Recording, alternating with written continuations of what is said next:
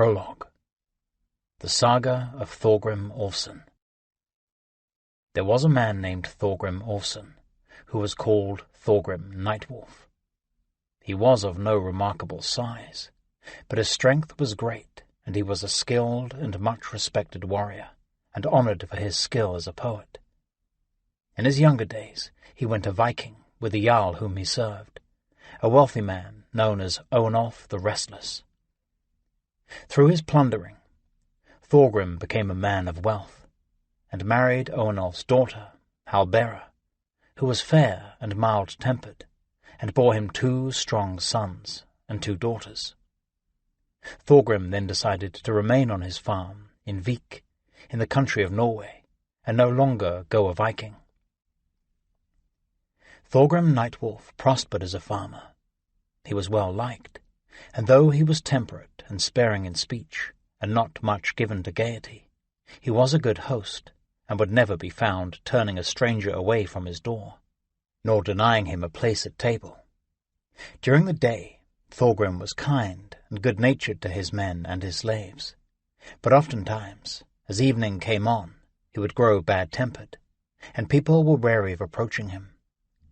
It was thought by many that Thorgrim was a shapeshifter, and though no one could claim to have ever seen Thorgrim change from a man into another thing, still he became known as Nightwolf. As the years passed, Olaf the Restless grew old and fat, but he was still a man of great energy. After Thorgrim's wife, whom Thorgrim loved very much, died in the birthing of their 2nd daughter, Olaf convinced Thorgrim to go a Viking once more. Thorgrim's oldest son, Odd, had grown to a man, and had a farm and a family of his own, and though Odd was strong and clever, Thorgrim did not take him plundering, because he thought things would go better for Odd's family if he remained behind. The younger son was named Harald. Harald was not as clever as Odd, but he was loyal and hard-working, and by the age of 15 had grown so strong that he came to be known as Harald Broadarm. When Thorgrim went a Viking with Olaf the Restless, he brought his son Harald to accompany him and learn the ways of men and Vikings. This was the year 852 by the Christian calendar, 1 year after the birth of Harald Halfdanson, who would come to be known as Harald Fairhair, the first king of Norway. Now, in those days, the Norwegians had set up a longport on the east coast of Ireland, at a place which the Irish people called Duvlin. It was there that Olaf decided to sail with his longship, Red Dragon, not knowing that the Danes had come and driven the Norwegians out, and taken the longport for themselves. On the way to Duvlin, the Vikings plundered a few ships, including one that had aboard it a crown, known to the Irish as the Crown of the 3 Kingdoms. It was understood that the king to whom the Crown of the 3 Kingdoms was presented should have authority over those kings who were his neighbours. The crown was now to be given to the king at a place called Tara, and that king intended to use the power of the crown to drive the Northmen out of Duvlin. But those plans were interrupted when Olaf and his men plundered the ship and took the crown for themselves. The loss of the crown caused a great stir among the Irish, and the king at Tara said to his men, "We must stop at nothing to see that the crown is returned to me, so that we might drive these Duvgol from our country." Duvgol was the word the Irish used for the Danes, and the Norwegians they called Fingol. The king and his men then tried to get the crown back, and this led to many adventures and strife for the Vikings. Around this time, Olaf the White drove the Danes from Duvlin. Olaf, Thorgrim, and those of their men who still lived, joined in the battle, and after found a welcome at the longport. Indeed, Olaf felt such a welcome that he did not care to leave Duvlin or return to his wife, who was well known for her sharp tongue and shrewish ways. Thorgrim, however, was weary of Ireland, and wished for nothing more than to return to his farm in Vik. but the longship which had carried them to Ireland, the Red Dragon, had been lost at sea, and so Thorgrim set about to find some other means for him and Harald to return to their home. Here is what happened. Chapter 1.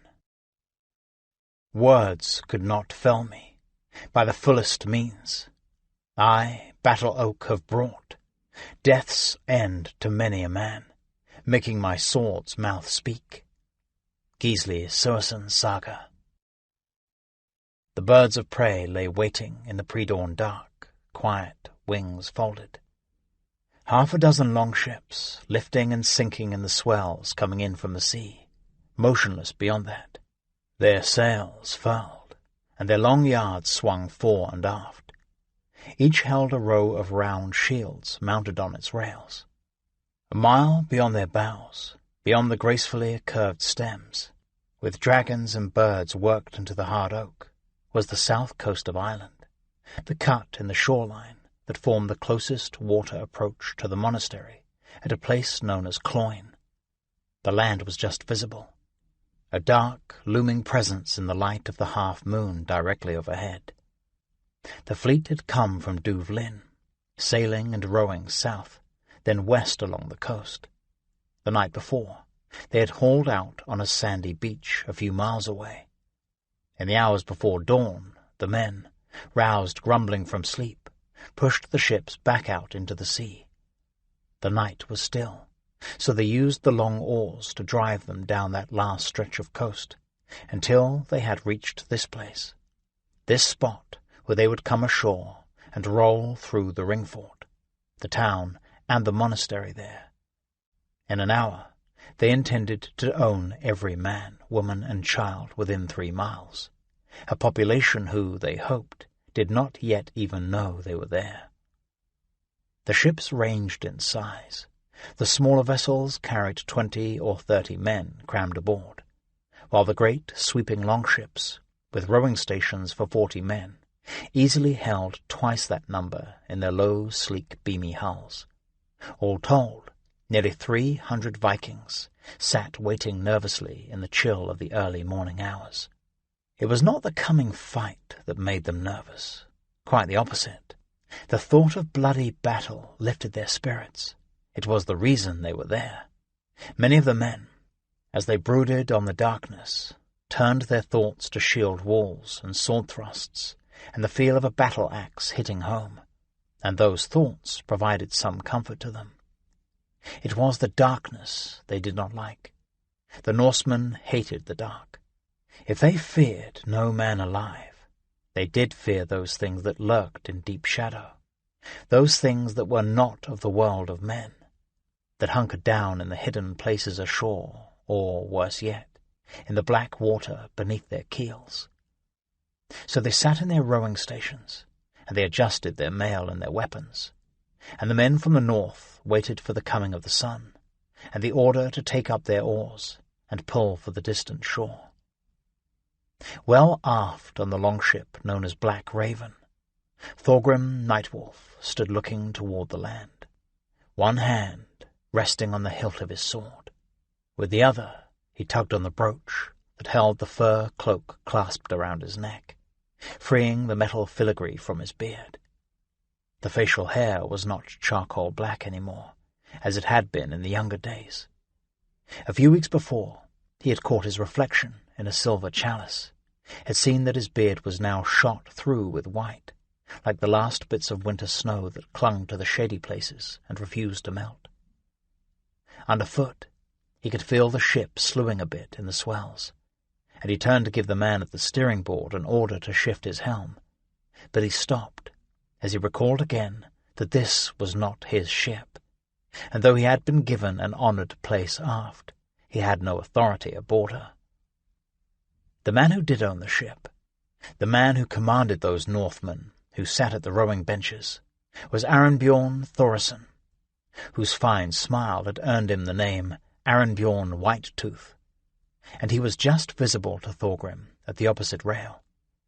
Thorgrim considered saying something about the way the ship was twisting in the seas, but they did not appear to be in danger of hitting any of the other vessels, so Thorgrim kept his own counsel. He was not one to speak when it was not his business, and often didn't even when it was. As if sensing that Thorgrim was looking in his direction, Arinbjorn crossed the narrow deck and stood beside him, nodding toward the shore. "What think you, Thorgrim?" he asked, and there was a lightness to his tone, a casual quality that put Thorgrim on edge. "He's Irish. Will we get a fight out of them?" "Hard to say with the Irish," Thorgrim replied, choosing his words with care. He had been in Ireland for nearly half a year now, had learned much about the country and the people, and largely despised both. Most of the men who had come from Norway with him and Owenolf the Restless had died in the violence that seemed to trail behind the crown of the Three Kingdoms like a swarm of bees. Those who survived had been left adrift in an Irish boat made of wood and hide, then were swept up in the great fleet of Olaf the White, on his way to take Duvlin from the Danes. "Hard to say," Thorgrim said again. Arinbjorn was just a few feet away, all dark shadow and grey in the moonlight, bulky-looking under his fur cape. His teeth seemed to glow. Thorgrim looked away, toward the shoreline. He thought the dawn was coming up, the land more visible now. "Sometimes they will run at the sight of a longship," he elaborated. "Sometimes they'll stand and fight. Often it will depend on what their neighbours are doing. Every third Irishman is a king of something, lord of some cow pasture. If they are at war with one another, they'll have no men or stomach for a fight with us. If they decide to band together, they can field a decent army, put up a real fight." Arinbjorn was quiet for a moment. "I see," he said at last. "Well, we'll see how things lay soon enough." Thorgrim's mind went back to the last time he was in that place, standing on the deck of a longship, anticipating a fight. That had been the taking of Duvlin, and it had involved no great effort in the end. Olaf's force was overwhelming, and Duvlin was no longer some outpost barely clinging to the Irish coast, but a genuine settlement, with shopkeepers and brewers and blacksmiths and carpenters, and all manner of tradesmen and artisans, who did not care a whit for who ran the town, as long as they were left alone to earn their living. Those few Danes willing to die to defend Duvlin did so quickly, and the rest welcomed the newcomers with a shrug. Owenolf the Restless and Olaf the White, who had known each other for many years and were great friends, shared a passion for food, drink, and women, all of which could be found in abundance in the thriving Longport. Soon Owenolf was proclaiming that the new Duvlin was as fine a place as Valhalla was likely to be, without the bother of having to take to the field and spend each day hacking and killing your fellow revellers. Owenolf swore by Odin that he intended to return to Norway as soon as he could, but those claims grew more infrequent with each night spent at the mead hall, until finally, having failed to convince anyone of his sincerity, Owenolf stopped trying to convince himself. Thorgrim was certain now that it was growing light, and fore and aft men were beginning to move, as if animated by the grey dawn. Thorgrim could make out his son, Harald, on the fourth oar from the stern, larboard side. The boy had grown since they had sailed from Vik with Owenolf, Harald's grandfather, grown in many ways. Physically, he was twice the young man he had been then. He was certainly as tall as Thorgrim now, perhaps taller. Thorgrim did not like to think on it. Harald had filled out in the arms and chest as well. He was the kind who could never stand to be idle. If there was work to do, he was the first hand in, and if there was no work to do, he would find some. In Duvlin, they had secured lodgings with a blacksmith from Trondheim named Jokul and his lovely Irish wife. Of all the craftsmen who had come to Duvlin and stayed, the woodworkers and comb-makers and leather workers and goldsmiths, it was the blacksmiths who were most in demand, and of them Jokul was looked on as the best. His home and his shop were larger than most, more accommodating. Still, the smith had been grudging at first about renting a space to the two men from Vik. Indeed, it was only his wife, Alma, insisting that they be allowed to stay that swayed him in the end. And that in turn had worried Thorgrim, because he was not sure why she was so eager to have them there, and feared her motives might not be the most pure. That could mean trouble to windward, as he knew all too well, having seen in his lifetime nearly every version of the story of men and women played out before him, and often with himself in a leading role. In the end, none of those concerns were realized. Thorgrim guessed that it was Alma's desire for the rent money, or some diversion from the often unpleasant Jokul, that accounted for her insistence that they stay. Harald, for some unfathomable reason, was eager to learn the Irish tongue, and Alma, a pleasant and patient tutor, set in to teach him the basics of the language. Harald was by nature eager and curious. He began following the smith around, looking for tasks to perform, and soon found Jokul eager to dole them out. After months of the young man splitting and stacking wood, making repairs to the wattle and timber frame house, pumping bellows at the forge, and even learning some crude ironworking, the smith had grown more welcoming in his attitude, and Thorgrim knew he would be loath to see them go. He had tried, in fact, to dissuade them from joining the raiding party, of which they were now a part.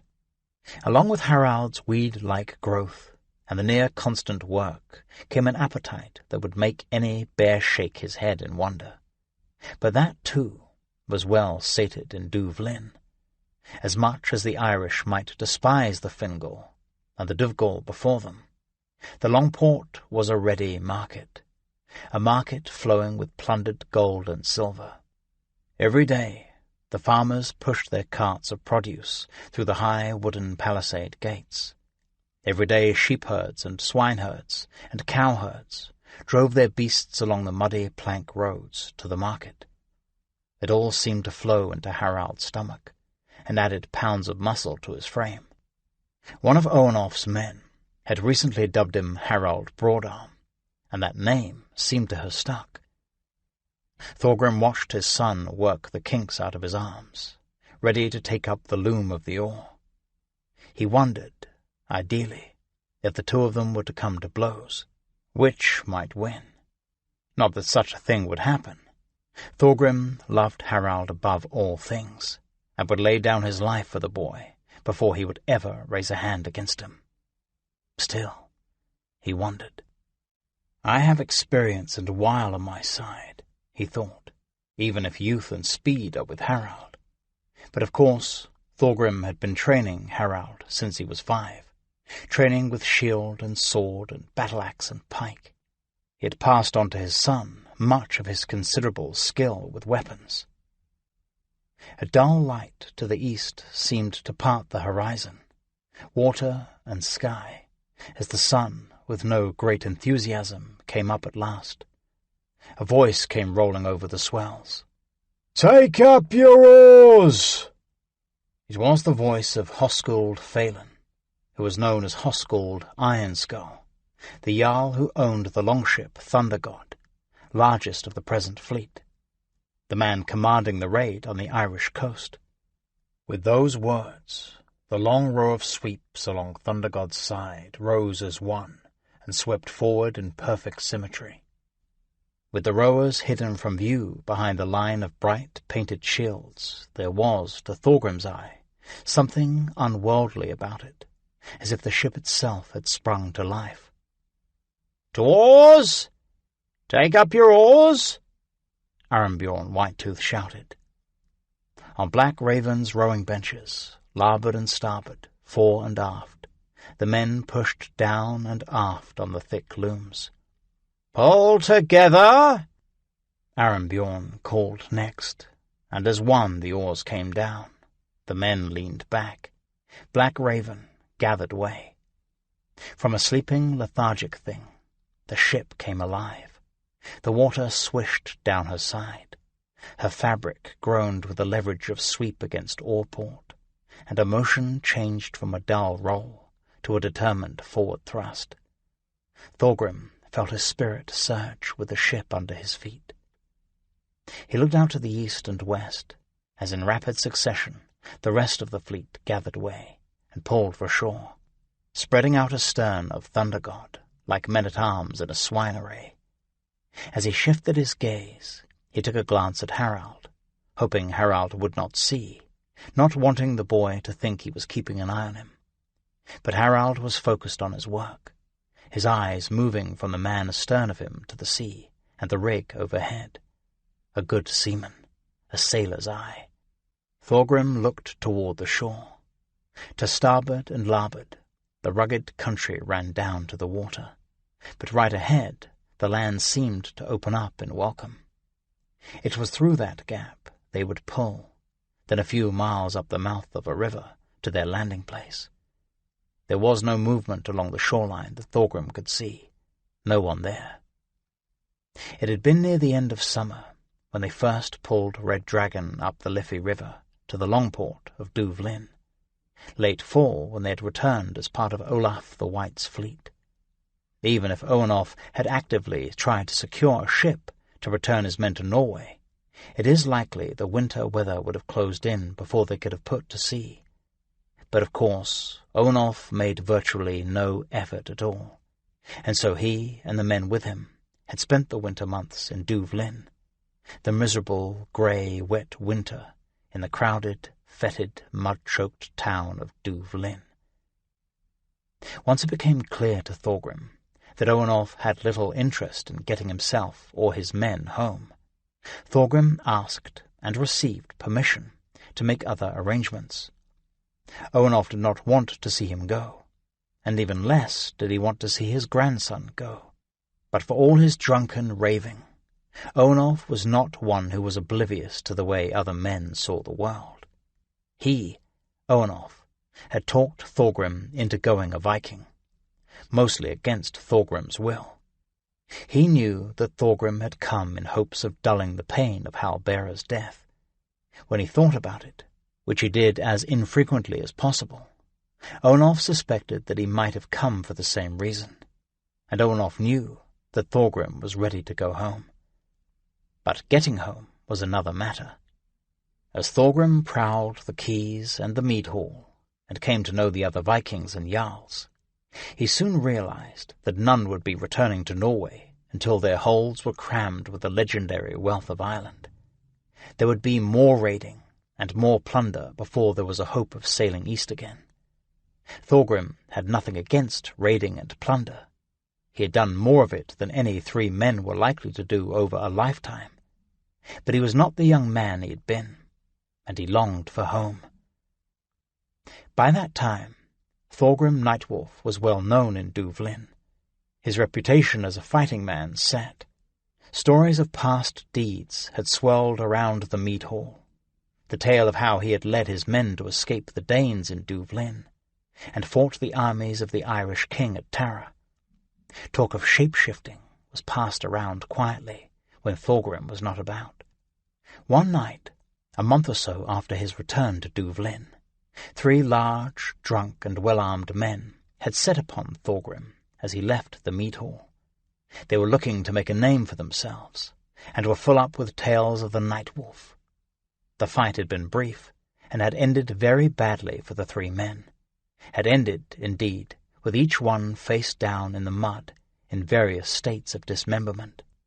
Thorgrim met with nothing but polite respect after that. Thorgrim was aware of these things, and he thought that his reputation would help him secure a place among a ship's company. But he found just the opposite to be true. He was well treated, to be sure. Men were eager to buy him food and drink. His company, when he was in the proper frame of mind, was sought after. But when it came to joining a ship, there never seemed to be room for another man. It took a month of that before Thorgrim finally understood that no ship's master wanted another man who was also accustomed to command, who might question orders, who might become the focal point for unrest. It was pointless to try to convince anyone that he wanted no more than to take his place in the shield wall, to do his work, to go home. In all fairness, Thorgrim had to admit that he would not want a man like himself aboard either. He had begun contemplating the idea of building a boat that could take him and Harald back to Vik, when Aronbjorn Whitetooth had sought him out on the quay. "Thorgrim Olfsson, I hear you are in hopes of joining a ship," he said. Thorgrim looked him up and down. Good clothes, silver inlay on the hilt of his sword, silver and gold brooch holding a cape of bear fur. He was a well-made man, and had more the look of a jarl than a farmer or fisherman about him. No, not a jarl, the son of a jarl. "You hear right," Thorgrim said. His mood, never particularly buoyant, was now all but awash from the constant frustration, disappointment, and Ireland's ceaseless, tormenting rain. If it had been later in the day, he would have been unapproachable. But then, if it had been later in the day, he would have secured himself in a place that could not be found. "I am in need of a man such as you," Aronbjorn said. "Really? It seems no others are." "Maybe the others are afraid of the Night Wolf. I am not. I'll welcome any man who can use a sword or a battle-axe aboard my ship." Thorgrim had only one condition, and that was that Harald be welcome aboard as well, and Aronbjorn agreed to that with enthusiasm. And so, 2 weeks later, Thorgrim Nightwolf found himself closing with the Irish coastline, ready to vault over the side of a longship into the shallow water, ready to push up a narrow path and fall on the unsuspecting people of the Ringfort and the monastery supposed to be just beyond the high banks of the shoreline. Black Raven's stern rose up just a bit, as the swell from the sea passed under the keel. Then down it went, as the bow came up in turn. There was land on either side of them now, as they entered the wide estuary, and the ocean rollers gave way to flatter water. The sun was up, the sky grey but without rain, the shore a muted stretch of green and brown, the longships things of beauty as they swept forward with gathering momentum. "Look, there," Aronbjorn said. He was pointing beyond the starboard bow. Thorgrim followed his arm. There were men standing on the low ridge of land that bordered the water. They were just visible against the grey sky, 4 or 5 of them. "Sheepherds, you think?" Aronbjorn asked. "Fishermen, perhaps?" "Perhaps," Thorgrim said, with no conviction. And just as the word left his mouth, 3 more appeared, mounted on the pathetic little beasts that the Irish called horses. They seemed to be watching the approaching ships. Indeed, what else would they be looking at? Then they whirled around and disappeared from sight.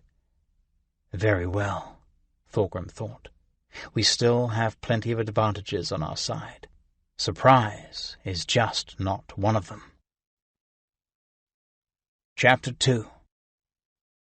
It is rare to find one to trust amongst the men who dwell beneath Odin's gallows, for the dark-minded destroyer of kin swaps his brother's death for treasure. Egil Saga. The church that stood within the protective circle of the Ringfort that surrounded Tara, the seat of the High King of Brega, and some said of all Ireland, was nothing terribly remarkable.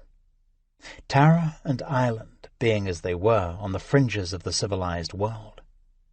It was timber-framed, rectangular, of no great size, but the high peaked roof was made up of new thatch, the long dried reeds intricately braided and twisted around the peak and eaves. The walls, wattle-made, were smooth and whitewashed until they seemed brilliant on those remarkable and few days when the sun shone. The windows sported glass panes. Inside it was tidy, scrubbed and swept from tabernacle to vestibule. It looked as good as it was going to look, which was only proper, because on that day, the same day that Thorgrim Nightwolf and Harald Thorgrimsson were preparing for a bloody fight on Irish soil, a royal wedding would be taking place. Had it been summer, the rafters and beams and the altar deep in the interior would have been brilliant with bursts of colourful wildflowers, bindweed, pink willow herb, yellow marsh ragwort, and little robin, made up in raucous bouquets. The sun might even have been shining in blue skies, the windows and doors of the church open, and sweet warm air blowing through. But it was not that time of year. It was early spring, and the skies were a grey that sometimes bordered on black, and the rain was pouring down. The church was draped in swathes of colourful cloth, but that was a poor substitute for the flowers. The windows and doors were shut against the driving rain. The gloom of the church's interior was dispelled at intervals by torches and candles, but still much of the space was lost in deep shadow, despite it not being quite noon. The stone floor was already slick with mud, and that just from the abbot and the women of the court getting the place ready for the joyous occasion. In command of the ceremony, overseeing preparations like a king at the head of an army, Morrigan Nic Conang whisked around the church, taking care not to slip on the glistening floor. She paused by the altar, looked down the length of the aisle and frowned. By the time all the guests had filed in, the mud would make that aisle genuinely treacherous. The bride might well slip and come crashing to the stone floor. Morrigan considered the possibility. Would that be a bad thing? There were certain aspects of such an accident that might recommend it. But it was her brother, Flann Mac Conang, who would be giving the bride away, walking her down the aisle. If the bride went down, she might take him with her. It would do little to bolster his position at Tara to have him flailing on the muddy floor in a tangle with some pathetic tart in a near-white dress. "You there, Brendan," she snapped at a slave who was scraping wax drippings from the floor. "Mistress," he said, his tone properly cowed. "See there are fresh rushes to lay along the aisle here. See that they are put down just before the guests take their places." "Yes, ma'am." That was all Morrigan wanted to hear. The bride was Bridget Neek Mol Sheknel, daughter of Mol Sheknel Mac Ruinard, late High King of Tara, who had been cut down while fighting one of the many minor squabbles for power in which the numerous kings of Ireland were always engaged. For all the mourning of Mol's death, the wailing and gnashing of teeth, Morrigan knew him for what he really was, a vicious, brutal man. She was certain his wickedness had not escaped the attention of her lord, was certain that, even before his body hit the sod, God had plunged Mol's soul down into the depths of hell. His enemy on the field that day had been Cormac Ur Rourke, king of Gailenga, brother to Bridget's late husband. The loyalties, the enmities, the intrigues of Ireland were like the Northmen's carvings of mythical beasts, all interwoven and twisted around and around, endlessly complicated. Cormac had lost the day, and for his efforts to usurp the power of the High King, Lord of Bregga, he had been tied to a stake and disemboweled before the remnants of his army. On the positive side, it made Cormac's surviving troops welcome the chattel slavery that would now be their station in life. How Mol Sheknel had been killed, no one knew. In the madness of the battle, no one had seen him fall. It was not until the men of Gailenga had called for quarter, had thrown down their arms, that the High King had been found, mud-spattered, wide-eyed, a great rent from a sword thrust in his neck. Morrigan ran her critical eyes around the church once more, frowned at the tall candles burning on either side of the altar. One was 10 inches shorter than the other. It would certainly look better if they were the same height. But was it worth the expense of getting 2 new ones? If she left it, would it appear as if she did not care about Bridget's wedding? In point of fact, she did care. At present she thought of little besides Bridget and what might happen as a result of this marriage. She cared so much it made her wild with fury. She was like a wineskin, stretched to bursting with anger, but containing it, keeping it all inside. The candles were fine as they were. Morrigan heard a door open, and the flames in the various candles swayed, guttered, then came to attention again as the door closed. Donal swept into the church, his cloak hanging heavy and dripping off his shoulders, his shoes and leggings brown and glistening with mud. Donal and his brother Patrick were sheep-herders, or had been sheep-herders, when they had come upon the young nobleman who was carrying the crown of the 3 kingdoms to Tara, from whom the Northmen had stolen it. The sheep-herders had brought the man to see Mol Sheknel, and they liked what they saw of Tara, and Morrigan liked what she saw of them, young, strong, and smart, and they were eager enough to never sheep-herd again, that they would do whatever was asked of them. "Donal," Morrigan said, "are you just back now?" "Yes, ma'am," Donal said, giving a shallow bow, like a wealthy bishop genuflecting. "I come direct to see you, ma'am." Morrigan nodded her approval. "Cloyne? Fair warned, this week or more." "Clondalkin?" Morrigan asked. "Clondalkin is well. If your men in Duvlin are to be trusted at all." "Do you trust them?" "I do, ma'am. They've too much to lose, and naught to gain. Patrick feels the same." Morrigan nodded. These young men were learning the rules of the game, learning them fast. Information, knowledge. That was all she had learned from the bastard Mol Sheknel. The late High King had been sure to know everything that went on in his kingdom. Well, nearly everything. "You've made a good job of it, Donal. Now, go and dry yourself, and eat and rest. I've more need of you, and I won't have you laid low."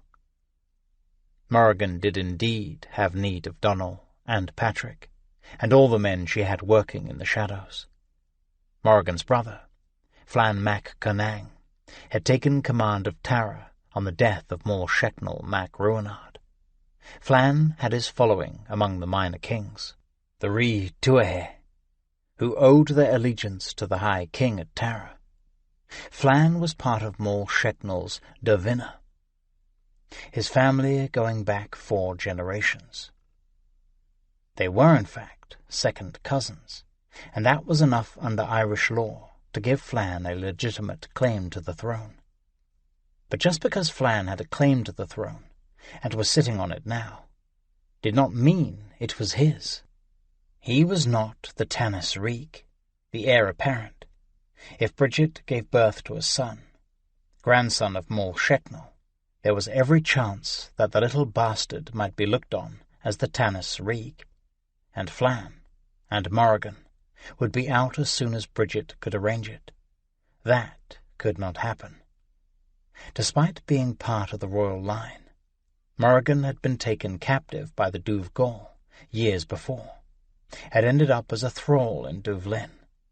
She had suffered years of humiliation, raped, beaten, starved, and when she had the means to escape, word had come that Mol Sheknel wished her to remain, so that she might keep an eye on the Norsemen in Duvlin, and keep Tara informed of what they were about. Years more of suffering were hers because of that, years of terror and degradation, until at last she had helped Thorgrim Nightwolf and his band escape from the Danes, and had fled the city with them. No, after all that, after seeing her brother rise to hold the throne at Tara, with the crown of the 3 kingdoms in his possession, after enjoying the exalted position that his place gave her, she would not be pushed aside by some empty-headed little whore. And from her place at Tara, Morrigan could quench the red-hot ember that burned in her, that hatred for all the heathen pigs who came across the sea in their longships and defiled her island. If there was one thing she had learned from the bastard Mol Sheknel, it was how power was gained and kept, and she had not been idle, not idle at all. "Thank you, ma'am," Donald said. He made another shallow, awkward bow, an imitation of the courtly manner which had been utterly foreign to him less than a year before, turned, and was gone. "Very well." Morrigan clapped her hands loudly to get the attention of the servants and slaves working at their various tasks. "It is near time. Finish up and be quick about it." It had been half an hour at least since the Angelus bells had chimed, and the monks who lived in the monastery within Tara's ring-fort would be finishing their prayers and turning their attention to the nuptial ceremony. The sound of the rain outside grew suddenly louder, and a blast of wet, cold wind wrapped around Morrigan as the main door to the church opened, and Father Finian came in, pushing the door closed against the storm. A cloud of dried rushes lifted in the wind and scattered along the floor of the nave. "Father Finian," Morrigan said, bowing her head in a respectful manner. "Morrigan." Finian lifted his hand and made the sign of the cross toward Morrigan, and Morrigan bowed deeper and crossed herself in thanks for the blessing. Of course she would have asked him to perform this atrocity, Morrigan thought. Morrigan was nothing if not true to her faith. It had sustained her during her years of captivity. She had spent hours meditating on the sufferings of Christ and of beloved St. Patrick, he also a slave. It was one of the few things that had eased the agony of her ordeal. She loved all of the priests and brothers of the monastery. They were good men, simple men, for all their learning, steady and devout. But Father Finian was different. He was an enigma. He was not much given to talk, for one thing. This set him apart from the others, who seemed to chatter away ceaselessly, as if to exercise their gratitude at not having had to take a vow of silence. Nor did Father Finian show much deference to Morrigan's new status. The others, unsure how the power struggle would shake out, sought to win the good graces of all. But Finian took another tack, and seemed not to care about the good graces of any. This was not to say Finian was in any way disrespectful. He was not. Reserved. That was how he was best described. Reserved. He was not old, in his 30s perhaps, and even the tonsure could not detract from his remarkably handsome face, nor could the loose brown robes of his calling entirely disguise a strong and athletic frame. Ireland was a land of abundance, and the monks ate well, and on some it showed, but not Father Finian. Morrigan could not help but find him appealing. She had had dreams about him, unbidden nocturnal visions, and that disturbed her profoundly. In confession, she could not bring herself to speak of her attraction. The word lust had come to mind, and she recoiled at the thought, and her failure to confess left the sin hanging and unforgiven. "Is there anything more I can do, Father Finian?" Morrigan asked. The monk looked around the church, blue eyes taking in the fresh rushes on the floor, the swathes of bright-coloured cloth, the candles adorning the altar. He nodded, and his lips turned up in just a hint of a smile. "No, child, it appears you have seen to everything. You know, this church and all of Tara would be swallowed up if you were not here to look after it." The words were kind, but the tone was no more obsequious than a comment about the weather. "Well," Morrigan said, "it seems to have stood for all the years I was a slave to the Dovegall." The words coming out more bitter by far than she had intended. She felt her face flush, but Father Finian just nodded, with that look of calm understanding. "It stood, child, but it did not stand strong." Finian was dressed in his white vestments now, not the coarse brown robe in which he was most often seen. Of the many men in the order, and it was one of the most populous in Ireland, in no small part because of the protection that the ring-fort of Tara offered against the ceaseless ravages of the Norsemen. Father Finian was one of the few ordained to the priesthood, thus one of the few who could perform the sacrament of marriage. The hem of the garments were wet and plastered with mud, and it was everything Morrigan could do not to snatch them up and try to rub them clean. Then, from above their heads, the bells of the church began to ring, calling those who had been waiting, the retinue of Tara, the Rí Tuathae, anyone of any significance within 20 miles, to the wedding of Bridget Nick Mór Shecknell, daughter of the late and greatly mourned Mór Shecknell mac Ruinhard. Father Finian turned to Morrigan. "The time is here," he said. Indeed, Morrigan thought. Chapter 3. There are axe ages, sword ages, shields are cleft in twain. There are wind ages, wolf ages, ere the world falls dead. The falling of Gylfi. Thorgrim Nightwolf was tired. He was tired of the voyaging, tired of the 1,000 concerns that were the lot of any leader of men, weary of consideration.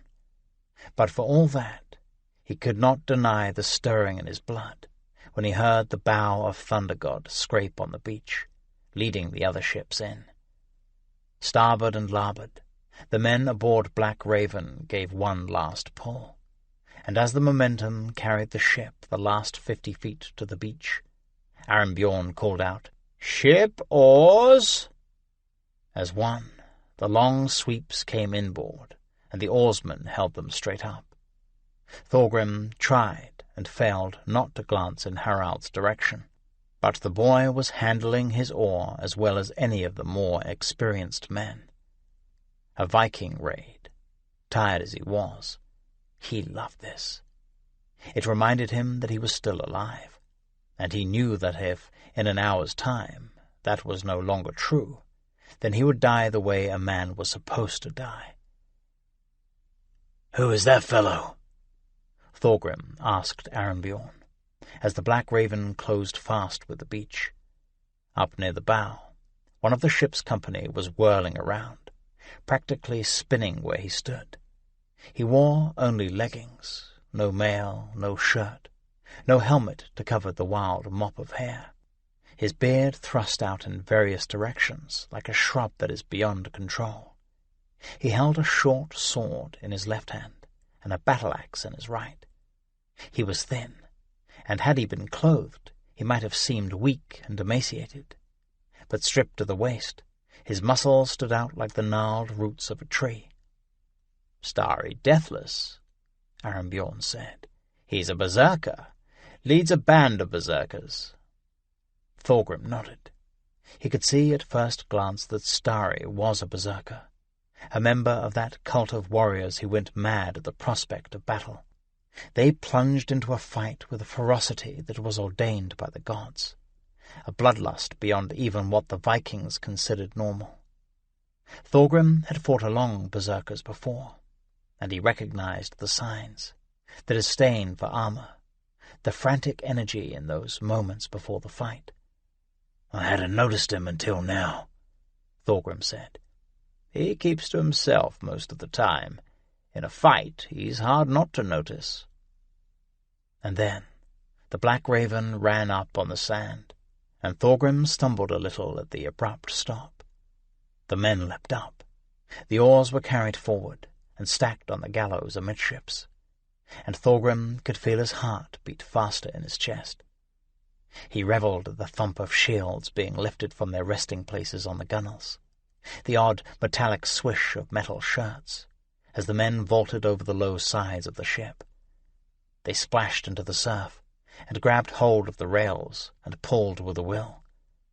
The shallow vessel came up on the sand. Long mooring lines were run up the beach to hold it in place.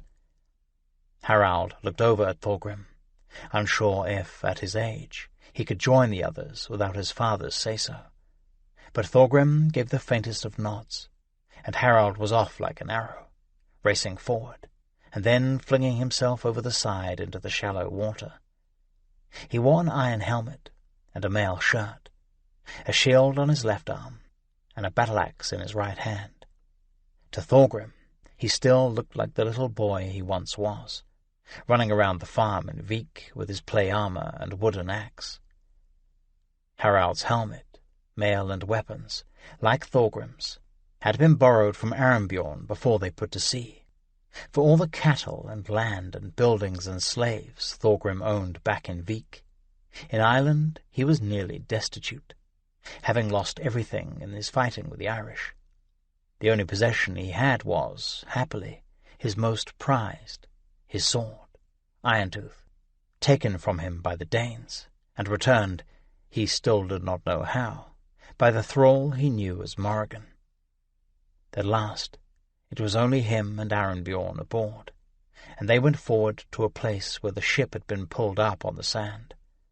Thorgrim put a foot on the gunwale, stood and dropped to the beach, Arnbjorn behind him.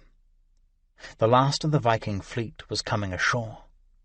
The narrow strip of sand, with the sea on one edge and tall, scrubby cliffs on the other, was filling with the men who had come to fight. Thorgrim straightened, and found himself standing beside Starry, deathless, who was still whirling around, and Thorgrim had to step back quick to avoid catching Starry's battle-axe in the jaw. And in that instant their eyes met, and Starry froze, just stopped, as if he was turned to stone, and held Thorgrim's gaze. Starry squinted and cocked his head, as if trying to get a closer look. Thorgrim held his eyes, not sure of the meaning of this, unwilling to look away. He would not be stared down, not by anyone, not even a berserker, especially not a berserker, who, when not needed for the fighting, was generally not considered fit for the company of men. But the look in Starry's eyes held no threat or challenge, or anything that smacked of hostility. Thorgrim could not imagine what was going on in the man's mind. Then Starry spoke, and his voice was calm. "Pray, what is your name?" "Thorgrim. Thorgrim Olsen, of Vik." "But they call you something else, do they not?" "They call me Thorgrim Nightwolf." Yes, the Nightwolf.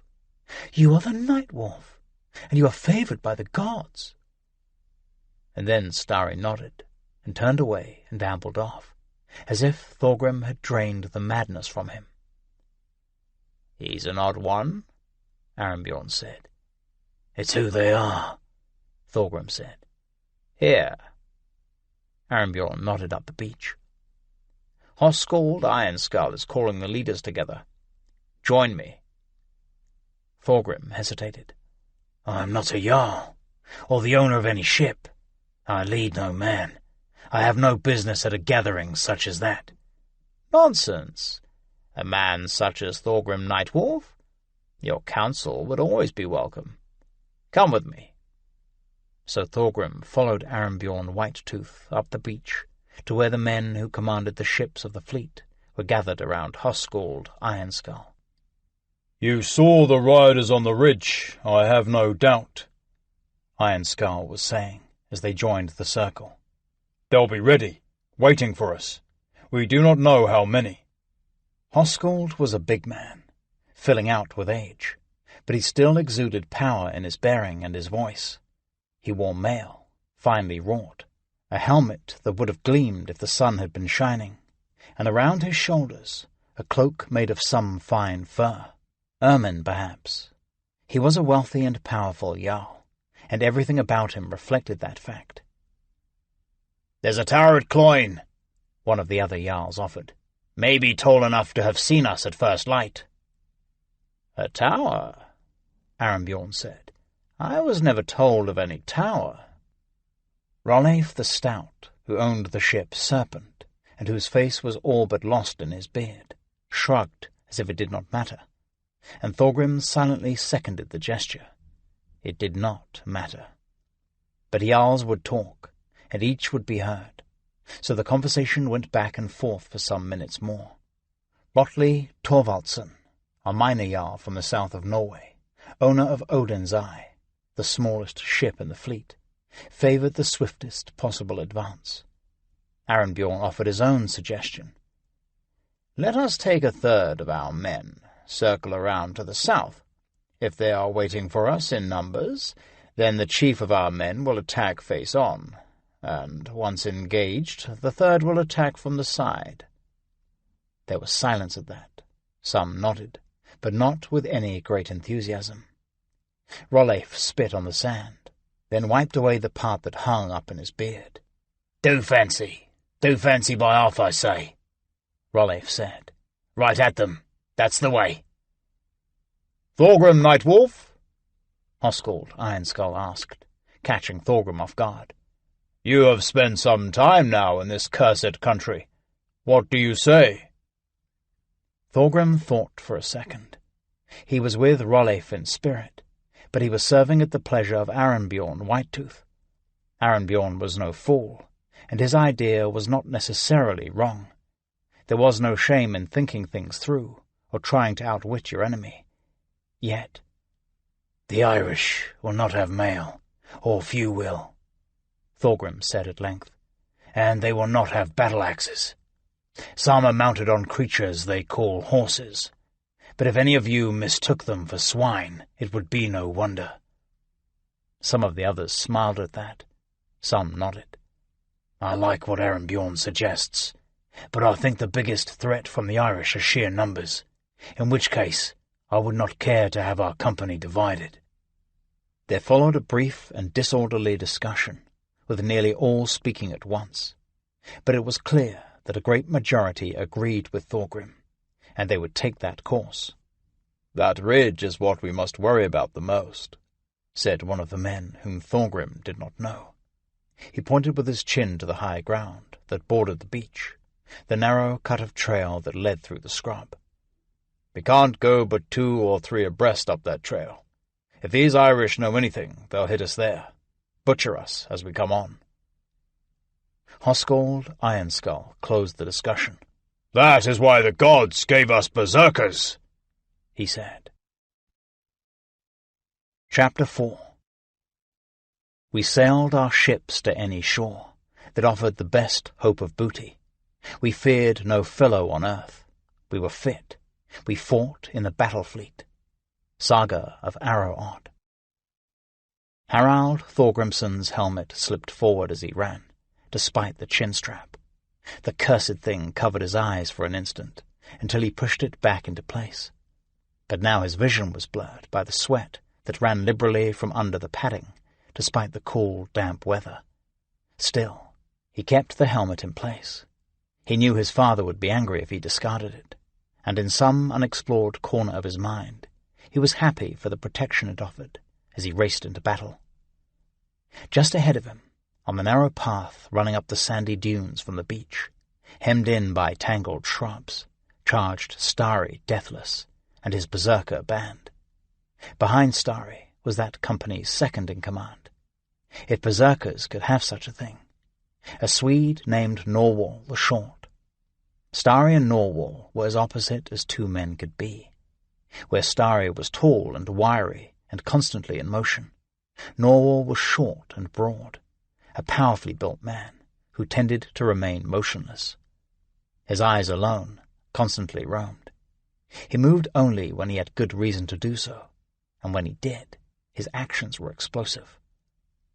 One could not say that Starry was leading the attack, since he was utterly oblivious to the men behind him.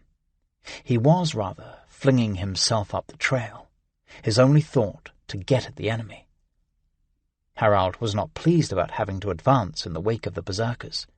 He had wanted very much to lead the attack himself, to be first up the trail. But Hoskuld Ironskull had said no. The berserkers would lead, and that was an end to it. Harald was more than a bit put out by that, The fact that he was most likely the least experienced warrior there did not even occur to him. Berserkers. Damned madmen, Harald thought, as he pushed up the trail as fast as he could. He might not have had the frantic energy of the others, Starry, Norwal, and the half-dozen in the van, but he was the youngest of all the ship's companies, and had the legs and the lungs on the rest. So, if he had to trail behind the berserkers, at least he would be the first among those who were not entirely insane. Father, he'll be gasping for breath by this point, Harald thought, with no small measure of satisfaction. But those thoughts were interrupted by the swishing sound of an arrow passing close by. He pushed his helmet back again, looked up as he ran, looked up in time to see a bowman on the ridge 100 feet away. He wore a rough green tunic, a leather helmet. He had his arrow nocked and drawn full length. Harald's reflex was to duck, to swerve out of line, and he actually took a step to the right before he corrected himself with an oath and charged straight on. The bowman let the arrow fly. Harald could see it streaking down the hill toward him. How many times had he himself let fly an arrow and watched it fly away? And now, here was one flying at him. There was time only to feel a surge of panic. His mind was wiped clean of thought. He could think of nothing to do but charge on. Then the man to his right leapt sideways to avoid a tangle of brush, and the move put him straight in the path of the 3-foot shaft. The arrow's impact stopped the berserker's forward motion and sent him reeling back. The wicked metal tip erupted from the man's back in a welter of blood that felt to Harald like warm spray. Now Harald did leap aside to avoid the falling, writhing man. Spared, for the moment, Harald felt his panic turn to shame, and vague thoughts of Thorgrim and what he might think jumbled in his mind and solidified into anger and determination. He looked up as he ran, adjusted his helmet, raised his battle-axe, and let a wild shout rise from his lungs. There were more bowmen on the ridgeline, 6, and they let fly at the on-rushing Norsemen. Harald could hear the swish of the arrows, all but lost in the growing shouts, the screams and animal howls of the berserkers as they covered the last 50 feet up the trail.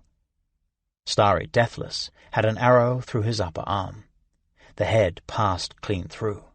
The shaft lodged in his muscle like it was some sort of decoration. But he gave no sign that he was even aware of it. He was howling like a wolf, his axe and short sword held overhead, his bare chest exposed, as if making a target for the bowmen. But rather than firing, Harald could see they were backing away as the berserkers closed with them. Starry was up and over the ridge of the high ground, and lost to sight, Norwal at his heels, the others crowding behind, and Harald pushing hard to keep up. All his youth and strength were not enough to allow him to keep pace with the unworldly energy of the berserkers as they raced into a fight. He adjusted his helmet and glanced over his shoulder. The next man was 4 or 5 paces behind, another right behind him, and the rest of the Vikings spread out along the trail, legs working hard in the sandy soil, a long line of bright-colored shields and polished weapons coming up behind. He could not see his father, but he knew he would be coming on as fast as his old legs could carry him. Harald could not recall exactly how old his father was, but he had to be in his 4th decade at least, and the years were starting to tell. And then Harald was up over the ridge himself, his soft leather shoes digging in, pushing him on, up onto the flat ground and into the scene of madness.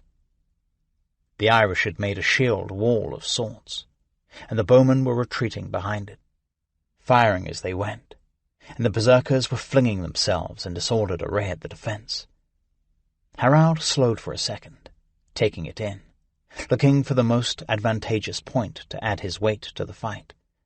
Beyond the struggling men, 200 yards back, the land dipped down into a low spot, hidden by the hill on which they stood, then rose up beyond that and rolled away in fields that seemed dull green in the overcast, with patches of trees dotting the countryside, and a brown scar of road, no doubt leading back to the town of Cloyne.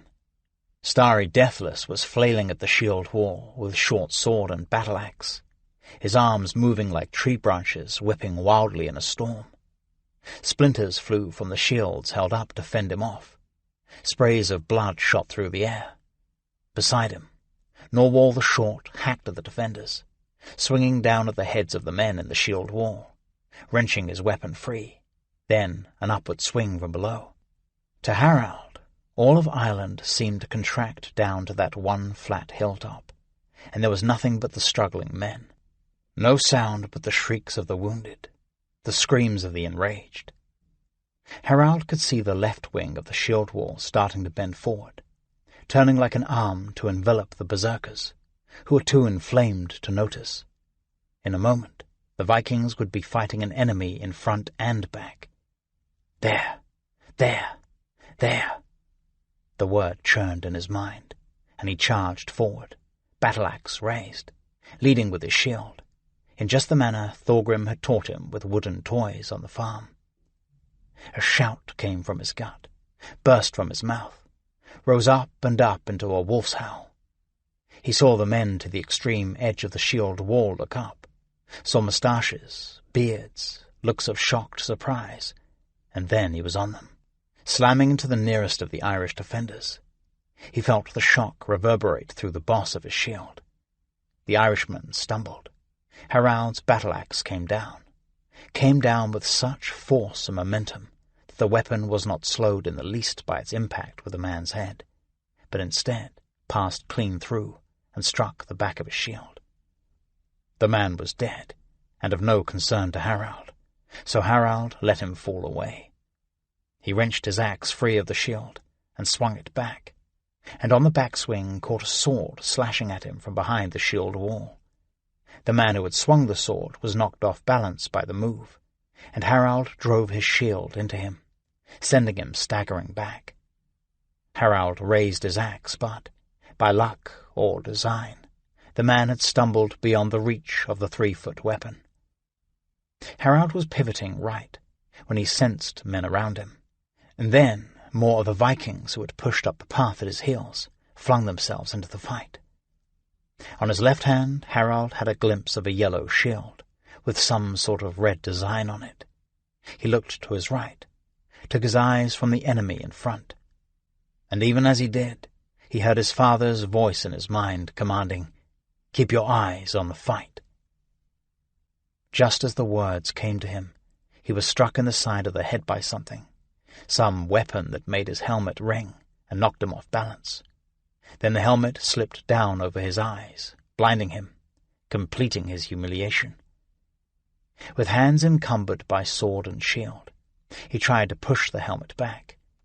He clenched the muscles in his stomach, bracing for the sword thrust through the mail, through his gut. Images swelled in his mind of his body sprawled on the field, dead, helmet over his eyes. The Valkyries laughing as they passed him by. No one goes to Valhalla who dies so stupid. And then another blow to the head, from the other side, and the helmet flew clean off. Harald had a sensation like swimming in the sea back in Vik, coming up from the silent depths of the fjord, breaking through the surface of the water into the bright light. He was free of the helmet. His vision was clear, and with a shout he leapt forward, axe over his head, his arm tensed and ready for a mighty swing, like the arm of a trebuchet. Harald's axe came down. The blade struck the edge of an upraised shield and shattered it, and the axe lodged in what was left of the wood. The man holding the shield thrust his sword at Harald's throat, but Harald knocked it aside with his own shield. He jerked the handle of the axe, but could not get it free. The shield wall was starting to collapse.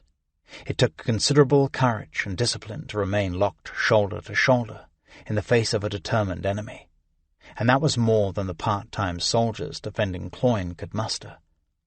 One by one they began to break away, leaving gaps in the line through which the berserkers flung themselves with their inhuman fury, weapons swinging. as the other Northman, just as determined, struck the line on the flanks. Harald and the man he was fighting were caught in a weird dance. Harald trying to yank his axe free, the Irishman trying to regain of his shield, as he thrust his sword at Harald, and Harald knocked the blade away. Enough, Harald thought. He released the axe, which threw the Irishman off balance, and Harald, reverting to the most ancient weapon of all, thrust his fist over the edge of the shattered shield and smashed it into the man's face. The blow would not kill him, but Harald felt the Irishman's nose collapse under his fist before the man whirled around and fell to the wet grass. There were weapons scattered on the field now, dropped by the wounded or the dead, or discarded as a prelude to flight.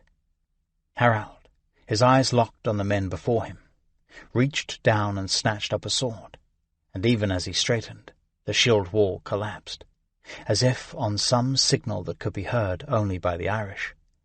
The men sent to defend Cloyne backed away, turned and fled north, turning their backs on the Viking raiders as they raced for what they hoped would be safety. Up and down the line, Harald heard the shouts of victory, the outraged screams of the berserkers, who wished their enemy to fight to the death. The Vikings rolled forward, building speed and pursuit, a pell-mell, disorganized chase based on no plan beyond catching the fleeing men and finishing them off, stopping them before they could make another bloody stand. Harald felt he was under no orders now to allow the berserkers to take the lead, so he dug in hard as he ran, pushing to be the first to catch up with the Irish in their flight. He could hear voices behind him, the sharp bark of orders, could pick up the sound of Hoskuld Ironskull's voice, and even that of his own father. "Halt! Halt! Halt!" The words finally registered with Harald. Halt? With complete victory right before them? Harald pressed on, determined to ignore them. Old men, too timid, he thought. Ahead of him he could see the Irishmen disappear over the crest of the small hill on which they had been fighting. Their retreat turned to a rout as they threw weapons and shields away. Even loaded down as he was with shield, sword, and mail, Harald felt sure he could overtake them, and then they would be defenseless. He pressed on hard, the edge of the flat hilltop just yards away. And then he reached it, and the land sloped sharp away, and Harald put his foot down in front of him and skidded to a stop. In a low place between that hill and the next, drawn up in a line several 100 feet long, was the real shield wall, the real defence of Cloyne, and not a decoy, which Harald now understood the first one had been. The Irish had hoped the Norsemen would do just what Harald had done, charge mindlessly after the retreating men, and right into the arms of the real army. Maybe the old men are not such fools, Harald thought, not for the first time. The Irishmen below stood locked shield to shield, and behind them archers stood with arrows nocked. The flanks of the shield wall were anchored by mounted warriors with lances. Even young Harald, raw and inexperienced as he was, could see that these men would not be so easily brushed aside. Chapter 5. Harsh was the rift that the wave hewed in the wall of my father's kin. Egil Saga. Bridget Nick Morshecknell, the new bride, the lovely young woman around whom the events of that festive wedding day revolved, sat all but ignored at the head table in the great hall of Tara. She felt the smile that was plastered to her face slipping away, and she forced it back on, in the off chance that someone was looking at her. She reached for her goblet of wine and took a deep gulp. She hoped it would ease the memories of the morning past and the anticipation of the night to come. The great hall was one of the features that set Tara apart from the other, less substantial royal residences within its sphere of influence. That spacious gathering place, scene of coronations, weddings, feasts, preparations for battle, made Tara more than just another seat of power, situated within the confines of a ring fort. A smattering of round wattle and daub homes, albeit bigger than most. The hall was timber-framed, heavy-built, like the church, but twice its size. It was here that the Rhi Tuahe were wont to gather, summoned to councils several times a year, or when there was some threat to their region, and they and their men were called up for military service. In either case, such gatherings turned invariably into raucous bacchanals. It was through copious food and strong drink, doled out under the high-beamed roof of the great hall, as much as through military strength or carefully arranged marriages, that the kings of Tara cemented their power. Bridget was certainly no stranger to such things. Indeed, she had endured dozens of them. But this was the first at which she was ostensibly the centre of attention. Her previous wedding had been held at Gailenga, on the Leinster borderland, at the home of her late husband, Donhach O'Rourke, in the presence of the High King, Mol Shechnal Mac Ruinard, and on Donhach's express orders, the Rhi Tuahe, who gathered for the royal wedding, had all been on their best behaviour. This time, absent the intimidating presence of Mol Shechnal, and with one of their own, the bridegroom, the minor kings felt no such restraint. The space was loud with shouting, laughter, arguments. At the far end of the hall a huge fire burned in the hearth, warming the already warm room, and filling it with a weird, undulating light. Sitting beside Bridget, at the centre of the head table, as poorly behaved as any of the Rhi Tuahe, actually worse than most, was the groom, Conlad Uchinseli, a minor king from Ardsala, which was a minor kingdom to the northwest of Tara. Bridget watched him chew, not a pleasant sight, then ducked aside as he held a chicken bone at one of the Rhi Tuahe seated at the long table down the centre of the hall. The bone bounced off the head of the intended target, and the man looked up, furious, but then on seeing who had thrown it, he laughed, a great guttural laugh, and Conlad joined him. "Oh, dear God in heaven, preserve me," Bridget prayed. But of all the Rhi Tuahe, Conlad du Chancellor was not the most objectionable, and indeed he had a number of attributes in his favour. He was young, certainly no more than 10 years senior to Bridget, who was herself 18. He was good-looking in a thick, muscular sort of way. His hair was blonde, and his eyes blue, which was important for Bridget's purposes, and he was far too dim-witted to try anything as ill-considered as exercising any real authority. Indeed, he was too dim-witted to even wonder why the beautiful daughter of Mol Shechnal Mac Ruinard, the most sought-after woman in Brega, would show this sudden interest in him.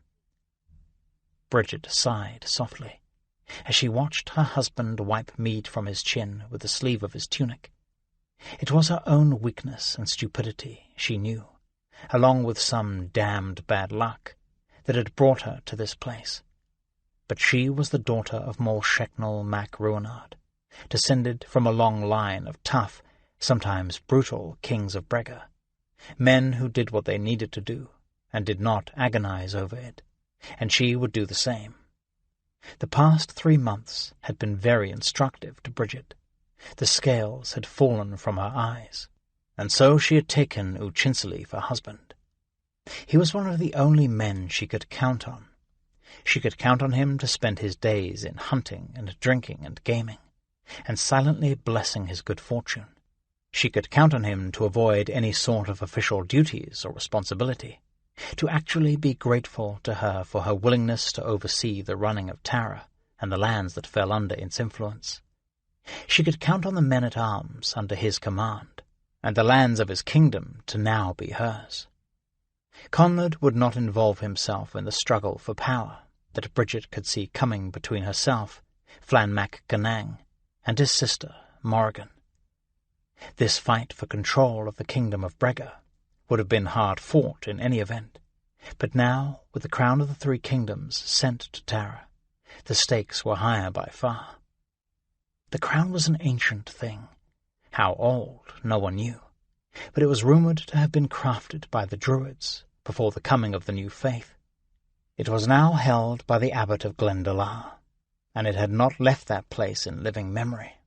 But ancient law decreed that the Rí Ruaich, the High King who had given the crown, would be Rí Ruaich, not just of Brega or Leinster or Meath, but of all three, until such time as the abbot called for the crown's return. The crown was to be given out only when there was a grave threat to the land, and there was. The spreading stain of Fingal, the white strangers, the Vikings in Duvlin. They needed to be eradicated, stamped out like vermin before they became too numerous to defeat. The Fingal could not be driven back into the sea if the three kingdoms were making war on one another. The Northmen were powerful, and only united could the Irish counter that threat. That was the purpose of the crown.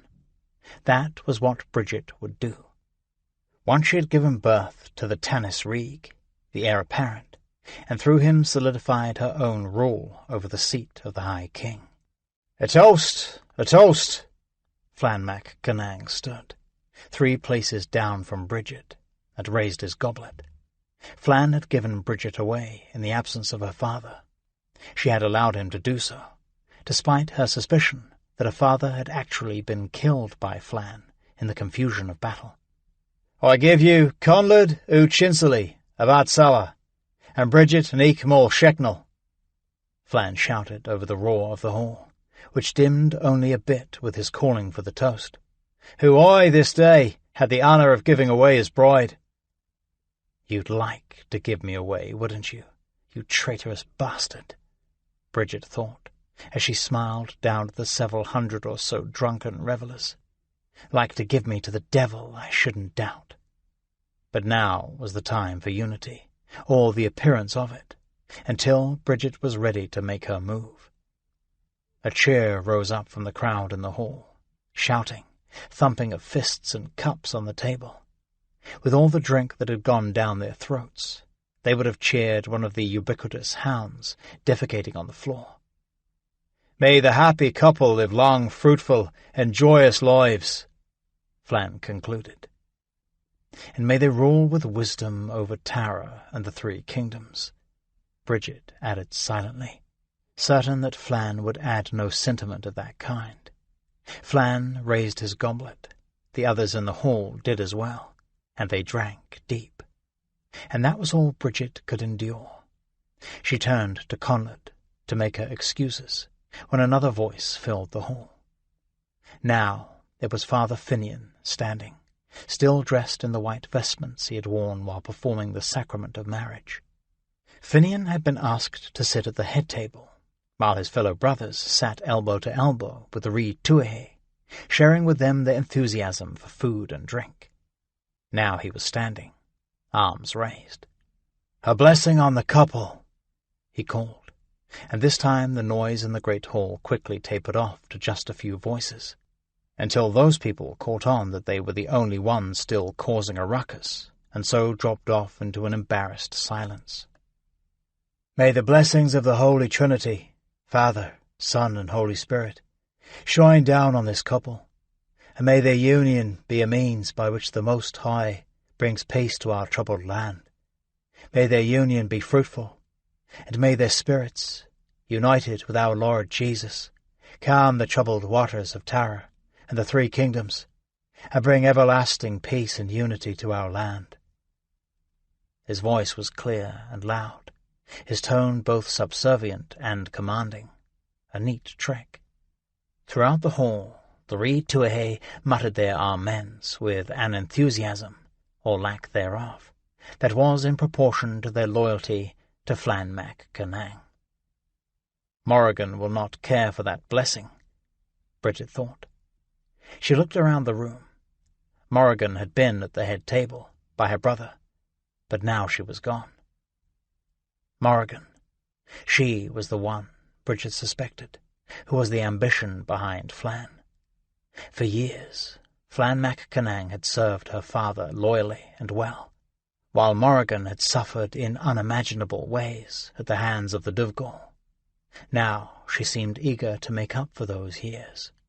She had seen a path to power, and to the wealth of Tara, and she had eagerly pursued it, and she had taken her brother along with her. Like Bridget, she needed a man to be the face of the power she wielded. It took less than a minute after Father Finian finished his blessing, before the noise in the great hall built back to its previous level. Bridget turned to her husband and tugged on his sleeve, then tugged harder until she had his attention. "I am very tired," she said. She spoke loud, but he still had to lean in to hear her. "I am going to bed." Conlad nodded and smiled, his mouth full of food. "Will you remain here long?"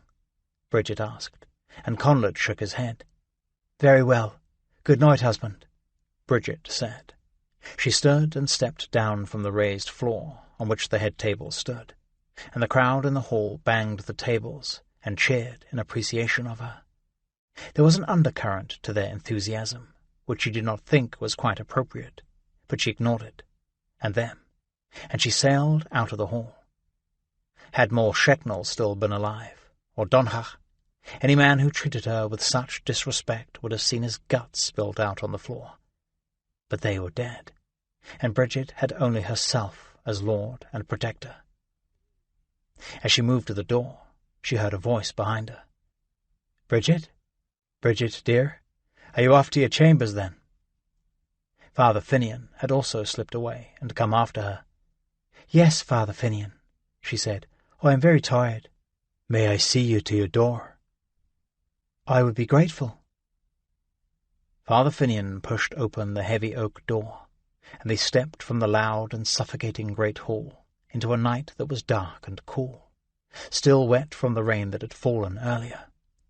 There were frogs and insects filling the night with sound, but they sounded quiet and muted after the noise of the wedding celebration. The two of them walked across the muddy grounds of the Ringfort, toward the royal residence. This, like the church and the great hall, was something that set Tara apart from the seats of the minor kings.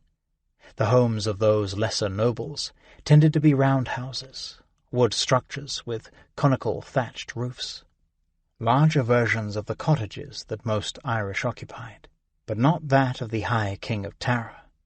Tara's royal house, like the great hall, was timber-framed, wattle and daub, a great rectangular building with a high thatched roof, and a multitude of private chambers, an imposing and intimidating edifice by Irish standards. Bridget had always occupied a chamber in that house, but with the death of her father, she had moved into the royal chamber, the largest room in the largest house. She had wondered before she did if Flann and Morrigan would try to claim it for themselves, but they were clever enough to avoid so brazen a grab for power. "Thank you, Father Finian, for that fine blessing," Bridget said, as much to break the silence as anything. "You are welcome, child." They walked a few more paces, the muddy ground pulling at their shoes. Then Finian added, "Tara could use a few blessings these days. I ask them of the Lord, and hope it is his will to provide." "We could use blessings," Bridget echoed. She liked Finian. There was a strength about him, and a calm that she did not often see in the monks who had made the monastery at Tara their home. He had only been there a year or so, but he had a presence that made it seem as if he had always been a part of the royal household, and he was attractive as well. Bridget could think of nothing nobler than a man following a call to the priesthood, but she could not help but regret that a man such as Finian had removed himself from the pool of potential husbands. What a waste, she concluded. "It was a fine ceremony, dear. Did you not think so?" Finian said. His voice was soft, like the night. "Yes. Thank you again for the sacrament." Finian made a gesture of dismissal. "My poor part was the least of it. I was pleased to see the effort Morrigan put into the celebrations. Nearly all of the local Rí Tuathae were here to celebrate." "Nearly," Bridget said, though Finian seemed to take that as a better thing than she did. He was a hard one to read. He often acted as if there was not a problem or conflict in the world, though Bridget was quite certain he was not as naive as that. "I was sorry to miss Ruach MacBrain," she added. "The Eud Anhieta had no representative here." "I had word that Ruach's wife is very ill. He would not wish to leave her side. Did Morrigan not tell you? I feel sure I told her. He's a good man, Ruach." "He would be a good ally. He commands many men-at-arms, and foot soldiers as well. With the Eud Anhieta of Leinster and the House of Molsheknal together, we might stand a chance against these Fingal, drive them into the sea perhaps." And Morrigan would certainly prefer I think he was ignoring me, she thought. Finian gave her a curious look. "What?" she said. "Have I said something wrong?" "Not at all, not at all," Finian said and smiled. "I am just marvelling at how you speak more like a ruler on a throne than a bride on her wedding night."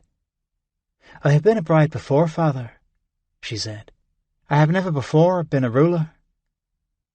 They walked on in silence to the door of the main house. Bridget wondered what Finian might say, if there was some motive to his walking her across the compound, beyond seeing to her protection. But he only bowed and said, "I wish you good night, Queen Bridget." "Thank you, Father Finian, and a good night to you." Finian straightened, nodded, and walked off.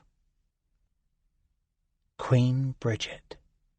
No one had ever called her that before, nor was it clear that she would hold that title.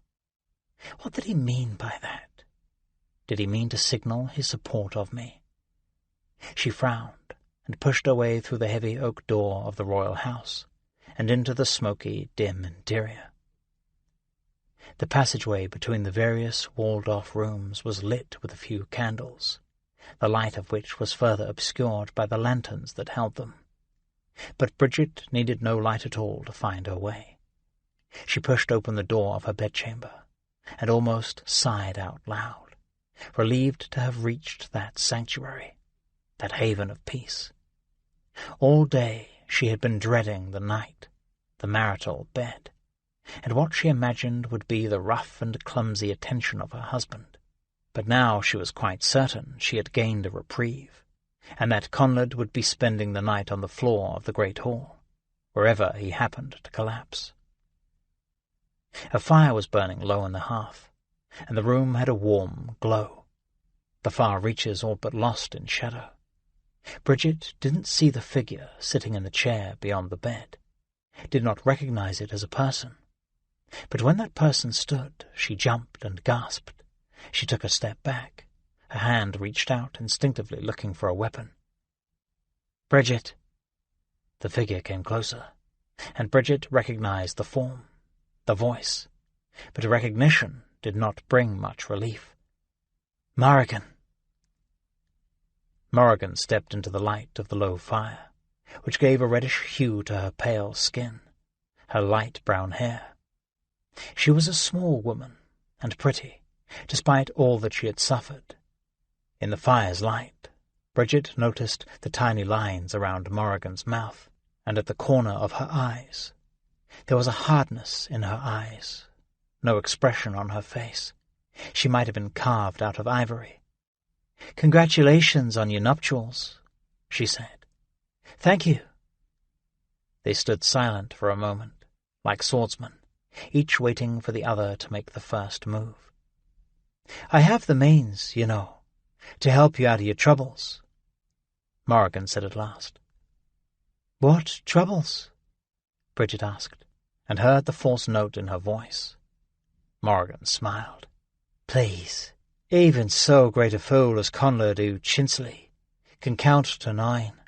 When the baby comes, it will take no great figuring for him and everyone else at Tara to know it is not his." A dozen responses swirled through Bridget's head. Argument, denial, feigned bewilderment. But she could see that each was pointless. Morrigan knew. Somehow, Morrigan knew. And what Bridget had thought a profound secret, Morrigan could now use as a bludgeon. The birth of her child, 7 months or so from her wedding date, was a problem she had long seen coming. The birth of her child, 7 months or so from her wedding date, was a problem she had long seen coming. Even with her hurried courtship and marriage, she had already considered various solutions. Claimed the baby had come early, or that she had lain with Conlad before their marriage. But each of these depended on Conlad's cooperation, which was not at all certain. "I have certain herbs, you know," Morrigan continued, in a low conspiratorial voice, "that will make you lose the baby. It will be as if this never happened." Bridget studied Morrigan's face. Morrigan was skilled in those arts. She knew the use of herbs, roots, berries, and other medicines. She could heal, and she could kill. Indeed, this very solution had crossed Bridget's mind. Doing so, however, would have meant admitting her condition to Morrigan, and that she would not do. But Morrigan already knew, and was offering a way out. "Bridget," Morrigan said, "I don't want to see you disgraced. Let me help." And with those words, all the uncertainty, all the doubt in Bridget's mind shed away, like a thin layer of ice, and under it something steely and hard. Morrigan had no desire to help, at least not to help Bridget.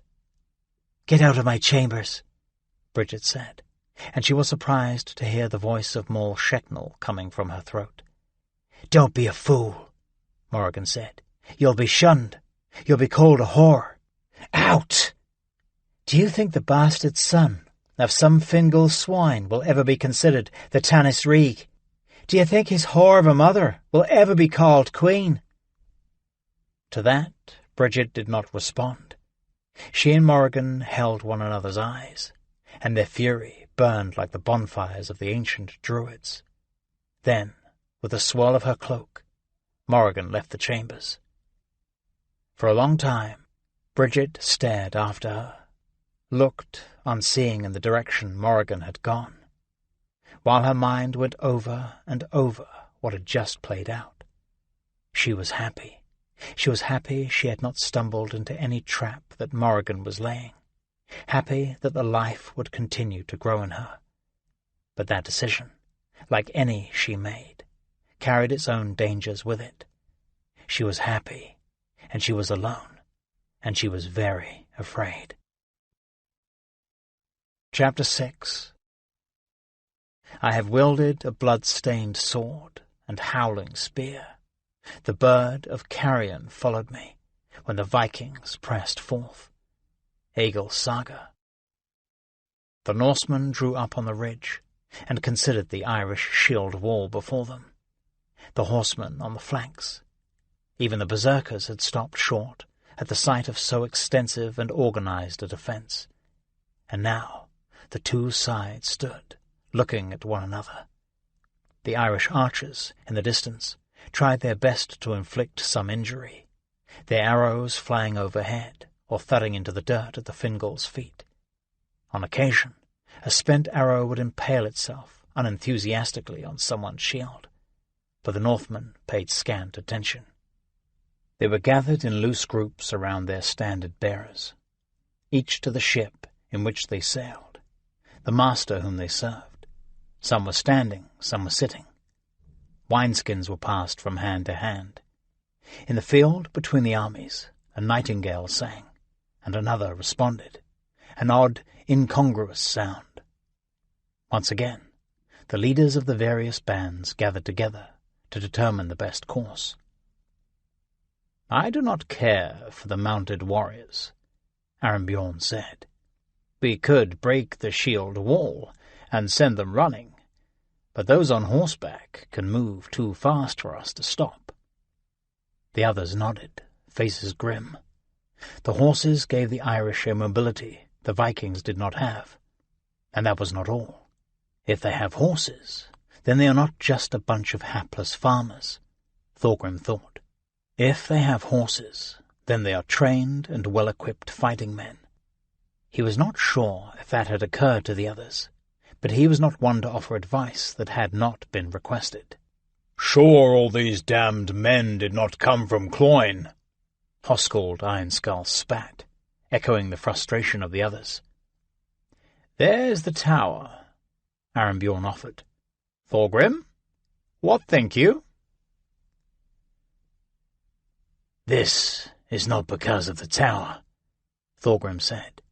"They could have had a few hours' warning from the tower, no more. These men gathered long before that." That observation was met with more nodding among the assembled leaders. "Hear him," said Starry Deathless, who for some reason was hanging on the fringes of the council, though he had no business there. No one was going to ask the advice of a berserker. Even their presence was barely tolerated when they were not required for the hard fighting. The blood on Starry's chest and arms and in his hair was drying into a dark brown crust, and making him appear even more mad than usual. "Well, if the Irish won't do anything, then we must," said Hoscald. "We can't stand here until we all grow roots." Again there was a grumbled agreement among the other men. Thorgrim's sword was still in his hand, and he raised it, intending to point toward what he perceived as a weak point in the enemy's shield wall. In that same instance, on the far side of the line of Irishmen, an unseen archer let fly at the massed group of men on the ridge. "There," Thorgrim said, when he felt Irontooth jerk in his hand, heard a strange clang and screech of metal on metal. He was uncertain at first what had happened. He looked along the blade of his weapon. To his surprise, he found that the iron arrowhead had hit the sword's edge and split in the middle, and now held Irontooth lodged in its grip. The arrow, still quivering from its abrupt stop, was right even with his neck, and surely would have pierced his throat if it had not split itself on the sword.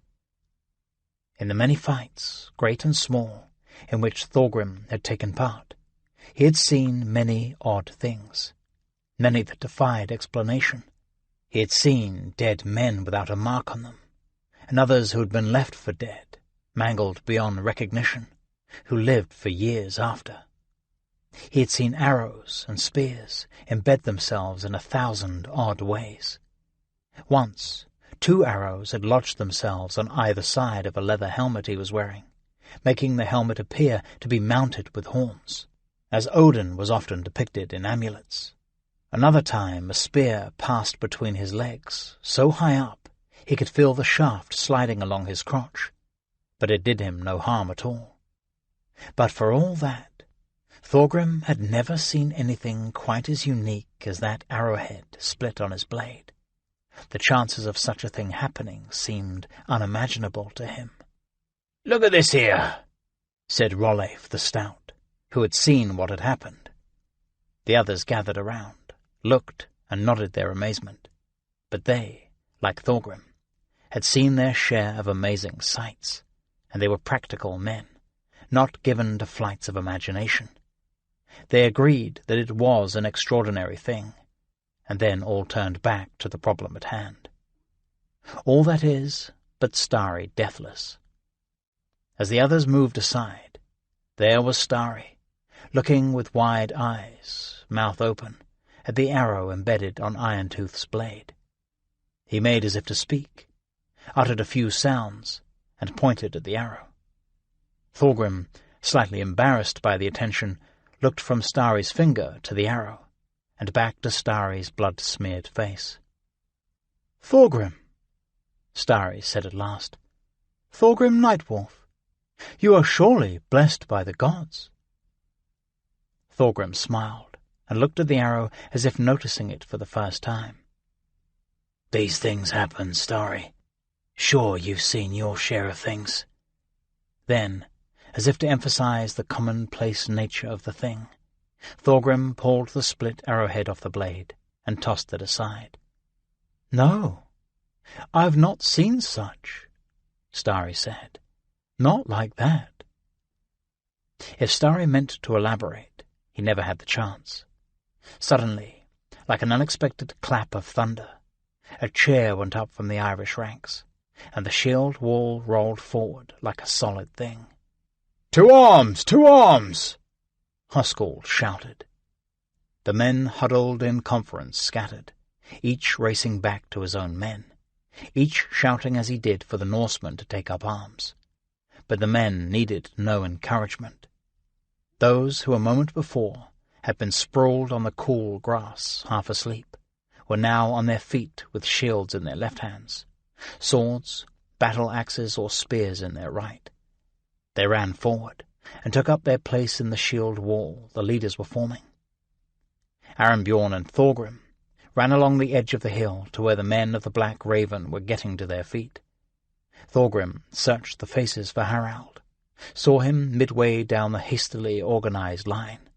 His helmet was gone, which did not please Thorgrim, but Harald took his place with the others, like a man accustomed to battle. Thorgrim turned and nearly collided with Starry Deathless, who had apparently followed on Thorgrim's heels, with Norwal the Short and the other berserkers behind him. "We are with you," Starry said. "Any man so blessed by the gods will stand with him." There was no time for a reply. The Irish shield wall, like a wave that first starts breaking far from shore, crashed into the half-formed Norse defence. Thorgrim felt a shudder along the line, heard the clash of hundreds of shields on shields, the cumulative shout of Irishmen and Norsemen suddenly tangled in battle. The Vikings were pushed back a step. The first scream of agony rolled down the line and was cut short. "Meet them! Hold steady!" Arembjorn shouted. He had taken a place in the shield wall, on the far left flank, but there was no time for Thorgrim to lock shields with the others, and now he stood a few feet back, looking at the fighting men, but not engaged himself. Beside him, Starry, Norwal, and the others looked frantically around, as it dawned on them that there was a battle taking place, and yet their weapons hung limp in their hands. Starry shrieked, raced for the line of struggling men, the vow to stand with Thorgrim becoming more of a metaphorical concept. What happened next, Thorgrim could never quite explain. Starry came up behind the nearest of the Black Ravens, and seemed to vault clear over the man. Perhaps he put a foot in the small of his back. Thorgrim never saw, but from Thorgrim's point of view Starry seemed to leap or even fly over the line of men, coming down feet first, battle-axe swinging, on the far side of the shield wall. He disappeared from Thorgrim's view, and Thorgrim figured that was the last he would ever see of Starry Deathless, that in the wake of the battle they would find the hacked-up remains of what had once been that half-wild man. Maybe, more likely, the pieces would not be big enough to name. Thorgrim pushed thoughts of Starry aside. The Irish were driving the Vikings back, one grudging step at a time. Thorgrim could see the men's soft leather shoes digging into the Irish sod, as the Norsemen tried to hold the line in check, could see the axes and spears and swords rising up above the helmeted heads, flashing dull in the muted daylight. This was a view he had never had before. Always he had stood his place in the shield wall, all led from the front of a swine array, charging an enemy. This place, behind the line, able to see nearly all the line of men with a turn of the head. This was something new. And from that vantage, he could see dangers that would not be clear to someone standing in the shield wall, someone thinking only of the 5 square feet of ground on which he stood, and the men with whom he was fighting for command of that small plot. Thorgrim could see the riders on the flanks, see their stubby horses prancing and stamping. Those well-armed men, stationed behind the shield wall, had used the mobility their horses could provide to race around the ends of the line. Thorgrim could see them sliding down from their mounts, readying themselves to come at the rear of the line, to sweep around from either side and catch the Vikings from behind, and that would be an end to it. "Back!" Thorgrim shouted. He raced down the line, shouting as he did. "Back! Take a step back! Easy now! Step back!" He had no authority to give orders, even to the men of the Black Raven, never mind the entire Viking army. But he could see disaster looming, and knew there was no time for a proper chain of command. "Back now! Back! Back!" And the Northmen listened. They took a step back, and then another. Disciplined steps, not a panic-edged retreat. Not the kind of retreat that would devolve into a rout. They continued to move back over the wet grass, reacting to the steady authority of Thorgrim's voice. A cheer went up along the Irish lines, as the defenders sensed their enemies giving way. But it was premature. Thorgrim could see that, because now, as he had intended, the left and right flanks of the Viking shield wall were backed up to the steep ridge that dropped away to the beach below, and the experienced troops to the left and right, greatest threat to the Norsemen, could no longer get behind them. Their flanks were anchored to the cliffs, and there they stood. What had started as a clever ploy and well-executed attack by the Irish line had devolved now to no more than brutal one-on-one butchery, as the men in the shield wall hacked and slashed at the men facing them. They screamed, cursed, bled, died on that stretch of grass. Thorgrim could see one of the Black Ravens dead, his head nearly severed, yet still standing in the shield wall, his body jammed tight by the men to his left and right. Thorgrim adjusted his grip on Iron-Tooth, looked for a spot where he could get into the fighting. He had no notion of how this would end. Perhaps they would stand there, Norsemen and Irish, face to face, until there was but one man left alive, and his side would be called the winner of the day. The sound of the battle was a roar, like surf, punctuated here and there by shrieks, shouts, curses, horrific sounds. And then, suddenly, a new sound, a commotion, a swirling noise from the shield wall at Thorgrim's left. Screams, shouts, a note that Thorgrim recognized. It was panic. Who? Thorgrim thought, and at that moment a great rent appeared in the Irish line. Men knocked aside. The unbroken row of shields broken now, and in the gap stood a horrid and unworldly creature, skin blood-red, white teeth flashing, hair standing at wild angles. It was screaming and wielding an axe, swinging it in great arcs. Thorgrim gasped and felt a stab of panic like a dagger point. There was nothing left in the world that could frighten him, but this thing was not of the world. That much he could see. Then the thing looked at him. Their eyes met, and the thing screamed, "Night Wolf!" And Thorgrim realized he was wrong. The thing was indeed of this world. It was Starry Deathless, who had hacked his way through the line from behind, and had given the Vikings a way to victory. Because a shield wall was a hard thing to break, but once broken, was nearly impossible to put to right. "You men! Here! To me! To me!" Thorgrim shouted to the men at the far end of the shield wall. He could pull men from the flanks, he knew, and not destroy the integrity of the defence.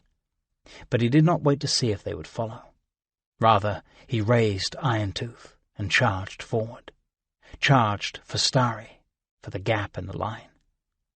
He burst through, found himself looking down the length of the Irish shield wall, the man before him too occupied with the Norsemen he was fighting to even see Thorgrim there. And with a vicious thrust, Iron-Tooth claimed his first victim of the fight. A short Irish sword came slashing down, the man wielding it lost in the press. But Thorgrim turned it easily, then cut sideways and felt his blade bite, felt the man he struck go down. The wicked point of a spear embedded itself in his shield, and he jerked the shield to the left, pulling the man wielding it off balance.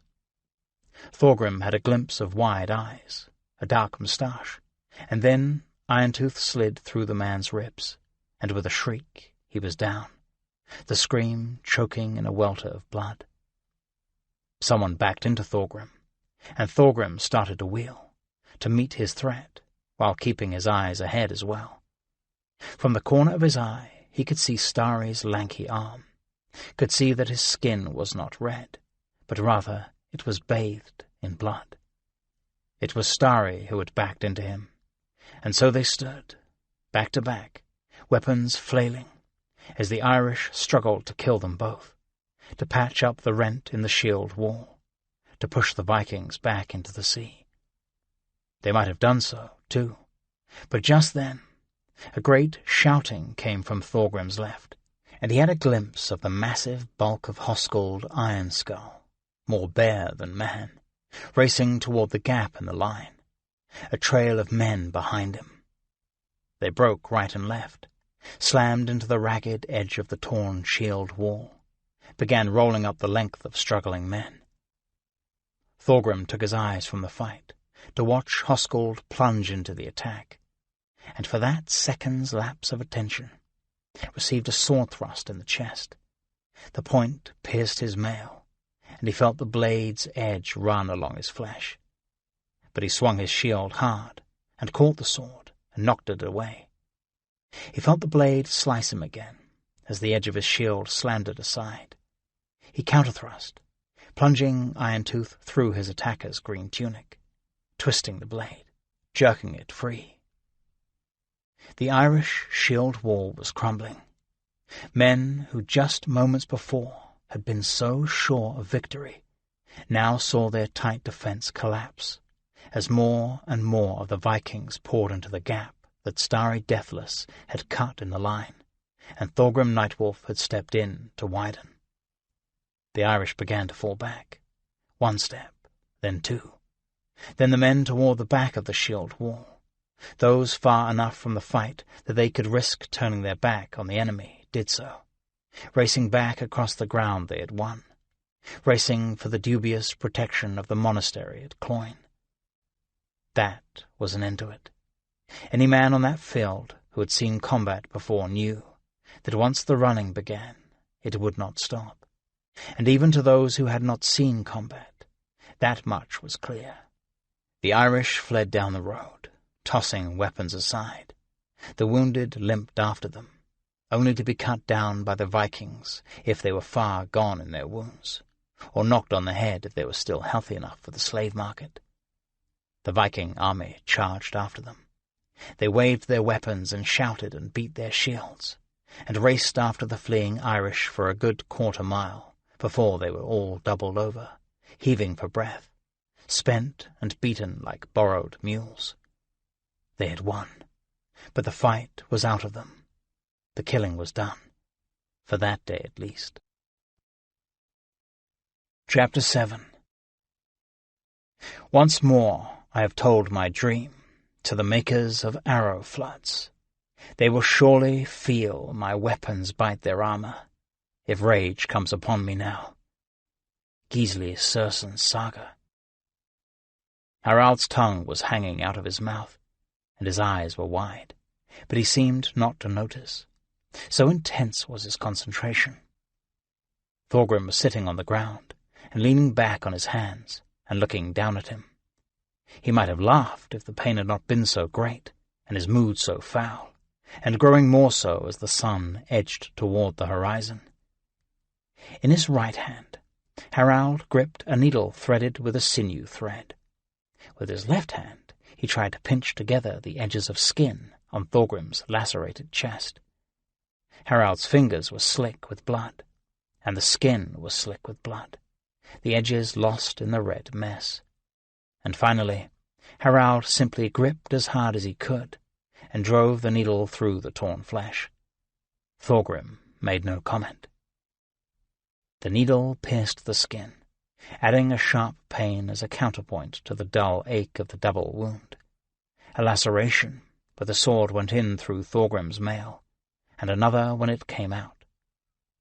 As Harald pulled the sinew taut, Thorgrim dug into the sod with his fingers, but his face showed no reaction, and he did not make a sound. "I'm sorry, father," Harald said. "Did that hurt?" "No," Thorgrim said, and at the same time Starry Deathless, sitting nearby, said, "Of course it hurt." But it was just an observation, no more. By his tone, Starry might have been commenting on the weather.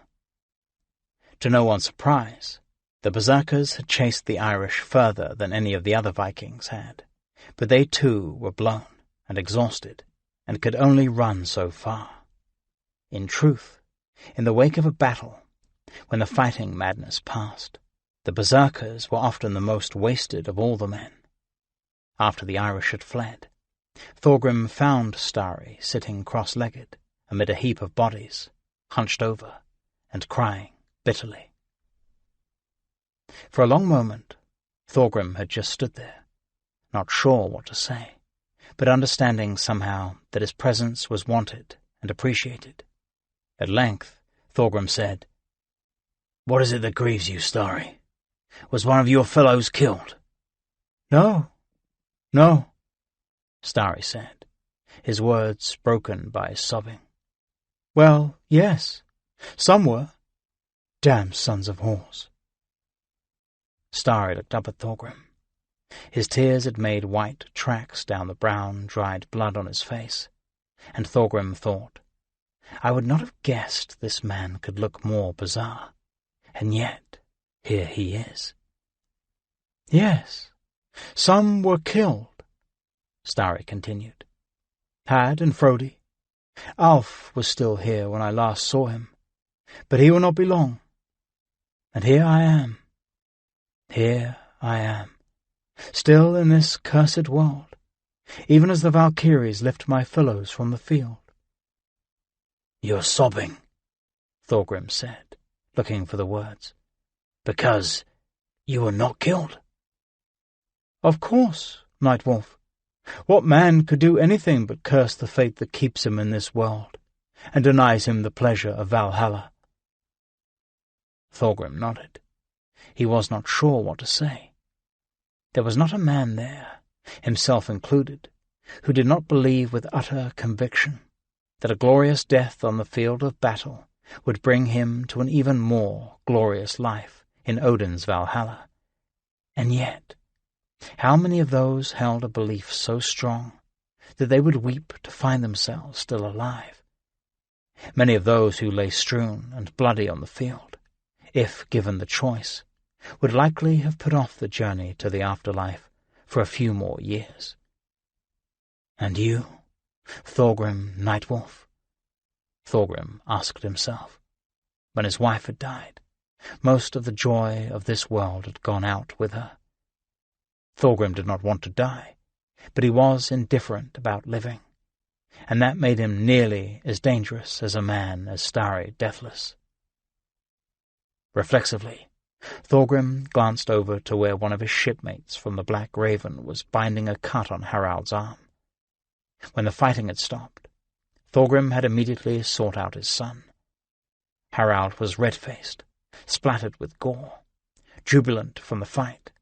The cut on his arm, more of a tear from the point of a spear, was an ugly, jagged wound, but not deep, and it had already stopped bleeding by the time Thorgrim had found the boy.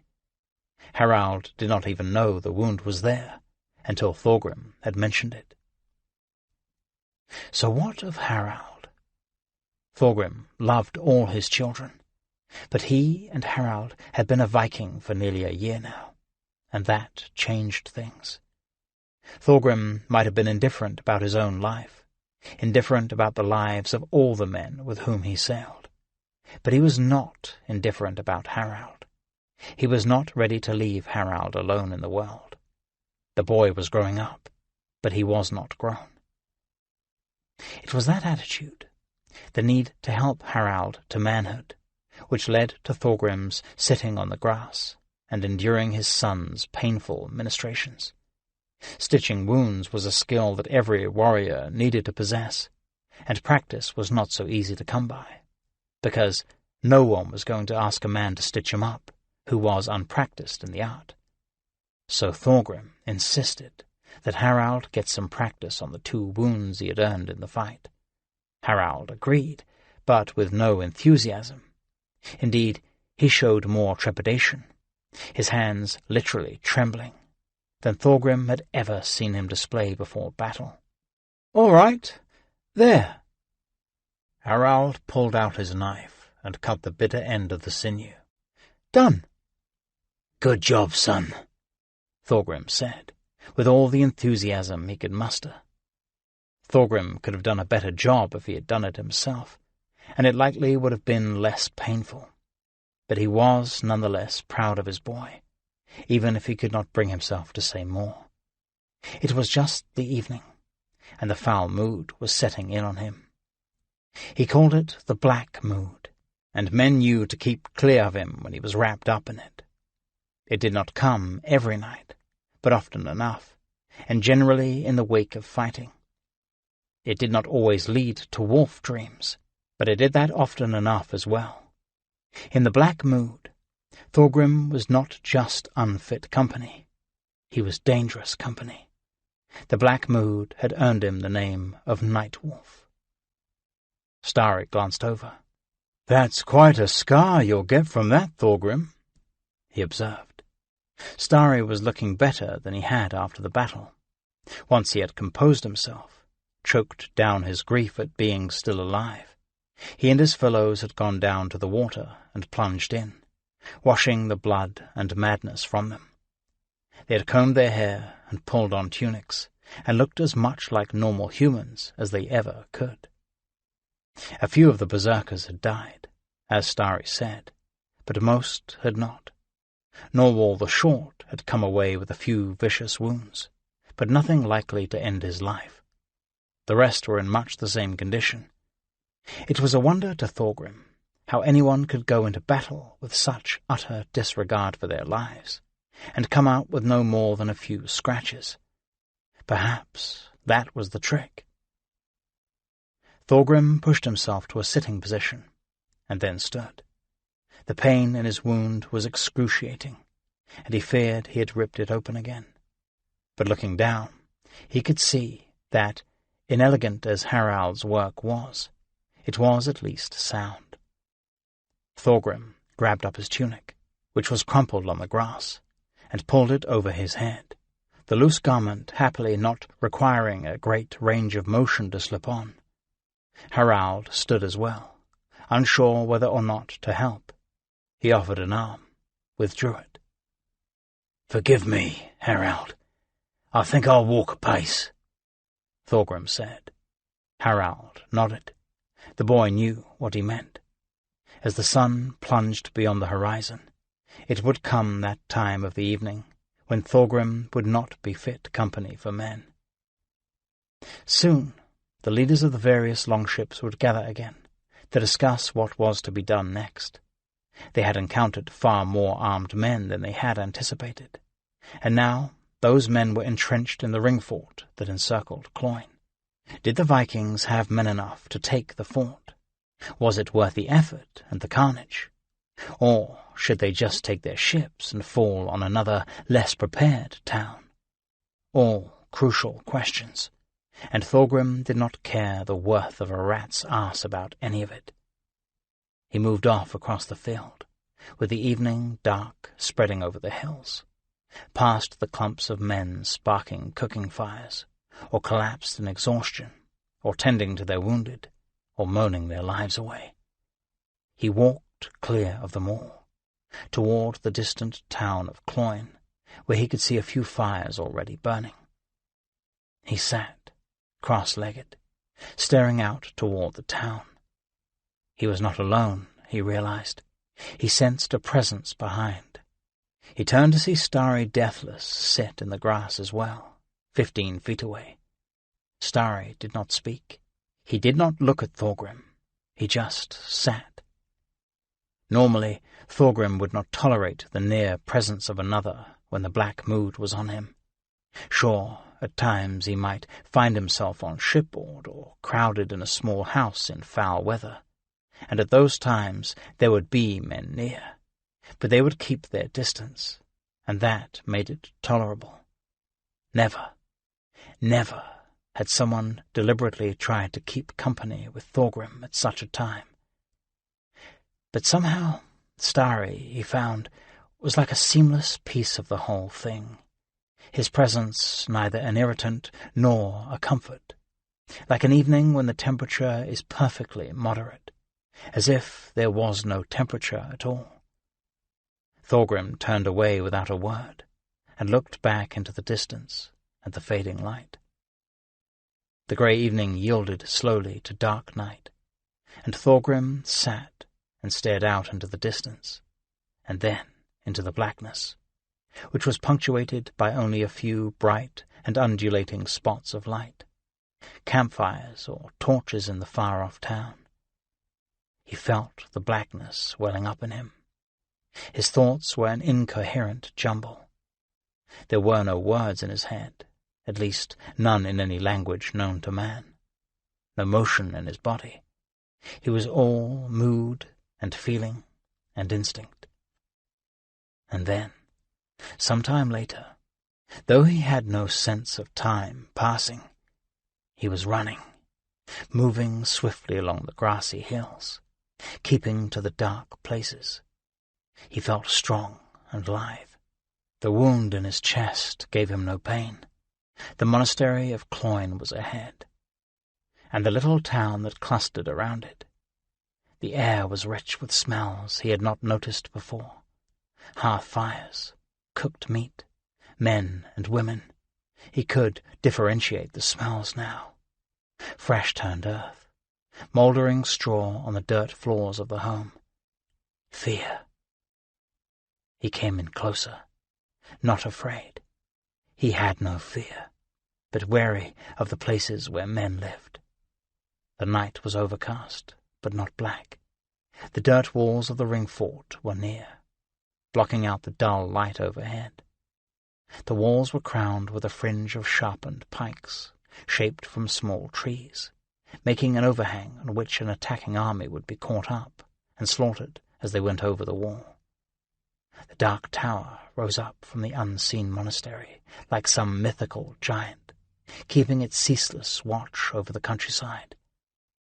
There were voices coming from the ring fort now. The words made no sense, but he could feel the tones. There was anger and more fear. There were men moving, a lot of men. He could smell horses and hear their hooves on the soft ground. He could hear weapons clattering. A worn, bare patch of ground that might have been constructed as a road circled the walls. Thorgrim steered clear of that, and instead slipped into a shallow gully that paralleled the ring fort, and there he moved, silently through the shadows. At length he came to a place where he could see the regular walls of the ring fort, broken by massive wooden doors, 20 feet wide, as high as the walls and just as impenetrable. On either side of the doors, standing atop the walls, were armed men with torches, and fires burning on the ground approaching the gate, so that no one, not even Thorgrim Nightwolf, could approach unseen. And as he watched, the gate swung open, and a column of men emerged, moving in some semblance of regular order. Thorgrim, tensed, moved farther back into the shadow. Voices called out, and others replied, and Thorgrim could sense the anger in the strange words. This meant something. This was important. These armed men sallying out from the ring fort. But he did not know what it signified. The marching men made no sound, and they carried no torches or light of any kind, and they came through the gate to the road along the fort's walls. 2 men on horseback led the way. The horses shook their heads, and one whinnied, sensing Thorgrim near. But its rider gave it a reassuring pat, and Thorgrim remained motionless, and the horse and rider moved past. The riders swung off to the north, and soon were lost in the dark, and the rest of the men followed behind. It took some minutes for them all to make their way out, marching with shields on arms, and spears over their shoulders. And then the big doors were swung closed behind, slamming shut with a sound that suggested strength and finality. Thorgrim kept to the low place, and followed behind the marching column. The sea was south of them. He could smell it, a constant backdrop behind all the other, more ephemeral smells. But these men were not going in the direction of the sea. They were going in another direction entirely. Thorgrim followed, hidden by a shadow along his track. The men marched, some limping hard with wounds suffered from the day's fighting. The smells were pungent, sweat and wool, leather, iron, horses. Anxious eyes glanced out into the dark, but they did not break their stride. Beyond the gate the columns swung off, following a wide, rutted track, the chief road connecting Cloyne to the lands to the north. Thorgrim crouched and watched, and then something else caught his attention. 2 figures were moving along the edge of the ring fort, also watching the column marching off. They were not hiding. One was even carrying a torch. They paused for a moment, then turned toward the wall of the fort, a seemingly unbroken expanse of earth. The 2 men stopped, and one banged against the wall with the hilt of his sword, the sound of iron on wood, not earth. He banged twice in rapid succession, paused, then once again. A small door, all but invisible in the wall, opened, and a weak light spilled out. The 2 men ducked through. The door closed, and Thorgrim Nightwolf awoke. Chapter 8. I've ended up the same way as the wolves. They devoured one another, and didn't notice until they got down to the tail. The saga of the Confederates. Starry Deathless was still there. He was seated just as he had been when Thorgrim turned his back on the man, before Thorgrim fell asleep, or lapsed into his wolf dream, or whatever it was that he did. He himself did not know, had never known. One minute he was there, another he was elsewhere. The wound in his chest throbbed with pain. "You're back," Starry said in his conversational tone. Outside of battle, nothing seemed to move Starry to excitement. "Was I?" Thorgrim looked around. Overcast night.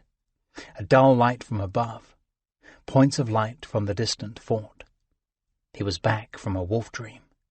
He did not think any man had ever sat, as Starry Deathless had, at his side during a wolf dream. "Was I here?" Thorgrim asked. The wolf dreams let him see things, understand things, but he did not know how. If he was looking for some clarity, however, he was asking the wrong man. Starry just shrugged. Whether Thorgrim was here or not, I could not say, but the Nightwolf, I think, was afield. They sat in silence for a moment, and Thorgrim looked out toward distant Cloyne. He felt an odd sense of peace, not the way he generally felt returning from a wolf dream. He wondered if Starry Deathless was the cause of that, if the man had some magic about him, something not of this world. "What did you see?" Starry asked in a soft voice. Thorgrim ran back over the dreamlike images in his head. "They left. The men-at-arms at Cloyne. They left. They marched north." Silence. "Why would they do that?" Starry asked. Silence. "I don't know. But I don't think all those men were from that one place. Perhaps they reckoned they've done enough for Cloyne, and are going off to protect their own homes." Thorgrim looked at Starry, and Starry nodded slowly. "That would stand to reason," he said. Thorgrim let the memory of the wolf dream swirl around in his head. He frowned, looked away, looked back as another image began to materialize. The more he thought on it, the more vivid it became, and the more he understood its importance. "What is it?" Starry asked. "I saw something else," Thorgrim said. Arinbjorn Whitetooth was asleep. It had been a long day, beginning in the pre-dawn hours, as the longships readied for the attack, and stretching on through some hard fighting. Arinbjorn's sword had been well bloodied. No one could accuse him of not being in the thick of it. Thorgrim, he had noticed, had not even joined the shield wall during the fight. He had drifted off to sleep with thoughts of Thorgrim playing out to the last. Whatever part the Nightwolf had taken in the battle had apparently been admirable. Arinbjorn heard men talking of it. The last Arinbjorn had seen of Thorgrim, as the Irish had pressed home their attack, he had been hanging back, behind the shield wall, and that would not do. Then, seconds later, the Irish were on them, and Arinbjorn had been too locked up in his own fight to notice what Thorgrim was doing. But Thorgrim had acquitted himself well, apparently, which was good, because they were linked now in the minds of the men of the Black Raven and the others. Arinbjorn and Thorgrim. Arinbjorn had taken a risk, a carefully calculated risk, asking Thorgrim to join his company. He had done it to enhance his own status by association with the man from Vik. Thorgrim's reputation was spreading in Duvlin, and Arinbjorn hoped to get some of that bright light to reflect on him. It could have gone the other way. Thorgrim could have let Arinbjorn down, or worse, outshone him. But thus far it seemed to be playing out as hoped. Arinbjorn the leader, and his herdsman, Thorgrim, which was not exactly the case. To say Thorgrim was a herdsman was to suggest he was a permanent part of Arinbjorn's herd, his private force of warriors. And Thorgrim was not that. Thorgrim was a part of the Falag, the fellowship of men who had signed aboard the Black Raven for this voyage. They owed allegiance to Arinbjorn, and to one another, for the time that voyage lasted, and no more. But that still meant that any glory Thorgrim accrued would be shared by Arinbjorn. And so Arinbjorn did not just sleep, he slept well. Nothing had occurred on that day of battle to trouble his mind and disturb his rest, and his circumstances were comfortable enough, unlike many of the Viking host, who were asleep on the damp ground wrapped in furs. Arinbjorn was lying on a portable bed, the posts of which were carved into the heads of leering beasts. That, and his armour, and weapons, and sea-chest, were housed under a red and white striped marquee, which his slaves had hauled up from the Black Raven once he was certain the Irish were gone for good. In the dream he was having, Arinbjorn was arguing with someone, and then a second person joined in. And though the words were not very distinct, and the topic of the argument, it might have been a negotiation as well, was not clear, Arinbjorn was winning handily, turning each of their rhetorical thrusts away. He had a sense of euphoria and triumph, and then, suddenly, he was no longer winning. His arguments were collapsing. He was tongue-tied. He could see the grins on the faces of the men with whom he was debating. The euphoria turned to panic. He woke with a gasp and looked around the marquee, dimly lit with a single candle he kept burning all night. He realized there were voices outside the flap. One was Raven Troll, the man assigned to stand guard for the night watch. Arinbjorn recognized the second as the gravelly voice of Thorgrim Ulfson, who apparently wished to speak with him, and was apparently meeting some resistance from Raven, as was proper for a guard. "Raven?" Arinbjorn called. "It's all right. Thorgrim may have leave to enter." Arinbjorn heard a grunt, feet shuffling, and Thorgrim stepped into the marquee. He looked irritated. "Thorgrim, forgive me." Arinbjorn stood and held out his hand, and Thorgrim took it. "Raven was only doing his duty, you know. I should have told him you always have leave to speak to me." Thorgrim grunted. "Not sure why a guard is needed.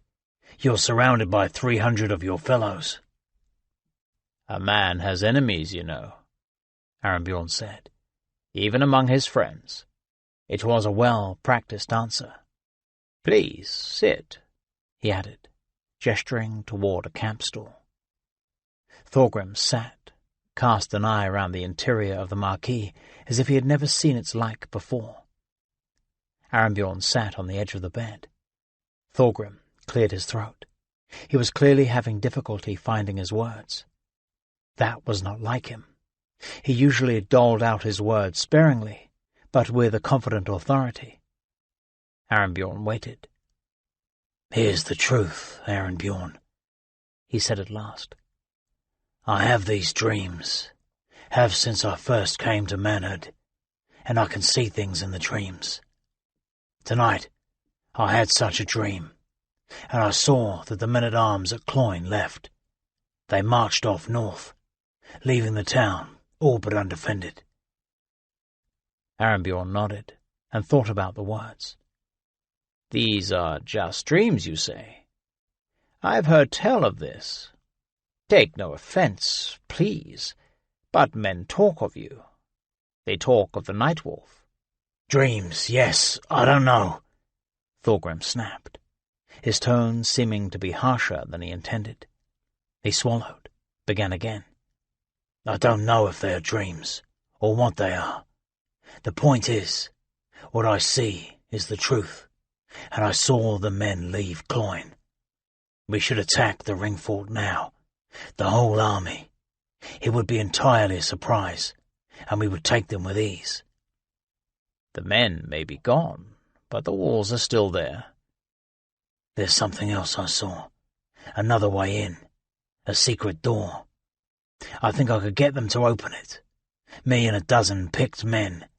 We could go in through the door and open the main gate, let the rest in." "That's madness. You'll be killed for certain." "Not if we were fast, and the rest of the army was distracting them, and if I had the right dozen men." Arinbjorn stared through the flap of the tent, out into the dark, and thought. Thorgrim may command respect, but he commanded no men, no ship. He had no real authority. It was up to him, Arinbjorn, to act or not. "Obviously, Thorgrim, I cannot order the army to do anything," he said. "For this voyage we have sworn allegiance to Hoskuld Ironskull." "Of course. But if you wake Ironskull and the others, explain the situation. They will follow your advice. I will speak with them if you wish." Arinbjorn considered all the implications of what Thorgrim was saying, all the possible ways that this thing could play out. If Thorgrim was right, and Arinbjorn spearheaded it, then he was a hero. If Thorgrim was wrong, Arinbjorn would be leading the army to destruction, humiliation at best, death at worst. Was Thorgrim to be trusted? The man clearly believed what he said, but even he did not know where this came from. If it was a dream, a vision from the gods, what it was. A weak twig on which to hang the fate of an army. "No, Thorgrim, forgive me, but I cannot support this." Arinbjorn held up his hand to silence Thorgrim's protest. "I believe you, I do, personally, but it is too much to ask Hoskuld Ironskull and the others to risk everything on your dream." Thorgrim looked into his eyes. He did not say anything. Arinbjorn found it particularly disconcerting. "You understand, I am sure," Arinbjorn said, as much to break the silence as anything. "The Owls will meet in the morning, reckon on what to do. You are welcome to speak then, but I must insist this idea of yours wait until morning. It occurred to Arambjorn that the others might embrace this plan, and it might succeed, and then he would appear a weak fool for thinking otherwise. Better to let it die here. For a long moment Thorgrim remained on the stool, seemingly unsure as to whether he should say anything else. Finally he stood. "Very well then, Arambjorn," he said, and there was no discernible tone to his voice. No anger, bitterness, relief, just the words, "Until morning." He swept out of the marquee, leaving the flame of the candle dancing in the air he disturbed. Chapter 9. The helm of fear hideth no one. When bold men bear their swords, when many are met to match their strength, 'twill be found that foremost is no one. The Lay of Fafnir. Dawn was still several hours away, as the small band, a dozen or so men, moved through the low places, the places lost in the moon's shadow, working their ways closer to the walls of Cloyne's ringfort. Thorgrim led the way. Behind him, Starry Deathless moved on long stalk legs, and Harald, shorter and broader, followed close behind. Harald, Thorgrim could tell, was vying with Starry to be next in line, a contest of which Starry was completely oblivious. For Thorgrim, the decision had been made the second he had stepped from Arambjorn's marquee. He could not go over Arambjorn's head to Hoskald Ironskull. That would not be right. But Arambjorn did not have the authority to stop him from going to Cloyne if he so chose, and taking anyone with him who wished to volunteer. "The Berserkers are with you. Have no doubt of that," Starry said, when Thorgrim explained what he had in mind. And they were, assembled within 10 minutes, weapons ready, hopping from foot to foot, their faces wearing the same expression as a dog waiting for the command to fetch. It occurred to Thorgrim that perhaps the Berserkers were not the best men to have on a mission that required stealth, but there was nothing for it. They were the only ones on whom he could call, and only because Starry seemed to have attached himself to him. Thorgrim had roused Harald as well, who had more difficulty coming awake than the Berserkers had, but once he understood why he was being disturbed, he was up and ready in minutes. They moved off quietly through the night. Thorgrim had a plan, or at least an idea that might rise to the level of a plan. Get through the hidden door, keep their presence a secret as long as they could, open the main gate and keep it open. Once the door swung open, it would be chaos in the ringfort, and that chaos, Thorgrim hoped, would attract the attention of the Northmen. He had tried explaining it to the Berserkers, but they had become bored and impatient halfway through the explanation. They did not care about such fine things as plans. Crouching low, the band followed the edge of the hill, keeping below the low crest that hid them from the men on the ringfort's wall. A flickering glow told Thorgrim where the watchfires were, burning near the main gate, and he skirted past that place, then moved to the edge of the hill, Starry on one side, Harald on the other. "There, just beyond where the light of the fires reach. We'll cross one by one to the wall of the fort," Thorgrim explained. "So close to the fires? Why not circle around to the north side of the wall, far from the light?" Harald asked. "Because the guards on the walls there will have eyes accustomed to the dark. Here, the fires reveal anyone advancing against the gate, but make it harder for the men to see things moving in shadow." The men ducked below the crest of the hill again and moved on, another 5 rods, and Thorgrim held them up again. "I'll go," Starry said, a little too loud and a little too eager. Harald began to protest, but Thorgrim held up a hand. "I'll go," Thorgrim said. "Harald next. Then Starry, You send your men one at a time. You come last. He did not wait for objections. He half crawled to the top of the high ground, paused, and then moved down the hill, the wet grass soaking his soft leather shoes. His left hand clenched the grip of his shield, and he was careful to keep it clear of Iron-Tooth's pommel, where it might knock and give an alarm. The grass faded to packed earth as he reached the cleared area that surrounded the ring fort, just as he had seen in the wolf dream. The watchfires were bright, and he was careful not to look into them. He scurried across the open space, tensed, ready for the sound of discovery. But the blinding light from the fires, the crackling of the wood, the sound of the night, the late hour when vigilance was relaxed, hid him from anyone who might be watching. He pressed up against the dirt wall that surrounded the village of Cloyne, let his breath settle, looked back in the direction he had come. Harald was already moving across the open space. He, too, made it undetected and pressed his back to the damp earth wall, as Thorgrim watched the squat shape of Norwal the Short move toward them through the dark. Thorgrim smiled to himself and shook his head, the irony of all this coming to him unbidden.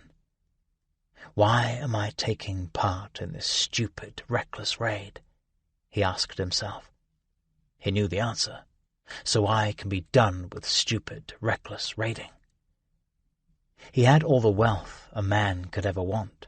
At home, in Vik, he had done all the adventuring a man could crave.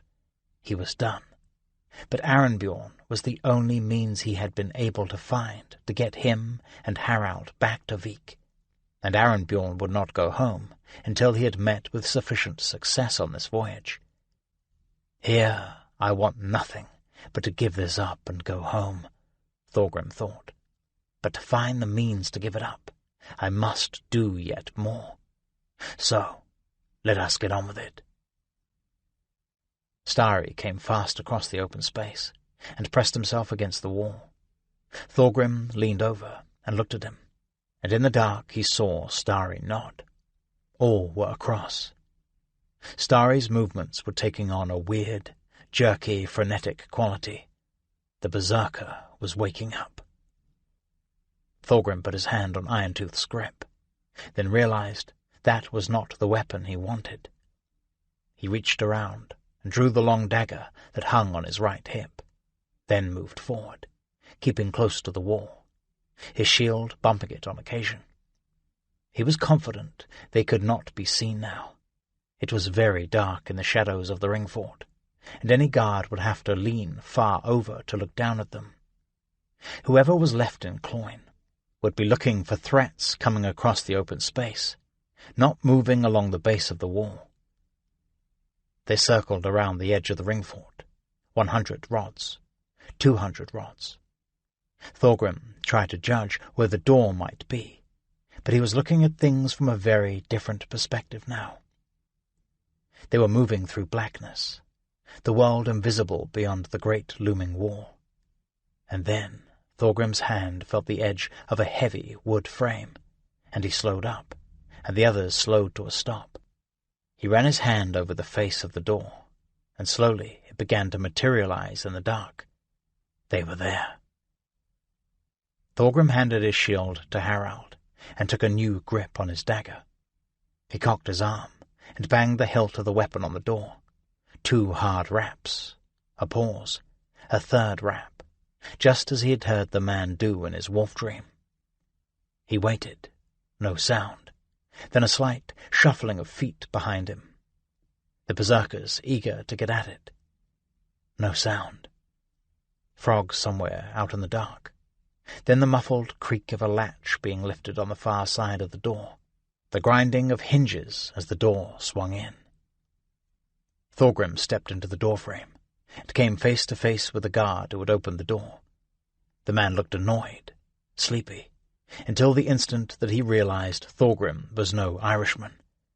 Thorgrim could see it play across his face.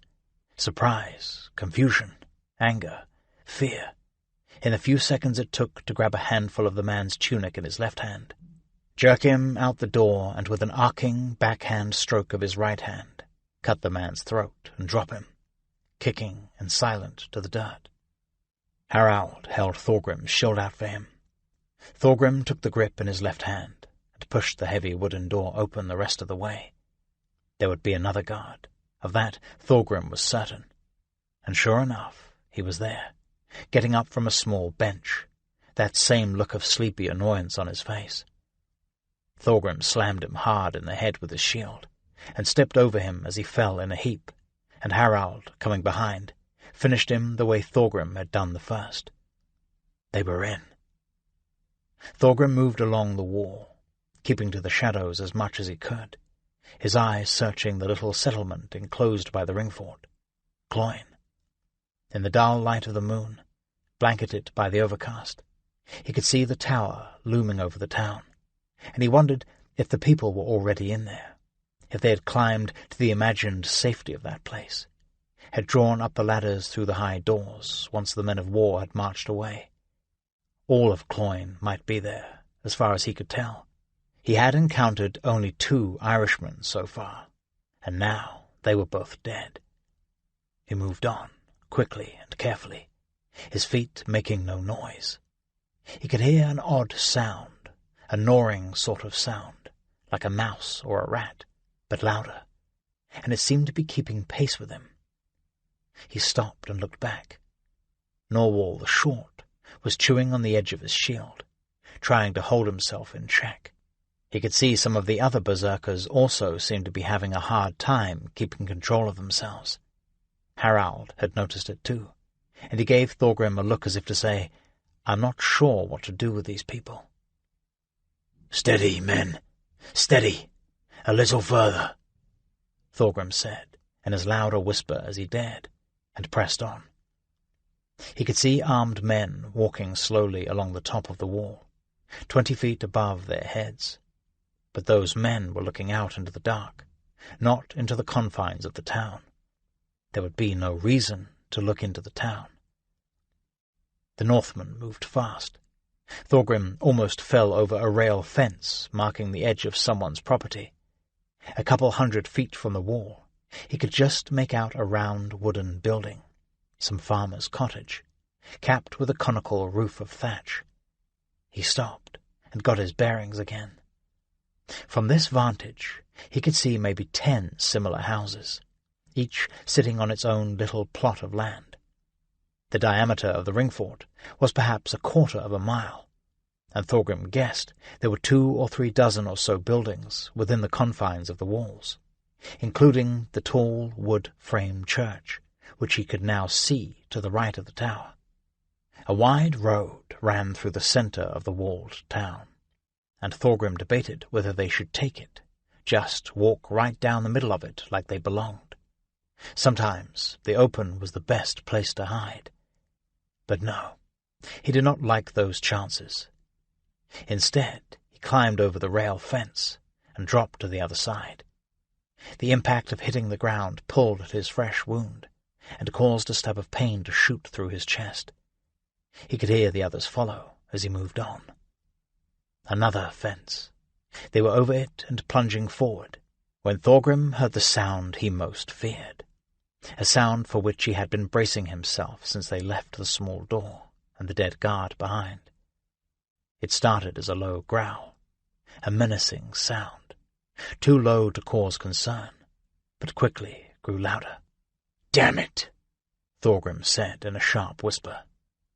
In one fluid motion he sheathed his dagger and drew Irontooth, and just as the blade cleared the sheath, the growling turned into a full-throated barking, the kind of barking that announced unequivocally that there was danger near. "I hope this damned cur is tied up," he thought, as he pushed quickly on.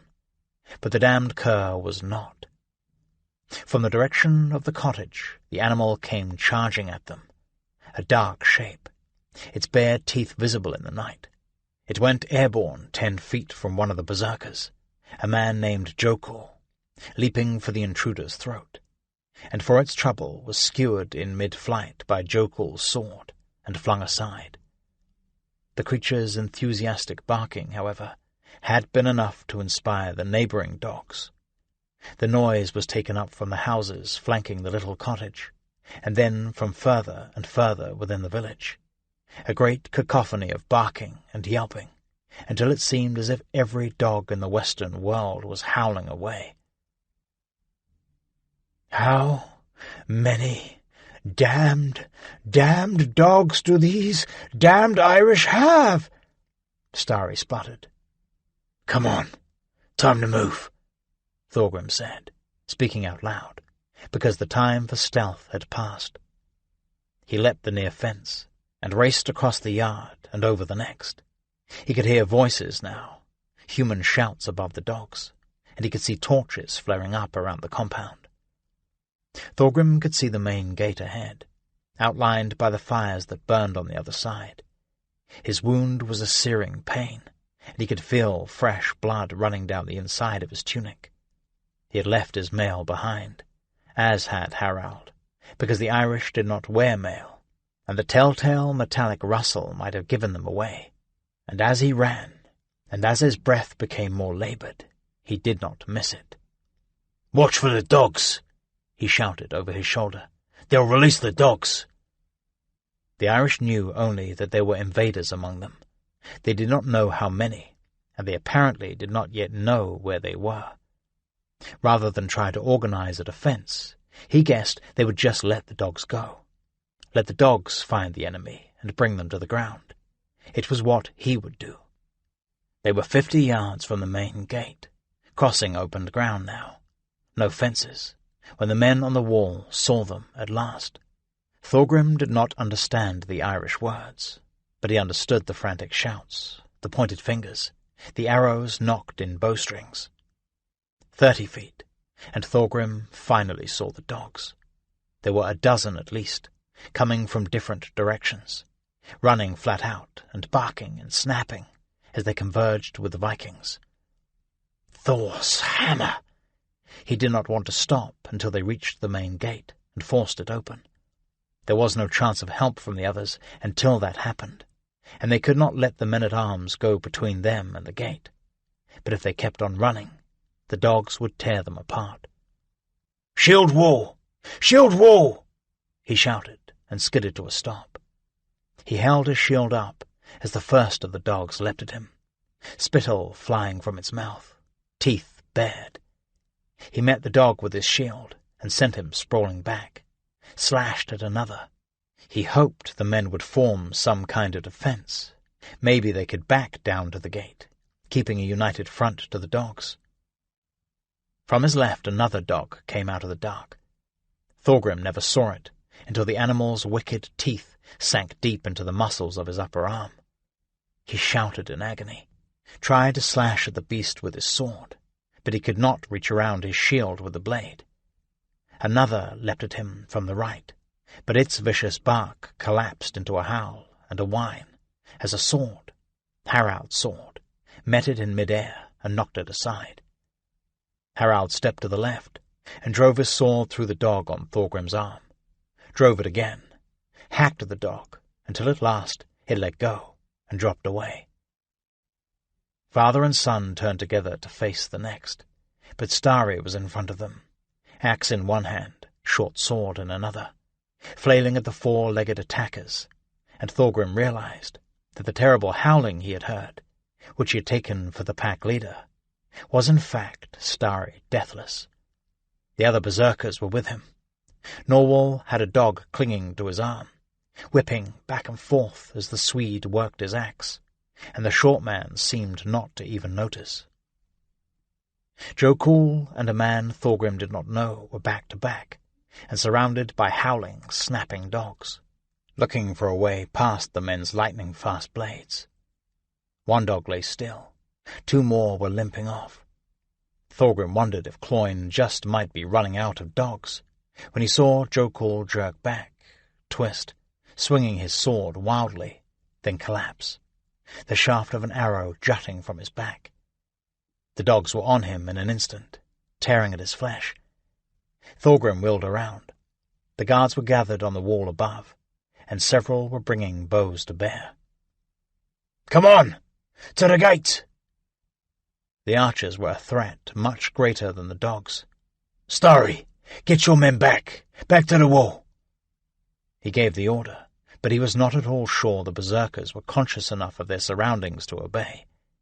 All around them the dogs were growling and barking and hunching down for a leap, but they were holding back, not flinging themselves at the Northmen.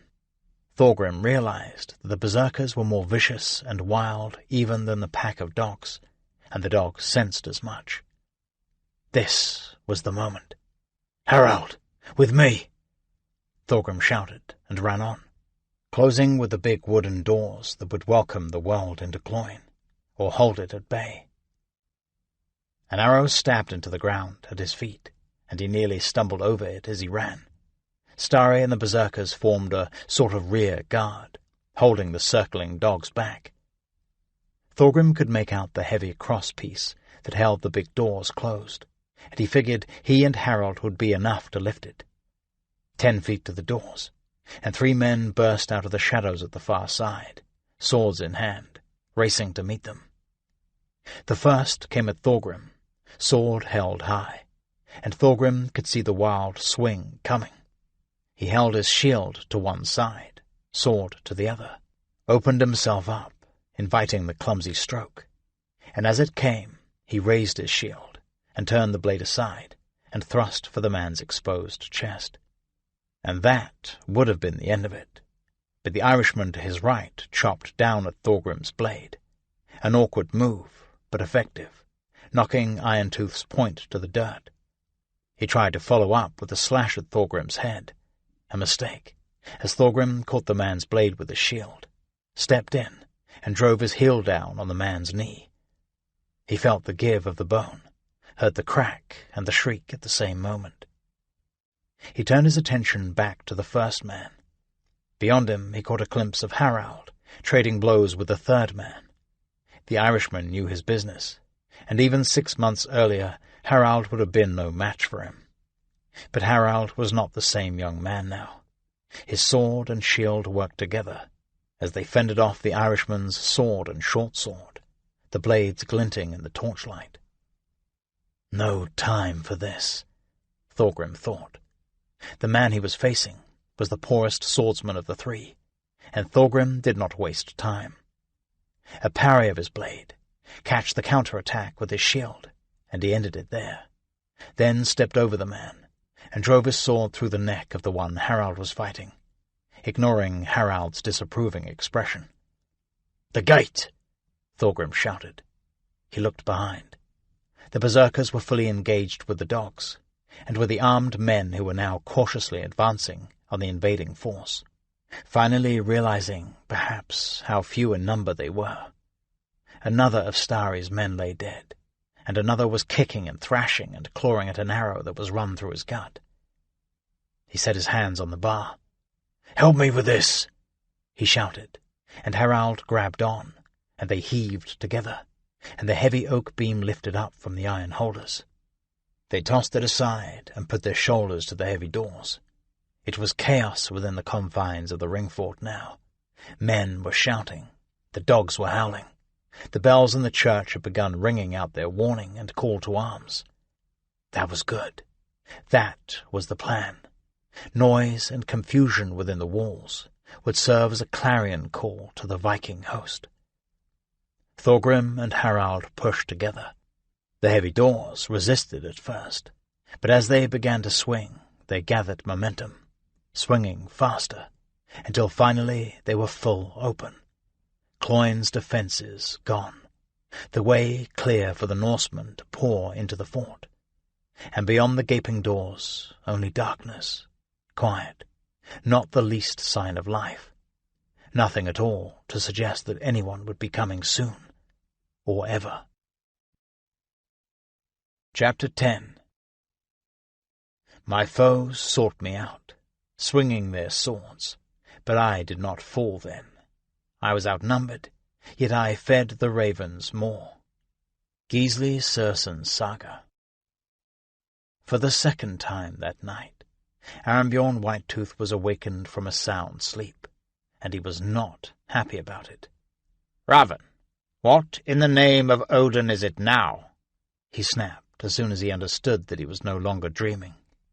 "I don't know," Raven said. Something is happening." "All Father, save me from these damned fools," Arenbjorn thought, as he kicked the furs off and climbed out of his portable bed. He pushed past Raven and through the marquee's flap and into the night. It was cool and damp and dark, but there was an edge of excitement in the air. It took Arenbjorn a moment to get his bearings, and understood the cause of it. Bells. There were bells ringing out from the direction of Cloyne. He turned toward the sound. Now he could hear shouting far off, and could see pinpoints of light as men with torches ran in various directions, like sparks floating off a fire. "Damn it!" "Raven," Arenbjorn shouted, louder than was necessary. "Is Thorgrim in camp? Go find out, and be damned quick about it."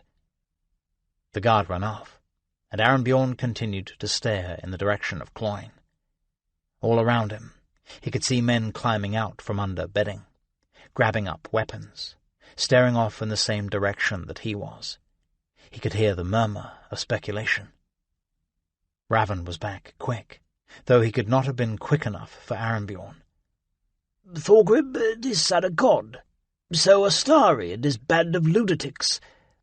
Thorod saw them heading out, maybe an hour ago, but he doesn't know where they went." "I bloody do," Arenbjorn thought. "Damn him." Arenbjorn was angry, because he now had to make a decision, and that decision could have far-reaching consequences for the only thing he cared about, which was himself. It was a decision that required a huge gamble, and if it went against him, it could be very bad. But Arenbjorn was a wealthy and powerful Jarl, and he had not become such by agonizing and vacillating. "Call up the men," he snapped at Raven. "To arms! We are going into battle." Raven was smart enough to not ask questions, and he hurried off to obey. Arenbjorn hurried off to seek out Hoskuld, Ironskull, and the others. He found them, as he imagined he would, near Ironskull's camp. The commanders of the various ships were gathered and staring out into the dark, trying to guess what might be going on. "Arenbjorn," Hoskuld said as he approached. "I was going to send for you. What do you make of this?" He pointed with his long beard toward the distant town of Cloyne. "This was my doing," Arenbjorn explained. "I thought to have some of my men make their way into the town, secretly open the gates, let the rest of us in. I asked for volunteers. Thorgrim and the berserkers, they stepped forward. It seems they are discovered." Rolleif of the ship Serpent made a noise. "Were you going to tell any of us about this? This sort of thing works better if people actually know it's happening." "The idea came to me in a dream, a gift from the gods, I should think. No time for councils and such. I judged that I should act," Arenbjorn explained. "I was going to alert you just now, rouse the men and prepare them to advance. My men are arming as we speak. We should have had time to prepare, but Thorgrim has mistimed it. He was not supposed to make for the gate for another hour." Rolleif grunted. The others made various sounds. Hoskuld Ironskull said, "I reckon you should have told us at least, even if you kept the men out of it." "I should have, and I apologize. In truth, the idea came to me just an hour or so past. Sometimes the bold move is the right move." It was a good response, he knew.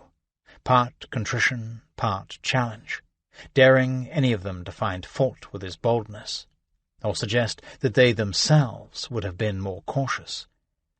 "In any event," Hoskuld Ironskull said, "it looks like Thorgrim could use some help. Let us get our men under arms and moving. Quickly now." The leaders broke like a flock of birds startled into flight, each hurrying back to their part of the camp, bellowing orders as they went. There was no call for stealth now. All of Cloyne was up in arms. It seemed to be madness there, and every one of the Viking host was eager to get in on it.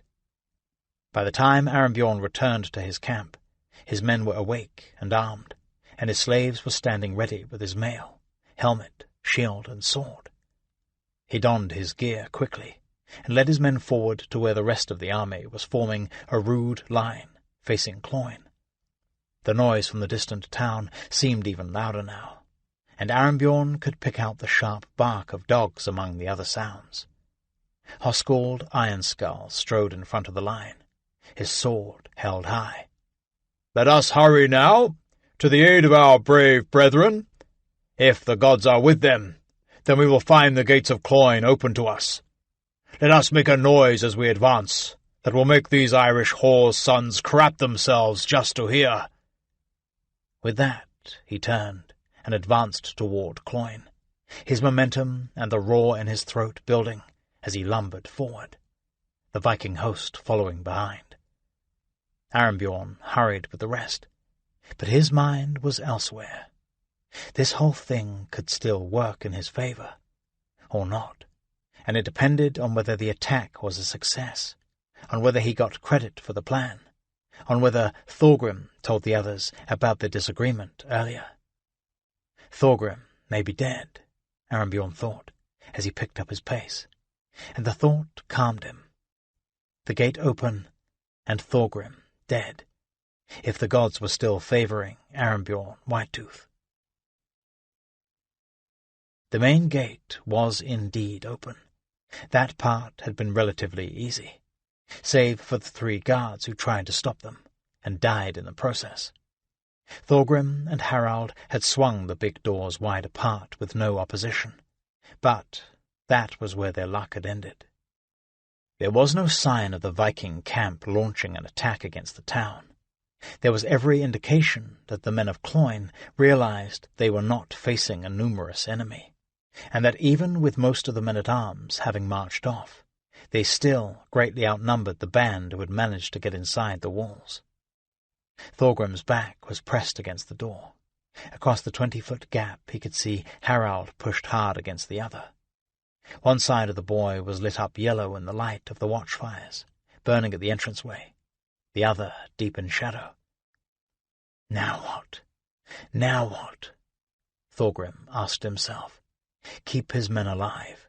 Keep the gate open until the others came, and if the others did not come, then get out of there as fast as they could. Something brushed past Thorgrim's shoulder, and in the same instant he felt the jar of an arrow embed itself in the back of his shield. He turned and looked up. There were archers on the wall above. Thorgrim could not imagine how the man had missed from that distance, but he would not give the next one so easy a target. He pushed off from the door and waved his sword at Harald. "Come on! Come on!" he shouted, and as he did, he saw an arrow streak over his head and drive into the thick oak door against which Harald stood. The shaft quivered from the impact, a foot from Harald's face. Harald needed no other prompting to move. They ran back into the ring fort, where Starry and his berserkers were formed in a semicircle defensive line, holding off the men and dogs that were throwing themselves at them. There was little organization to the Irishmen's attack, which worked to the Northmen's advantage. But the Irish had numbers on their side, and numbers would win in the end. No more than a dozen men had come with Thorgrim, and there were fewer now. It was the berserkers' manic ferocity alone which was holding the Irish at bay, absent that they would have all been dead by then. Thorgrim charged the line, swinging his sword at the Irishmen who were working their way around the left flank. "Starry!" he shouted. "Get your men moving back! Back!" If they could get their backs to a wall, or get through the gate, they might have a better chance of holding off the rest. To Thorgrim's surprise, Starry Deathless heard him and shouted the order, stepping back as he did, then stepping back again. A roar went up from the Irish, as they sensed that the handful of Northmen were about to break. Again they pressed the attack against the berserkers, and again were driven back by the wildly swinging blades of sword and battle-axe. Another step back. An arrow swished past and caught Norwal the Short in the shoulder, spinning him around with a shout of agony. Thorgrim looked over his shoulder. The archers on the walls behind had found new targets. Where is Harald? Thorgrim looked anxiously around. He had thought the boy was with him. If they were going to die here, then he would want them to die together. From out of the dark came a shriek, a terrible sound, at once frightening and triumphant, a shout like Thorgrim had never heard, and yet one with a tone oddly familiar. Heads turned. A heavy cart came rolling into the light from the fires outside the gate, careening toward the Irish who were attacking Starry's men, jouncing along backwards at a crazy speed. A pile of hay heaped onto the cart threatened to topple over as it bounced and jolted. And then Thorgrim saw Harald holding the shafts, pushing the cart like some two-legged draught horse. There was a wild look on his face, and his mouth was open in shouting. The sheer surprise of the thing stopped the fighting dead. Vikings and Irish paused in mid-swing of their weapons to look at this odd sight. And as they watched, the cart, moving faster with every one of Harald's powerful steps, slammed into the crowd of Irishmen, knocking them down like saplings in a hurricane, and sending the rest leaping out of the way. "Grab the cart! Grab hold of it!" Thorgrim shouted, sheathing Iron Tooth and taking hold of the wagon's rough wooden sides. Here was a rolling defence, a mobile fortification. The berserkers grabbed hold as well, checking the forward momentum as Harald held the shafts and dug in his heels. Thorgrim waved his arm, gestured toward the open gate. "This way! This way! Pull the wagon along!"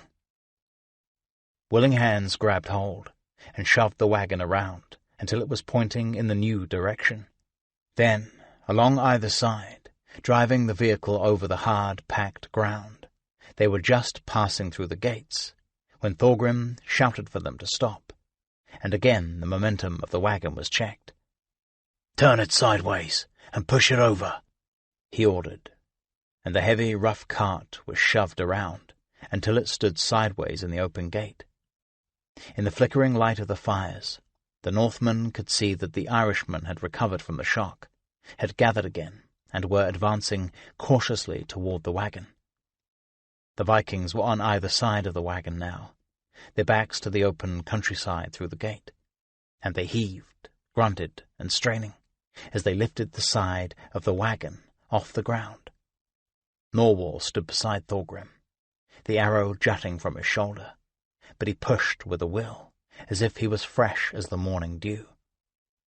"Odin, All-Father, does anything stop these people?" Thorgrim thought. The cart lifted, balanced for a second on its two starboard wheels, then toppled over on its side, spilling the load of hay through the open gates. Arrows thudded into the wood, where the hay had been piled, but the archers on the walls could not reach the handful of men huddled behind the wagon. Thorgrim peered over the edge of the temporary defence. The Irish were still coming on, swords and shields in hand. They were moving slowly, bracing for the next surprise, but they were not hesitating in their advance, and there were a lot of them. "They'll rush us, any minute now," Thorgrim warned, and no sooner had he said that than he heard a shout raised from beyond the wagon, an Irish battle cry, and the sound of dozens of feet moving fast toward them. And in the same instant, another battle cry, a single voice from behind. Thorgrim turned to see Harald running toward the wagon from the watchfires beyond the gate. In his hand he held a thick tree branch, the end flaming like a torch, which he must have pulled from one of the fires burning behind them. Harald charged at the wagon from one side, as the Irish charged from the other. With a shout, Harald vaulted up onto the side of the overturned cart, flaming branch in hand. Thorgrim opened his mouth to order him down, when Harald flung the branch into the mound of hay that lay between the cart and the advancing enemy. The hay made a rushing sound as it burst into flames, a great wall of fire separating Norsemen from Irishmen. Thorgrim could see the Irish shielding their faces from the heat and the brilliant light, backing away from the conflagration. Thorgrim smiled and shook his head. The boy had shown more initiative and creativity in the past hour than Thorgrim would have guessed he had in him. It would be a shame if they all died in the next few minutes. He looked over his shoulder, past the flames of the watchfires, into the dark countryside. Harald's trick would hold the Irish off for a few moments more, but once the flames died, the men of Cloyne would overrun the makeshift defence. There would be no keeping them at bay, and he, Thorgrim, could not let the others die for his own ill-conceived plan. He would hold the Irish back for as long as he could, let his men race off into the night. He did not think the Irish would follow them toward the Vikings' camp. The hard part, he knew, would be convincing the others to leave him. That decision made, Thorgrim started to turn back toward the enemy advancing from the ring fort, when his eye caught a movement out in the dark. His first thought was that more Irishmen had come out of the secret door, circled around behind them, and now he and his men would be trapped between the two forces. He squinted, trying to see past the watchfires.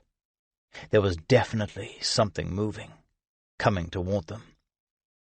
He adjusted his grip on sword and shield, and then, for the second time that day, he saw the great mass of Hoskuld Ironskull charging into battle, a screaming horde of Vikings at his back. Chapter 11. To put bolster on bench, shall my bride now with me make haste homeward. A hasty match this to many will seem. They'll not rob me my rest at home. The Lay of Alvis. From the back of his horse, Conlad u Chinsely could see the spire of the church, the high peaked roof of the great hall, and the walls of the ring fort surrounding Tara slowly rise above the green hill up which he was riding. He half stood in the saddle, letting his strong legs absorb the shock of the horse's footfalls, and marvelled at the sight. His home, his new home. He was still not entirely sure how that had happened. On either side of him, half a length back and trailing behind, were more than a dozen of the Rhi Tuihe, those who had stayed on after the wedding and the subsequent feast. Most of the minor kings who had come for the ceremony had left the following day, returning to their own holdings to attend to their usual business, overseeing farms, collecting rents, crushing familial plots against their rule.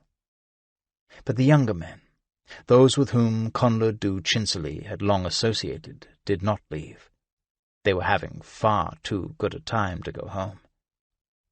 Here, laid before them, was all the luxury of Tara, the free food, free drink, fine hunting, and a tolerable abundance of women, and it was all under the authority of one of their own, one who had somehow managed to get himself elevated to a place where this was his to command.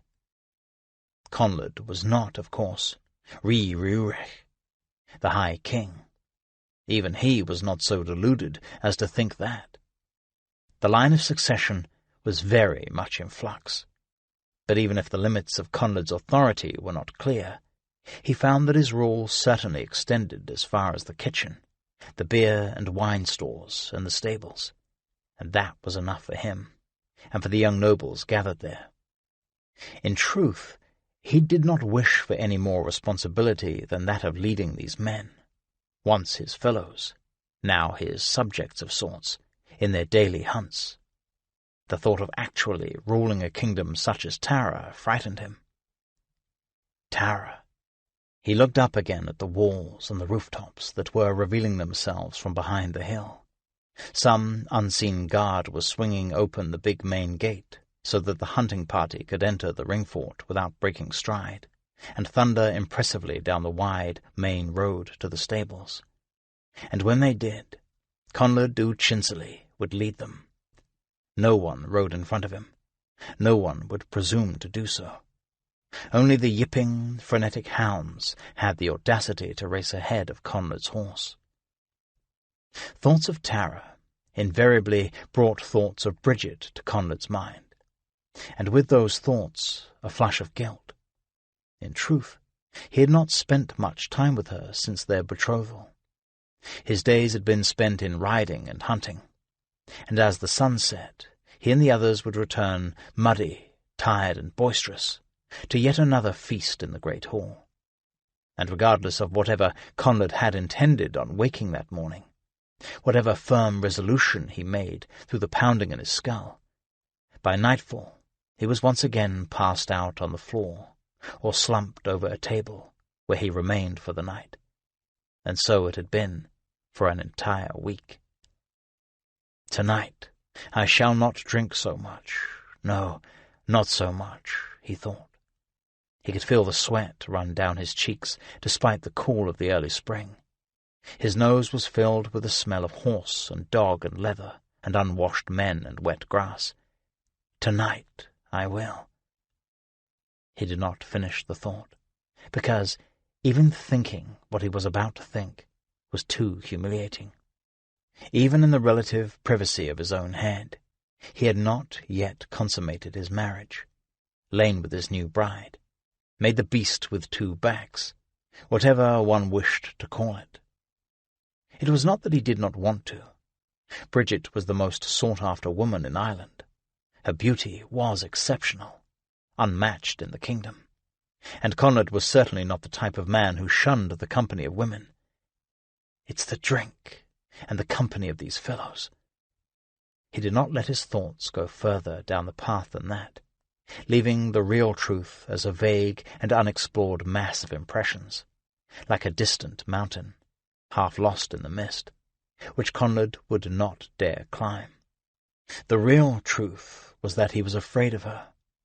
She was so beautiful, so much more clever than he was, a fact that he had only come to appreciate right before their wedding day. If Conlad had climbed any further up that mountain of doubt, he would have come to the most daunting of all cliffs. Bridget was not a virgin. She had been married before, to Donchach u Rioch, no less, a man who had had the balls to rebel against Moll Shechnal mac Ruinard, Bridget's father. That was a thing Conlad would never have dared do, even if he was ambitious enough to consider it. Instead, he had fought for Moll Shechnal. He had watched Donchach meet his death at Moll's hands, without the least trace of fear, and give no more than a sharp intake of breath as he had been disemboweled. Deep in the rarely explored parts of his mind, Conlad reasoned that any man so terrifically brave must have also performed heroic feats in bed. He wondered how he could ever be the match of such a man, and the answer made him sick with anxiety. The main gate of Tara swung full open, just as the hunting party reached it. They passed through at full gallop, and neither Conlad nor the Rhy Tuathail bothered to acknowledge the guards who struggled with the heavy doors. Rather, they pounded down the main road that cut through the centre of the ringfort, heading for the stables, leaving it to anyone in their way to get clear before they were trampled. At the stables they reined their horses in with a great flourish that would have produced a cloud of dust on those days when the ground was dry enough to produce dust. Conlad was grinning now. The slight discomfort he had felt on seeing Tara again was gone with the thrill of their most excellent and dramatic entry into the seat of the High King. The anticipation of the food and drink waiting in the great hall, and the flush from all the food and drink he had already consumed that day. He swung down off his horse as the groom took up the reins and tried to calm the excited animal. One of his companions handed him a wineskin, and Conlad squirted a stream into his mouth and wiped the runoff from his chin with the sleeve of his tunic. His hands were red and crusted with the blood of the third deer they had run to ground that morning. An excellent day so far. Laughing, shouting, quarrelling in the happy way of men, Conlad du Chinsely and the Rhy Tuathae turned their backs on the stables, walked past the head groom's small hut, past the more substantial building that housed the priests, and around the front of the church, which was not their destination, but rather an obstacle between themselves and the great hall. They were just slipping past when the church's big oak door creaked and swung open.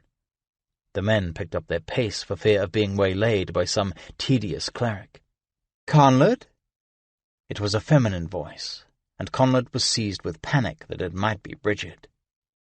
But he put on a brave face and smiled as he turned. But it was not Bridget. Rather, it was Morrigan Nic Coneng, the sister of Flann. As far as Conlad could divine, Flann wielded the real authority at Tara, though Morrigan seemed to have considerable influence as well. It was all very confusing. "Morrigan, how fare you?" Conlad asked brightly. "I am well, thank you. Might I have a word with you, in private?" "Ah, of course, of course." Conlad was not sure where this might be heading. Morrigan had always been very kind to him, very helpful, even deferential. Still, she made him nervous, and he was not sure why. There is something wicked about this place, he thought. No doubt all part of the intrigue that surrounded the court of the High King. He considered moving him and Bridget to his own home at Ardsala, saying to hell with Tara, but that would no doubt lead to a fight with Bridget, and that thought made him nervous as well. "You fellows go on, I'll catch up," Conlad called, and the rest moved on in their boisterous way, as Morrigan led Conlad into the narthex of the church. They were all alone. Conlad closed the oak door, and Morrigan turned and looked at him. "Are you settling in well?" she asked at last. "Are you finding Tara to your liking?" Conlad nodded, trying to divine any hidden meaning to the question, though he knew he often had trouble divining even the explicit meaning of a question. "Tara is fine. A fine place. Yes, I am enjoying it very much." Morrigan smiled, and it seemed a genuine smile. "Yes, I had thought so," she chuckled. "Yes, I can see you are settling right in." Conlad smiled and chuckled as well, then asked, "How do you mean?" "Well," Morrigan seemed to be looking for the words, "let me just be the first, I hope the first, to congratulate you." "On my marriage?" "No, I don't suppose I'm the first to do that. On your heir." Conlad touched his head. "My hair?" "No, your heir, your son. Or at least I pray it's a son. On the baby that your wife carries." Conlad squinted at her and shook his head. "Baby? You think Bridget is with child?" "Sure, Bridget is with child. Has she not told you?" How do you know this?" "Forgive me, Conlad. If you had intended to keep it a secret, I'll say nothing. But a woman knows such things. Bridget is so thin. She shows already." Conlad looked away, into the dark interior of the church. He knew little of offspring and such, except with horses and dogs, but he was pretty sure that a woman would not show after just a week. He tried to recall how things had run during the various pregnancies of his various sisters. And then he remembered. She should not be showing at all.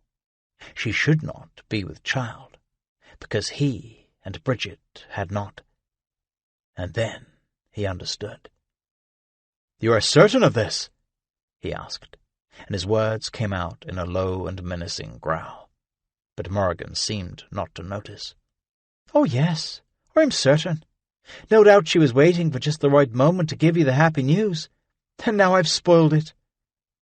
She reached up and stroked his cheek, rough from 3 days' growth of beard. "Please, do not tell her I gave her secret away. After Morrigan left, Conrad stood for a time in the narthex, looking at nothing, trying to think. Had she cuckolded him while he and his fellows were hunting? Would she really show after a week? Or might she have been pregnant when they married? Finally he pushed the big door open and stepped out. The sun had set in the grey sky, and it was nearly full-on night as he crossed to the great hall and made his way inside. The smell of the cool evening air was lost to that of a peat fire and a roasting venison, and the various torches burning in sconces in the walls, and the quiet was blown away by the shouting and laughter of the reed tuahe. Conrad took his place at the head of the table, grabbed up his goblet and drank deep. He was scowling and silent, but none of the others seemed to notice, and the festivities went on as if he was not even there. Food was set in front of him, but he had no appetite. Wine, mead, beer was passed his way, and that he did take, swallowing down any fermented thing placed before him. The roaring of the reed tuahe became a solid and unintelligible noise, like a heavy surf, pounding and receding, and Conrad paid it no mind, as he lost himself in his thoughts and his drink. The bitch would never show after a week. No, he concluded. Was she showing? He had never seen her naked. Bloody coward! Bloody weak, pathetic! Had she been with child when they were married? Then why marry him? What of the father? Bloody whore! Make me look the fool. Does she think me not man enough to rut with her? With each swallow, with each moment, his anger and confusion grew. And then another thought came to him, shot out of the dark like a bolt of lightning. What if she was with child when we wed, and she married me just to make others believe the bastard was not a bastard? With that thought, the lightning spread until the whole puzzle was illuminated, lit up bright. All the disparate and scattered bits of his scattered thoughts suddenly fell into perfect order. Conrad pounded the table and shot to his feet. "Traitorous bitch!" he shouted, so loud the other men at the table suddenly looked up at him. They were silent, just for a beat, and then one shouted, "Do you mean Aidan here?" And the rest roared with laughter. "Bitch!" Conrad shouted again, and he grabbed the edge of the table and flung it over, spilling food and drink on the hard-packed dirt floor, sending half the men leaping clear as it fell. The reed tuahe were bent double with laughter, hardly able to speak. He turned on his heel and staggered purposefully for the door. Find out if she's with child. Find out who, the bloody who. Behind him, the laughter and shouting of the men of the hunting party did not diminish a bit. No one made a move to follow Conrad u Chinsely from the room. No one asked him where he was bound. Chapter 12. When we parted, flaxen goddess, my ears rang with a sound from my blood hall's realm. Gisli Sursen's saga. Through the thick walls, tapestry-covered, through the shuttered windows of the royal household, Bridget had heard the shouting of the guards, the creaking of the main gate swinging open, as Conrad and his hunting party returned. She had felt as much as heard them go by, the pounding of their horses' hooves, setting up a faint vibration in the floor and walls. And then, nothing. It had been that way for a week, every night since her wedding. Alone in her dim-lit room, she braced herself for the possibility that Conrad u Chinsely, her husband, would make an appearance in her bedchamber. Their bedchamber. That possibility created a great stew of emotions in her mind. Fear was one, maybe the most prominent one. Hope. She had lured Conrad into marriage, for the express purpose of quickly consummating it, and giving legitimacy to her child. Luring Conlad with the tacit promise of wealth and sex had been about as difficult as luring a ravenous wolf with a slab of raw meat, which had made her present situation all that more inexplicable. But if he would not cooperate with regard to consummating, then she had made a terrible mistake. Anticipation? Yes, she felt a bit of that. Bridget was not adverse to the attentions of men. It was what had put her in that awkward situation to begin with. In the end, she looked on Conlad's appearing in her bedchamber the same way she might look on a visit to the barber surgeon to have a tooth out, as a thing to be dreaded, but which could not be avoided. With a faint hope it might not be as bad as she thought, and the near certainty her situation would be much improved when it was over.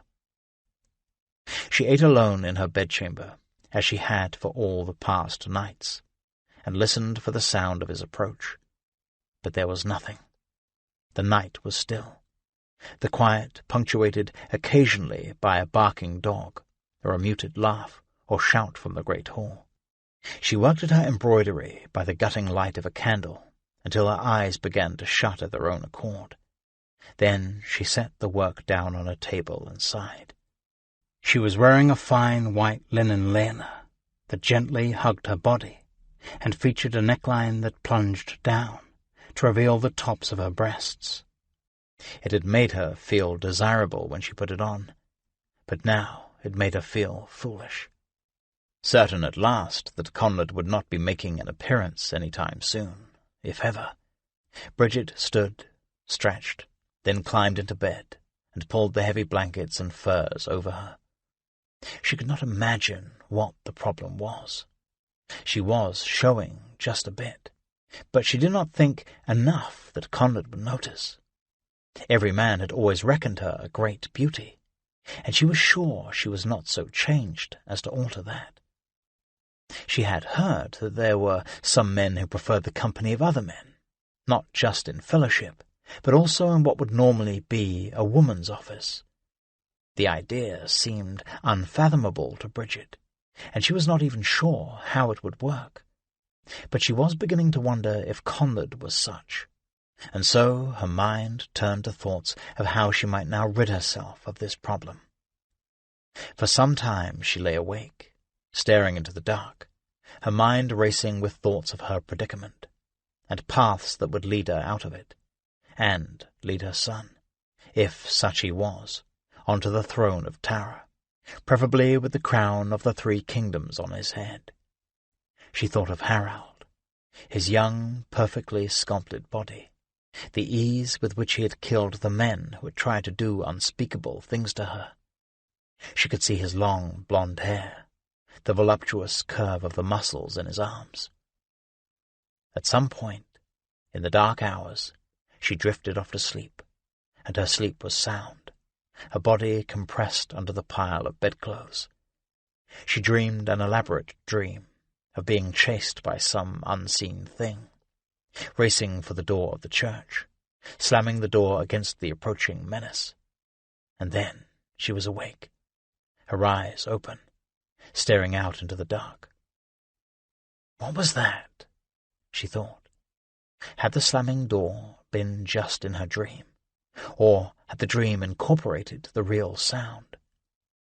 She cocked her head, and now she could hear fumbling in the passageway outside the bedchamber, and she thought she heard a low, muttering voice. Conlad come at last? If so, he was likely too drunk to do her any good. She sat up and looked toward the door, but there was no light at all in the bedchamber, and she could see nothing. She heard a hand on the latch. The door swung open, and the faint light of a candle spilled into the room. Conlad was holding the candle, and he was not a pretty sight. "Conlad!" Bridget called out hopefully. "Husband!" She pushed the bedclothes off her legs and swung her legs off the bed. Conlad closed the door behind him. "Stand up!" Conlad growled, and he took a step across the room and set the candle holder on the table. Bridget stood, They looked at one another. Bridget could see that Conrad was drunk, quite drunk. He swayed a bit as he stood, and his head was cocked forward. He was scowling. His brows were crushed together. "What is it, husband?" Bridget said. She spoke softly, soothingly, as she would to a dangerous animal from which she could not escape. She was afraid. "Disrobe," Conrad said. Bridget's hand went to the neckline of Elena, but she hesitated. Did he mean to bid her like this? She had prepared herself for any number of unpleasant situations, but this was beyond what she was ready for. "Why?" she asked. "What do you mean to do?" Conrad took a step forward, the motion pure menace. "I said disrobe." 3 words, rising in volume, until the last syllable was a full shout. Bridget pulled the neckline of Elena closed. "Husband, you are in your cups," Bridget said, still in her soothing tone. "Come to bed." Conrad took another step. "Are you with child?" he demanded. Bridget sucked in her breath. The question was like a punch in the gut, and she had not seen it coming. "How could you think? How could that be?" she stammered. "Morrigan, you hellish witch," she thought. Conrad took another step toward her. His hand came around in a great arc. The swing was slow and clumsy, and Bridget saw it coming, but she was paralyzed by the shock of the thing, and could not move. Conrad's open hand hit her on the side of the head, and sent her staggering, knocked her right off her feet. The flame of the candle seemed to separate into 2, 3 flames. The room whirled, and the concussion of the blow shuddered through her skull as she fell across the bed. She pushed herself up on her elbows, pushed the hair from her face. Conrad was standing over her, his open hand now clenched in a fist. "You whore! You damnable whore! I asked you if you were with child." His arm shot out, and he grabbed a handful of Elena and jerked her to her feet. Conrad may have been stupid, but he was a man of great physical strength, and he could jerk her around like one of the cloth dolls she had played with as a girl. Their faces were no more than a foot apart, and Bridget could see the unchecked fury in Conrad's eyes. But in the few seconds it had taken for him to pull her to her feet, Bridget had passed from fear to shock to her own level of fury. She was not a cloth doll. She was not bloody meat to be thrown to the dogs. She was Bridget Neek More-Sheknal, daughter of More-Sheknal Mac Ruinard, the High King of Tara. "Go to hell, you pathetic pile of horseshit," she said, her voice no more than a growl. She raised her hand in a fist, and when Conrad's glance shifted in that direction, she kicked him hard in the crotch. It was a solid blow, but the aim was off, and when Conrad released his grip and doubled over, it was as much from instinct as pain. Still, it was enough. Bridget shoved him and raced to her left, to where she would have fighting room. Conrad roared, straightened, plunged after her. Bridget grabbed a wide, shallow wash basin on the table by the wall, and whirled around just as Conrad closed with her. The water from the basin hit Conrad first, and then the earthenware bowl smashed against his face. "Whore!" Conrad shouted and grabbed at her, but she was past his grip and heading for the other side of the room. An iron candle holder, a tall one, floor standing, was near the head of the bed, and Bridget managed to grab it with 2 hands like a broadsword and swing it around as she turned. Had Conrad been a foot further behind, the base would have taken him in the head and ended it there. But he was faster than that, right on Bridget's heels, and the stand bounced against his shoulder, knocking Bridget off balance. In that instant, Conrad was on her.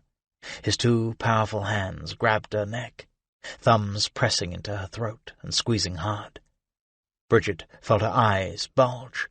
Her hands flail and claw at Conrad's face, but his grip did not falter.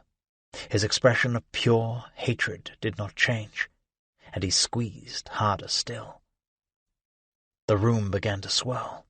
The pain in her throat was excruciating, as if he was crushing the bones in her neck. She clawed at him, slashed at him with her nails, kicked his shins. She felt the consciousness draining from her, but still she fought. Her hand fell on something at Conrad's side, the hilt of his hunting dagger.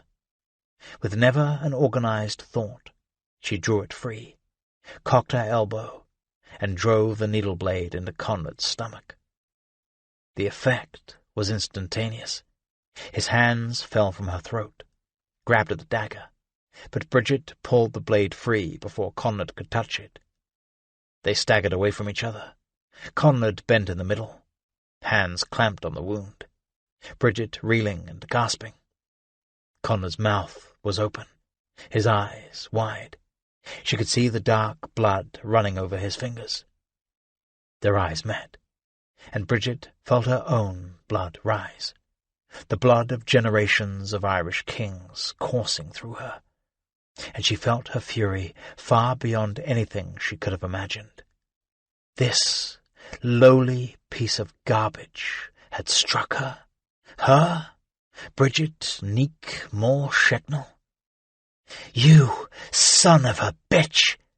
she screamed, and stepped forward, and drove the dagger into Conrad's guts one more time. He made a gasping, gurgling sound.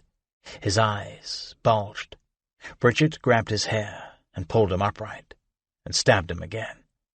He tried to double up, but she would not let him. Instead, she held him up by a handful of his hair, looked into his eyes, made sure he was looking into hers, and then, with a great arching slash of the dagger, opened up his throat with a cut so deep she felt the blade bounce off bone. Blood sprayed from the wound, showered her, but she did not flinch from this baptism, did not move. She just watched as Conrad flailed his arms and blood erupted from the gash. Then she shoved him aside, let him drop to the floor and kick out the last 30 seconds of his insubstantial life. Bridget watched him die. She felt nothing. The fury began to ebb, and her hands began to tremble, not with fear or disgust or remorse, but with the excess of energy still coursing through her. She tried to drop the dagger on Conrad's now still body, but already the blood had congealed enough that it stuck to her skin, and she had to use her left hand to peel it free. She sat down on her bed, stared vaguely at the inert form lying on the floor. Now what? She wondered. Chapter 13. As I fall asleep, she appears, and comes to me besmeared hideously in human blood, and washes me in gory flood. Gisli Sursen Saga. For a long time, Bridget sat on the edge of her bed. Her eyes were fixed on the body of her late husband, lying on its back, arms flung out at the sides. 18 years, and twice a widow, she mused. A dangerous business, marrying into this family. She heard the sound of doors opening, furtive steps outside the bedchamber. The loud and violent altercation had attracted the attention of others in the household, but none had actually dared to knock on the door and ask if all was well.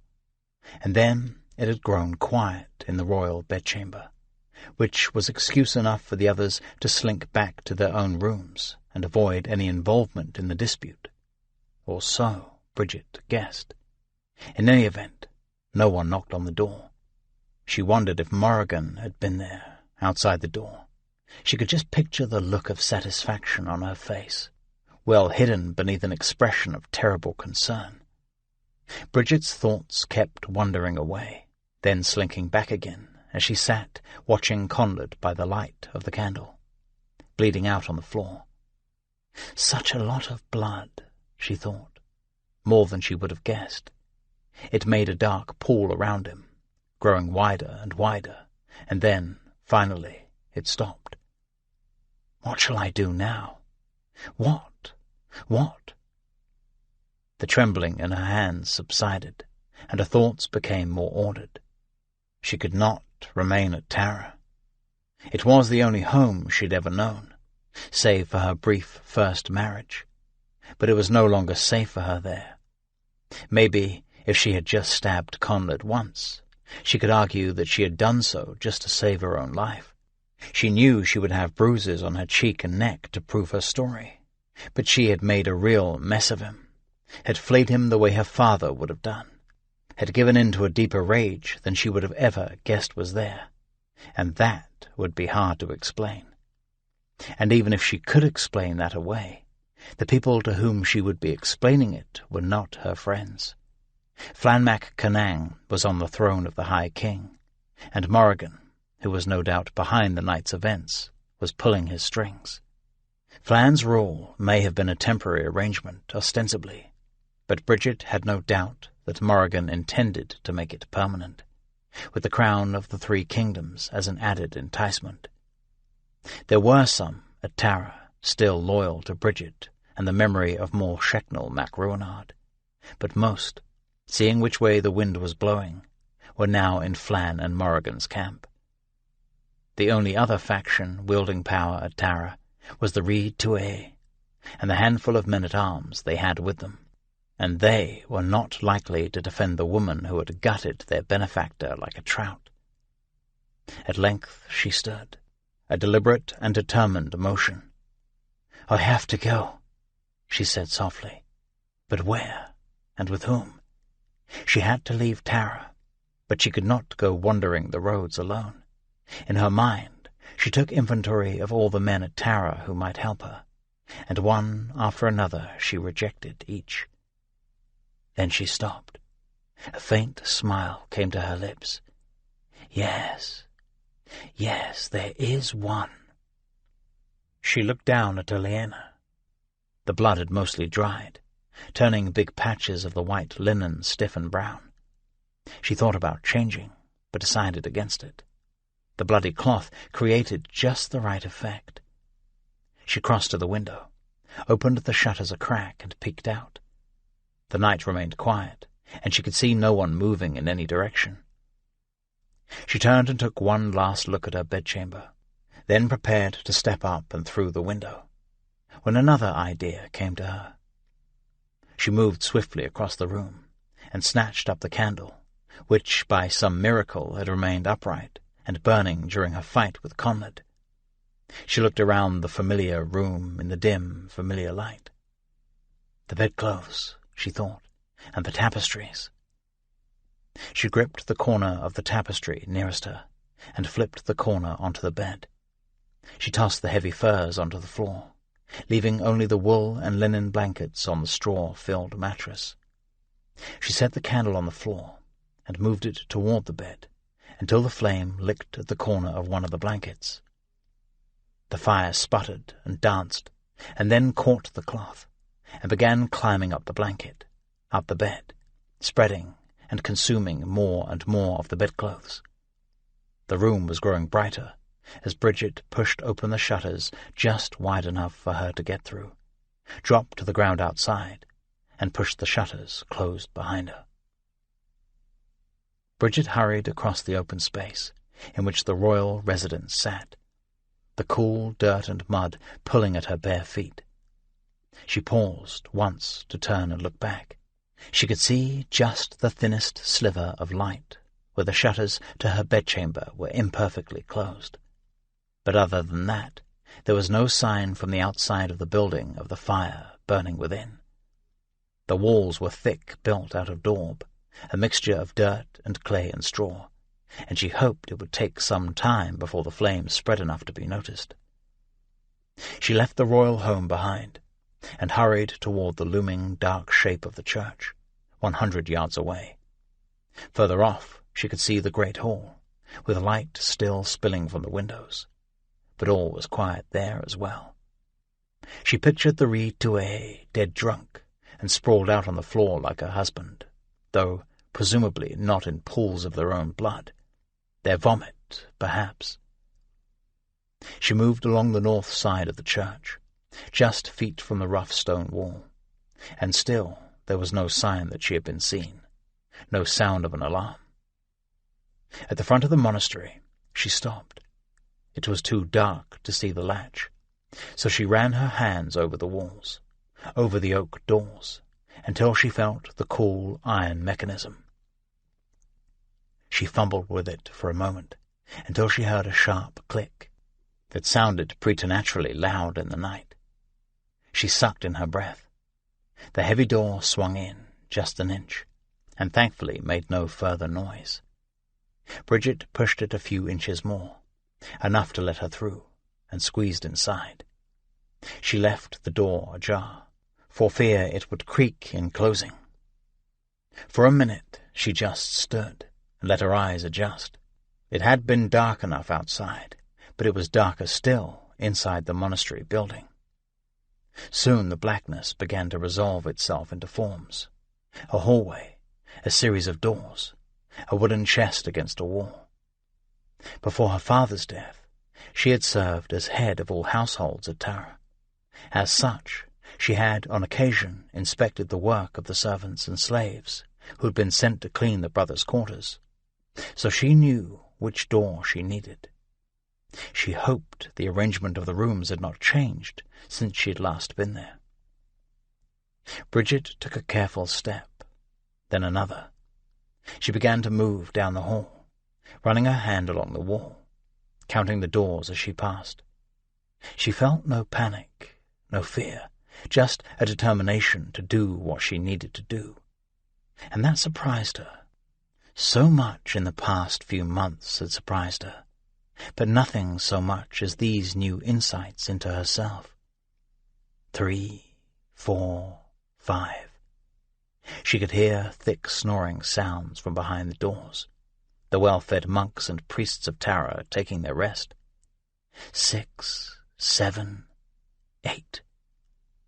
Her shin slammed into some dark object she had not seen. She stumbled, and whatever she had hit made a scraping noise on the floor. A curse ran through her mind, and she paused and listened, but the noise seemed not to have alerted anyone. She moved on.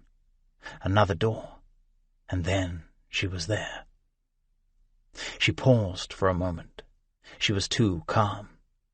She stirred up images in her head of Conrad slapping her across the face, of his hands crushing her throat, and she felt the anger and the fear rising again. She thought of her father lying in wake, and tears welled up in her eyes. She grabbed the wooden latch on the door, lifted it, and slipped inside. The cell was darker even than the hall. Bridget could sense his presence, but she could see nothing. She took a tentative step deeper into the room, hands in front of her, and then, from out of the dark, came the soft voice of Father Finian. "Bridget? Bridget, dear, is that you?" "Father Finian! Oh, Father Finian!" She said the words softly, with a tone of desperation and a stifled sob. Despite the darkness, she could see him now, a darker shape just a few feet from her. He was not in his bed, as she had expected. She hoped he was dressed. "By our blessed mother, girl, whatever has happened?"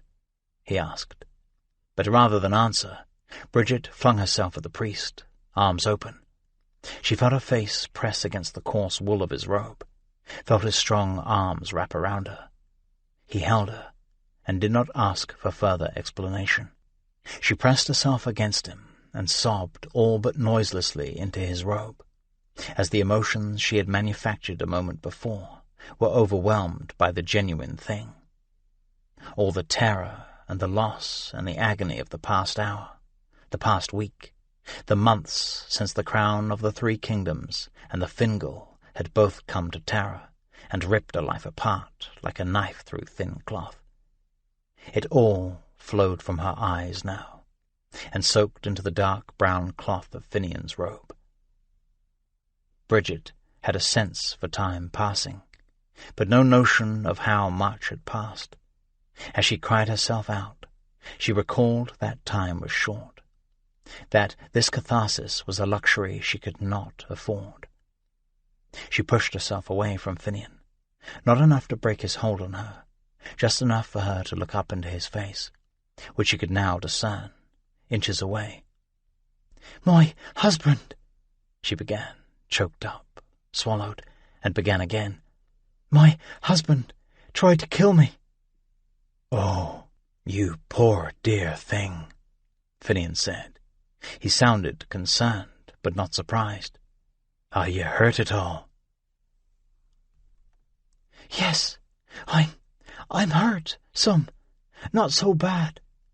Conlad, I killed him. He was choking me. I pulled his dagger from his belt." She felt Finian's right hand lift off her back, and she knew he was making the sign of the cross on himself. "You're sure, girl? You're sure he's dead?" "Yes." She pushed herself further away from him, so that she was looking into his eyes, and his arms were no longer wrapped around her. When she spoke, her voice sounded more determined than afraid. "I have to leave Tara. I have to go now." She could see Finian shaking his head. "Why do you have to do that? Sure, if Conlad was trying to kill you, there'll be no harm come to you for what you've done." "They'll see me burned at the stake for this. Morrigan, Flann, you know they are only looking for a reason to be rid of me." Finian was quiet. He said nothing in response, because Bridget was sure he knew she was right. She waited for the obvious questions. "Do you mean for me to go with you? You expect me to help in this?" But those questions did not come, because Finian apparently knew the answers already. Instead, he asked, "But how will we ever get unseen out of Tara? There are guards at every gate, every way in or out."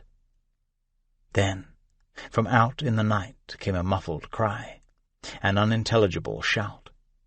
They paused and were quiet, and heard another shout, clearer this time. "Fire! Fire!"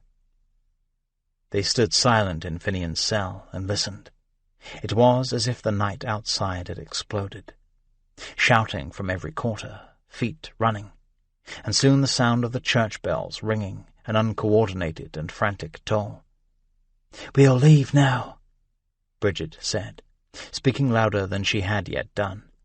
"We'll leave this instant. No one will see us go." Chapter 14. Ireland flows with milk and honey. There is no shortage of wine, fish, and birds, and it is remarkable for its deer and goats. Breeder, 8th century. Duv Lin. The gods play with me.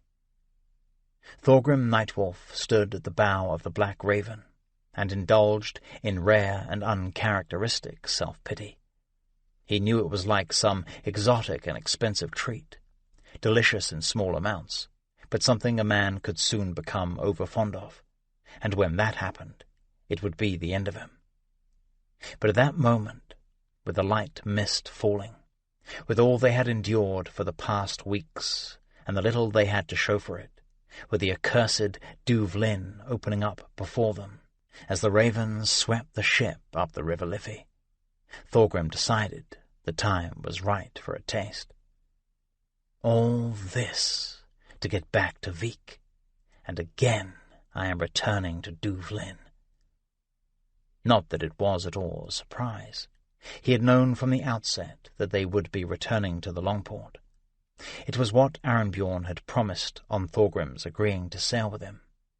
They would join Hoskuld Ironskull's raid, return to Duv Lin to sell what plunder they wished to sell there, then sail for Norway. But in the mood that Thorgrim found himself, reason played no part. The Longport of Duv Lin laid spread out on the banks of the river, and climbing up the low hills that ran up from the water. There were dozens of houses and outbuildings, squat, square little structures, some plank-built in the Norse style, some wattle and daub, built shoulder to shoulder. each with its neat peak of thatch, each plot of land framed by wattle fences that sliced up the brown, trampled earth into somewhat regular spaces. A thin column of smoke rose from each of the houses, rose in the still air, and mixed into a wispy cloud that hung over the town and reached Thorgrim's nose even from that distance. The sky was grey, the river was grey, and it gave the entire town a grey aspect, as if colour was as scarce as sunshine in that country. A dozen ships were pulled up on the muddy banks, or tied to the few wharves built out from the shore. The sleek longships that carried the raiders and the beamy knars that carried the tons of cargo that flowed in ever greater amounts to and from the Irish port. It put Thorgrim in mind of the great Danish trading centre of Hedeby, and the way it was growing, he imagined it would soon rival Hedeby in importance. Beyond the houses and workshops, holding it all in like a belt drawn too tight, a broad earthen wall, topped by a post and a wattle fence, separated the Norse town from the country beyond. Ireland, furious at this invasion, but in its chaotic state, helpless to stop it. Across the water, Thorgrim could hear the occasional ring of a hammer, the thud of something heavy dropping into place, the shouts of men engaged in some unseen work. The people of Duvlin were not just men gone a-Viking. They were blacksmiths and carpenters, and shipbuilders and jewellers and merchants, and it seemed to Thorgrim that their numbers had increased just in the short time he had been gone. They had their homes, they had their wives, Norse or Irish.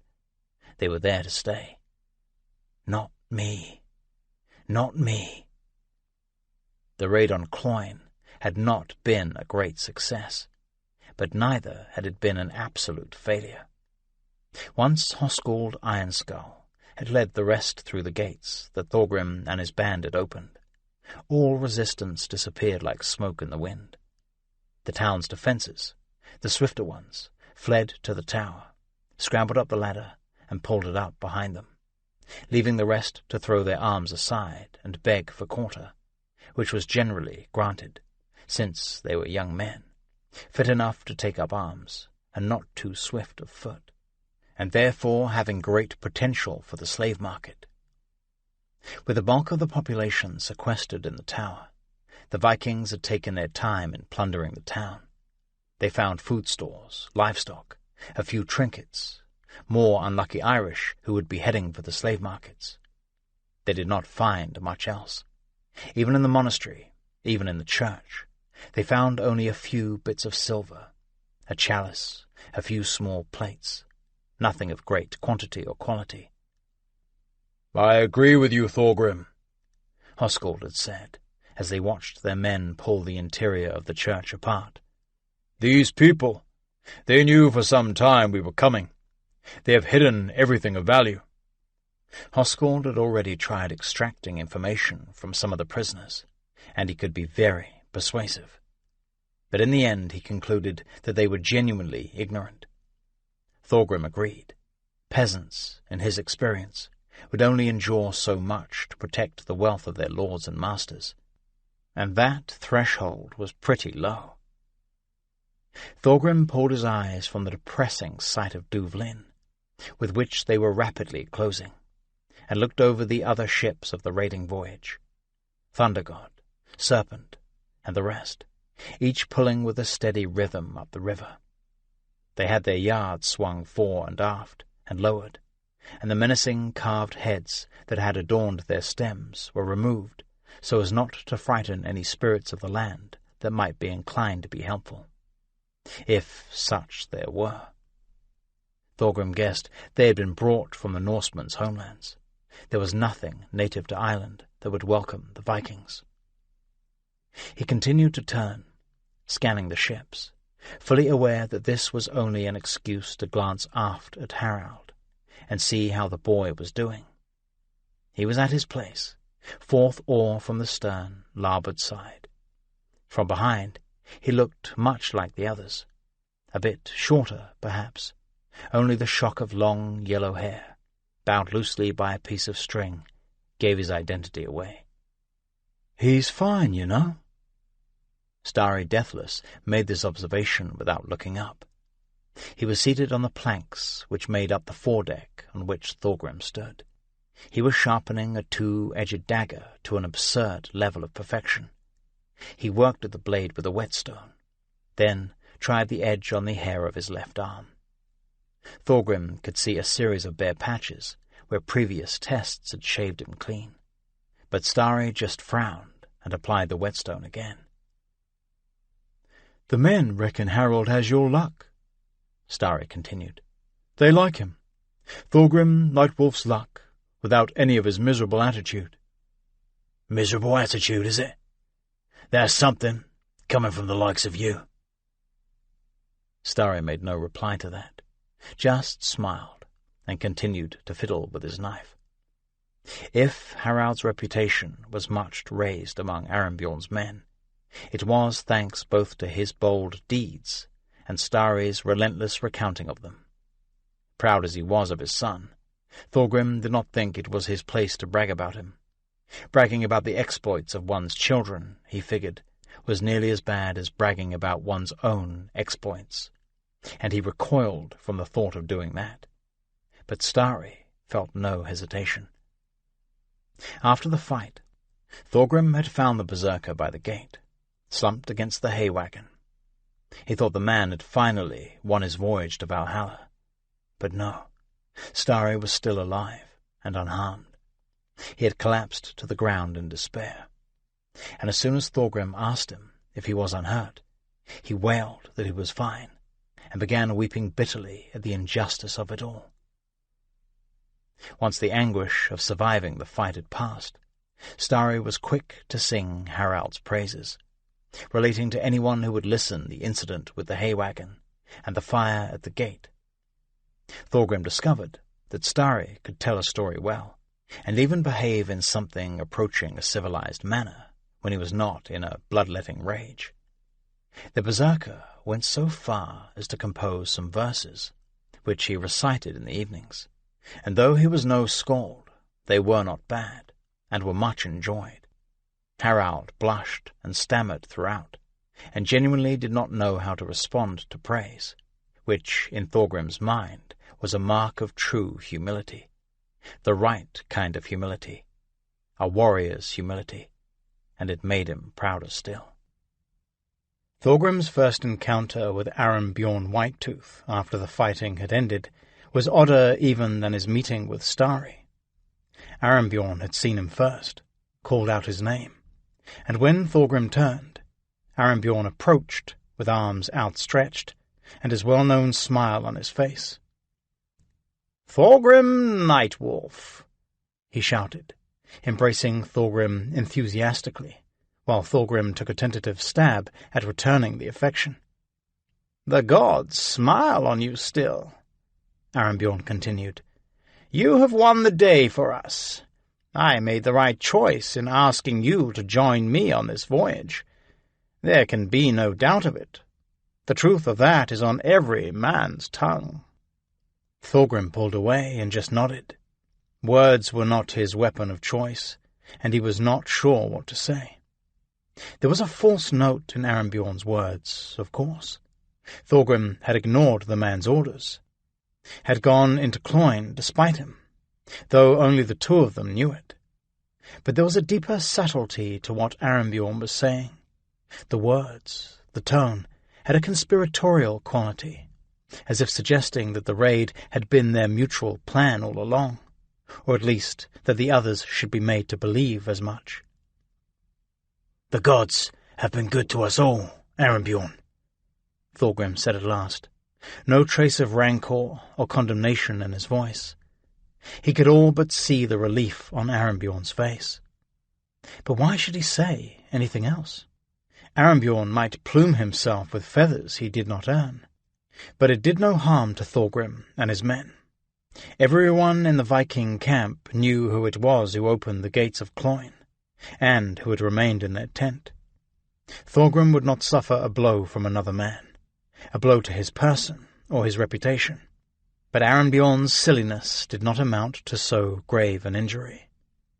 "The gods bless us, but you have helped them along," Arenbjorn continued, his enthusiasm not abated. "When the loot is divided up, and the Black Raven's share given out, you and your son shall have 3 shares, and the others with you shall have 2 shares. "That's very generous," Thorgrim said, "but it is not necessary." But Arenbjorn insisted, and so Thorgrim agreed. He could see that Arenbjorn was looking to purchase silence, which he would have had for free. But the fact was that Thorgrim still needed Arenbjorn. Thorgrim did not think the prospect of finding a ship to Vik had improved any in the few weeks they had been gone.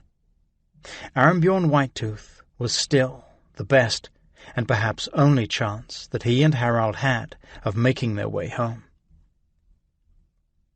Starry Deathless stood up from the foredeck and slipped his dagger into his sheath.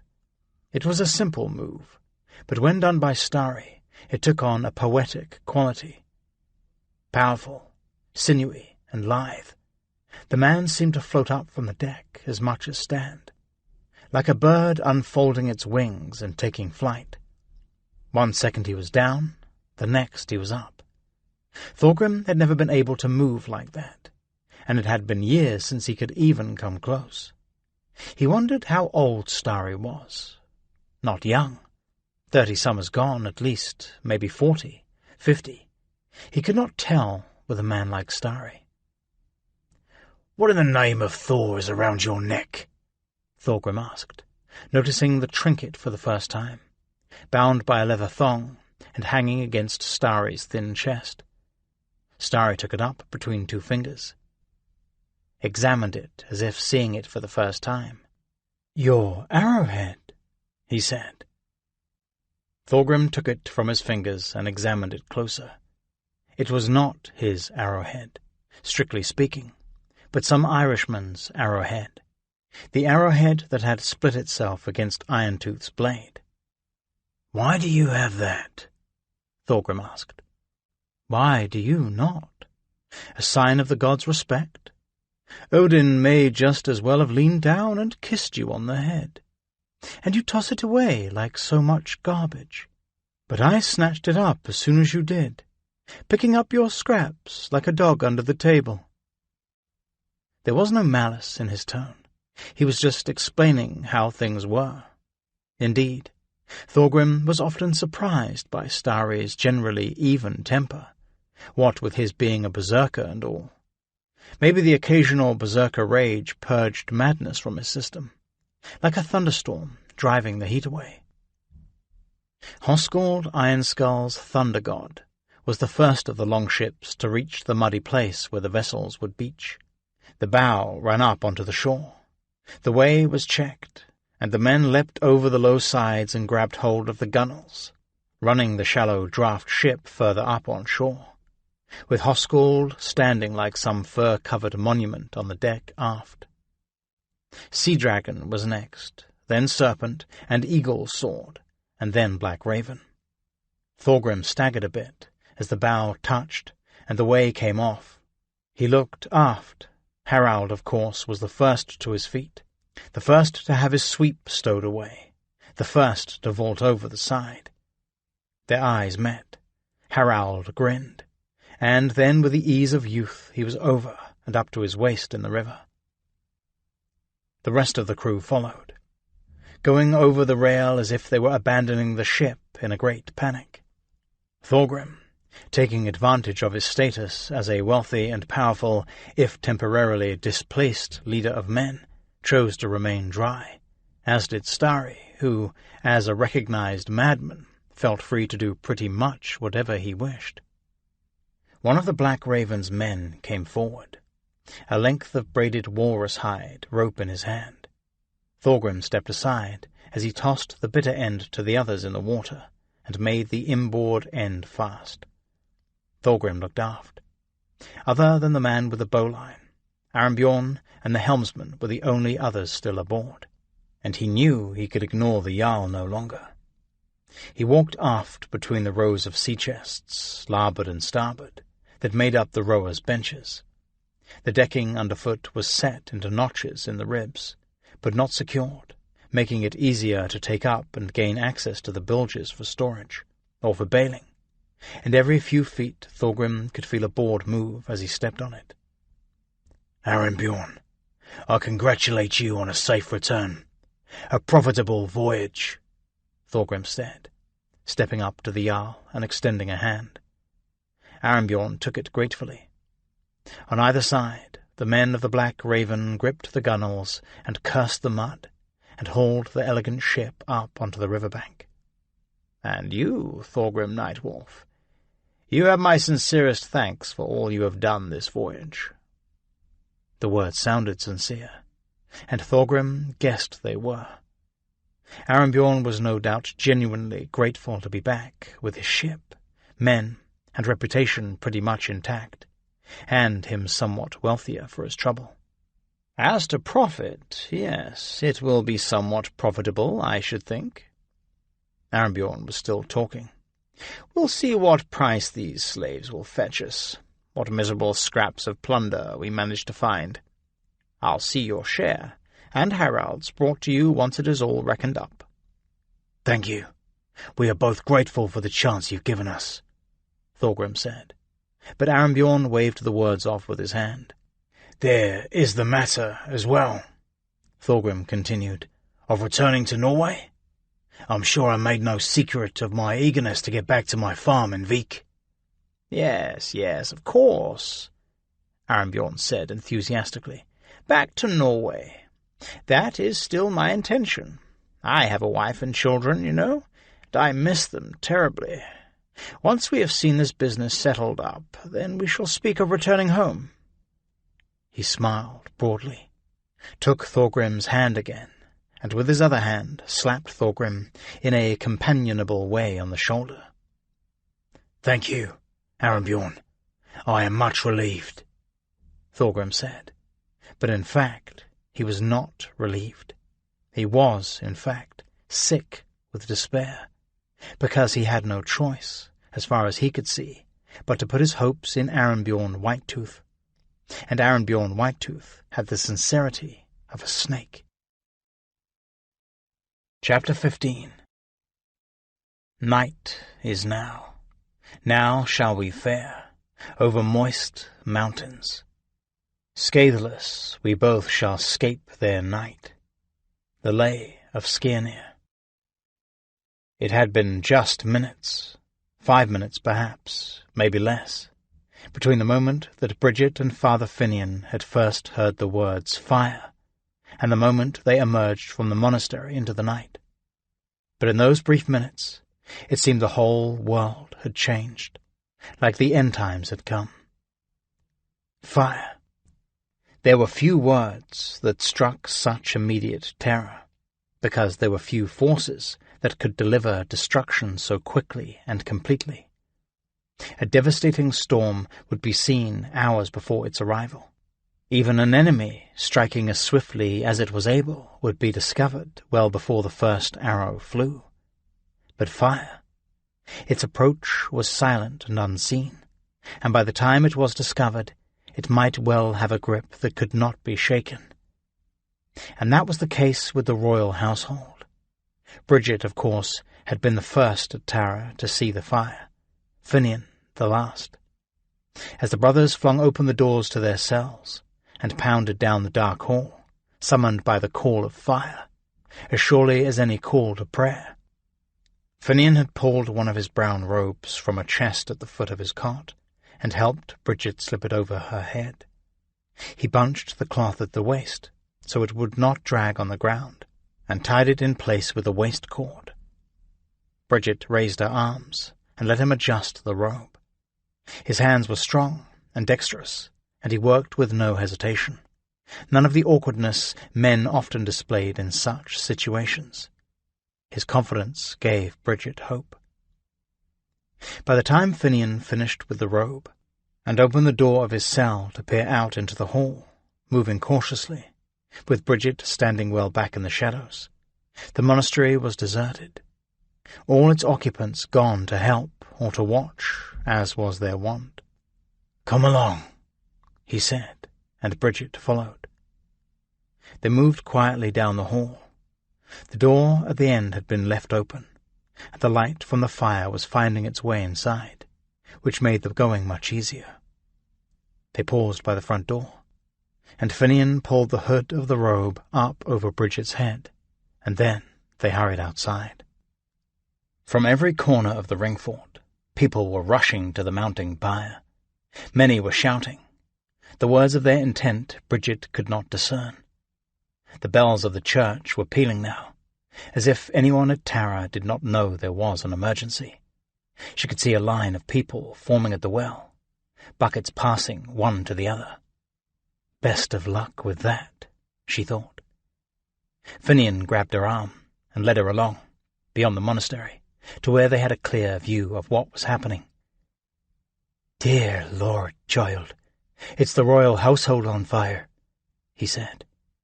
"Oh, Lord, save them," Bridget said in a tone that sounded like surprise, and they both made the sign of the cross. The northeastern quarter of the big house was engulfed, fire spilling out of the window of Bridget's former bedchamber, licking up the wall, starting to catch on the thatch eaves. Once the thatch caught, that would be the end of things. Mesmerizing as the sight was, Bridget was ready to go. There would be no better time to slip unseen through one of the gates. But Finian remained fixed, his eyes on the burning building. "That's your own bedchamber, right in the middle of it, is it not?" he asked. The shock of seeing the royal household ablaze had passed, and Finian's voice was calm. "Yes, it is." "Did you know it was on fire?" "No, in the fight, a candle may have been knocked over. It was all so awful. I didn't see." Bridget stammered, the words catching in her throat. She felt the tears coming. Finian looked at her for a long moment, and then in a quiet voice said, "Come along. We had better go." They turned their backs to the burning building and headed off for a gate in the north wall of the ring fort. From the light of the fire they could see there was no guard there, no one to question why they might be leaving Tara in the middle of the night. They reached the gate and paused, looked back. No one was paying them any attention, so they turned back to the wooden latch that held the oak door closed. This was not one of the chief entryways, one of the gates built to accommodate wagons, but a smaller sally port, large enough for a single man on horseback, no more. It was a simple matter to open the crossbar and slip through. They did so, and immediately the thick wall muted the chaos from within the ring fort. They moved swiftly into the dark. They did not look back. There was no moon, but once their eyes had recovered from watching the inferno that was the royal household, there was light enough for them to see the dark scar of a road that led away to the south. They walked on, two dark-robed figures, all but invisible in the night. They did not speak. They continued on for hours, their bare feet making no sound on the soft earth road. The walls of Tara sunk below the hills, the sound of shouting and bells receding in the distance, and soon there was nothing to see of the seat of the High King but a soft glow of light on the horizon. Then even that began to fade, as the fire was got under control, or the building had burned to the ground, or so Bridget imagined. As the shock of the night faded, so too did Bridget's strength, and she found herself staggering and bouncing against Finian's shoulder. She shook her head, rubbed her eyes, forced herself to continue on. She felt a warm darkness come over her, a soothing, comfortable sensation. Then she stumbled, recovered, realized she had fallen asleep while walking. "Here, time for us to get some rest," Finian said softly. The first hints of dawn were visible in the east, casting enough light to reveal a stand of oak trees 100 feet from the road.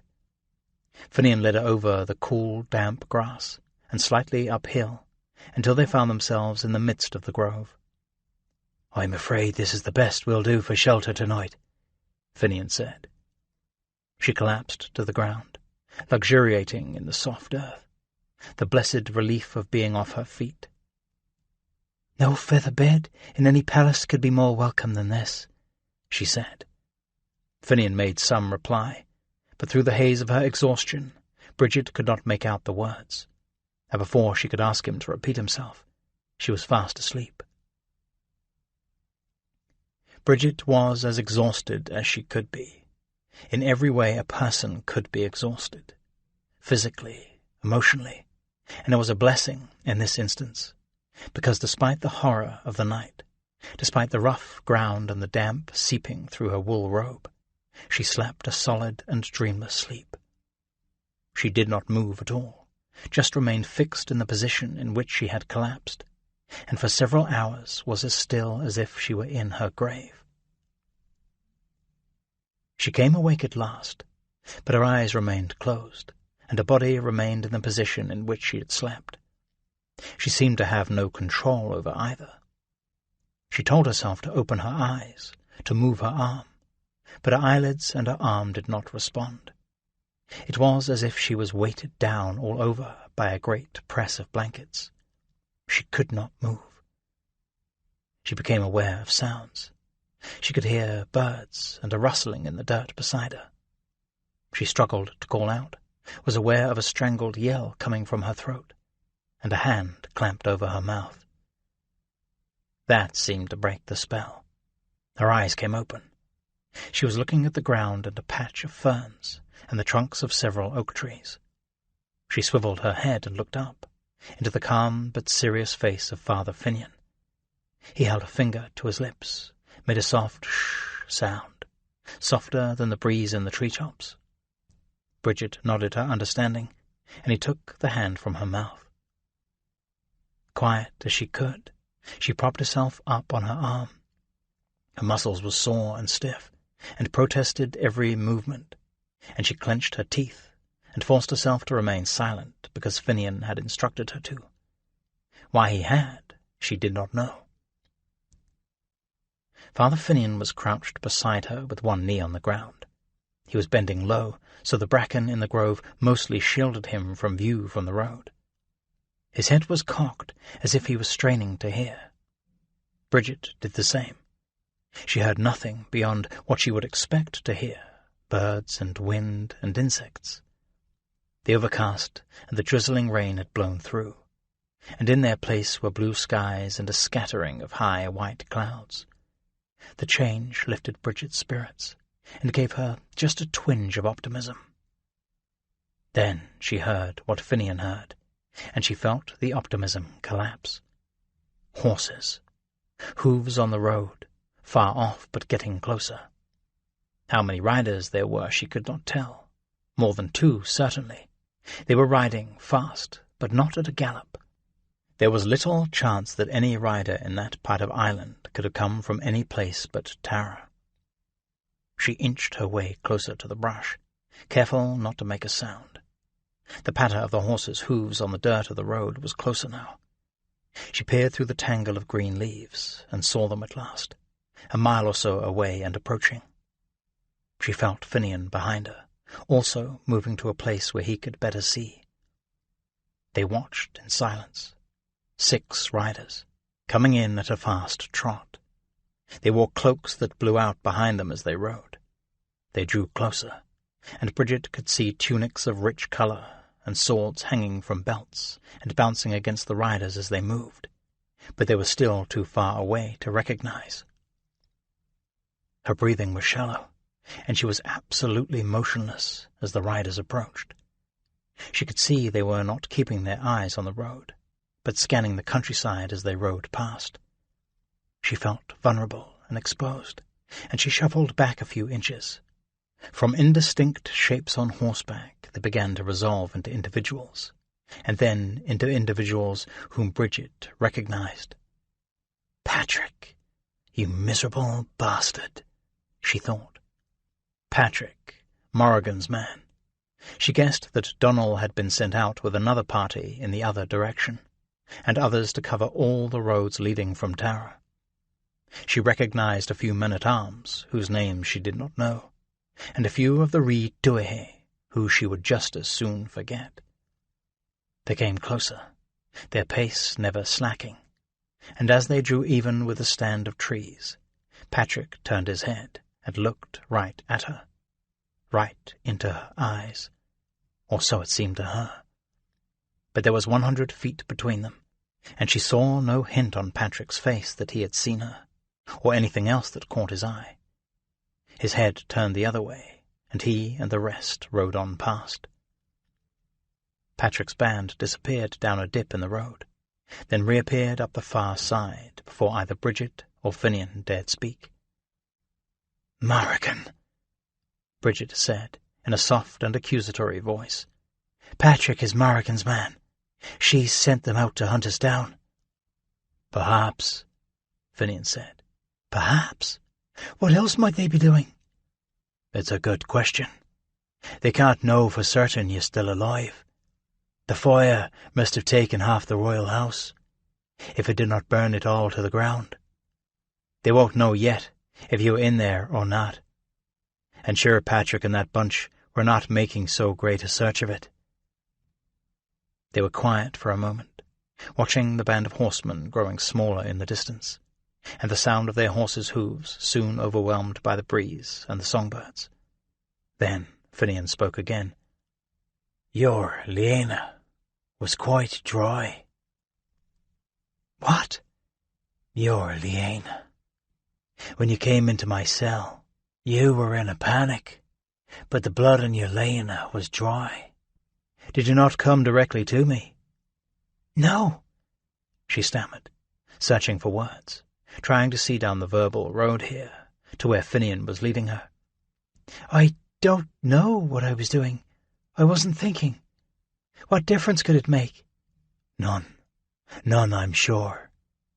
"And you," Bridget continued, shifting the course of the conversation. "You were dressed when I came in. I had thought to find you in bed."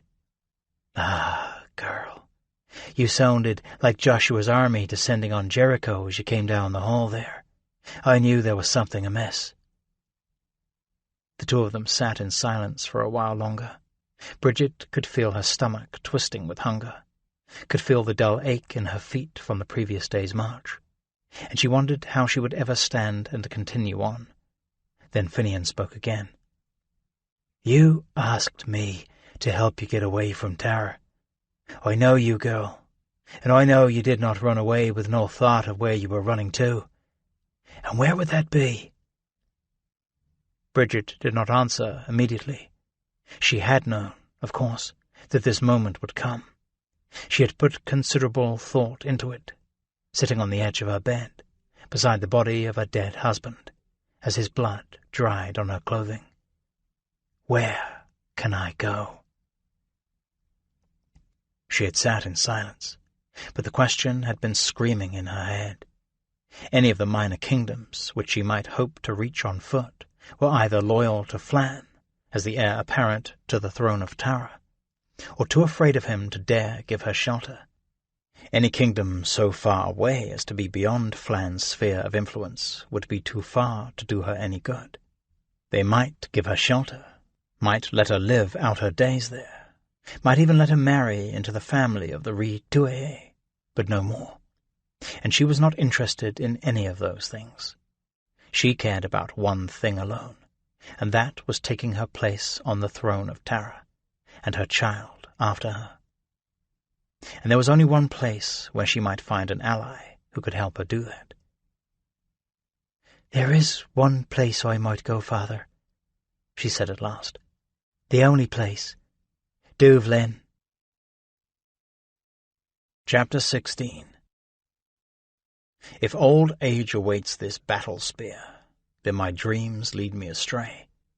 Gisli Sursen's Saga.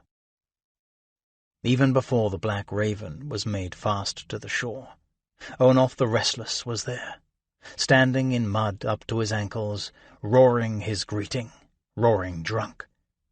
Thorgrim watched Harald approach his grandfather, arms out, watched Olaf take the boy in a bear hug.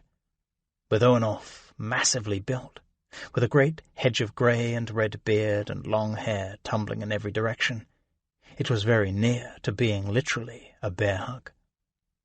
"Thorgrim! Thorgrim!" Owenolf shouted out. "Come here and explain to me how someone so girlish as you might have sired a man such as Harald here. I know my daughter was not disloyal, so it must be something else." Thorgrim looked over at Arenbjorn, and Arenbjorn gave him a half-smile, a cock of the eyebrows. Thorgrim nodded, and a moment of understanding passed between them, a flash of a connection they had never shared before. "I have a father-in-law, too," Arenbjorn confided. "You had best go." Thorgrim put a foot on the gunwale and vaulted over, his soft leather shoes sinking deep in the mud of the river Liffey. He heard a soft splash behind him, and he knew that Starry Deathless had followed. Arenbjorn, he was certain, would wait until a gangplank was rigged, which even at the moment his men were struggling to do. "Thorgrim!" Owenolf still had Harald firmly in the grip of his left arm, and he held up his right arm to hug Thorgrim, all the while keeping a grip on a half-full goblet in his hand, an impressive feat. Thorgrim held out his arms and gave Owenolf the obligatory hug, a half-hearted effort, but Owenolf did not seem to notice, as he crushed father and son in return. The old man's strength and endurance never failed to astound. "There are some impressive tales being told about my grandson's deeds at Cloyne.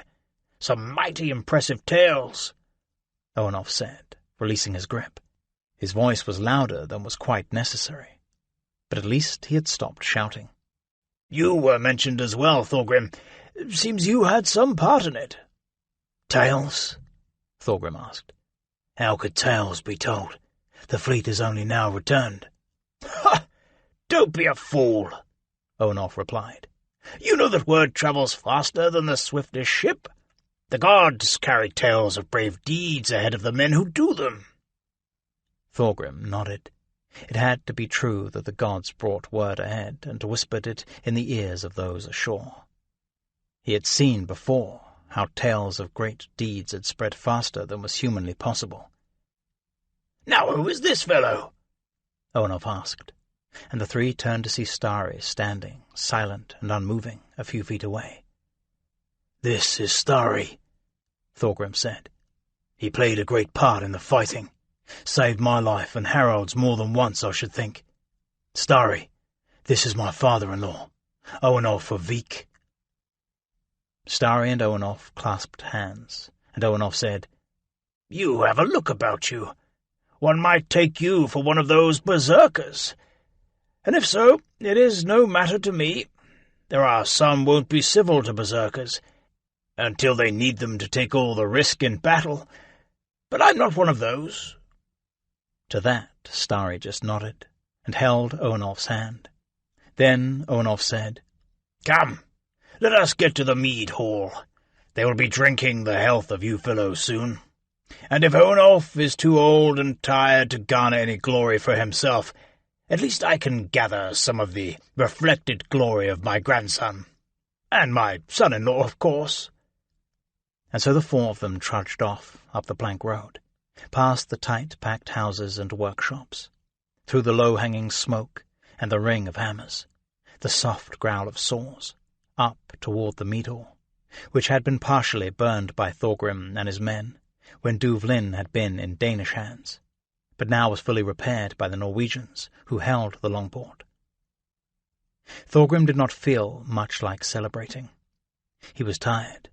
He felt the black mood setting in, and he wished only to be left alone, to brood and to think of home. But in this circumstance, and with Owenolf in the lead, he had little choice for escape, nor did he care to leave Harald unattended under the tutelage of his grandfather. The mead hall was built in the Scandinavian style, and loomed above them like a cliff as they approached, giving it an oddly menacing look in the dying light of the late afternoon. The big doors hung open, a rectangle of glowing light, as if the interior itself was on fire, and noise and smoke rolled out. Owenolf all but pushed Thorgrim and Harald in ahead of him. For Thorgrim Nightwolf, Onulf there was no sensation, save perhaps that of stepping into his own home, more familiar than that of stepping into a mead hall. The smell of roasting meat, spilled drink, of many men packed together, the roar of their shouted and drunken conversation, the occasional scream of a thrall, the banging of wooden plates and mugs, the whole scene lit by a massive fire burning in a hearth, a fire that sometimes flared and filled the hall with light, and sometimes died away and threw the place into shadow. It was at once familiar and soothing and stimulating. He stepped further into the big room.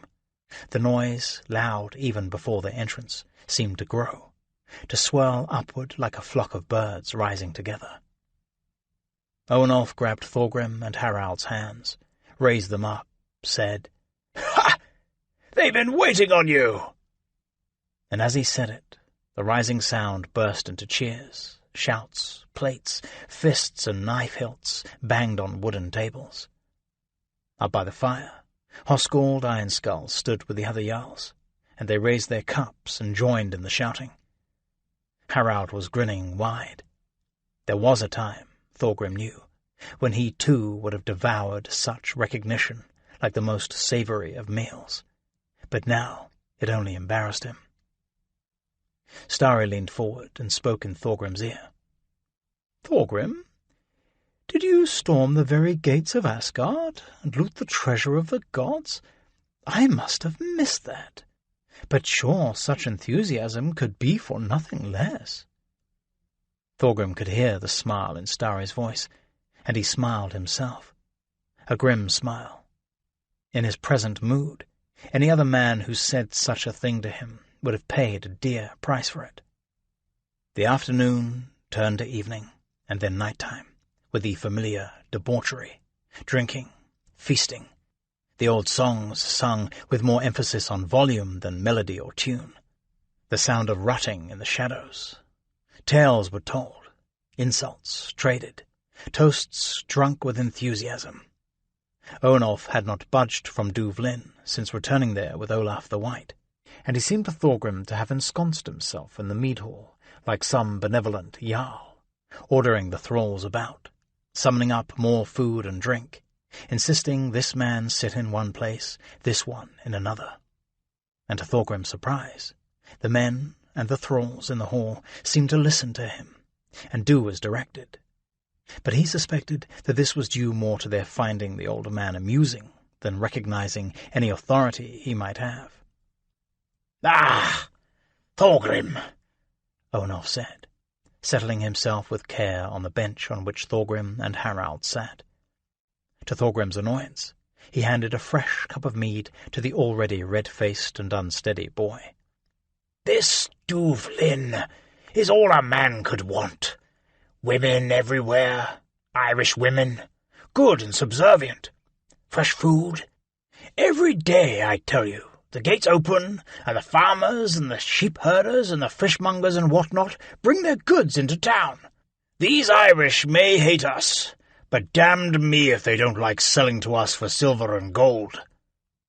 "This is not our home," Thorgrim said, taking the cup from Harald's hand and drinking deep from it. "Exactly!" Onulf roared. "From Vik we must cross the seas to plunder. Here we sail down the coast, take what we wish, and use the silver to buy food and drink from the very people we took the silver from in the first place. What could be more convenient than that?" "Onulf has a point," Starry said, one of the few things he had said all evening, then poured mead down his throat, as if the words had parched him. "He has a point," Thorgrim agreed, "but how long will it remain true? I can't say. For all the high talk here tonight, there was not much plunder to be had at Cloyne. Worse, these Irish might start helping each other. If they unite as one, we cannot defeat them." "Ha! We won't live to see that," Onulf declared. "They'll keep on fighting each other like the wild dogs they are." Wild dogs. Thorgrim turned aside, weary of the conversation, and looked into the fire. For all the time he had been damned by the gods to spend in Ireland, he had really known only one native of that country, Morrigan, the thrall. She was beautiful, a healer, a woman who had suffered much, and she was dangerous, complicated, like one of the floating ice mountains of the northern seas. The lovely and quiet part above the surface, so much more unseen below, and that was the part that could wreck you. Morrigan was all Thorgrim knew of Ireland, her and Alma, the blacksmith Jokul's wife, from whom they rented a place to sleep. For Harald it was different. Harald had been to Tara, which was apparently the seat of the High King of those parts, whisked away by Morrigan and used as a pawn, though treated well enough. He told a story of a royal household as fine as any to be found in Norway, a ring fort with a church and many houses, a place worth plundering, Thorgrim thought, though it would be no easy business, not like Cloyne. There was a woman, too, Brigitte or some such. Thorgrim had trouble with the strange Irish names. Bridget, that was it. Harald had been circumspect in his talking about her, but Thorgrim could see there was much to the story that Harald was not saying. The boy had the subtlety of a battle spear up the backside. A scuffling brought his attention back, a catch in the ambient noise, a shift of tone. He looked up. There was a certain tension in the hall. Thorgrim had been aware of it, but had given it no thought. But now, looking around at the fire-lit faces, flushed and sweating, he could sense a breaking point. These men who had not been with them at Cloyne were growing weary of the celebrations, the self-congratulatory attitude of the victors, because they had not been part of the raiding party.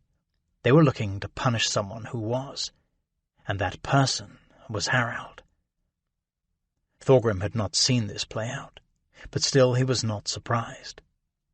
Harald had managed to consume about a third of the various drinks that Owenolf had handed him, despite Thorgrim's best efforts to take the cups from his hand.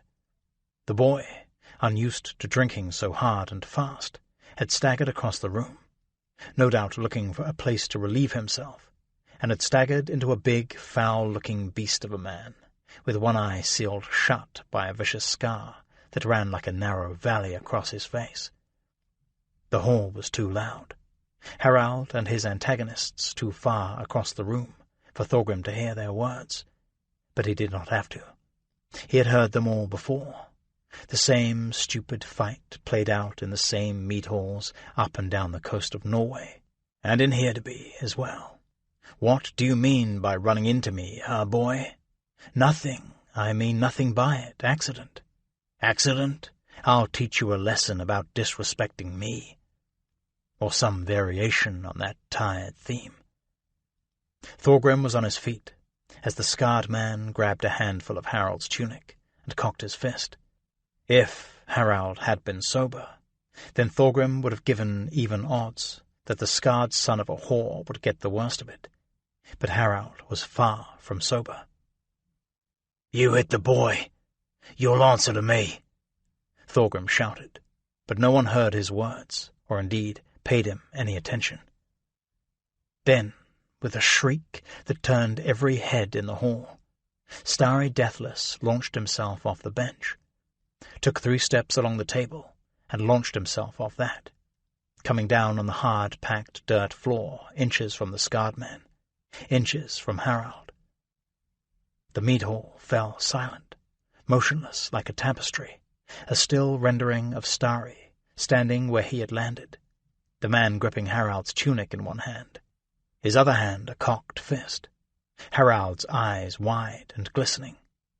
Then Starry twirled around and bowed deep at the waist, bowed to all who watched his performance, spread his hands as if calling for applause. Silence, and then the hall seemed to erupt with laughter, shouts, applause. Starry bowed again. Thorgrim pushed his way through the crowd, closed with the scarred man who still had Harald by the tunic. "Come, friend," he called. "Let the boy go. Let us all drink together." If Starry could so cleverly throw water on this fire, Thorgrim would not ignite it again. But the scarred man was having none of it. He had been looking for a fight, and instead, by his lights, he had received nothing but mockery. Thorgrim could see that if he had been feigning anger and insult before, he wasn't feigning it now. "Drink with whores bastards like you two? I think not." The black mood, which had been lurking at the edge of Thorgrim's consciousness all night, now swept in like a fast-moving fog. This idiot could not have picked a worse man to fool with, he thought. He took another step forward and stopped. Everything seemed held in place by opposing forces. His anger, the scarred man's anger, and then the forces let go, so fast that Thorgrim did not even see what happened, which would worry him later, as he reflected on the night. He was slowing down. The man with the scarred face swung his fist with the speed and power of a catapult's arm, and Harald, wide-eyed, shocked, and inebriated, just stood there, motionless. It was Starry who moved first, a blur of speed, and then the scarred man was on his knees, shrieking a weird, high-pitched scream, while his forearm hung at an odd angle a few inches below his elbow. Once again the meat hall seemed to stop, the men frozen in their tapestry tableau, the space filled with the scarred man's screams of agony, which were like a physical thing. And then the man's fellows launched themselves like bulls crashing a fence. Fists and mugs raised, mouths open in shouts of outrage. They charged for the boisterous crowd who had been with Hoskuld Ironskull at Cloyne, resentment boiling over, and the nearest of those men were Harald, Thorgrim, and Starry. Thorgrim grabbed Harald by the collar and jerked him back just as a huge fist swung at the boy's head. The fist found only air, and the man swinging it, having readied himself for the impact, stumbled when he found none. Thorgrim stepped up, and the man looked at him with an expression like resignation, as Thorgrim slammed a rock-hard fist of his own into the hairy temple and dropped him to the floor. Even as the man was going down, Thorgrim felt hands grabbing his hair and the cloth of his tunic. He twisted back the other way, breaking the grip, striking with an ineffectual left. Someone's fist made solid contact with his stomach, and he doubled over and turned sideways, letting his shoulder take the blow from the knee that he knew would be aimed at his face. Still, in too much pain to straighten, he drove himself forward and into the man in front of him. He felt himself stumbling as the two of them headed to the floor. A hand on his collar pulled him back and up straight, away from the man with whom he was clenched, and from behind him Harald appeared, recovered from his shock, stone-sober and ready to brawl. Thorgrim's antagonist was just regaining his feet when Harald leapt clean off the floor and drove his heels right into the man's sternum, sending him flying, as Harald came down with arms cocked, fists clenched for the next behind. Thorgrim had only a fraction of a second to marvel at the loveliness of the boy's move, when he sensed a motion to his larboard side, turned, deflected a fist with his left forearm, and struck with his right, connecting solidly, and felt the man stagger under his blow. He twisted the other way. A fist grazed his face.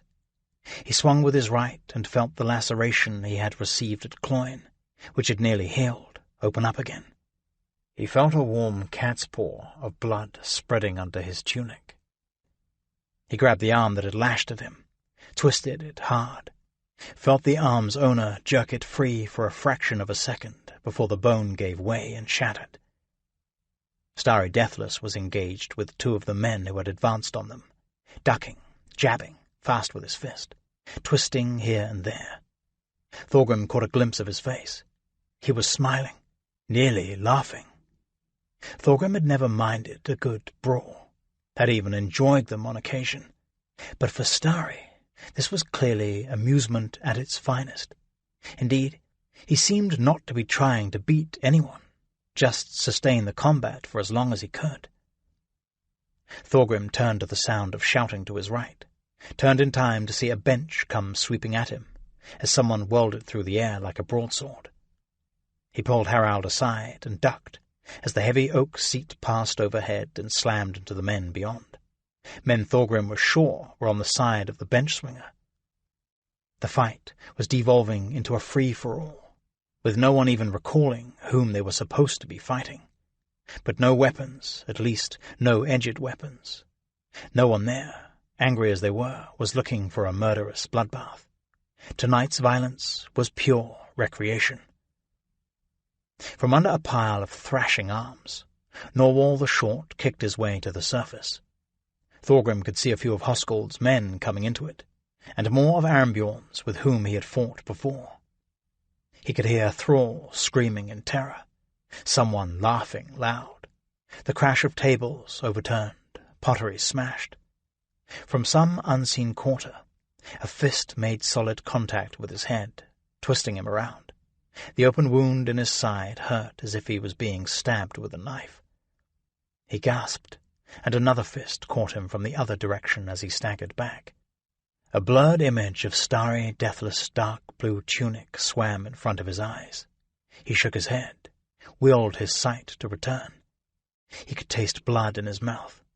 Someone was taking a clumsy swing at him, and he caught the fist like catching a ball, twisted the hand, and with his right leg swept the man's feet away. A move that was so ingrained in him that his muscles did it with no conscious command from his brain. The brawl, Thorgrim could see, was winding down. Here and then men were collapsing to the ground, some beat to unconsciousness, some finding goblets and cups of mead. The thralls, who were no strangers to this sort of thing, were already darting here and there with cups brimming with the potent brew. Thorgrim let his fists drop to his side.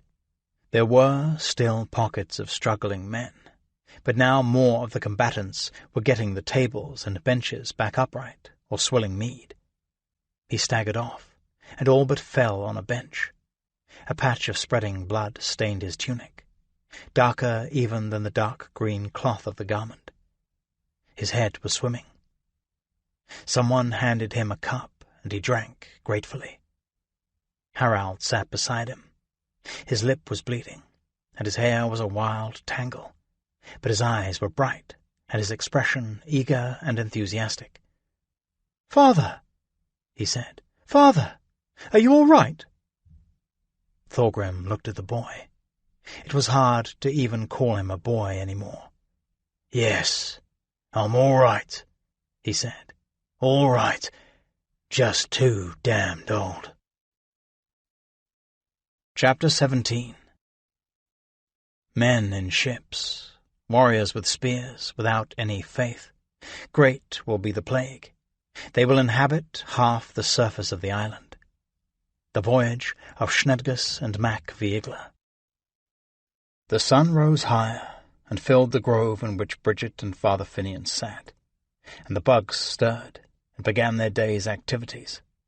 And Father Finian made no reply to Bridget's rather remarkable statement concerning her intended destination. After some minutes, he lifted himself onto his knees and examined her feet, which were bare, filthy, bruised, and lacerated. "Ah, that won't do. Won't do at all," he said, and Bridget was not sure if he was referring to the state of her feet or her suggestion that they walk to the Viking longboard. The comment hung in the air until she realized that it was in fact directed at her feet. Indeed, Bridget had been dreading the thought of putting weight on them again. "We'll find some help along the road. I shouldn't wonder," Finian said. "But let's see what we can do now."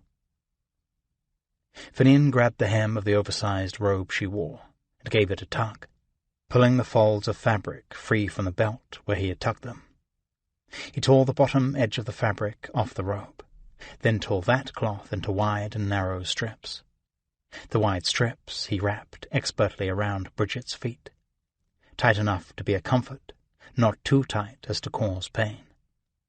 With the narrow strips, he bound the makeshift sandals in place. "There," "That will make the walking a bit better," he said when he was done. He stood and offered Bridget a hand. She took it, and he gently pulled her to her feet. She could feel the power in his arm, the strength held in reserve, as if he was taking care to exert only as much force as was needed, and not the considerably greater force of which he was capable. Bridget gasped as she stood, despite the wrappings. Pain shot through her feet and radiated up her legs. She had seen peasant women going barefoot all the year round, and they never seemed to have any more discomfort than if they had been wearing thick and supple deer-hide shoes. But as Princess of Tara, that was not a hardship she had ever endured, and her feet were in no way acclimated to the abuse to which they were now subject. She took a tentative step forward, then another, her hand keeping a firm grasp on Finian's arm. She was ashamed of having shown weakness, and now she kept her face expressionless, her teeth clenched, as she forced herself into an ever more determined walk. "Here, take this. It will help a bit," Finian said, and handed her a walking stick, an oak sapling an inch thick. He had one for himself as well, though when he had cut them and from where she had no idea. She took it gratefully and thanked him. They crossed the grassy field they had crossed the night before, and once again took to the road, once again heading south. "We'd best disguise ourselves," Finian said, and pulled the cowl of his robe up over his head. Bridget did the same. She knew the priest would not normally walk around like that, but to keep her identity hidden, she would have to, and it would seem odd if only one of them had their head covered. They walked on in silence, leaving the stand of oaks behind them. Bridget focused on her feet, tried to walk as if each step was not a knife edge of agony, and soon the pain dulled, and her feigned strength became real strength. And then she realized that Finian still had made no comment about her desire to go to Duvlin. As that realization came to her, so too did panic at what Finian might be thinking.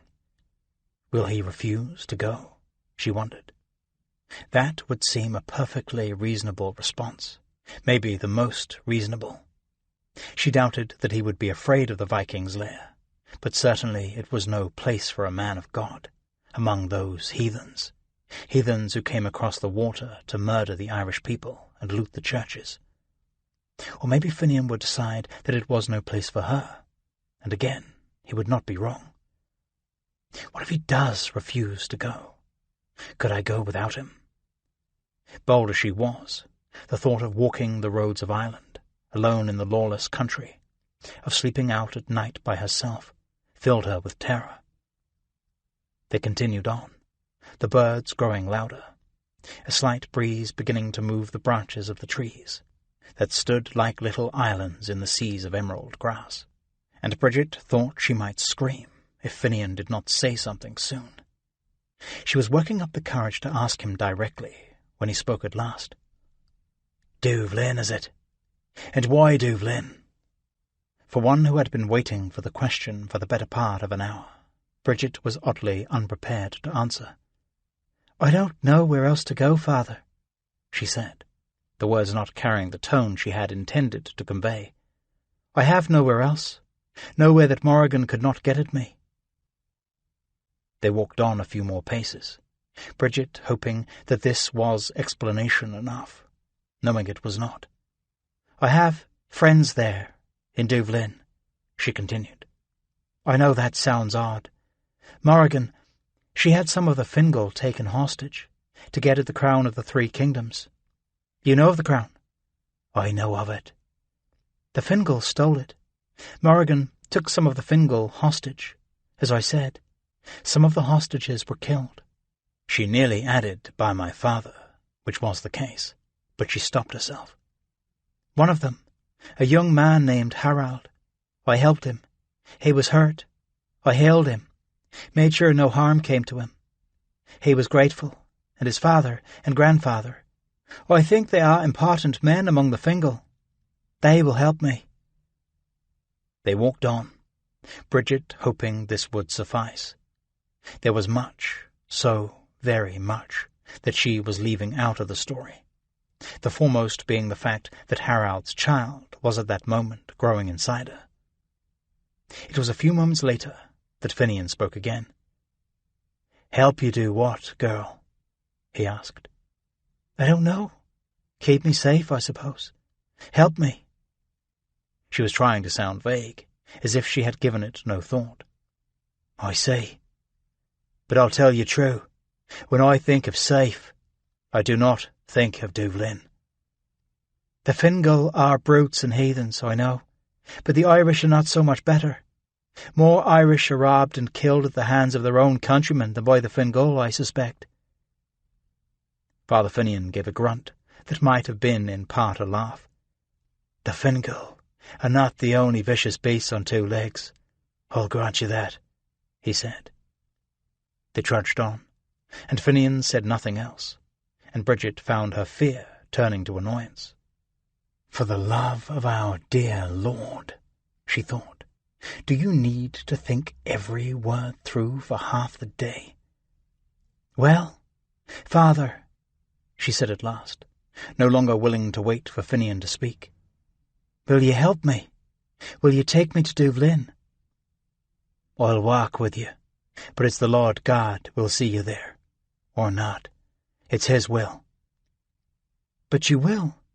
Take me there, to Dubhlin." At that Father Finian stopped, the first pause in their progress that morning, and turned to her. "Bridget, I don't know what plan you have, and I strongly suspect I don't want to know.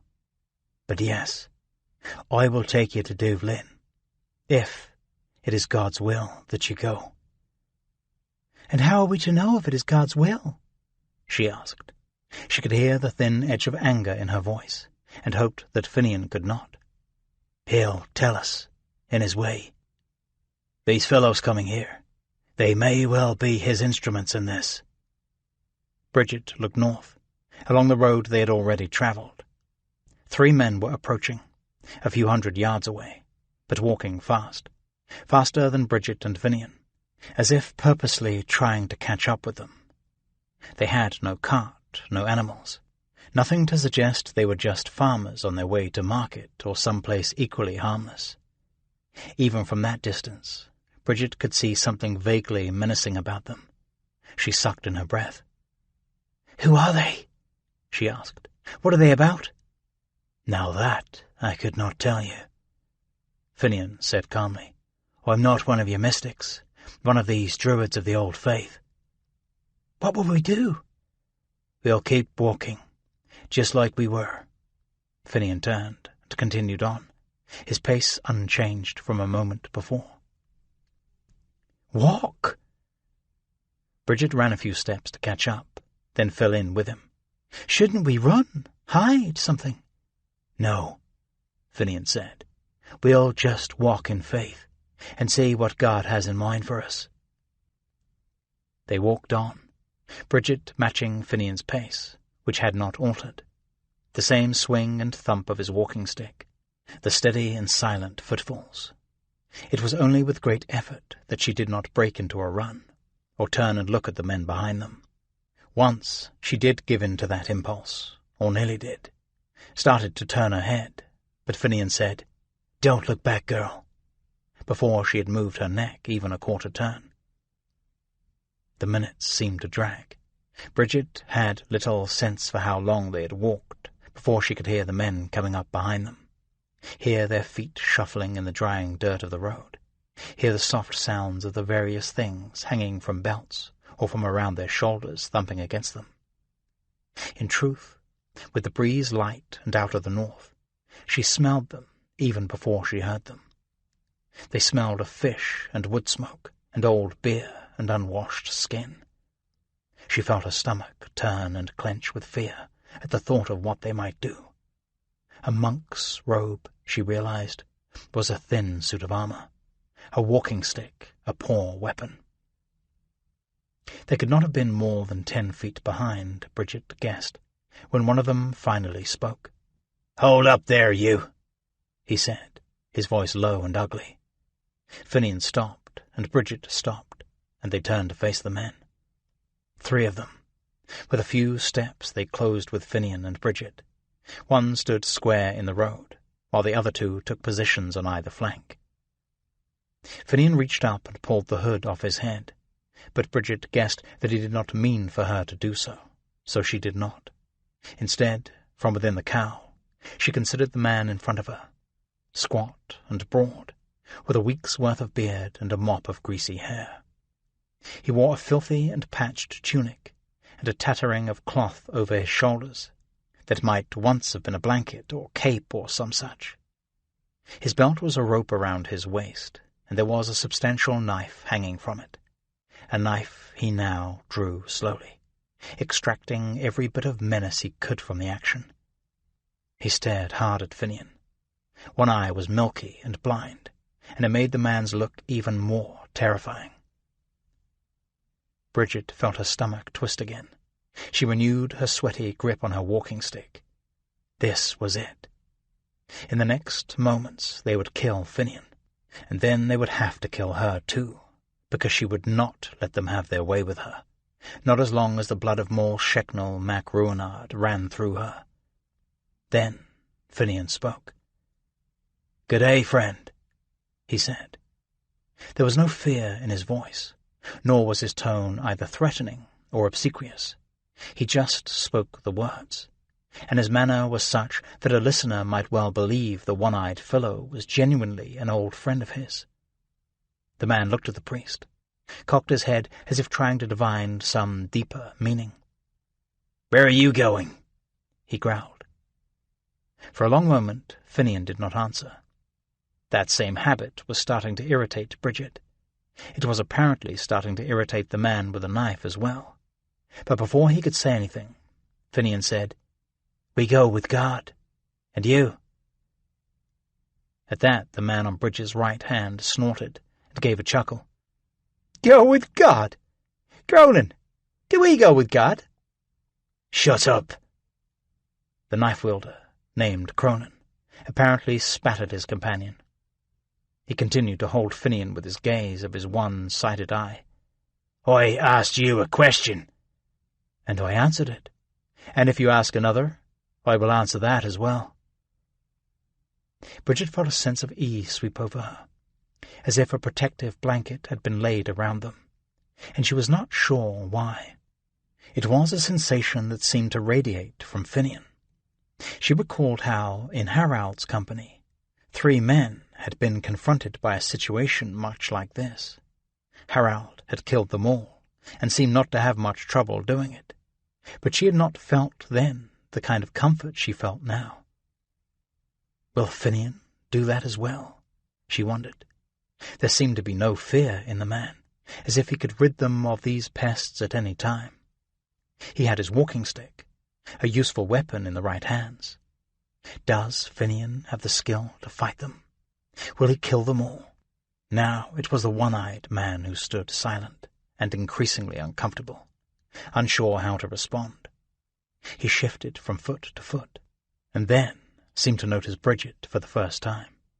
"Here, are you too good to be seen by the likes of us?" he asked, sounding almost relieved to have something to say. His left hand shot out, reaching for Bridget's cowl, but Finian's hand was faster still, whipping out and grabbing the man's forearm. There seemed to be no force applied, as if Finian was just resting his hand on Cronin's arm.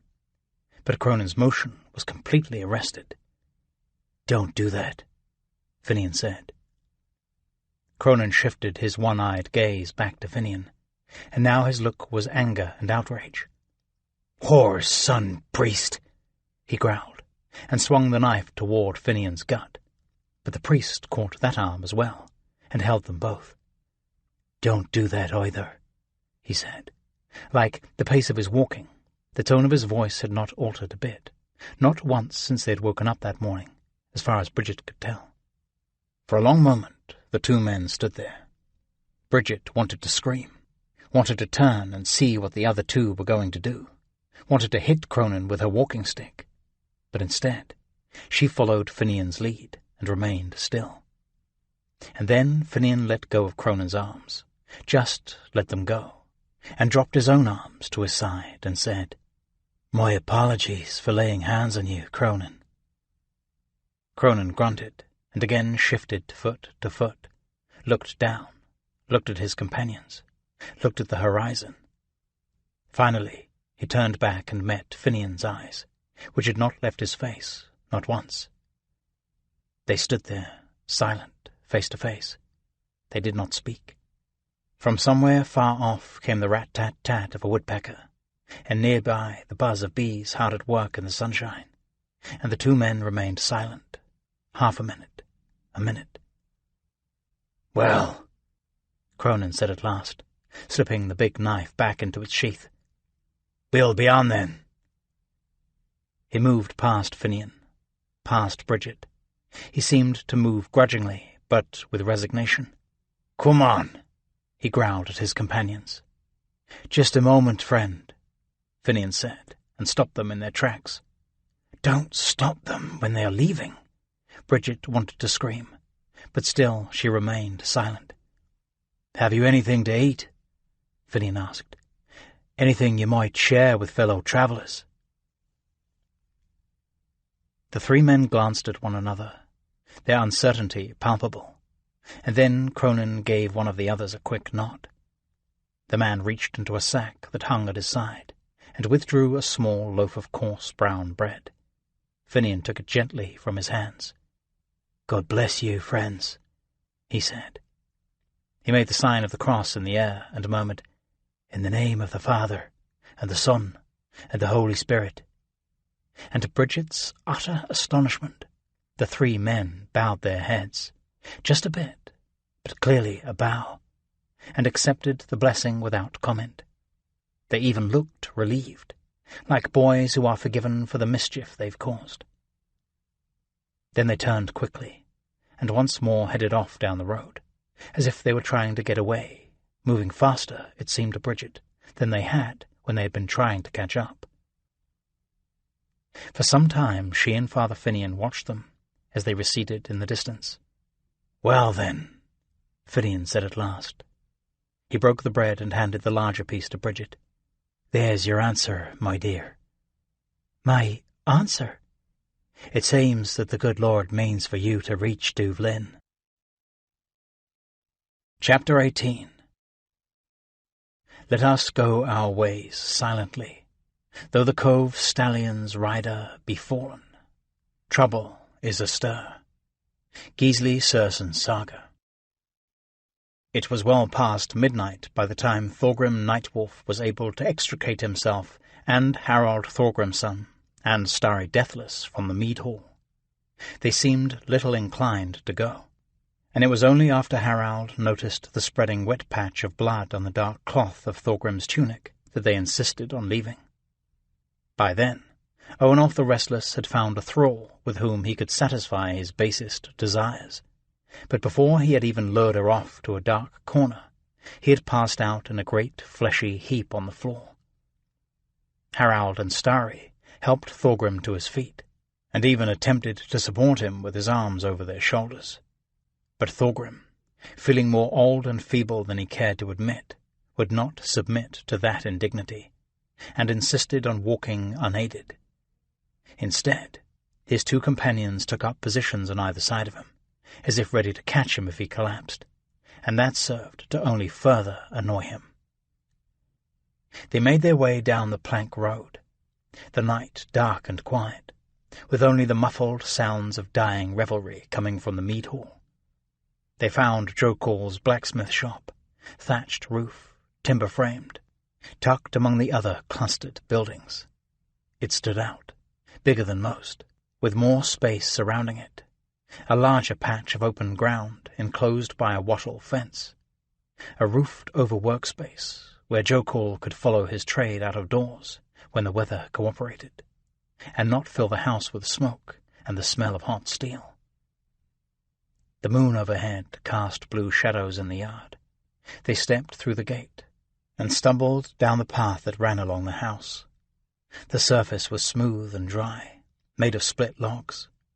When they had first arrived, the path had been made up of whole logs, treacherous and uneven, until Harald had dislodged each one, split it and set it down again with the flat side up, to make a much more agreeable walking space. Since splitting the logs had doubled their number, he had also built a path to the outdoor work area, and a slightly raised platform at the forge, so that even when the ground was an impenetrable mire of mud, Jokul could work with feet relatively unencumbered. That old dog would be glad to see Harald back, Thorgrim thought, as he stumbled toward the door. In the corner of the yard, he could see the small altar he had erected with a battered iron statue of Thor at its centre, a statue he had carried many years, over many, many miles. He had first set the altar up indoors, but Alma had insisted that there would be no worship of what she called false gods in her home, so he had moved it out of doors. He would have to sacrifice to Thor for returning him safely and mostly intact. Harald opened the latch as softly as he could, and pushed the wooden door open. They stepped down, the floor of the house being dug down about a foot below the level of the street. They were greeted by smells that had become familiar in their time in Duvlin, the lingering smell of roast mutton, and the peculiar sharp smell that Jokul's blacksmithing produced. They could hear Jokul snoring, loud and bestial, coming from the far room. Alma materialized out of the dark, the linen lena that draped over her body ghost-like, her dark hair swept back. "Ah, Thorgrim! Harald!" she said, soft-voiced but enthusiastic.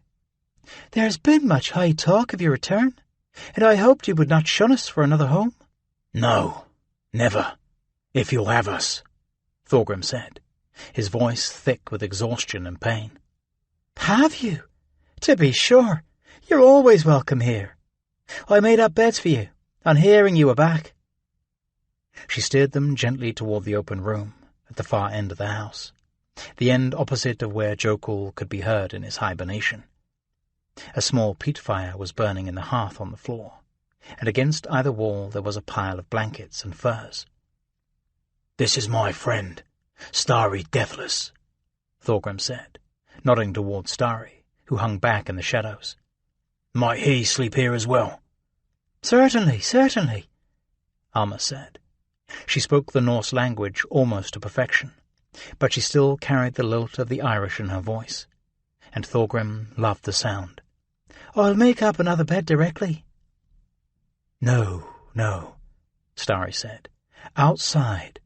I saw a bench that looked just the thing, if I could borrow a fur or a blanket or such."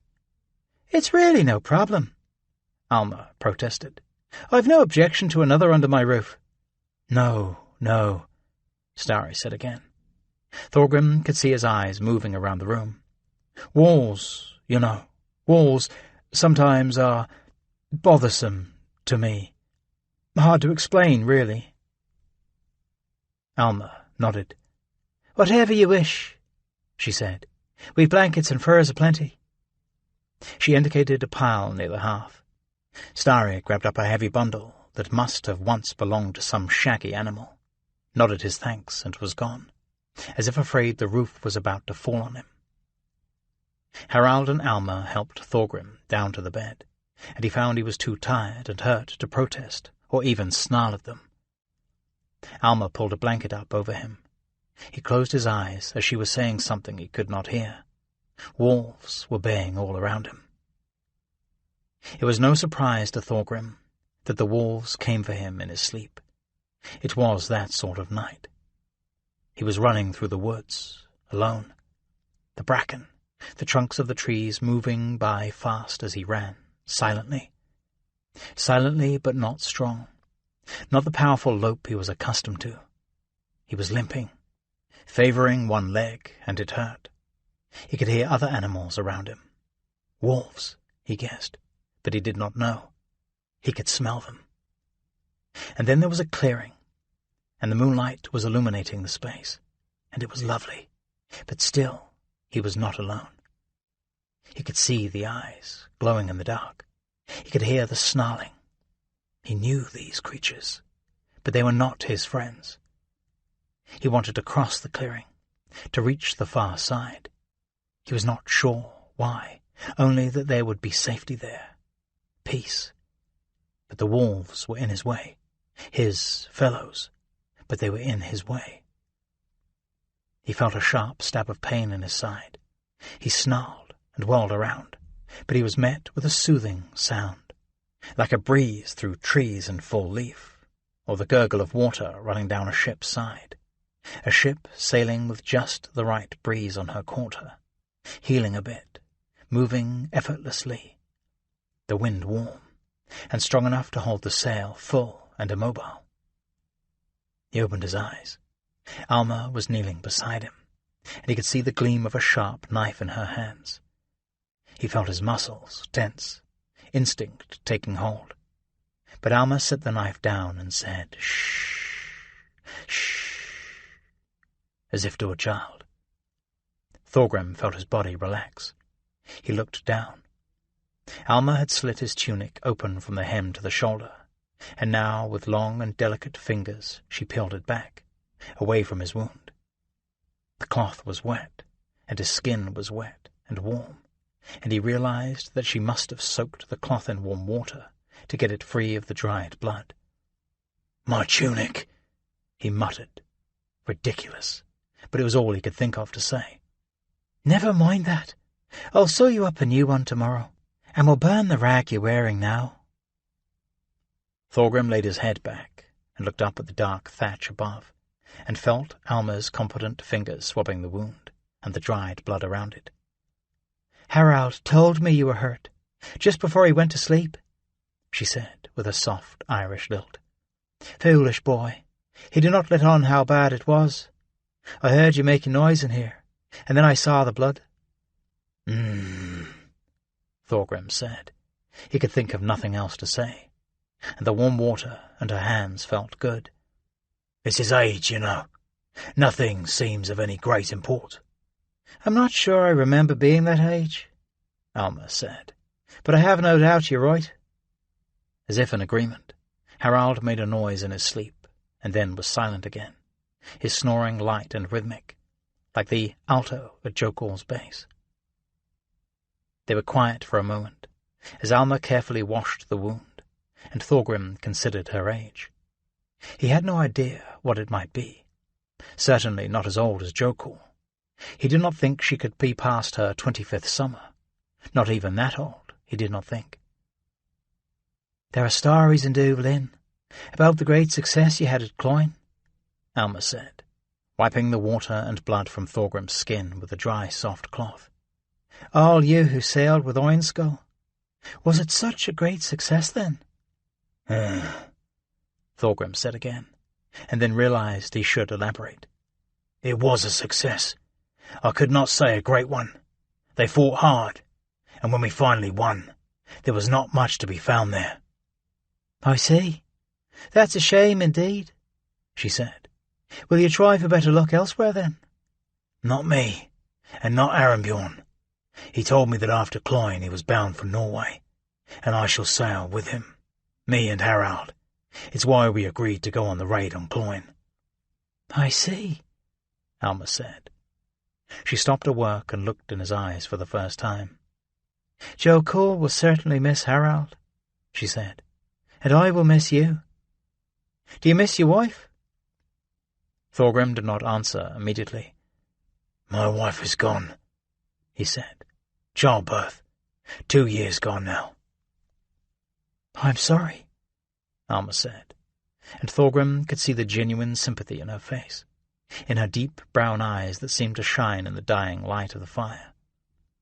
She turned back to the gash in Thorgrim's side, applied a poultice and a dressing. She worked in silence, and Thorgrim closed his eyes and took comfort in her ministrations. The fire was low, but he could feel its warmth, and her hands moved with the surety of a healer.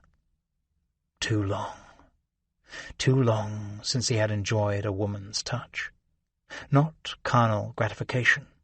That was one thing, and he had not been without that, but rather the loving touch of a woman who cared. Alma smoothed the dressing down over Thorgrim's wound, sat more upright and shuffled closer to him. She set her hands lightly on his chest. "The poultice will help," she said, soft, nearly a whisper. "If it shows no sign of mending by morning, I'll have to sew it." Thorgrim nodded, but he was lost in her eyes and her words, which seemed to not really be about his wound at all. She was beautiful, even in the light of day, which hid no imperfection. She was beautiful, despite the hard years of being married to Jokul. In the glow of the fire, she was the kind of vision that could send any man into a berserker's frenzy. She leaned a little closer, the fabric of Elena clinging to her and revealing the strong body beneath. "Thank you," he said, soft, to match her tone. He reached out and stroked her arm. She reached up and gently took the silver charms around his neck in her fingers. "You wear Thor's hammer," she whispered, "and you wear a cross. That's an odd thing." "I am grateful for the help of any god," Thorgrim said.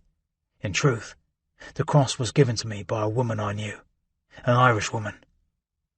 Alma rubbed the thin silver cross between finger and thumb. "A friend?" she asked, but the tone of her voice suggested there was more to the question. Thorgrim thought of Morrigan and their time together, brief as it was. Irontooth had been taken from him, and she had returned it, somehow, left it stuck in the deck of his ship with the cross hanging from it. She may well have used magic to do it. He did not know. He had no notion of how she had conjured it there. "Friend," he said, "I really don't know." Alma let the cross go, and her hand remained pressed against him, warm and delicate, the fingers twining through the hair of his chest. "Can I do this?" he wondered. Take another man's wife under his roof. She was his for the taking. He could see that, and the less cerebral parts of his body had already made their decision. He would not take a friend's wife, that he knew, but Jokul was hardly that. In truth, Jokul was not much of a friend to Alma either. He treated her more like a thrall than a wife, berating her and ordering her around, giving her the back of his hand on occasion. It had always annoyed Thorgrim greatly, but he did not think it was his place to say anything, him a guest in their house, albeit a guest who was paying a handsome rent for the privilege.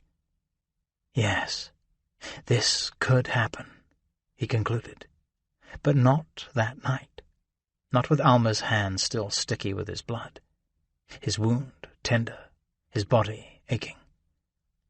He gave her arm a light squeeze. "Thank you," he said again. "I know your hands will be quick and sure, whether sewing a tunic or a sword wound." She gave him a touch of a smile, a wistful smile. She leaned forward and pressed her lips to his, gently, held them there. They were impossibly soft. In the hard world of men and ships and weapons and battle, he had forgotten that anything could be so soft and inviting. She stood, the bowl of bloody water in her hands, and was gone. Thorgrim fell asleep again. He did not dream of wolves. Chapter 19. The welder of iron must rise early to earn the wealth from his bellows. Egil Saga. It was a shout, a full-throated yell that jarred Thorgrim from his sleep. He rolled over, and his hand fell on Irontooth's grip, and he all but shouted in pain as he wrenched the wound in his side. And then he heard Jokul's booming voice. "Harold! You're back, boy! Good news, that's lots to do, you know, now that you're all rested up. Ah, Thorgrim Olsen, glad to see you too, never doubt it. Good voyage as I hear it, lots of plunder, so they are saying. Alma, you lazy bitch, get some breakfast for these men." Thorgrim rolled back slowly. Sure, he had pulled his wound open yet again, but he did not feel warm blood spreading under the dressing Alma had put there.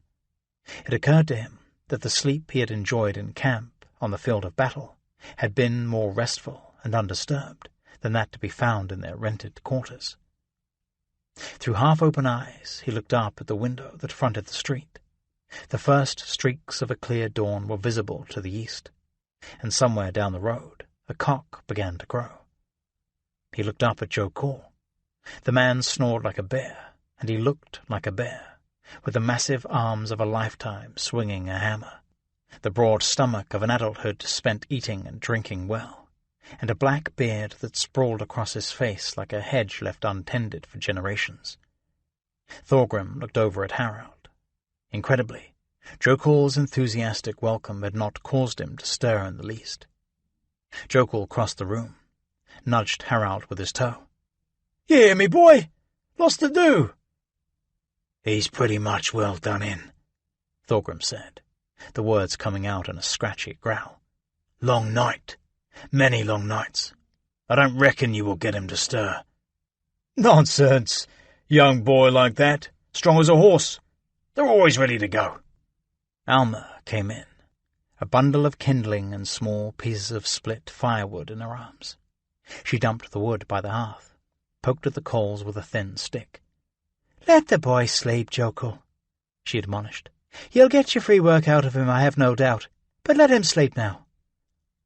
The smith glowered at her, but in the end said nothing. Often enough Alma doled out as many harsh words as she received, and that made Thorgrim happy. It always had, even before their moment, earlier in the dark hours. Thorgrim let his eyes linger on Jokul's face, wondering if he would see any sort of suspicion there, but there was nothing beyond the usual irritability. Then the smith grunted and turned and left the room.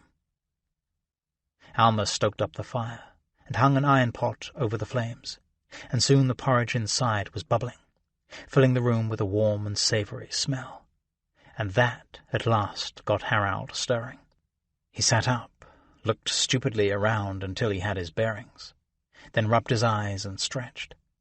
Thorgrim was still in his bed, a rare luxury. He had no reason, none at all, to rise from his mat of furs. The realization startled him. There was not one thing that was demanded of him that day. It was comforting and unnerving all at once. "How is your wound?" Alma asked in a neutral voice. "Better. I think the bleeding has stopped," Thorgrim said. "Good. You may be spared my needle." "Oh, no need for that," Harald offered. "I sewed him up, back at Cloyne. Sewed him well. I don't reckon that will come free." Thorgrim nodded. "Yes, he did sew me up," he said.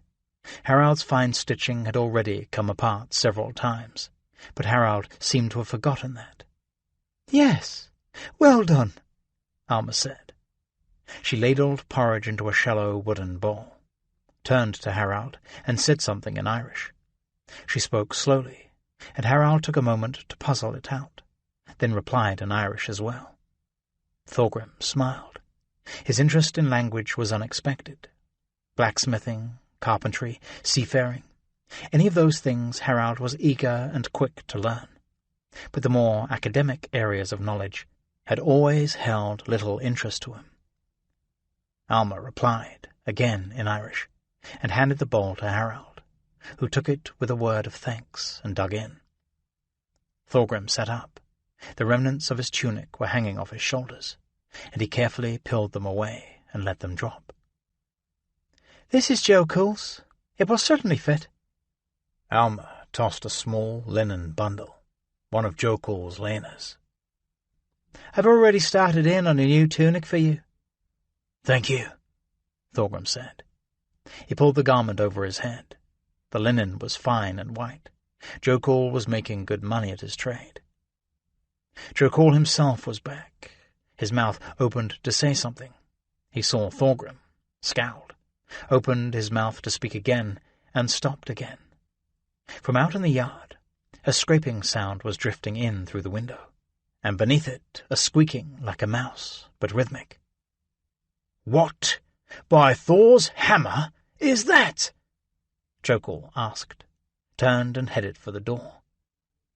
Harald watched him go, looked down at his porridge, looked back at Jokul, clearly torn between curiosity and hunger. But when Thorgrim stood and headed for the door, the Lena flowing around him, Harald followed. Thorgrim actually had a pretty good idea what the sound was, and he figured he had better get in the middle of it before the blood started to flow. He could tell by Jokul's bellow of outrage that he had guessed right. He walked barefoot down Harald's split-log path to the work area in the front of the house. Jokul was waving his hands in the air, trying through his fury to form a sentence. Starry Deathless was sitting at his grindstone, the heavy wheel spinning, applying the blade of one of Jokul's swords to the stone. Sparks flew in 100 arcs of orange light. "Who in the name of Odin are you? You miserable little—" Jokul managed to piece together. His arms came down, hands balled into fists. Thorgrim stepped up, stepped between him and Starry. "Jokul, this is Starry Deathless. He was with us at Cloyne. He stayed the night out here, with Orma's blessing." "Well, what does he think he's about now?" Jokul spluttered. Spittle flew from his mouth. "Sharpening," Starry offered. "Good blade. Yours?" "Mine? I made it, if that's what you mean," Jokul bellowed. Starry nodded. "Made it? You impress me, Smith. Very fine blade. Takes an edge well, as good as any I've seen." "Of course it does," Jokul shouted, the volume no lower, but the tones softened by the compliment. "You think I'm some miserable apprentice, banging out nails and door hinges? I made the finest blades in Trondheim, and now I make the finest blades in Duvlin." Starry nodded, and set the grindstone spinning again.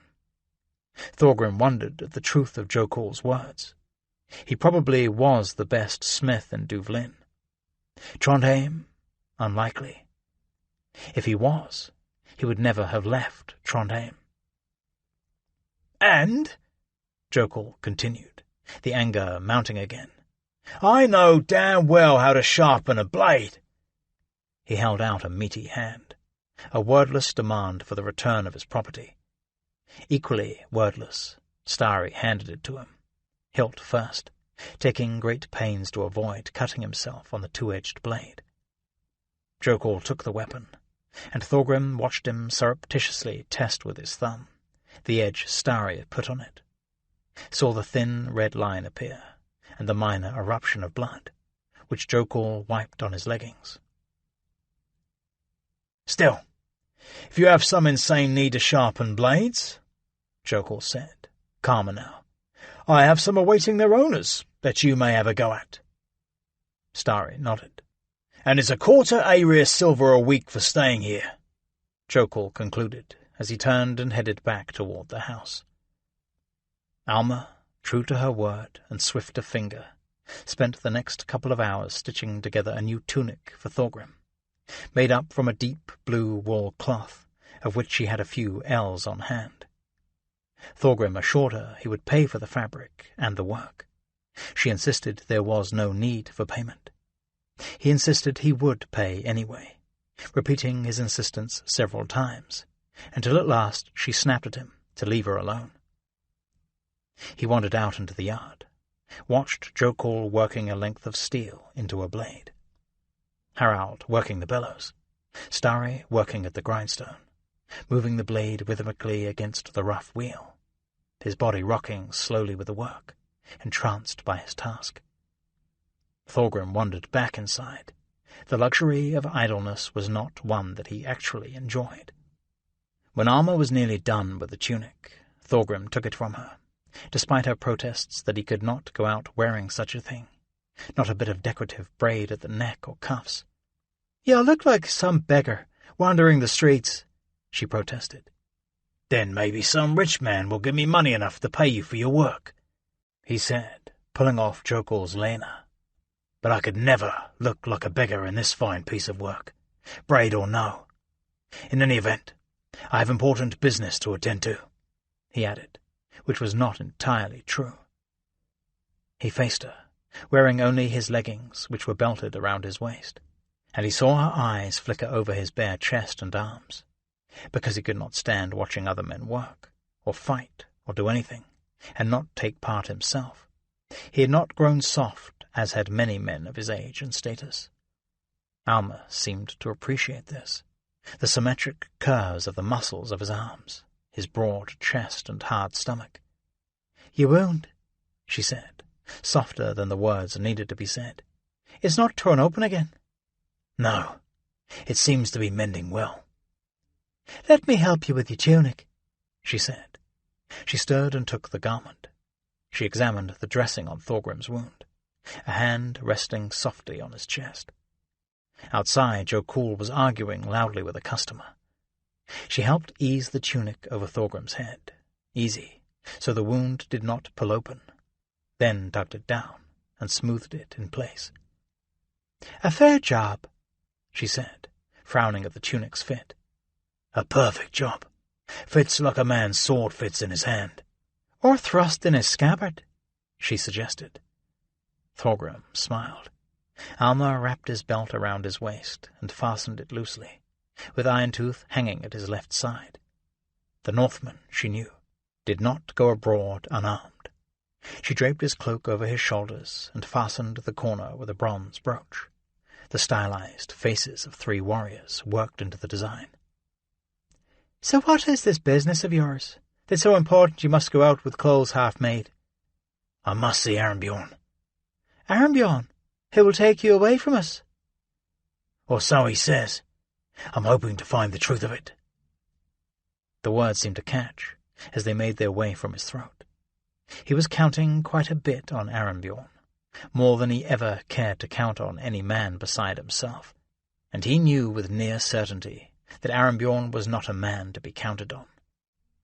The sun was well up, and Duvlin in full bustle, when Thorgrim left Jokul's house and headed up the plank road. Despite what he had said to Alma, he had only a vague notion of where he was going, or what he would do, beyond escaping the confines of Jokul's house. He wandered through the market. Rickety stalls of saplings and canvas lashed together housed sellers of meat, vegetables, herbs, fish, small silver pendants, cloth, nearly everything one might look for in one of the big market towns of Scandinavia. People shouted in the Norse language and in Irish, with a few others mixed in. Duvlin, begun as a longport, basically a fortification to protect the ships that overwintered there, was quickly becoming a significant market town, a centre of commerce, import and export. Duvlin was no longer just a thorn in the side of the Irish kings. It was becoming a significant factor in the ongoing struggle for power waged between those who would unite Ireland under their rule. Thorgrim marvelled at the crush of people, men, women, children. He was no stranger to crowded streets and market towns, but he had not expected to find such as this in Ireland. But here were merchants and craftsmen and farmers, brewers and even priests of the Irish faith, the Christ men, all crowded into the open market and narrow lanes of the Norwegian Longport, so many hundreds of sea miles from Norway. He continued up the road, knowing where he had to go. Frustration and annoyance were on the horizon.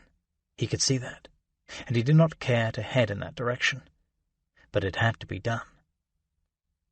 Armbjorn Whitetooth, along with the other wealthy jarls and shipowners, occupied rooms in the compound of Olaf the White, king of Duvlin. The compound was walled off from the rest of the city by a 10-foot-high palisade fence, its single gate guarded by 2 of Olaf's men. Generally, one needed a reason and an invitation to get beyond the gate, but Thorgrim was recognized on approach and allowed through without question. He found Armbjorn in his rooms, small heaps of gold and silver piled like burial mounds on his table. Armbjorn was seated at the table, counting. "Ah, Thorgrim, welcome, he said, standing. "You there?" He called to some unseen thrall in the adjoining room. "Mead for Thorgrim. Fetch along a cup, quickly now. Thorgrim grasped Arembjorn's hand. The warmth of the greeting might have pleased him, encouraged him, if it were not for the fact that Arembjorn greeted nearly everyone, on nearly every occasion, with the same enthusiasm. He gestured toward a chair. Thorgrim sat. "Slave market was held this morning. We did well, Thorgrim. Quite well. Just figuring out every man's share now, but yours will be respectable. And I have not forgotten my promise," he added, his voice dropping. 3 shares to you and Harald, 2 for those who went with you through the gates." Thorgrim waved his hand, a gesture of dismissal. If Arembjorn had said he was holding back their entire share to pay for passage home, Thorgrim would not have objected, on the condition they were leaving on the morrow. "I thank you, Arembjorn, but I say again, it is not necessary. I have come to inquire about your plans for sailing." "I am making those right now. You there! Where is that damned mead?" The last he shouted toward the door, and the words produced a frightened thrall with a cup in her hand. Mead sloshed on the floor as she hurried it over to Thorgrim. "Damned idiot! It's a wonder these Irish fetch what they do at the slave markets. Damned idiots! The whole nation. Where was I? Making plans for sailing. Yes, right. Plans for sailing. The shipwrights are going over Black Raven now. We hauled her out on rollers. Might be a strakes, a bit punky. They'll have a go at that. Get her ready for the sea, a week or so, I should think. And then we're under way. I don't imagine any opportunity will come along that will induce us to stay longer." Thorgrim tried to hold his face still, but Arembjorn was too astute an observer, and watching too closely to miss the flash of a grimace. What is it that troubles you?"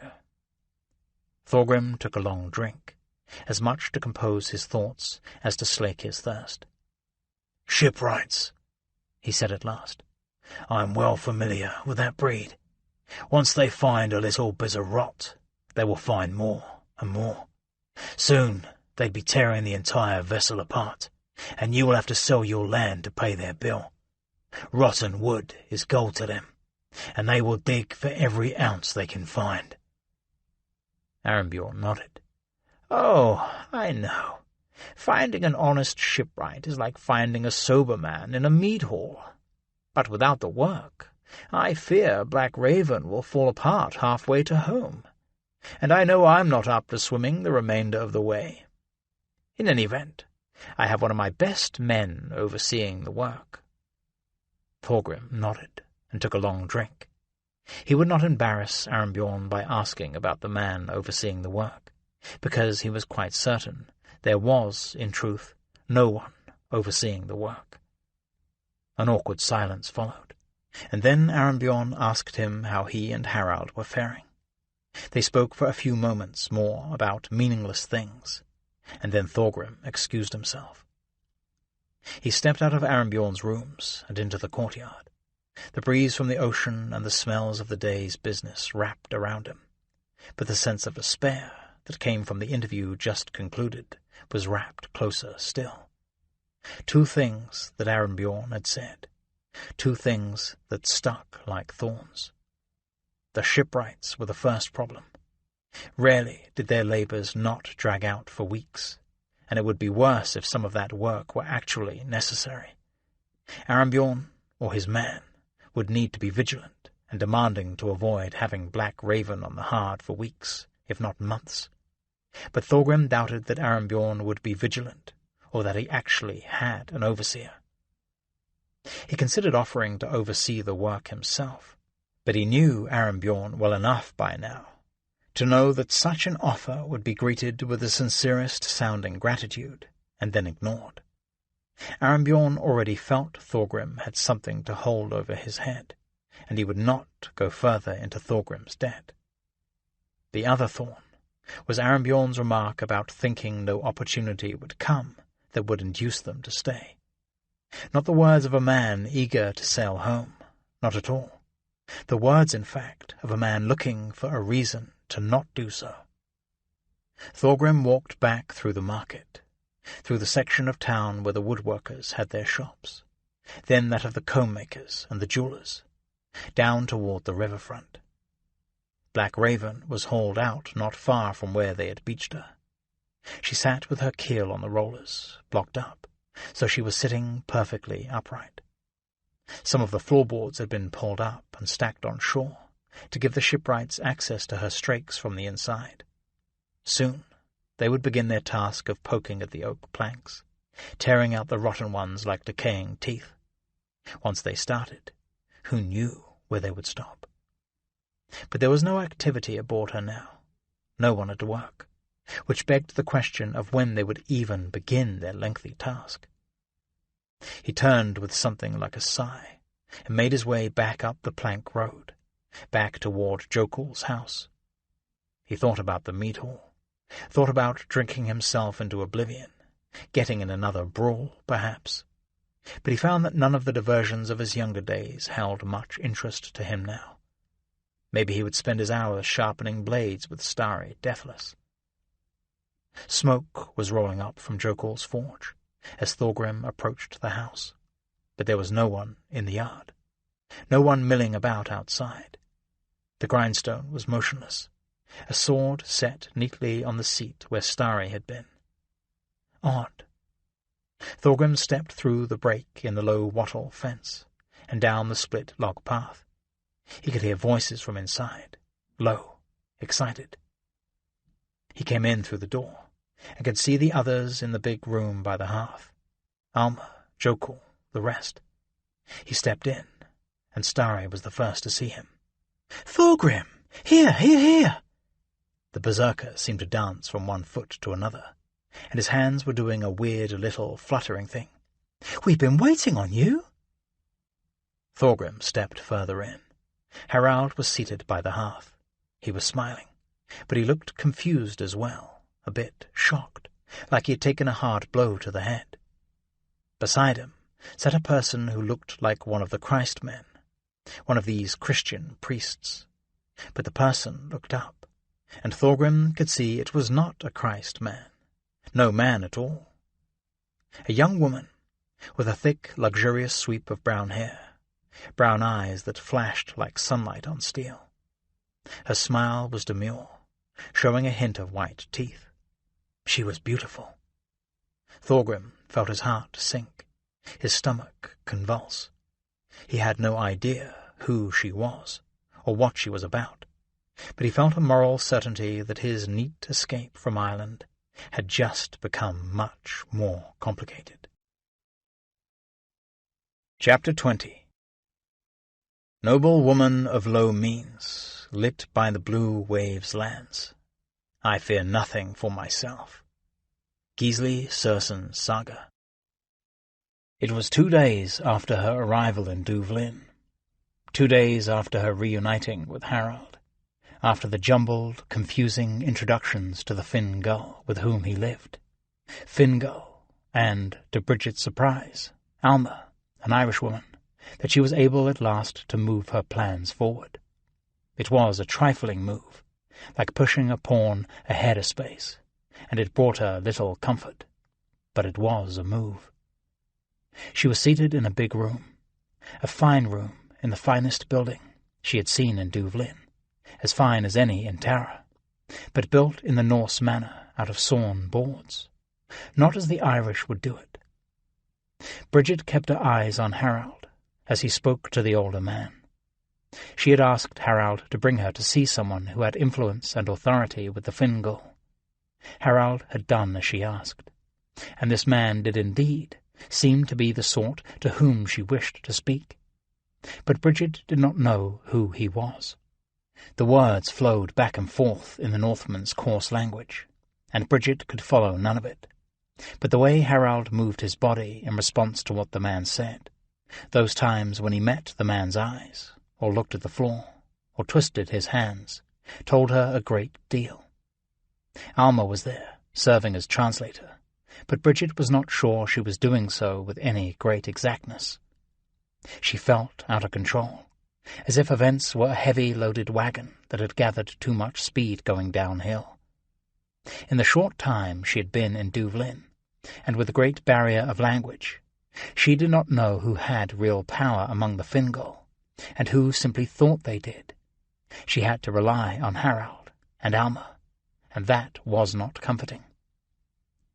In the fine room, a fire burning in an open hearth against the damp air, she explained to the man to whom Harald had brought her who she was, and listened as Alma rendered the words into the Norse tongue, and watched Harald bob his head like a dog looking to be scratched.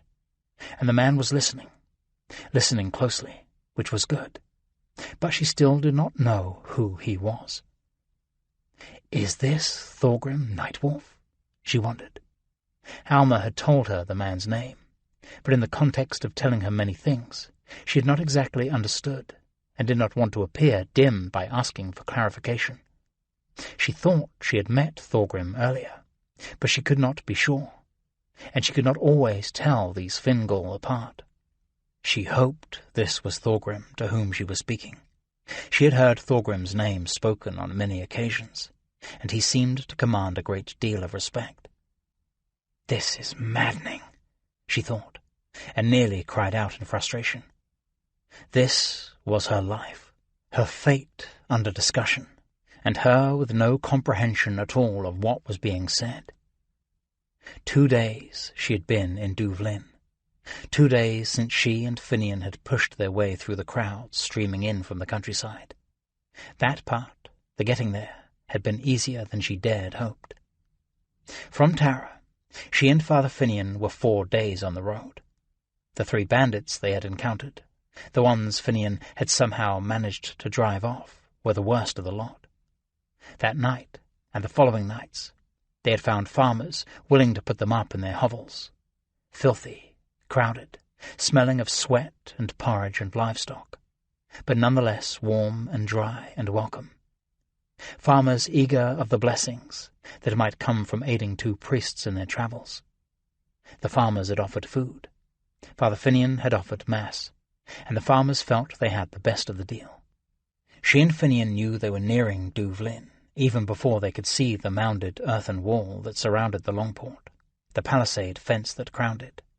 The road grew more and more crowded with carts and small herds, as the local farmers drove their produce to the biggest market to be found in that area, or indeed anywhere in Ireland.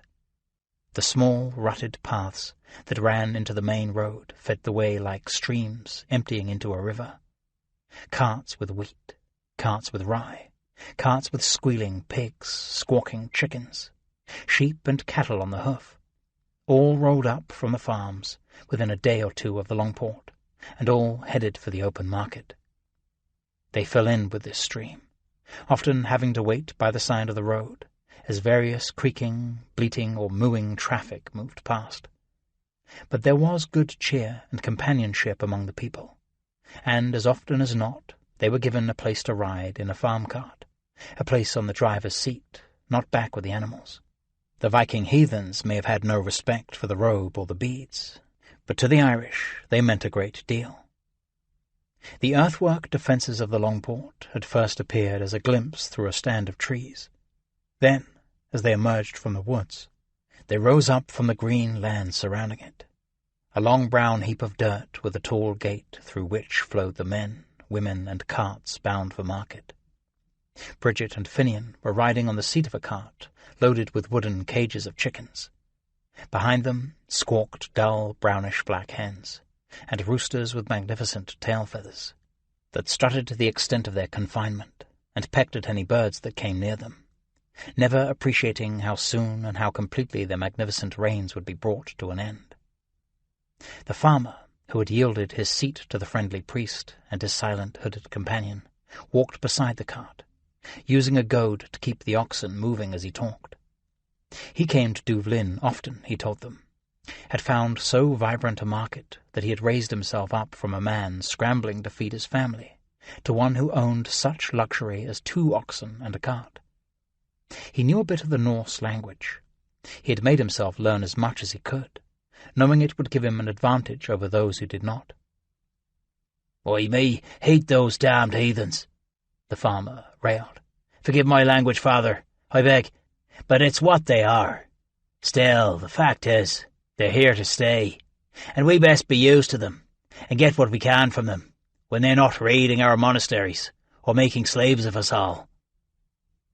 Bridget ignored his ranting. She had little interest in his opinions, but she was pleased to hear that the man could speak the language of the Northmen, or some in any event. She hoped it would be enough to solve the most vexing problem she anticipated. It was late morning when they were finally close enough to appreciate the full extent of the wall that protected Duvlin from the rest of Ireland. Columns of smoke began to rise from behind the unseen town. First one, then three, then dozens, rising up into the morning sky before dissipating in the light breeze. Bridget was surprised. So many columns of smoke, more than she would thought there could be hearths collected together in one place. She wanted to ask the farmer about them, but she did not dare speak and risk revealing her sex, so she kept quiet and wondered. At last they came to the gateway into the longboard, something of a bottleneck, as two guards under some king's banner made a cursory search of the wagons as they rolled into the town. "Afraid of some surprise attack, they are," the farmer talked as they waited. "Ha! Us farmers take on that load of murderers and killers. And why would we? Do they not know the tale of the goose that lays the golden eggs?" The farmer, who had kept up a steady monologue since they first accepted his offer of a ride, fell silent, and Bridget prayed he was done. But a moment later he started in again. "Things go around in a circle, father," he said. "It's gold and silver these heathens have, and goods from across the sea they trade for the likes of my chickens. They rob the towns to the south and west, they do, and then hand the spoils back to us. So, if we're being robbed by them Fingal, or the fat bastards on the throne of Tara, what's the difference, I ask?" They reached the gate, happily for Bridget, who could feel her anger rising, and the farmer broke off his speech as he conversed with the guard. They rolled on through the gap in the high earthen walls, and before them, like a curtain drawn back, Duvlin came into view before them, and Bridget, despite herself, gasped. She had, quite literally, never seen its like before. Tara, with its church and monastery, its dozens of thatched homes, smithy, stables, enclosed by the ring fort, was the largest cluster of people she had ever seen. Indeed, she had not imagined that there was or could have been a town bigger.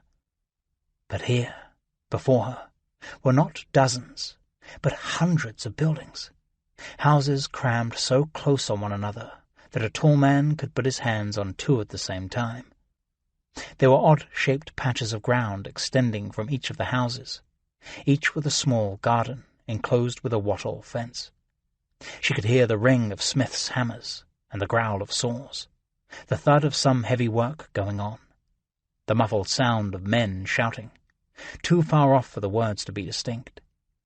Music was playing somewhere, and the whole thing was cut up into semi-regular sections by roads, some little more than muddy paths, but others wide and planked over. The farmer, quite used to the sight, made no comment as he led the oxen along the chief road through the town. Finian also said nothing, and as usual it was impossible to guess what he was thinking, and Bridget was too shocked to speak.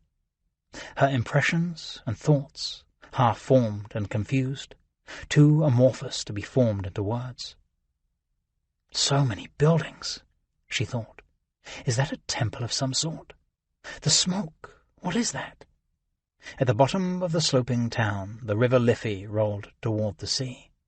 More than a dozen ships of all sizes were swinging at moorings, or pulled up on the shore. And even as she looked, she could see three more moving slowly upriver, their long oars rising and falling in such perfect unison they seemed to be controlled by a single hand. And the people! More than Bridget could have imagined. More than she had ever seen assembled in one place before. People moving everywhere, each seemingly with a place to go, a reason to be abroad. Women in Irish garb, or dressed like the Fingal women, Big men with beards and heavily armed, farmers from her own country, children. Beneath the numbing astonishment, she felt a sense of dread and despair.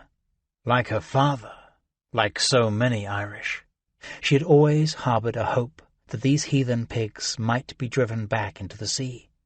But how? How could that happen now? These Fingal had taken what was a toehold on the coast of Ireland, no more than a place to overwinter, and had built that into a trading centre the likes of which the Irish could never manage. The damned father had said it. The fact is, they're here to stay. But soon those thoughts were pushed aside, as Bridget was confronted by a new problem. Even after deciding to come to Dubhlin, she had not put a great deal of thought into how she would find Harold. She had not anticipated much difficulty, because she had not imagined that Dubhlin was anything near as big as it was. She had never imagined that any town could be as big as Dubhlin was. But once her initial shock dissipated, it was replaced by a sense of panic. How will we ever find him in all this? The farmer led the oxen down the road, rumbling along shoulder to shoulder with the hundreds of people making for the market. They came to an open place lined with rickety booths, and the farmer stopped the animals in their progress. "This is the market, father," he said, "which is as far as I'm going. But maybe I can help you find what you're looking for." Finian turned to Bridget. They had never discussed whom, specifically in Dubhlin, she was seeking, and now she saw what a terrible oversight that was. She cleared her throat, and when she spoke, she tried to sound as much like a young man as she was able, giving her voice a gravelly tone and lowering it as best as she could. "We're looking for one of the Fingal, a young man named Harold, middling height, but broad, with yellow hair, perhaps 17 or 18 years of age."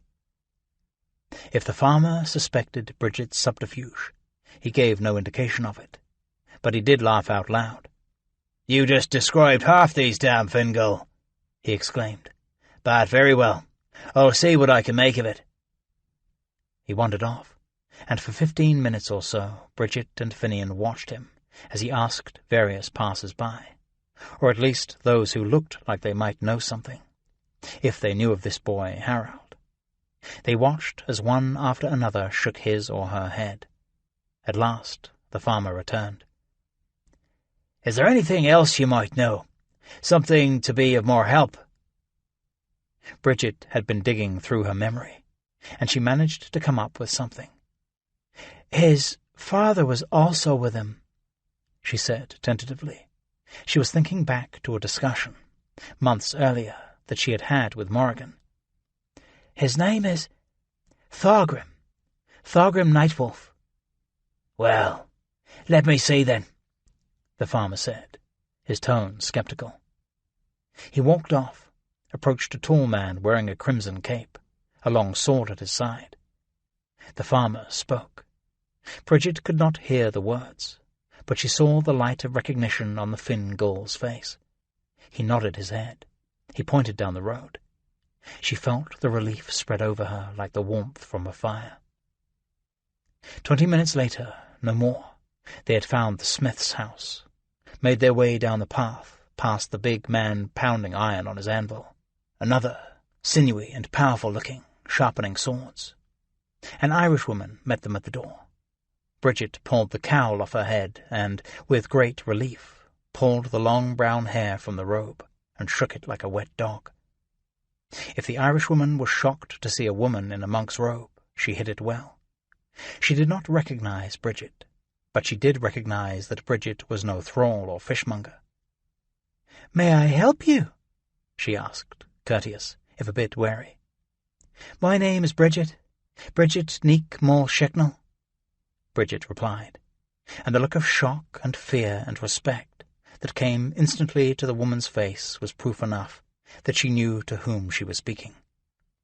She swept her arms toward the interior in a gesture of welcome, her body in a partial bow. She called out in a loud voice, speaking the Norse language, presumably to her husband, From the back room, his arms full of firewood, Harald looked up at her, his deep blue, ingenuous eyes wide, his mouth open in surprise. He did not even flinch as the pile of wood slipped from his arms. They all crowded into the house, tiny by the standard of the royal residence of Tara, but palatial compared to an average Irish peasant's home. A bustle, an awkward silence. Then Bridget turned to introduce Father Finian, but Father Finian was gone. Finian's disappearance was a surprise, but it did not long distract Bridget from her desperate need to get out of the scratchy robe and the blood-encrusted lena that she had worn since leaving Tara. Once the flurry of greeting and explanations was over, she asked Alma if she might borrow a shift of clothing, and Alma, stuttering and apologizing that she had not thought to ask, supplied a lena and a brat of wool dyed bright red. It was not Bridget's preferred colour.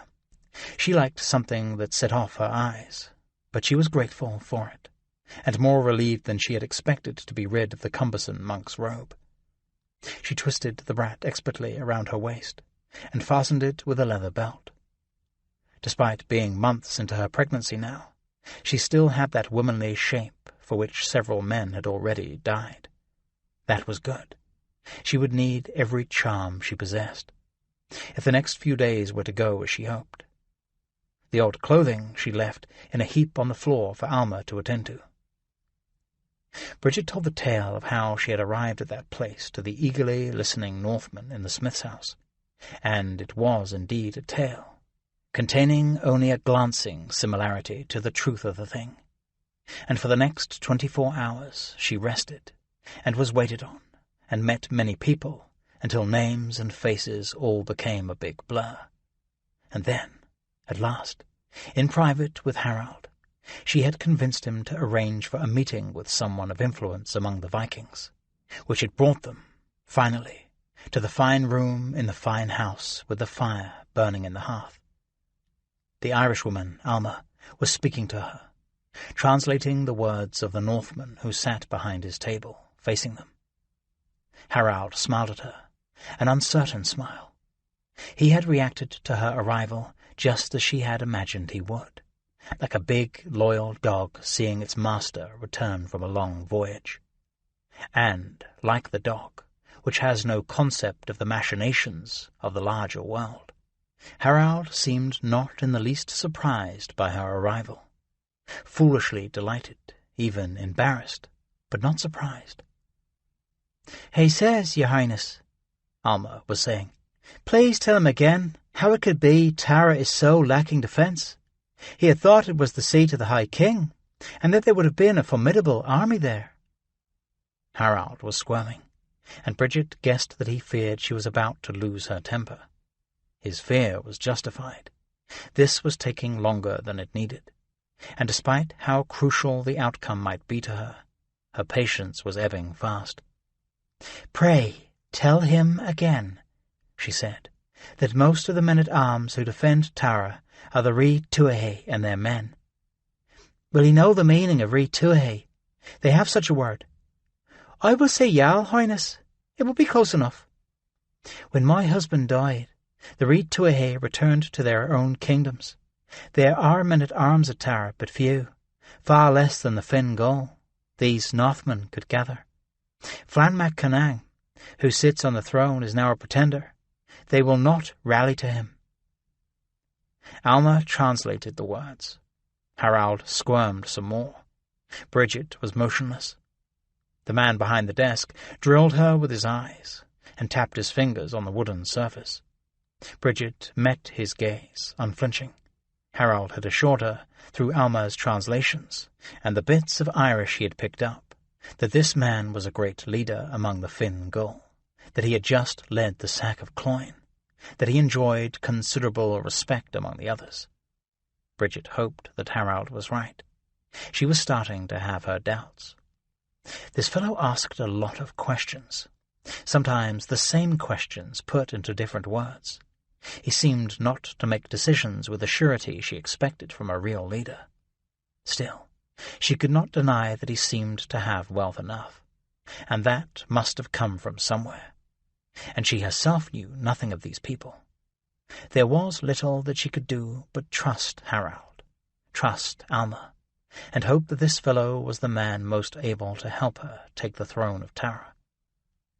Harald was talking to the man now, his tone obsequious but not grovelling. Bridget caught a name, and she remembered. Of course, this is not Thorgrim. Thorgrim was the other fellow. This is Arenbjorn, the one they call White-Tooth. Suddenly she felt her confidence melting away. What in God's name am I doing? She wondered. She was all but offering her kingdom to this man, some heathen Fingal bastard, resting her future on the hope that she could trust him, even though she knew that no Fingal were to be trusted. Then she considered her choices, and recalled that, awful as this one might be, she could think of none better. Chapter 21. Not all my dreams bode well, yet each of them I must tell. That woman was in my dreams, takes all my joy it seems. Gisli Surson's saga. They went at it with bare hands, and then hoes and shovels, carefully, layer by layer. The heavy, charred beams of the roof were lifted off the pile of still, smoking debris, once part of the royal residence, and stacked to the side. The heaps of thatch that had somehow escaped the flames were flung in a great mound, and below that, the fired daub of the walls, hard now like pottery, 6 days later, and it still stunk. The fire had consumed well over half of the big house. It had torn through Bridget's bedchamber, where it had apparently started, had knocked through a wall to the adjoining room, had reached up and grabbed the thatch roof, where it found a ready source of fuel. It had been a roaring, smoke-choked, scorching bedlam, and the men, women, even the children of Tara had come to fight it like angels waging war on the depths of hell. They used whatever tools came to hand to pull away the burning material, and threw buckets of water on the flames. Flann Mac Ganang had coordinated the work, issuing orders like a commander on the field of battle. Against the roaring blaze, their efforts had seemed puny. The mob looked more like worshippers of the old gods, dancing around a druid's fire, than like people who might actually beat the flames into submission. But in the end, they did. All night long they fought, and by dawn the flames were no longer a monstrous inferno, but rather a handful of smaller fires that seemed less threatening in the growing light. Half of the big house was a smoky ruin, but half was still standing. Morrigan had only been asleep a short while, when the first voices of panic wrenched her from her bed. Not long before that, 30 minutes, maybe an hour, she had turned out to the sound of shouting from Bridget's chamber. Bridget and Conlad's chamber, the newlyweds. A few servants were already there, standing nervously outside the door, unsure of their duty. Morrigan chased them away with a few harsh words and blows. Then she listened. They were shouting, but the thick tapestry-draped walls muffled the words. She was certain she heard something break, something flung, then quiet. She waited a long time. No sound. That weak-brained idiot Conlad no doubt passed out at last. She returned to her own bedchamber. When she did wake again, when she clawed her way up from sleep, she lay still and listened, shouting. She heard Flann's voice, loud and commanding. She smelled the bitter smoke creeping into her room. One thought came to her, one thought alone. The crown. She threw off the bedclothes and stood, and coughed in the smoke hanging in the upper part of the room. Instinctively she dropped to her knees, and crawled across the floor to where a plain wooden chest stood, pushed against the wall. The last vestiges of a peat fire burning in the hearth gave her light enough to see, but she hardly needed it. She threw open the lid and tossed aside the various blankets and small rugs stacked there, until her hand fell on the coarse linen bag at the bottom. Through the fabric, she could feel the filigrees like little battlements around the edge of the crown, the smooth, round jewels that studded it. She pulled the crown from the chest and hugged it close. "Now what do I do?" she thought. She grabbed up a blanket and tossed it over her shoulders and wrapped it around herself, as much to hide the crown as to protect her from the night's cold. She half stood and then sunk to her knees again. Her hands caressed the crown through the linen bag. She had not brought it out to look at it for several days, and now, despite the louder shouting from beyond her door, the thickening smoke, she could not help herself. She was like a man who could not resist the temptation of drink, and she knew it, and like the man, she did not care. She opened the bag and slowly pulled the crown into the light. The crown of the 3 kingdoms. She turned it over in her hands, let the weak light of the peat fire play on the gold and the jewels, revelled in the weight of it. It was the most beautiful thing she had ever beheld, and now it was hers. It would have to remain hers.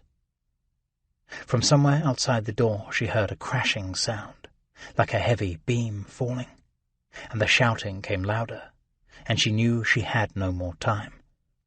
She thrust the crown back in the bag, and once again held it to her chest, once again wrapped the blanket around her. A long dagger was lying at the bottom of the chest, and she grabbed that as well.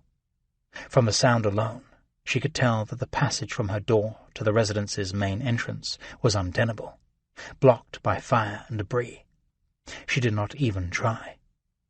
She made the sign of the cross, and with the hand holding the dagger, picked up the little crucifix around her neck and kissed it. She was ready to move. Crouching low, she hurried to the window on the far wall and threw open the wooden shutters. The cool night air came rushing in, and she realized that the room was more smoke-filled than she had thought. Coughing and stumbling, she climbed out of the window. Her bare feet hit the cool earth, and she ran. Morrigan did not take any part in fighting the fire. Her duty, as she saw it, the duty that outweighed them all, was to preserve the crown. Since the Finn Gaul had stolen it months before, and she had taken it back, she felt she was the crown's protector. It was her duty, given to her by God, to protect the crown and see it placed on her brother's head. So she hung back in the shadows, holding the crown in one hand, the dagger in the other, and watched as the people fought to save what they could of the royal house. In the light of the flames, she looked for Bridget. She looked for Conrad. She did not see either of them. She wondered if they had become trapped in their bedchamber, had failed to make it out. Now that would be convenient. The night dragged on. The fire was beaten back, and still no Bridget, no Conrad. Morrigan was all but ready to see in this the hand of God, when one of the monks, a thick, sweaty man named Conan, came huffing up to her. "Morrigan! Morrigan! There you are, by God! Have you seen Father Finian this night?" "Father Finian?" "Yes. We've not seen him at all.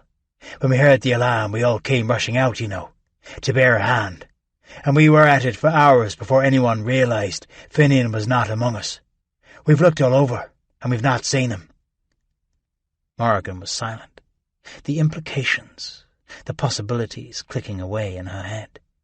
No Bridget, no Finian. Were they in there, in the fire? Were they fornicating in there until God sent his wrath down on them? Or Conrad did? Is that what the shouting was about? Conan cleared his throat. "No, I have not seen them. Him," she said.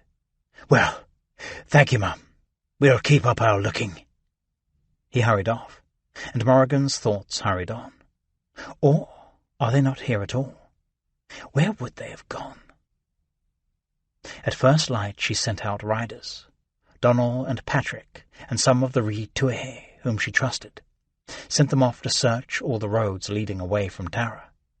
They found nothing, and so the uncertainty continued. Half of the royal residence was spared, thanks to a night of frantic labour, good luck, and a shift in the wind, but it was unlivable. So Morrigan and Flann and the others who had occupied the big house moved into the monastery, and the monks doubled up in their cells, or took the rooms of the household staff, and sent them to fend for themselves. Flann intended to have the debris cleared away as quickly as possible, to begin construction on a new and larger building. Morrigan stayed his hand. "There'll be bodies in there. Bridget and Conrad, I have no doubt. And we don't know the whereabouts of Father Finian." "Finian? What might Finian have been doing there?" "I'm not sure," Morrigan said. "Hearing their confession, perhaps." In truth, of the many things she suspected, she considered that the least likely. So they cleared the debris slowly, and Morrigan kept a watchful eye on the work, to see that nothing was missed, and that nothing of value, a jewel, a coin, a shapeless yellow clump that might have once been a ring or a gold armband, went missing. Morrigan watched nearly every moment of the excavation. She watched as the layers of debris were pulled away, starting with the highest parts of the roof, on top of the heap, down through the collapsed walls and the interiors of the rooms. It was not until the third day that they found the body. "Don't think you'll want to look at this, mistress," said thick, hairy Ronan of the gate, who was overseeing the work. "It ain't fit," he added, as she brushed past him and through the knot of workers staring down at the blackened ruin at their feet. It had once been a person. That much was clear. The general outline was there. Arms, legs, a withered black knob that had been a head. It was shriveled, all clothes and features gone, stiff in an unnatural way, and so small that at first Morrigan thought it had to be Bridget. But the more she looked, the more she realized it could have been any of them, or none of them. There was no way to tell. The work went on, and soon it was all cleared away, until there was nothing more than a big, blackened, roughly square patch of earth. No more bodies were found. What could this mean? Morrigan asked herself, and the answer she knew was anything or nothing. Could a body be so burned up in a fire that there could be nothing left? She did not know. Could the remains of one body survive the flames, but another not? Again, she had no answer. And that was the thing that was driving her to distraction. She did not know. She needed information. She could not act without it. And so the relief she felt was almost beyond measure when, a week after the fire, Patrick came riding hard through the gates of Tara, leapt from his horse and informed her, sotto voce, that Princess Bridget had been found. Chapter 22. Now, folk warder, befit thee well, the red gold rings and the ruler's daughter. Hail, shout, hero, hold these twain. The first lay of Helgi, the Hunding slayer. Mud sucking at his shoes, Arambjorn stepped carefully over the flats on which Black Raven had been drawn up. The ship was sitting proud on the rollers, propped vertical by timbers under the bilge, and stripped of her rig and oars, and other semi-permanent equipment. From somewhere aft, he could hear the screech of a plank being ripped free of the sternpost, the clenched nails that held it to its fellow plank protesting as they straightened. He picked up his pace. Beside him, Botley Torvaldsson tried to keep up, but with a stride a third shorter than Arambjorn's, it was a struggle. "Hold there!" Arambjorn called. "Hold!" He had blithely told the shipwrights to do whatever was needed to make Black Raven seaworthy, sure that they had wealth enough to pay. But Thorgrim's words, his observation concerning the shipwrights' ability to find work equal to Arambjorn's ability to pay, had really found their mark, as Arambjorn realized the raid on Cloyne had not been as profitable as he thought. Now he wanted to make certain that the shipwrights did not do to him what he and his fellow Vikings had done to Cloyne, and any number of other Irish towns. Arambjorn and Botley came around the after end of the ship. One of the ship carpenters was there, a heavy iron in his hand, the butt end of the plank sticking out at an odd angle where he had levered it away from the frame. Another, big, young, not so bright-looking, his apprentice, no doubt, stood by a few feet away with a hammer in his hand. He looked like Thor, or more correctly, a mockery of Thor. "What are you doing?" Arambjorn demanded.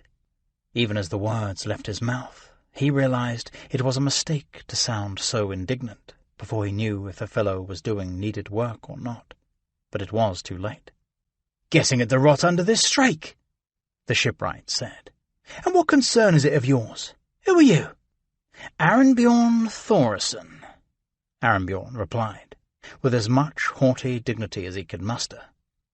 Botley stepped behind the shipwright, a dagger in his hand, looking for all the world as if he was going to kill the man, though in truth they would wait to get the shipwright's bill before they considered that option. Instead, Botley began poking at the wood of the sternpost and the strake with the weapon's needle-point. The apprentice did not move. "Don't look too rotten to me," Botley reported.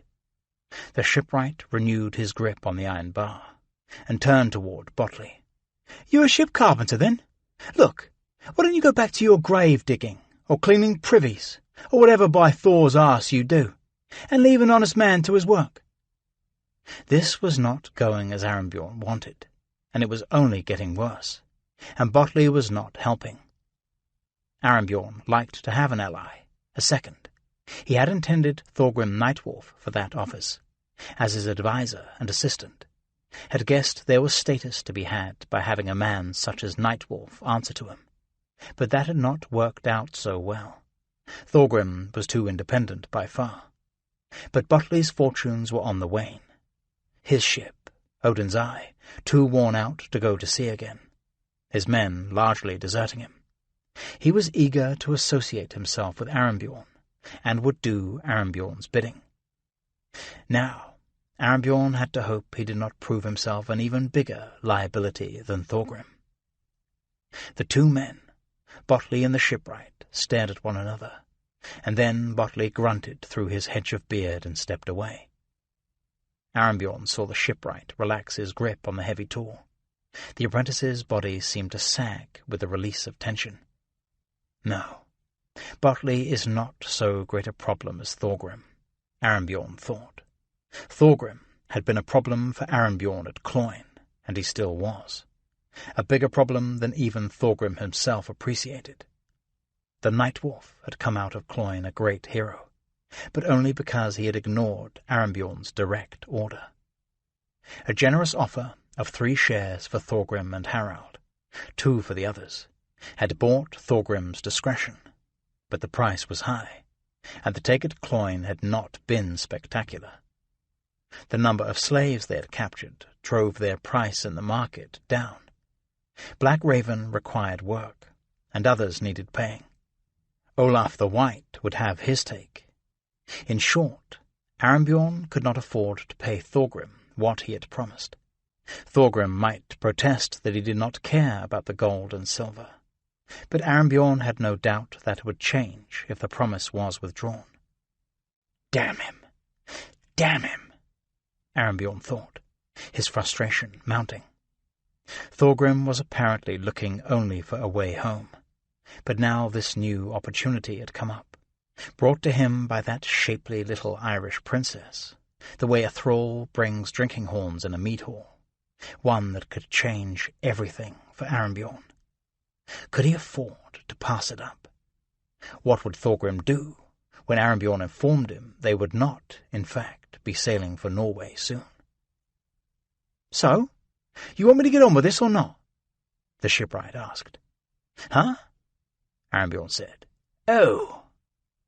He recollected himself, coughed, and went on. "The situation is thus. I thought I could spare a few weeks for you to set things right, but an opportunity has come up, and I will need the ship swimming again in 3 days, 4 at the outside. Opportunity, is it? The shipwright perked up at that. Every man in Duvlin, despite his professed calling, was keeping a weather eye out for that one raid that would make his fortune. "Can't really talk about it now," Arambjorn said. "We've only just stumbled upon it." He meant to diffuse the shipwright's interest, but he could see his vague answer was having the opposite effect. But perhaps he could use that. "I need you to just get done what you can. Have her ready to sail in the next few days," Arambjorn went on. "Just coastal sailing. Then maybe I can let you in on what we have planned." 2 days? 3 days latest? She'll be ready for whatever you can send at her," the shipwright said with a smile. "Yesterday you said it was 2 weeks it would take you, you thieving bastard," Arambjorn thought. But he just smiled and said, "Good then." He and Botley trudged back through the mud, back up to the plank road and the cluster of homes and workshops. "Will you ask Iron Skull to come on this raid?" Botley asked once he and Arambjorn were on firmer footing. "Iron Skull? I don't know." It had only been a day since Harald had brought Bridget to him, a day to digest all the possibilities and implications of this new twist of his destiny. Bridget, by her account, was the true heir to the throne of Tara, but a pretender sat on it now, in a seat none too secure. If Arambjorn and the army he assembled could topple the pretender, put her on the throne, then the wealth of Tara would be theirs. She did not care about that. Rents, taxes, she would build the kingdom's fortune back up quickly enough, as long as the throne was hers. It was an alliance, and why not? The Northmen had been in Duvlin for nearly 20 years. They were no strangers to Ireland. They were part of the land now, a contending power. That woman, who had translated, Alma, was married to a Norse blacksmith, and many other men in the Longport had Irish wives, half-breed children. The Irish came every day to trade. Norse, Irish, the distinction was blurring. Which led Arambjorn to the next logical thought. Why should this Bridget rule alone? If she and I conquer Tara together, should we not rule Tara together? That part had formed slowly in his mind, like a ship coming out of a fog. A fog, that was right. His mind had been like a fog formed by his desire for her. Immediate, powerful, as impossible to ignore as thirst. No sooner had she swept into his room than he had been her slave, her fool. She was beautiful, proud, bordering on haughty, commanding. It was laughable to see that idiot Harald Thorgrimsson panting over her, as if she would have any business with a boy such as that. She had come looking for a man, and she had found one in him. "Not Thorgrim, though?" Botley asked. "What?" "Thorgrim, Nightwolf. You won't ask him on the raid?" "Oh, yes, certainly I'll ask him and his boy. They've proved themselves good men in a fight." Botley grunted, said no more. Of course Thorgrim is coming, you fool, Arambjorn thought. Harald was apparently Bridget's connection to the men of Duvlin, though how that had happened, Arambjorn could not imagine. Harald would not be left behind, and Thorgrim would not let his son go off a Viking without him, which was fine.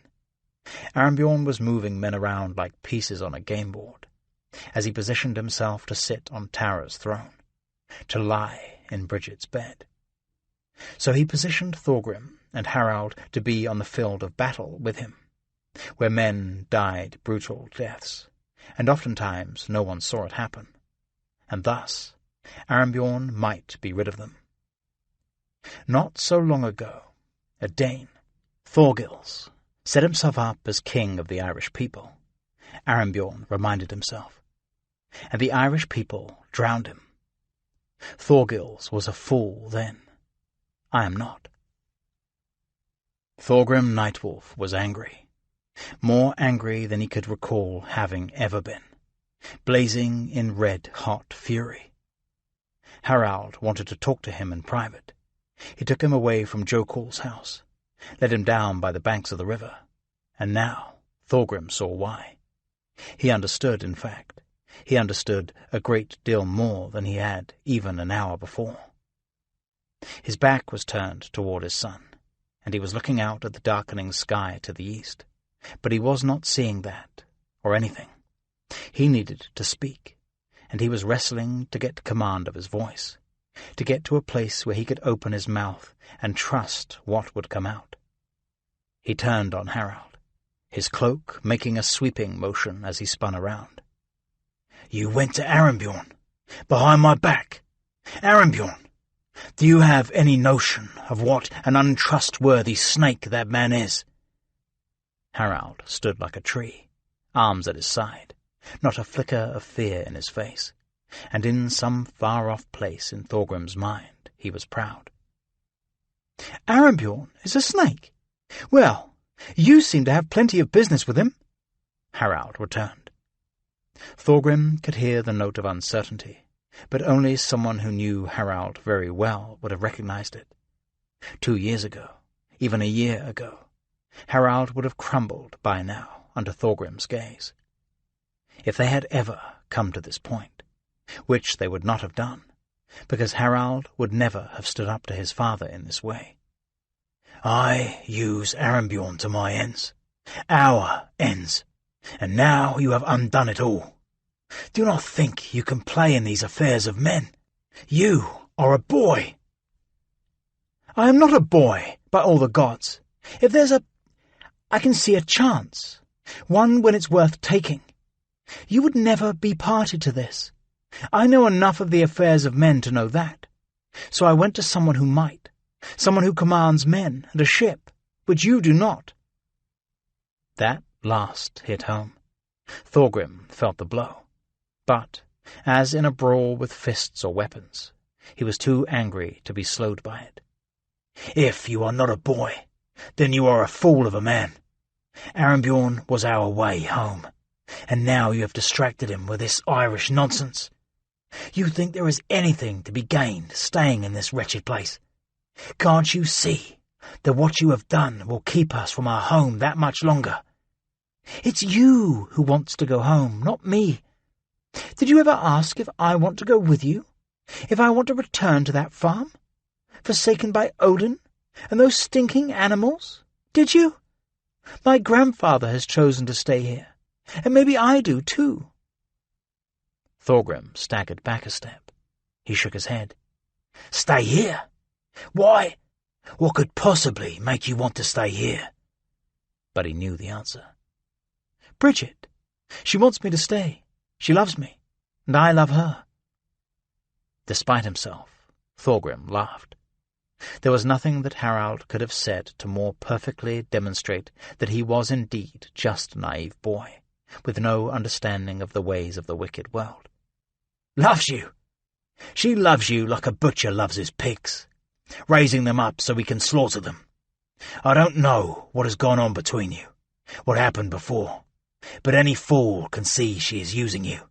You are but a minor piece of whatever game she plays." "A piece, is it? How would you know that? You don't even speak her language. But I do. And here is the truth, father. She means to sit on the throne of Tara, which is her right, and she means for me to rule with her, by her side. I am to be a king here." And Thorgrim laughed again. "By the gods, father, do not laugh at me. I will not stand it." "Oh, you won't, eh? And tell me, what proof do you have of this Irish bitch's lofty plans? Why in all Asgard would she want you to share her rule?" "Because I am the father of the baby that grows in her belly." In the cross-current of shocks that had come that night, this was the most powerful yet, and it knocked Thorgrim well off course. When he regained his composure, he spoke, his voice no more than a growl. "You are a fool. I have raised a fool." Harald took a step closer, and his tone matched Thorgrim's, the same note, a higher key, his finger pointing like a dagger. "Do not call me a fool!" Thorgrim's hand lashed out.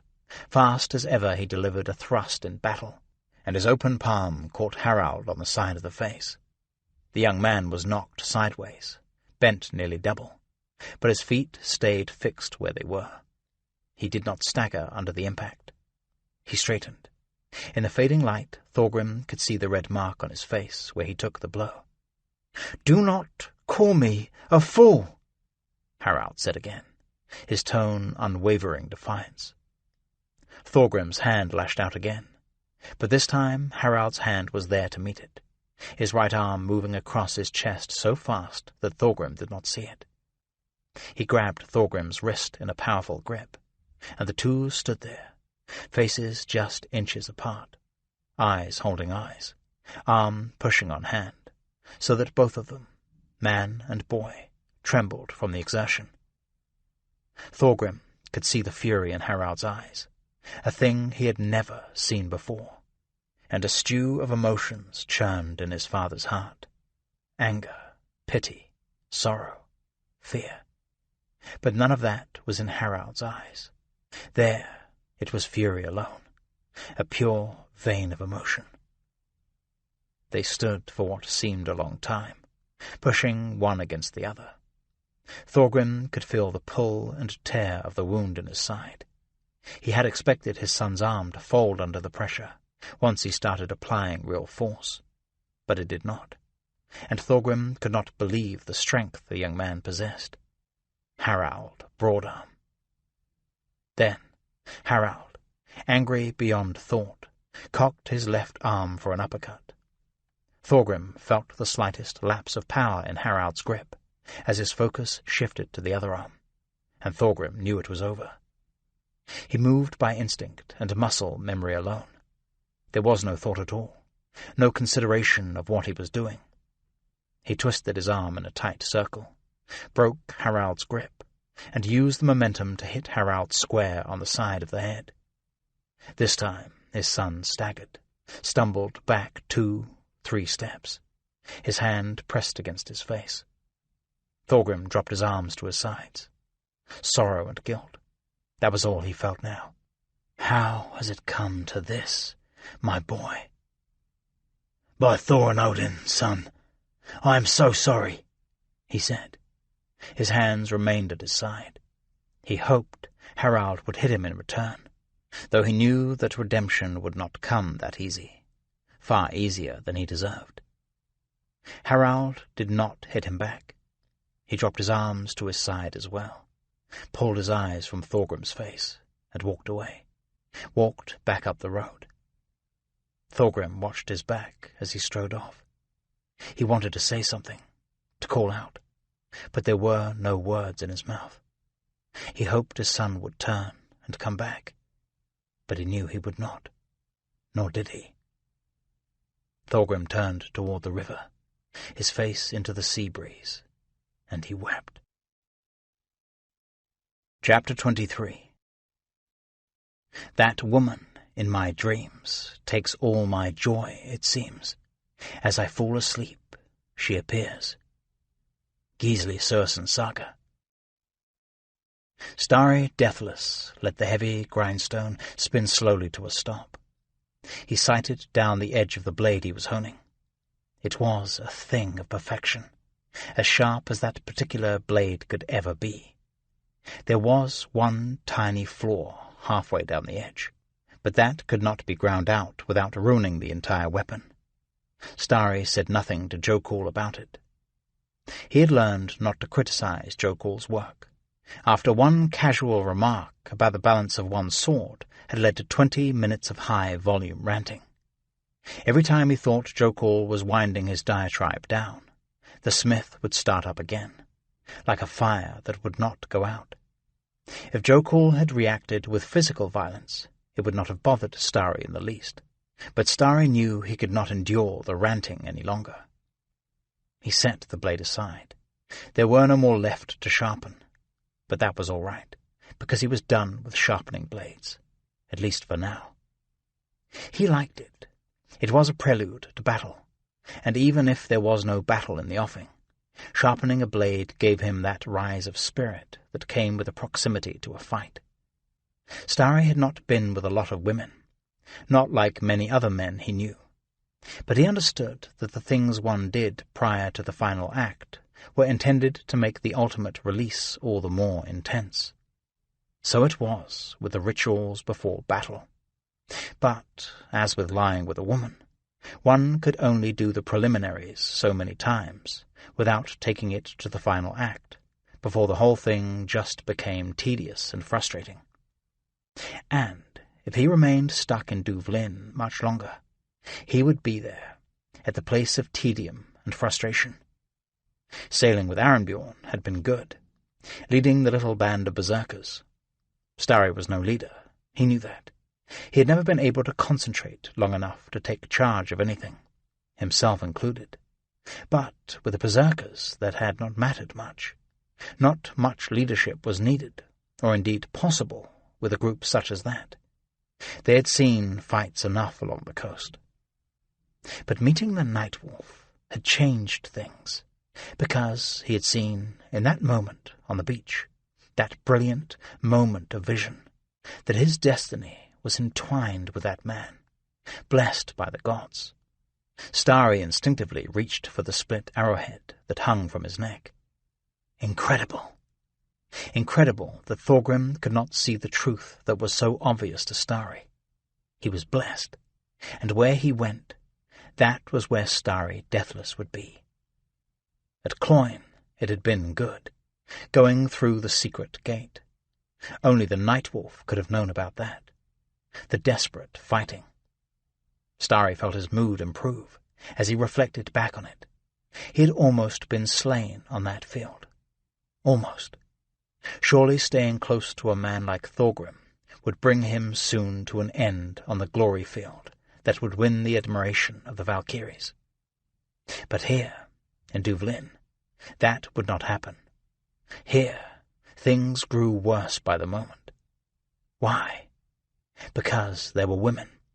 Starry did not dislike women, not at all, but he had seen often enough how their presence complicated everything. Now Alma had some designs on Thorgrim, right under her husband's roof. And this Irish girl had arrived, Bridget, and she seemed to have some spell over Harald, so obvious that even Thorgrim recognized it. And Thorgrim was not quick where Harald was concerned. What could this mean? Their lives were like a great sheet of ice, once solid, flawless, and constant, that was now melting, revealing flaws and defects long frozen in place. This was why Starry loved battle. It was so clean, so unambiguous. The rules were straightforward and clear. As long as he let others worry about the reasons for fighting, and he focused on the fight itself, everything was good. Jokul? Jokul the smith? Starry looked up. There were two men standing there, big men, with long hair each done up in braids, as many of the Norsemen wore. They wore padded tunics, long, straight swords hung from their belts. Starry did not recognize them, but that was hardly odd. They looked like much of the men who wandered around the Longport, and Starry was not good with faces in any event. "What?" Starry said in reply. "Are you Jokul the smith?" the man asked again. Before Starry could reply, Jokul burst from the house where he had been eating his dinner. "I am Jokul. Who is it who's looking for me?" "I am Sweyn of Hirdeby. This is my brother Svein." The man in front nodded toward the one behind. "Huh. Danes, is it? Well, what do you want?"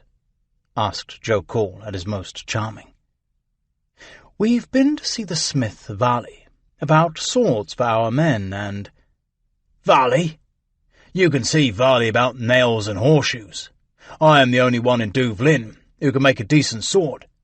But I don't give them away, do you hear?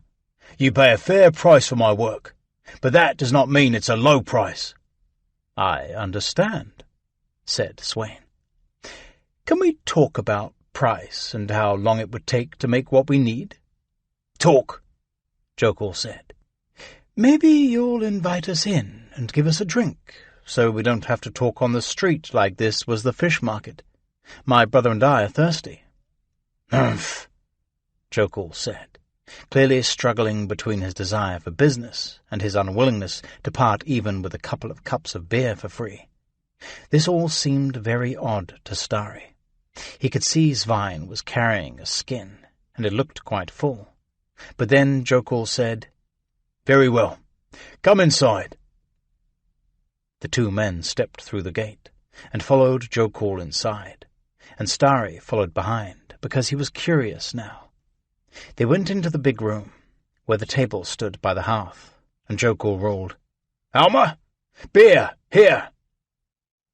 Alma peered into the room, surveyed the situation, and disappeared.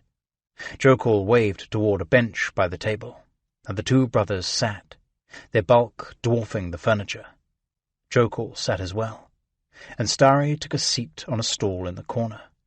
He was quiet, his movement so fluid and unobtrusive that no one seemed to notice he was there, and if they did, no one asked why he was. In the corner, Bridget sat with her hands in a stream of dull sunlight coming in through the window. She was sewing something, but Starry had the impression that it was just for something to do. Harald and Thorgrim had left an hour or so before. Alma had her hands full keeping up with their increasingly crowded household, and that left Bridget unoccupied. She looked up briefly, ran her eyes over the men at the table, ignored Starry, and went back to her sewing. Swain and Jokul were in an animated discussion about swords, quality of steel, finish of hilts, prices. Alma came in and set up cups of beer on the table, and the men picked them up without acknowledging her, as if the cups had appeared of their own volition. Starry paid no attention to the negotiations.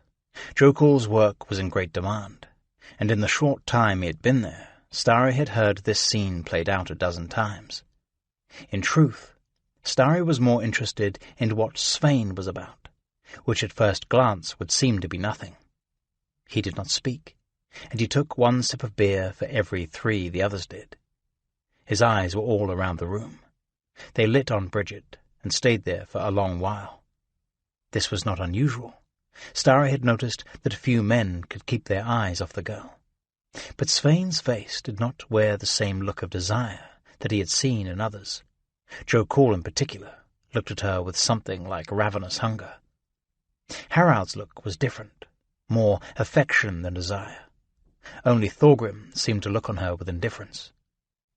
From Bridget, Svein's eyes moved up to the ceiling and over to the door that led to the other end of the house.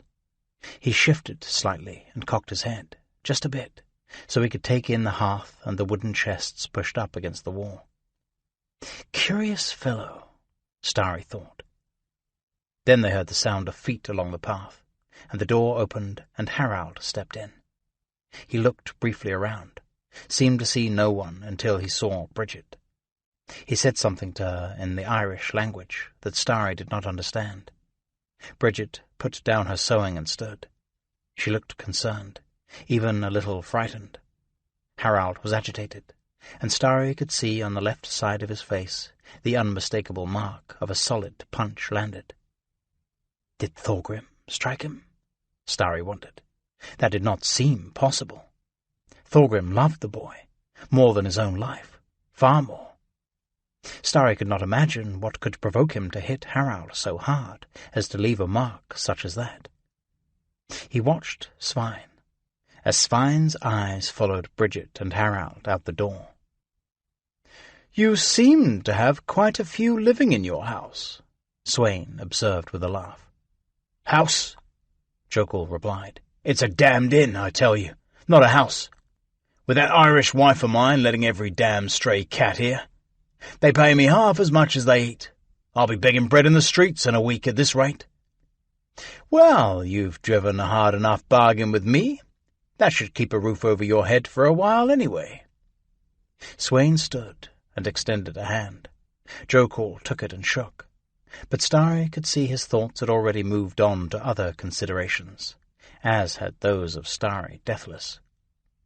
For some time, he did not know how long, Thorgrim stood by the edge of the water and let the cool breeze of late spring envelop him, and let the emotions bleed out.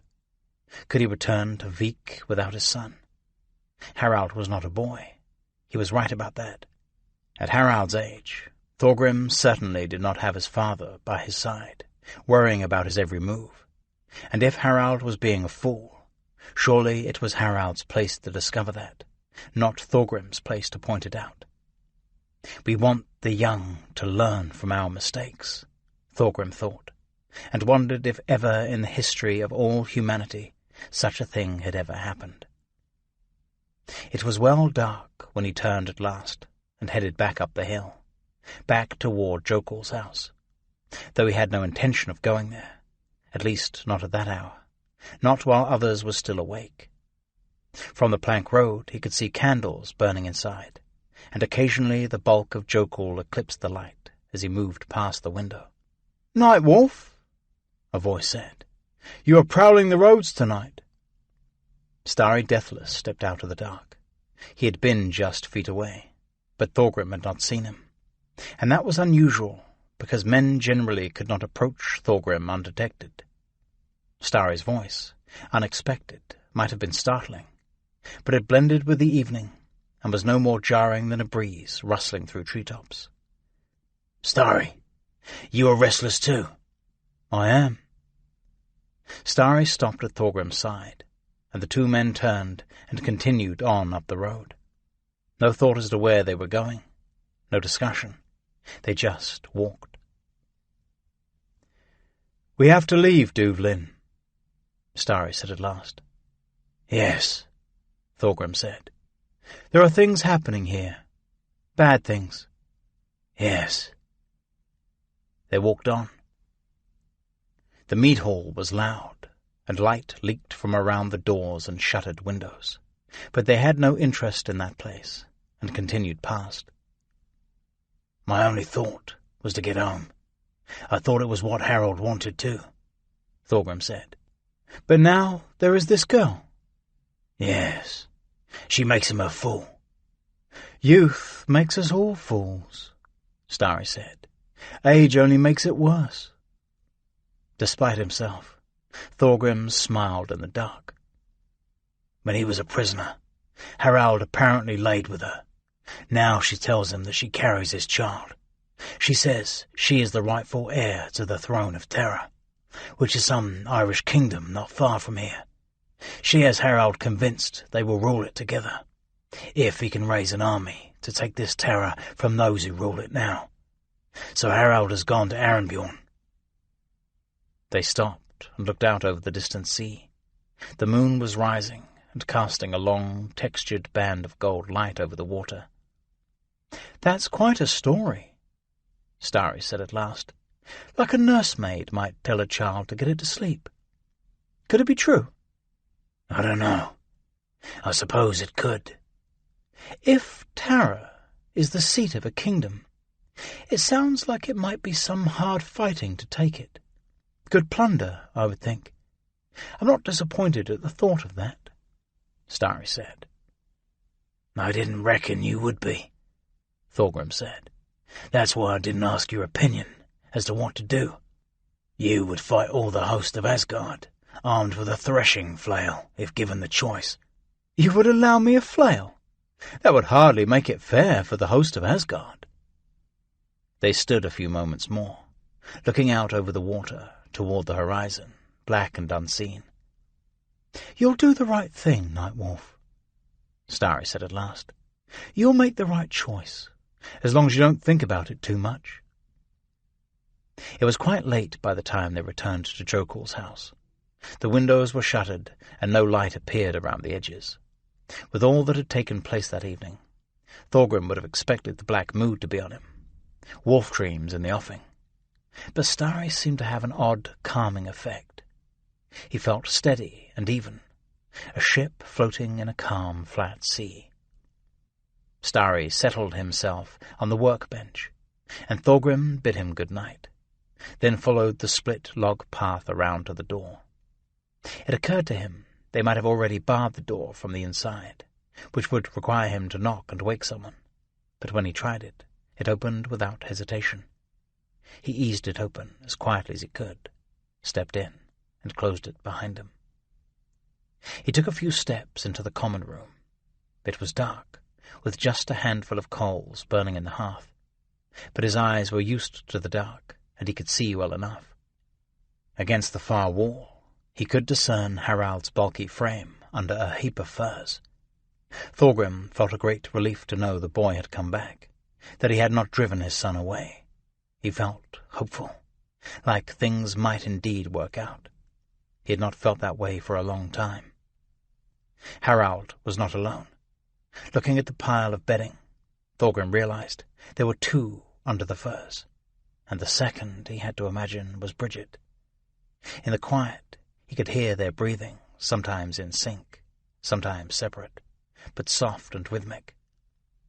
Perhaps she does love him, Thorgrim thought. He wondered if Harald was the one who saw the truth, who clearly understood the situation, and he, Thorgrim, was the one acting the fool. He stepped back to the door, dropped the bar in place, and then crossed the room to his own bed. He unhooked the brooch that held his cloak around his shoulders, set it down, and let the cloth drop soundlessly to the floor. He took the axe from his sword belt and laid it down within reach, unhooked the belt, and set Iron-Tooth carefully by the pallet on which he made his bed. He pulled off his shoes and leggings, and crawled gratefully under the cover of furs and wool blankets. Sleep was not long in coming, with the quiet rhythms of the house, the distant sound of Jokul's deep rumbling snores, the soft breathing of Harald and Bridget. Thorgrim felt the warm wash come over him, and he settled in, let the heavy darkness pull him down. And soon, in his unconscious mind, he felt a presence, warm and pleasurable, pressed close, something beyond himself. Slowly he kicked his way back to the surface, not desperate like a drowning man, but easy, like one who was simply done being engulfed in the warm water. He was not alone under his furs. "Alma!" His voice was no louder than a breath. Alma ran a hand over his chest. He was still wearing his tunic, but he could feel the warmth of her body through the cloth. "I wanted to see how your wound was getting on," she said in a soft and sleepy voice, "but you were asleep before I could speak with you." Thorgrim put his hand on Alma's shoulder and let it slide down along her side. She was wearing a lena of thin cloth, so thin it was almost not there at all. Her skin underneath was soft and smooth and firm. She moved slowly under the motion of his hand and pressed herself closer. "I was worried about you," she said in the same breathy, sleepy voice. "You and Harald. It seemed like something happened."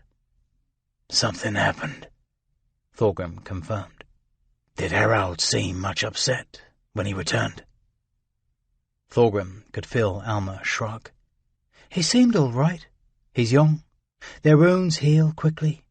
Any sort of wound. Did you have a disagreement over Bridget?" "Yes. He says she is the rightful heir to some kingdom called Tara." "She is," Alma said. Thorgrim was quiet for some time. "She is?" he asked at length. "Yes. She is Bridget Neek Mol Sheknel. Her father was Mol Sheknel Mac Ruinad. His kingdom is called Bregar, not Tara. Tara is the seat of the kingdom, not far from here. Some say the king who sits on the throne of Tara is by rights the High King of all Ireland." Tara, Bregar. He had heard this before, from the thrall, Morrigan. It was coming back to him like a dream, barely remembered. "How do you know she is who she says? Do you recognize her?" "I didn't at first, but when she told me who she was, I saw it was so. I grew up not far from Tara. I suppose you might say I am her subject, or would be, if others had not taken the throne in her father's death. They lay together, quiet for a few moments. Thorgrim listened to the sounds of the household, listened to hear if their soft talk had pulled anyone from sleep, but he could hear no changes. Most importantly, Jokul still snored with gusto in the far room. "Will you help her?" Alma asked. "Harald says she hopes to get an army of you Norsemen, to put her on the throne. Will that happen?" "I don't know," Thorgrim said. He could hear the note of exasperation creep unbidden into his voice. "This is not our fight. I don't know what will happen." Alma seemed to hear the note as well. She did not speak again, just pressed herself closer to him, and ran a hand softly up and down his chest. He, in turn, let his hand wander over her shoulder and down her side, let it slide along the soft curve that her waist made as it widened out to her hips. Hard work had kept her lean, but the bounty of Jokul's thriving smithy had kept her from growing thin and bony, and Thorgrim thoroughly appreciated the result. Quietly, slowly, Alma pushed herself up until she was draped across his chest, and her lips could reach his. She kissed him, and he kissed her back, both with the hunger of people who had delayed this moment until the last, until they could bear no more. Alma slid further on top of Thorgrim, her hands running over the hard muscles of his arms, and he, with both arms free now, let his hands run the length of her body, down to her pleasantly round bottom, as far as he could reach. His fingers found the hem of her lena, and he eased it up, and she lifted herself off him, just a bit, just enough for the cloth to pass between them, then up over her head. She laid on top of him, naked, the weight of the furs and blankets pressing her harder into him. He let his lips explore her neck, her shoulders, her breasts. He felt her breath coming quicker, but soft, barely audible. His hands, rough as weathered pine, moved over her skin, barely touching it. His fingers entwined themselves in her long, dark hair. Alma reached down and grabbed handfuls of Thorgrim's tunic, and pulled it up, as he had done with her lena. It was a bit more of a struggle, and Thorgrim could feel his wound pulling, and Alma said, "Easy, easy, easy," a voice even less than a whisper. And then the tunic was off, over his head, and Thorgrim revelled in that sensation of skin against skin, her small, soft, smooth body against his own muscled and hairy frame. He wrapped his arms around her, held her tight, pressing her harder against him. Her lips were on his, tongues exploring mouths. Thorgrim was ready for her, more than ready. She straddled him, her knees just reaching the furs on which they lay. She moved her hips, and he felt himself slide inside her, felt her body tense, her hands clenched with the first sensation. She lay across his chest, moving slowly from the hips down, and he moved with her. Her long hair fell across his face and chest, and she brushed it away, tossed her head back, her hair over her shoulder. Her neck was long and graceful in the dim light, her mouth open, her eyes shut. She made soft, whimpering sounds, barely audible. They moved like that for some time, a slow rhythm, steady, absorbed in the feel of one another. Then Thorgrim wrapped his arm around her again, pulled her tight to him, and rolled over. Alma wrapped her legs around his hips, and the rhythm never stopped as they shifted around. Thorgrim on top of her, propped on his elbows, draped in heavy furs, making a shelter above her. Slowly, deliberately, Thorgrim began to move faster, jarring Alma slightly with each thrust. Her hair was half over her face, and her hand was in her mouth, and she was biting down on it. Her eyes were squeezed tight. Her skin shone white against the dark fur. Thorgrim grit his teeth. More often than not, he had done this in a communal setting, a house full of people, and he was well practiced at remaining quiet, despite the urge to do otherwise. His motion grew more urgent. Alma wrapped her legs and arms tightly around him, pulling him down on her. She felt so tiny beneath him, so vulnerable. His entire body was consumed by the sensation. His eyes jammed shut, his jaw clenched. He reached under Alma's back and grabbed her shoulders, and she ran her feet up and down the backs of his legs. He felt her body under his clench tight, and she gave a stifled cry, and then relaxed, like a rope under tension that is eased away, and that was enough to send him over the edge as well. It was another minute before they stopped moving altogether and lay there, quiet, wrapped in each other. Thorgrim reached up and brushed her hair aside and ran his lips along her neck. In the far room, Jokul still snored away. Sometime later, Thorgrim rolled off and lay on his back, and Alma once again draped herself over his chest. She ran her hands through the hair on his chest. Thorgrim felt sleep creeping over him again, and he thought, "We cannot fall asleep and be found like this. That would not end well." He did not like to think about how much Jokul would charge for the rental of his wife. "So," Alma said, resting her hand on his chest, "will Armbjorn raise an army? Does he believe what Bridget says?" Such a lot of questions, Thorgrim thought, and before he could answer, the sleep was on him and taking him down. Then he woke with a start. How long he had been asleep he did not know.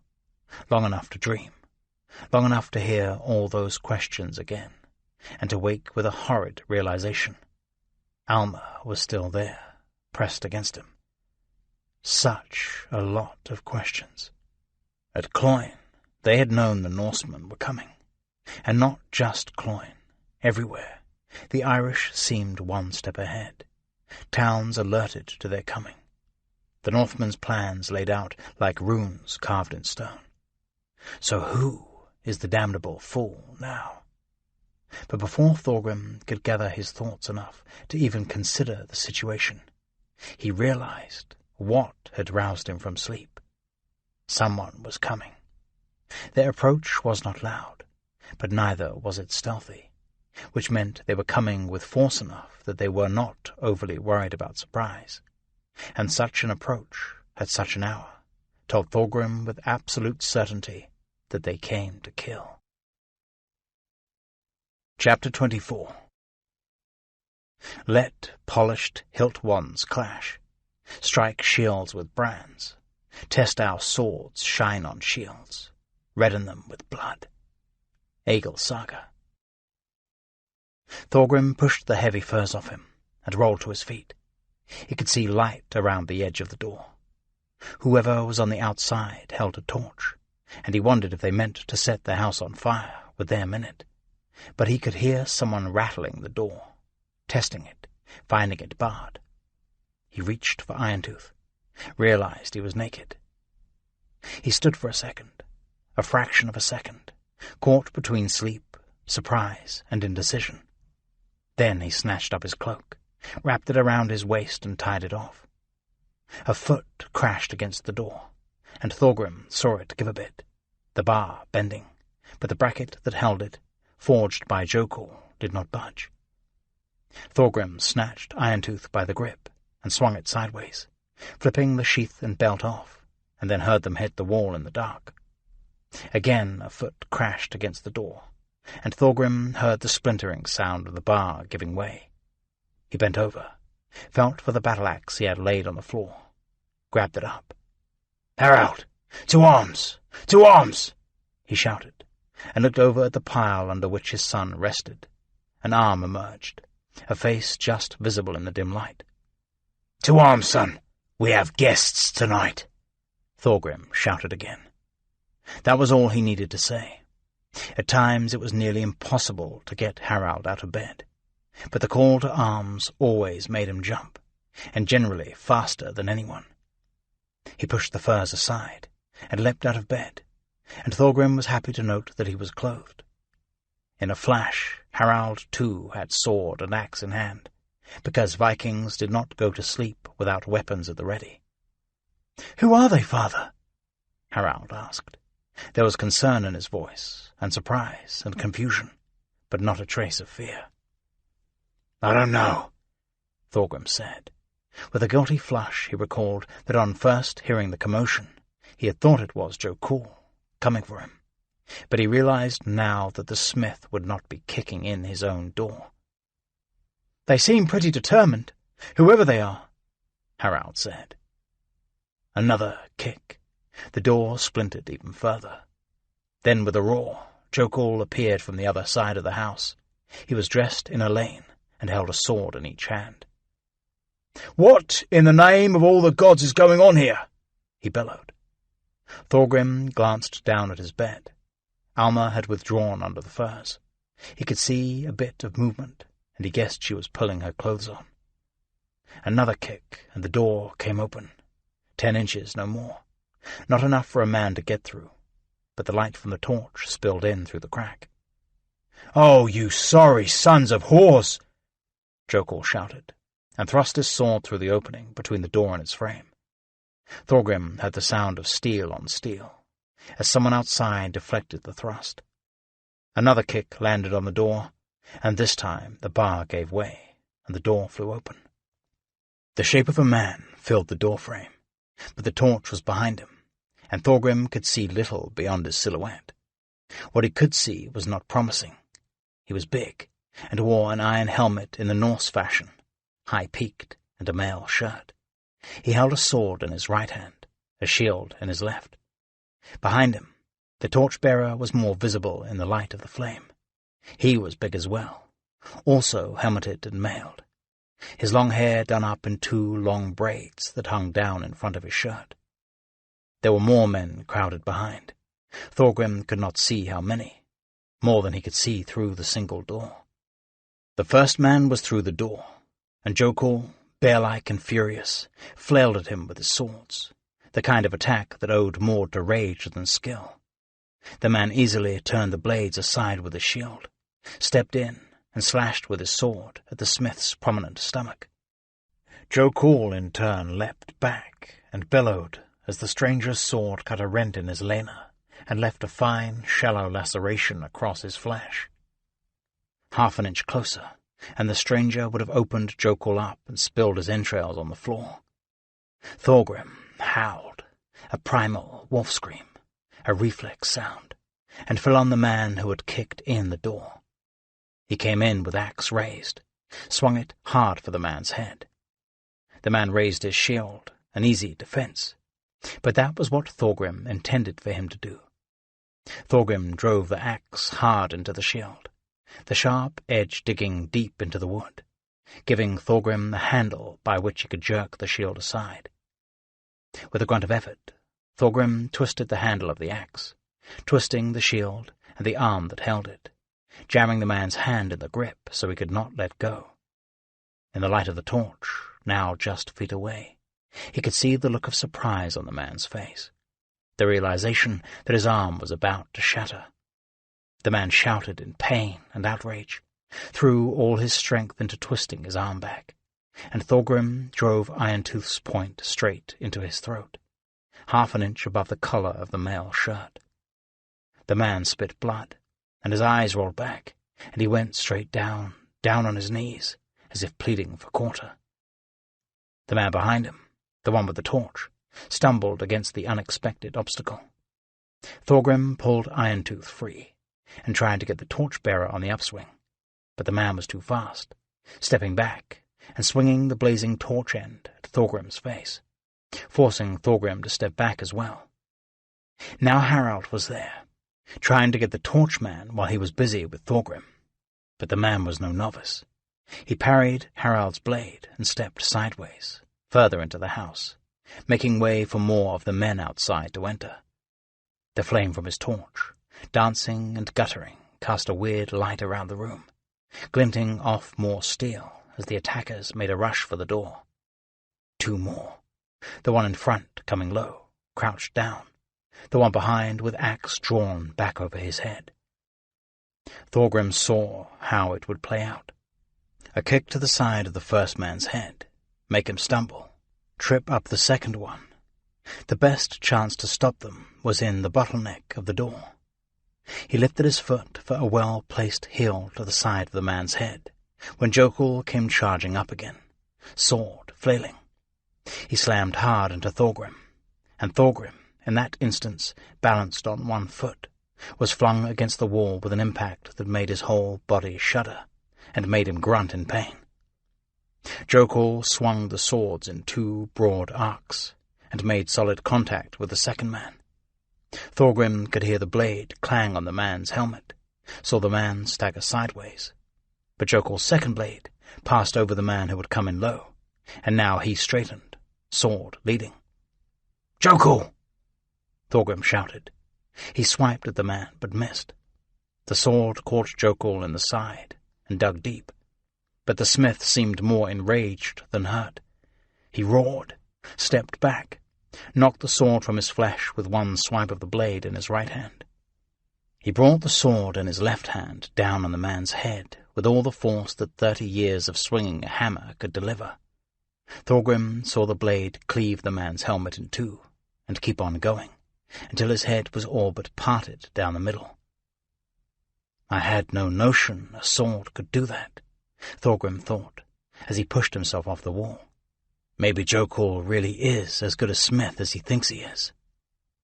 Harald and the torchbearer were still engaged, Harald's sword and axe against the man's sword and flame, and as the stranger swung the torch, it made the light and dark in the room dance and shift.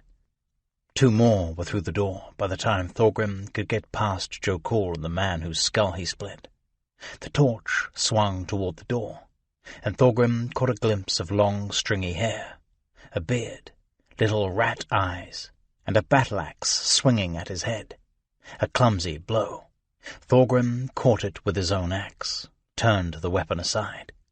The momentum carried the man off balance, and Thorgrim rammed Irontooth up under his mail shirt.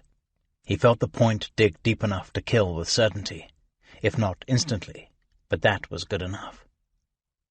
Harald was being forced back by the flailing torch. It was not a weapon he had encountered before, and the slashing light seemed to confuse him. Jokul, too, was stepping away from the door. He had dropped the sword in his right hand, and was pressing that hand against the wound in his side, blood oozing out between his massive fingers. But he was fighting hard with the sword in his left, his eyes wide, his hair sticking out at crazy angles, his beard a great matted mess. He looked to Thorgrim like one of the giants in the ancient legends he had heard as a child. There were just 3 of them defending the house, and Harald was a boy, and Jokul wounded. The attackers were pushing them back, opening up fighting room, and that was bad, because having room enough meant they could bring their numbers to bear. "Here, to me!" someone shouted, and Thorgrim realized it was the man with the torch. Another, a sword and short sword in his hands, dashed through the door, stepped over to where the torch man was engaged with Harald, and joined in the fight. 2 against 1. Thorgrim pressed himself against the wall, looked for a way to cross the room, to stand side by side with Harald, but there were 3 men he would have to get through first, and he would be lucky not to be killed by Jokul's wildly swinging blade. But it was not 2 against 1, because the torch man stepped back from the fight as soon as the other had Harald's attention. He seemed, in fact, to ignore the fight entirely as he plunged into the room, sweeping the torch through the air, lighting up the distant corners. Alma and Bridget were huddled together by the far wall. Alma had in her hand the 3-foot iron spit that usually spanned the hearth, and she held it like a club. Bridget held the small axe they used to split kindling. "Here! Here! Here!" the man with the torch shouted. The next man through the door responded, rushed toward the lighted end of the room, did not even see Thorgrim in the shadow, until Thorgrim's axe had all but decapitated him. He went down, but in the time it took for Thorgrim to free his axe, 2 more were through the door, and closing with the one who had called out. How many of these sons of whores are there? Thorgrim wondered. He could see no more outside the door, but the little house was crammed with struggling men, swords and axes rising, swinging, hacking in the torchlight. "The one with the axe! Her! Get that bitch!" the man with the torch shouted, and 2 men advanced on the women. They advanced with care. Bridget and Alma had the look of women who would not be taken easily. "You dog! Coward!" Thorgrim shouted, and he tried to cross the room, but there were 2 more in front of him now. He swung his axe in a wide arc, made one of them step back, thrust at the other, but found only air. Then Jokul was in front of him, a great mass like one of those floating islands of ice found in the far North Seas.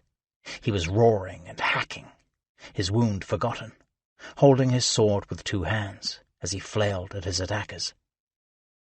"Jokul! Damn it! Stand clear!" Thorgrim shouted. He tried to step around, then ducked as Jokul took a big wind-up, backhand, with his long, straight sword. But before he could even let swing, Thorgrim saw a blade erupt from the man's back, a bloody silvery point, glinting, twisting. Jokul's roar turned to something else, something high-pitched. Fury and agony all forge-welded together, and he fell back with thundering force, the blade slipping free from his body as he went down. Alma shrieked. The man advancing on her shifted his gaze as Jokul fell, and for his second's distraction took the full force of the iron spit across the side of his head. Thorgrim saw his head jerk sideways, and the rest of his body follow, and went down as if the gods had taken his bones.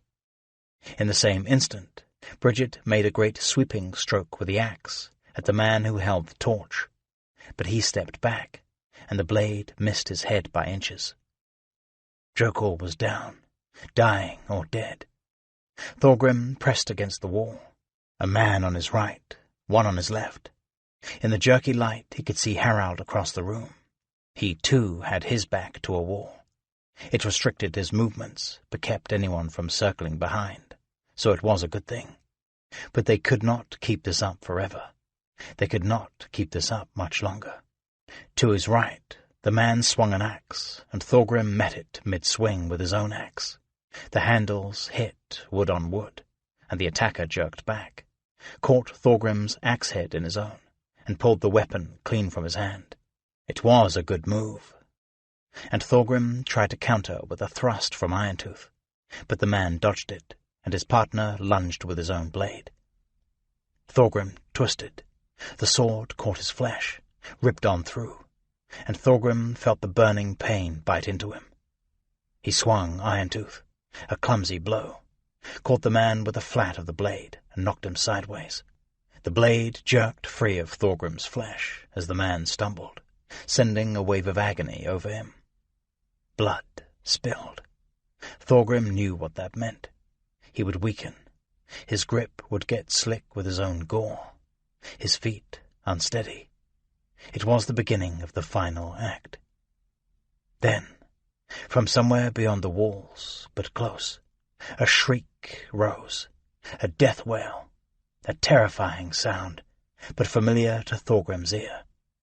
Suddenly the room was filled with a shower of splinters, a rush of cool air, the sound of wood shattering, metal hinges and latches wrenched free, as Starry Deathless came crashing feet first through the shuttered window of Jokul's house.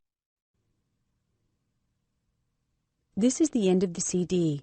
The audiobook continues on the next CD. Chapter 25. Sharp from my sheath, my short sword I drew. The saga of the Confederates. Starry had been asleep when they came, or nearly asleep, as much asleep as Starry ever was. Starry, who slept like a cat, sprawled out, seemingly dead, but with an ear always listening for the mouse's scratching. Not asleep on the workbench. He had given that up, as the inactivity of Duvlin had preyed on him, and he had become more and more restless. He realized that the thatched roof over the bench, built to offer some protection to the work surface, and overbuilt like nearly everything that came from Jokul's hands, was easily strong enough to hold him. He had crawled up there a few nights before, created something like a nest in the thatch, a bed invisible from the ground below, which was why Jokul had not flown into a rage that Starry had done that. He found some degree of comfort in his perch, hidden, looking out and down at the world at night. He was an eagle, his eyes scanning the distance for prey. They came in the late hours, the dead hours, when the drunkard was passed out, the early riser still abed, lovers asleep after the night's activities. That last had been Thorgrim, Starry realized, the last sounds before the deep quiet had settled over the longboard, the hours of least vigilance. It was when Starry tended to be at his most alert. He heard them coming long before he could see them, despite his eagle's perch, soft deerskin shoes on the plank road, the muted sound of weapons thumping on legs as they walked. They were trying to be quiet and succeeding. Had there been any ambient sound at all, anything beyond the odd frog or owl, then he might have missed the sounds. Most men would not have heard them, no matter how quiet the night. But Starry's hearing was acute beyond all normal measure, as it often was, he had found, with men who were quite insane. He moved slowly, silently, because he forgot that others did not hear the way he heard. He peeked over the edge of the thatch. He could see the glow of a torch as the group of men came up the plank road, but the men themselves were hidden behind the clustered houses. There had to be 10 of them at least, he imagined, based on the sound of their footfalls. He was motionless in the thatch, and all but invisible from the ground, as he saw them emerge beyond the nearest house. They stopped and looked around. They spoke softly, so soft that even Starry could hear nothing beyond murmurs. "I know you," he thought. "Swain and Svein of Hedeby, come to get a better price for your swords? I can just imagine." Swain held the torch and seemed to be in charge. He pointed to Jokul's house, muttered some words to the others, and they stepped silently through the gate and moved along the side of the building. Starry could feel his nerves popping and flashing like a pitch-pine log tossed on a blazing fire. 11. He counted 11 of them.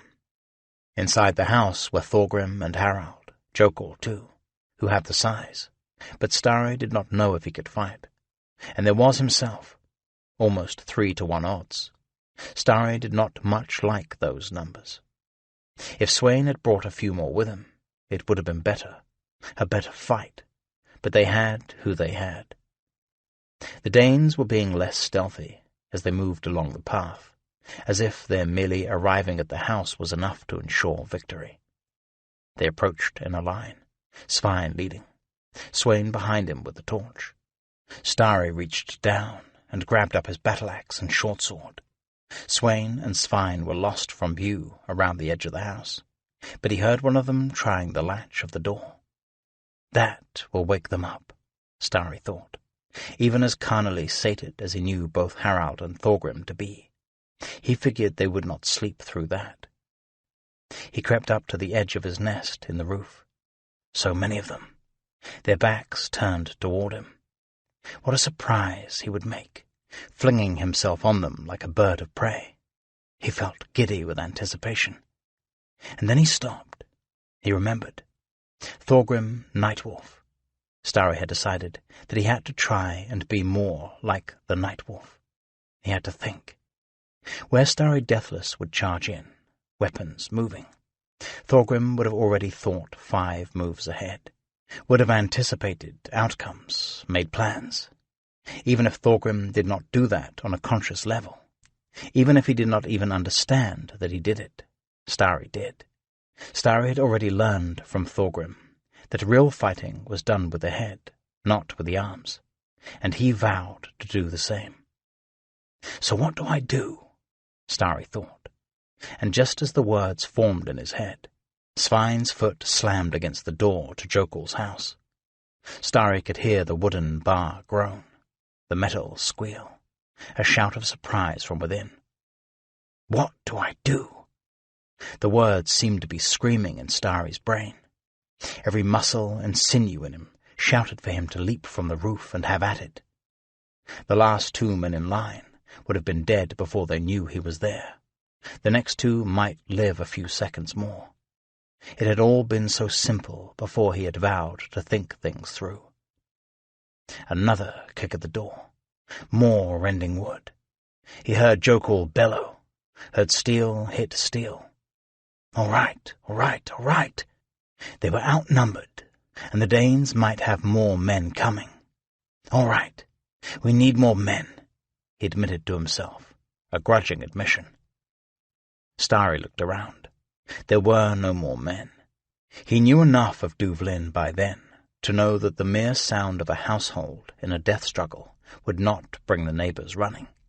It was too frequent an event, and the Vikings kept their own counsel. The light from the torch seemed to go out, and Starry knew they were inside, and he felt his arms and legs twitching. Oh, let hell and the trolls have this thinking nonsense. He was about to leap down from the roof and launch himself into the fray, when he saw a face, a small face, peering out from the doorway of the neighbouring house. Starry recognized him as the youngest son of the family there, a curious boy. He often spent time watching Jokul work. He and Starry had spoken on many occasions. Starry climbed down from the roof, moving fast and sure like a squirrel. The fight inside was fully joined. He could hear shouting, steel hitting steel. He could smell blood. "Egil! Egil!" he said in a loud whisper, amazed that he had recalled the boy's name. Egil emerged from the shadows, wary, half asleep, and approached the wattle fence that separated their properties. "Yes, what's happening?" "A little fight, nothing of consequence." Starry leaned on the fence, trying to look casual and not alarm the boy. "Now, do you know my fellow, Norwal, the Swede?" "Norwal the Short, the crazy one?" "Yes, that's him." From inside Jokul's house, a scream, the clang of weapons, the sound of a body hitting the floor.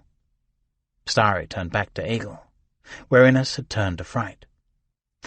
"Norwal will be up in the mead hall," he continued. "Run up there and tell him I need him here.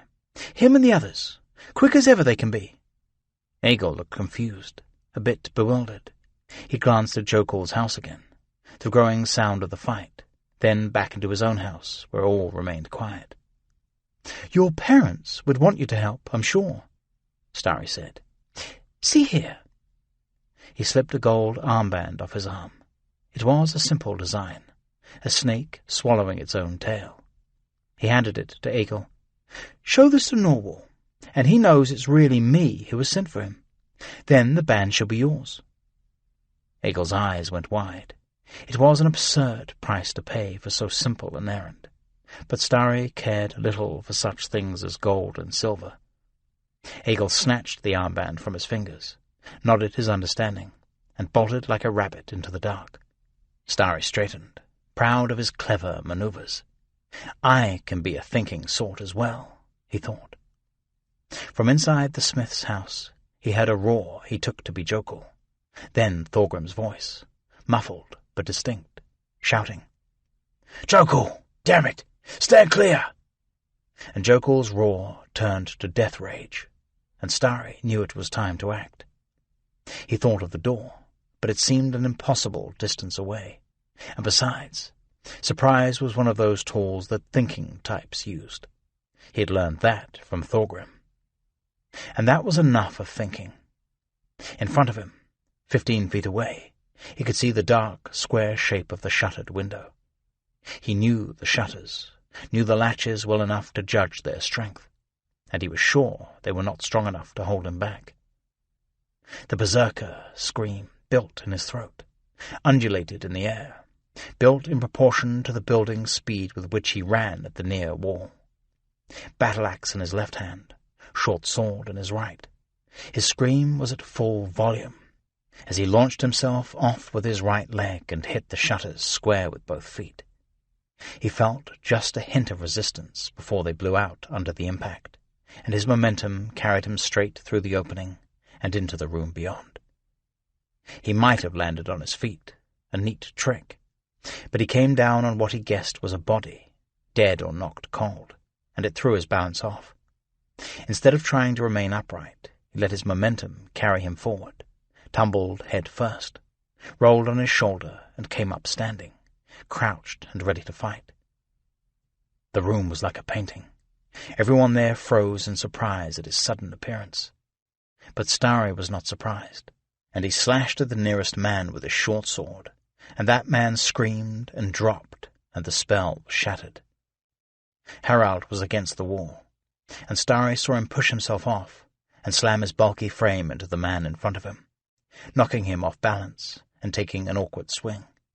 But the man deflected the blow and leapt back, more fight in him. Starry swiveled around. Thorgrim was fighting two men, and Starry could see the blood running down his side. He pounced at the nearest, but the man had seen him coming, ducked quick beneath Starry's swinging axe, lashed at Starry with his sword. A blow Starry turned aside. There was screaming now, not men's screams, but women's, a sound mostly foreign to Starry's ear. The man in front of Starry straightened, grinned, actually grinned, and came at Starry with a sword held ready. Starry took a step back. His heel hit something, and he stumbled, and the man swung as Starry's chest presented itself. But Starry was going down, and the blade swept past. Then Starry was flat on his back, and looking at the great bulk of Jokul the smith, over whom he had stumbled. He looked up. The Dane was there, sword raised, a two-fisted grip that promised to cleave Starry in two. The grin was still on his lips, and Starry aimed for it as he threw the battle-axe with a practised twist of his wrist, saw the weapon turn once in the air and embed itself in the man's face. There was a great bustling around, commotion, shouting. A woman screamed, and the scream was cut short. The torch that Swain held fell to the floor, plunging the upper half of the room into darkness, illuminating the men strewn lifeless or dying around the room. Starry scrambled to his feet. Thorgrim was still engaged with the second man, and Starry could see that his wound and the prolonged fight were telling on his strength. Harald was still holding his own. Starry leapt across Jokul's body, drawing back the short sword, but the man saw him coming, ducked, backed off, and then raced for the door. A move so unexpected that Starry and Thorgrim just watched him go. Right on his heels, the man who had been fighting Harald also dashed through the door and into the night. A moment before, the room had been a noisy, shouting, clanging chaos, but now it was silent. The only real sound, the gasping breath of the three men left standing. They bent nearly double, sucking in air. The coppery smell of blood was all around them. The flickering light of the torch, illuminating the room from the floor up, made the scene look even weirder than it was. Then Harald straightened, jerked erect as if startled from sleep. His eyes were wide. He dropped his sword and raced across the room, snatched the torch from the floor. He moved to the far end of the room. Furs and blankets were mounded against the wall. A woman's body lay in shadow. Harald rolled her over, and in the light they could see it was Alma, though whether she was dead or knocked out they did not know. Harald pushed the furs aside, then tossed them aside, then straightened and looked desperately around. "Bridget!" he shouted. Chapter 26. A race of pagans will carry you into bondage from your own lands and will offer you up to their own gods. 9th century Irish prophecy. The thumping brought her around. The thumping and the motion and the pain. Quite a lot of pain. Her body was racked with it. It was the first thing of which she became aware. The next was that she was upside down and having a very hard time breathing. But she still did not know where she was. She opened her eyes. The night was all but black, but there was light enough for her to see feet and legs below her. A muddy plank road. She was draped over a man's shoulder. Bridget Neek-Moore-Shecknell was being carried off by Vikings. Her head was pounding, her thoughts disorganized, but she could recall the fight now, remembered Alma cracking one of the bastards' head open with an iron spit, herself swinging and missing with the axe. She recalled seeing the big fist coming around the side of her head, the frozen terror of it, her inability to move, and that was it. There was no more. She turned her head sideways, left and right. There were 4 other men that she could see, moving in a tight bunch, moving toward what she believed was the waterfront, where the ships were anchored or pulled up on the beach. That was not good.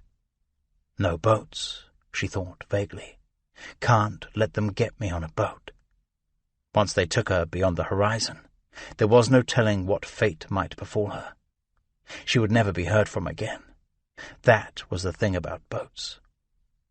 She balled her hand into a fist and pounded on the back of her abductor's thigh, the only place she could reach, but it seemed to have no effect. The blows felt weak and ineffectual. The man carrying her seemed not even to notice. Damn it! Damn it! She could not form a clear thought. With the thumping and jostling and gasping for breath, she let herself go limp, hoping it would make her more difficult to carry, hoping it would make the motion better, give her a chance to think. It did not help. The man over whose shoulder she was draped yelled something, shouted out into the dark. Bridget could not understand the words, but the tone was very much that of an order given, no doubt, to men aboard a nearby ship, orders to take up the oars, orders to carry her off to sea. She felt a new surge of panic, and started pounding again on the man's legs, but her effort was no more effective than it had been the first time. She thought she felt the pace of the men quicken a bit. She heard another voice, from off in the distance, the man aboard the ship, no doubt, reporting that all was ready. But no, the voice was behind them, from the direction they had come. She strained to hear, far off, faint, but there, and the voice was one she knew. "Bridget! Bridget!" Harold. The man carrying her heard it too. He stopped, short, barked an order to the men around him, and they stopped as well. Together they all turned to look up the plank road over which they had come. Bridget twisted sideways so she could see, too. It was dark, but there was a moon behind the clouds, and it gave off light enough that she could see the little band of men coming after her. She could recognize Harold's broad, powerful form. She had come to Duvlin with no thought beyond using him for her purposes. She had forgotten how very good-looking he was. She had forgotten about his unshakable loyalty and strength. But in the short time they had been reunited, she had been reminded of all those things, and the unfathomable attraction she had to him, the very thing that had led her into all this trouble. And once again she had been weak, and had welcomed him into her bed. Loyalty and strength, that was Harold at his core. And just then, seeing him charging down the plank road, calling her name, she had never been more grateful for those qualities. "Harold! Harold! Here! I'm here!" she shouted, and for her effort took a heel blow to the head. She could taste blood in her mouth, but she was willing to risk another kick if it meant increasing her chances of Harold's rescuing her. She opened her mouth to yell again, but the man carrying her spun back toward the river and shouted another order in his ugly, guttural Norse language. He began to run, and the men around him ran too. No, no, no, no, Bridget thought. If they reached the ship before Harold reached her, then she was lost. If they took her to sea, she did not think she would live to the next sunset. Once again she pounded on the man's legs, but the proximity of rescue was clearing her mind. She abandoned that useless effort and craned her neck to look around. She could see the man running beside her, at least from the waist down. She could see his sword bouncing against his leg as he ran. Sword! The bastard carrying her must have a sword as well. They all did. She twisted around the other way, an awkward and difficult movement, and half curled her body up at the waist. Her abdominal muscles burned from the effort, but her eyes fell on what she was looking for, the hilt of the man's sword jutting above his belt. The man had been walking fast before. Now he was running, and the jarring and bouncing was much worse than it had been. Bridget reached up with her right hand, snatched at the hilt, and missed, as the man's footfalls nearly knocked the breath from her. She reached again. It was so close. Inch by inch she moved her hand, tried to hold it steady against the bouncing. She could hear Harold, still calling for her, getting closer. And in that instant, the man to their left saw what she was about. He shouted, reaching for her, and she lunged for the hilt. She felt her fingers wrap around the leather binding, and she pulled it toward her. The sheath of the sword flapped forward like some kind of battering ram, as Bridget struggled to pull the blade free. The man beside her grabbed her arm and tried to pry her fingers from the sword. As he did, the one carrying her realized that something was going on, and he twisted around to see what it was, pulling the sword from the man's hands. With a twist of her body and a grunt of effort, Bridget drew the sword clear of the sheath. The blade thumped on the road as she tried to hold it up at that odd angle. The men had stopped running.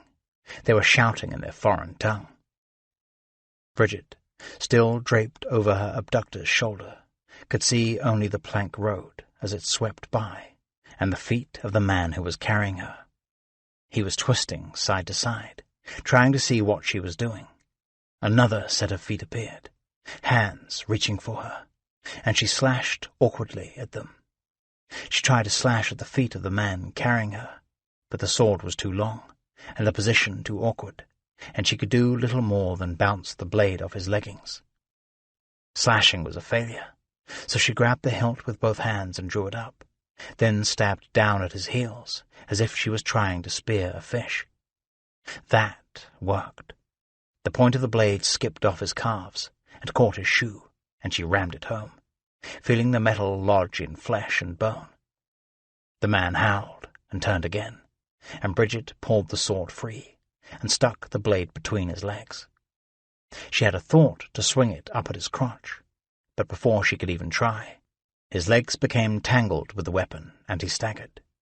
He tried to catch himself, but between his lacerated foot and the blade between his legs, and the weight of Bridget on his shoulders, he could not maintain his balance. Bridget felt him going over, and she braced herself. She was on his right shoulder, and as luck would have it, he came down on his left, so that rather than falling on her, her hip came down on his head as they landed in a heap on the plank road.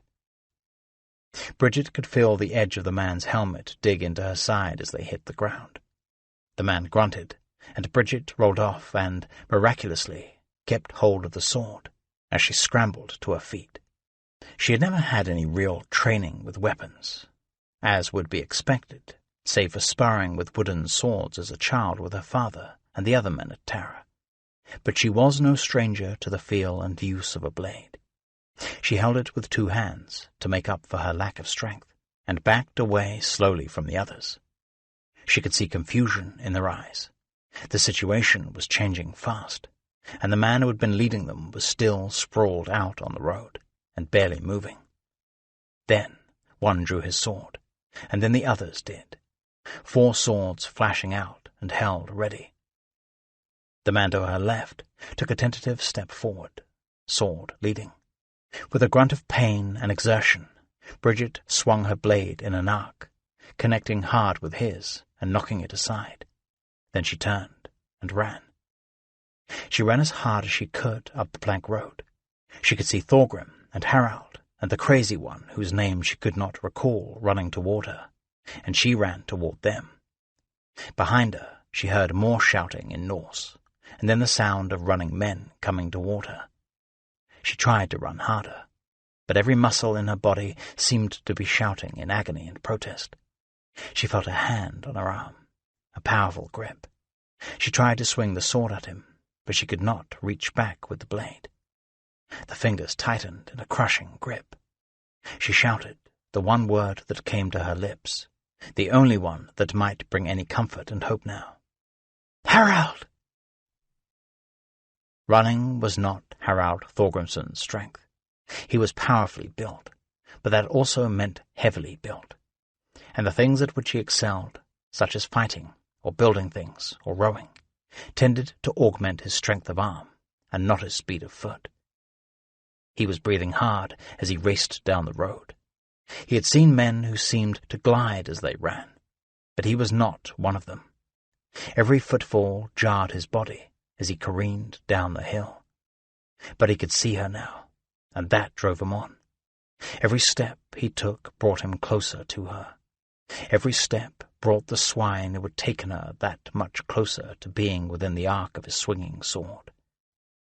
He and Thorgrim were pretty well matched for speed, but Thorgrim was blown from the fight, and wounded, and was struggling to keep up. Starry Deathless was fast, one of the gliders, and though he was just a few feet ahead, Harald had the distinct impression he was holding back, trying to not entirely outpace his companions. Head jarring, heaving for breath, Harald tried to see what was happening. 5 men, one carrying Bridget, making for the docks. They had stopped, just for a moment, on hearing the pursuit, but they were running again and pulling away, making for a ship, no doubt, and if they were able to get her aboard, get under way, then she would be lost to him. Then, suddenly, everything changed, for no reason Harald could see. The fleeing men stopped. Bridget's hair whipped around in a wild brown tangle, as the man holding her twisted left and right, and then they were down, Bridget and the man, a flailing heap on the plank road, and then Bridget was up, a sword in her hand, and running toward him.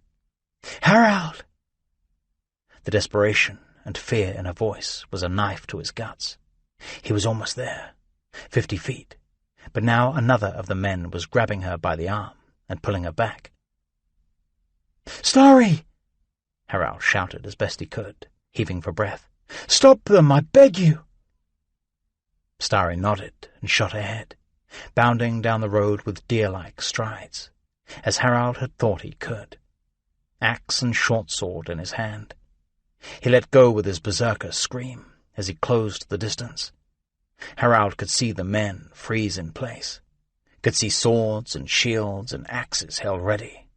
The men braced like sailors holding tight as a massive wave rolls down on their ship. The man holding Bridget seemed to expect Starry to stop and fight, not an unreasonable thought. But that was not the berserker's approach at all. Starry came in with his axe making a great circle in front of him, catching the man's sword and knocking it aside. He launched himself off the road and came at the Dane feet first, seemed to literally climb up the front of the man. Harald saw the man stagger and tried to slash upward with his sword, but he was too slow. In a single motion, Starry kicked him to the ground and used him as a vault to launch himself at the next man behind. He crashed into the man feet first, but that one had a shield and managed to get it up and take most of the impact of Starry's flight. Starry came down on both feet, and the man with the shield staggered back but did not fall. He was able to meet Starry's axe blow with the shield, and even took a slashing counterstroke with his sword, which Starry dodged. All this Harald saw as he closed the last few feet. He wanted nothing more than to take Bridget up in his arms, to wrap his strong arms around her and protect her and shield her. But he knew he could not do that until the threat of the armed men had been removed, and now the odds looked good. Harald was still careening downhill, his stride less of a run than a controlled and prolonged fall. It was clear enough to him that he would not be able to stop in any meaningful way, so he did not. He set his eyes on the man to the right of where Starry and the other were fighting. He was waiting, sword and shield at the ready, and Harald charged straight at him. He came in swinging as Starry had done, knocked the man's sword aside, twisted, and hit his shield full force with his right shoulder, slamming into him with all the power behind 14 stone of bone and muscle, turning full tilt downhill. The impact effectively stopped Harald, who stumbled a few steps more, but remained upright. The man with the shield flew back, his feet coming higher than his head, as he lifted clean off the ground, and came down 5 feet from where he stood. He was still rolling, when Harald recovered his step, raced over, put a foot on his shield, and finished him, though from the angle of his head, Harald wondered if the fall had not done him first. Thorgrim and Starry were still fighting, but their adversaries were backing away. In a moment they would be running. Harald had seen that often enough to know the signs. He turned and looked back up the road. Bridget was there, the sword still in her hands, but drooping, as if it was suddenly too heavy for her to lift. She looked frightened and relieved and grateful all at once, and Harald felt the overwhelming urge to go to her and hold her. And then he heard the sound of the men coming up from the river. He turned back. He saw torches and the fire glinting off helmets and swords and spear tips. They were moving fast, 10 or 15 men. The rest of the company from the ship to which they were taking Bridget. Harald felt his heart sink, his stomach turn. So close. They had fought against such odds, had chased the sons of whores down to the water, had taken Bridget back in the final moment. And now these bastards would take her in the end, and he and Thorgrim and Starry would die. He turned his back on the advancing company and raced back to Bridget's side. He wrapped his arm around her and kissed her, and despite her shock and pain, she kissed him back. Then he grabbed her shoulders and spun her around. "Run," he said in a harsh whisper, in the Irish he had learned from Alma. "Run! There!" He pointed to a dark place, a narrow space between 2 houses. He and Thorgrim and Starry might be able to hold the rest off, long enough for her to lose herself in the narrow streets and alleys of the Longport. "No," she said, but she did not sound very sure. "Run," he said again, and gave her a little push, then turned to face the new threat. They were maybe 30 feet away, weapons drawn, spreading out in a semicircle as they advanced. The one Thorgrim had been fighting was sprawled out on the ground, and Thorgrim had found a shield somewhere and was making his stand against the advancing horde. "I should have thought to grab that fellow's shield," Harald thought, recalling the man he had bowled over. Too late. Thorgrim was looking away, his eyes everywhere, taking little steps back as the rest came on. Starry Deathless, on the other hand, was grinning wide, and spinning his axe in his hand. His eyes were sweeping over the advancing warriors, like a hungry man presented with an expansive feast and not sure where to start. He was nodding slightly to himself and dancing from one foot to the other. An odd quiet fell over the scene as the armed men closed with each other. The men from the ship may have felt the odds were much in their favor, but Harald imagined the limp bodies strewn around the plank road gave them pause. They would take their time, advance with caution. Then, from the dark behind them, the quiet was split by a howl, an animal howl like a wolf, but worse than that, a high-pitched, yelping, corkscrewing sound that made Harald jump and sent a chill through him. The howl was joined by another, and then another. Harald shifted his gaze fast back and forth, not sure where the greater threat lay. He glanced over at Starry. The berserker also wore a confused look. And then Harald saw realization cross his face. His grin disappeared, and he shouted, "No! No, no, no, no, no!" Harald turned to face this new threat. Anything that struck fear in starry Deathless was not something he wanted at his back. Into the light, from the torches, running, leaping, screaming, came a shirtless Norwal the Short, at the head of 10 fellow berserkers, most similarly dressed, some more casual. Their weapons flashed in the light. They came down the plank road like a flash flood, parted around Harald, around Thorgrim, around Starry, and crashed over the Danes arrayed for a fight, and the Danes went down before them like dried reeds. Chapter 27. Vikings will come across the sea. They will mingle among the men of Ireland. There will be an abbot from among them, over every church. Burchan, Irish prophet. Father Finian was 4 days riding from Duvlin to Glendalough, more than 30 miles of muddy tracks called roads, rolling hills, thick woods through which he had to all but cut a path. He heard wolves often enough, but they kept their distance. Sometimes he could see the ocean from the high headlands, and he liked that. There was a town on the coast, which the Irish called Kilmantine. It was prosperous and growing, for the same reason that any other Irish town was prosperous and growing, and that was because the Northmen had taken it and turned it into a genuine trading port. The Northmen called it Wicklow, but Finian's brief stay in Duvlin had given him his fill of the Northmen, and he had no wish to go there, and soon his path took him inland, onto higher ground, skirting the mountains to the west.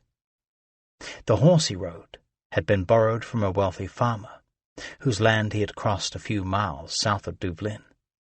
The father's compound consisted of 2 goodly ringforts, one to enclose his home and sundry outbuildings, the other to house his animals. The man had 24 cows and 3 horses, an abundance worthy of one of the more prosperous of the Rhi Tuathae. Finian suggested that the farmer might show his gratitude for the blessings the Lord had rained down on him by lending one of the horses to aid him, Finian, in doing the Lord's work. Explained that way, the farmer seemed willing enough to comply. When Finian thought back on it, however, he had to admit that willing was not exactly the right word. Grudging might be closer to it.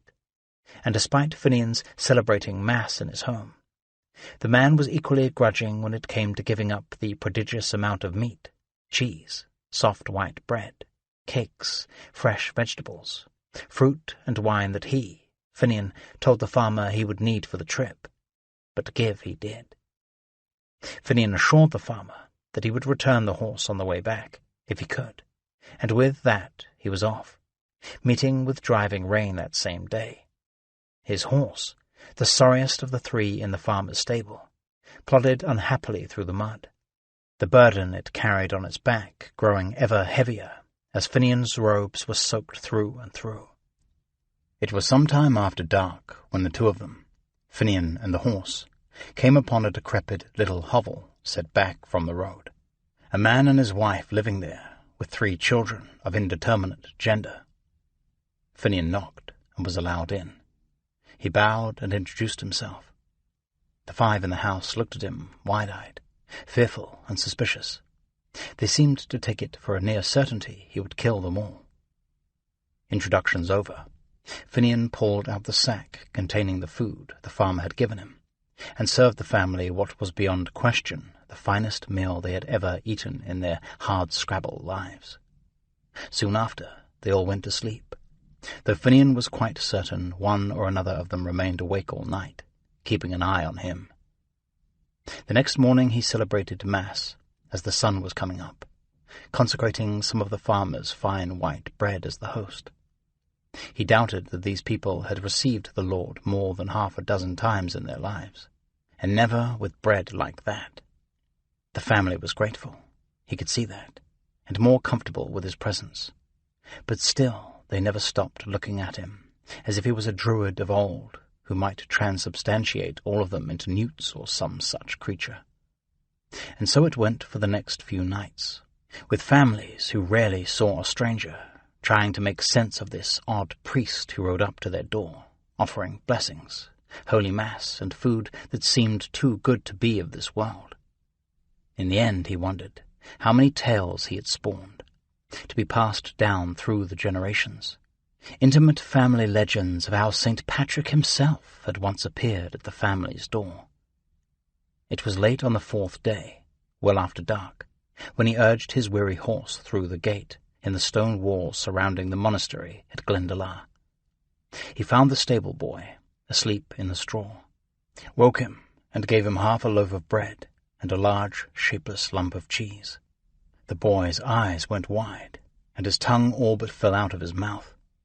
It was probably more food than he had ever had for himself in his life, and it brought a considerable level of care for Finian's plodding but faithful horse.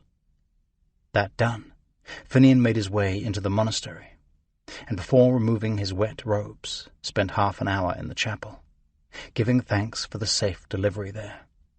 He asked the Lord for guidance, because the Lord knew that he would need guidance, and lots of it, to negotiate the epic debacle that was taking place at Tara. He had come to Glendalough to see the abbot. He did not think much guidance would be coming from that quarter. He met with the abbot after morning prayers, in the room that he used in the front of the church, to the west of the altar. The church was small, but stone-built, with a small round tower jutting from the roof. The abbot was sitting behind a heavy oak table, the same place Finian had last seen him, which was a little more than a year before. Indeed, it looked as if the abbot had not moved from his place in all that time. "Father Finian," he said. He was writing, the tip of his white quill making circles in the air, the black ink forming into tight little letters in the vellum parchment. He did not look up. He was very thin, very pale. He looked weary, just as he had the year before. At length he put down the pen and swung his face up to Finian. He waved his fingers toward a chair, and Finian sat. "You are well, I trust, my lord abbot." The abbot grunted. "You trust I'm well? It's 400 years since dear Patrick and Palladius brought the Irish out of the darkness, and I'm not certain that half of them know the difference between a priest and a druid.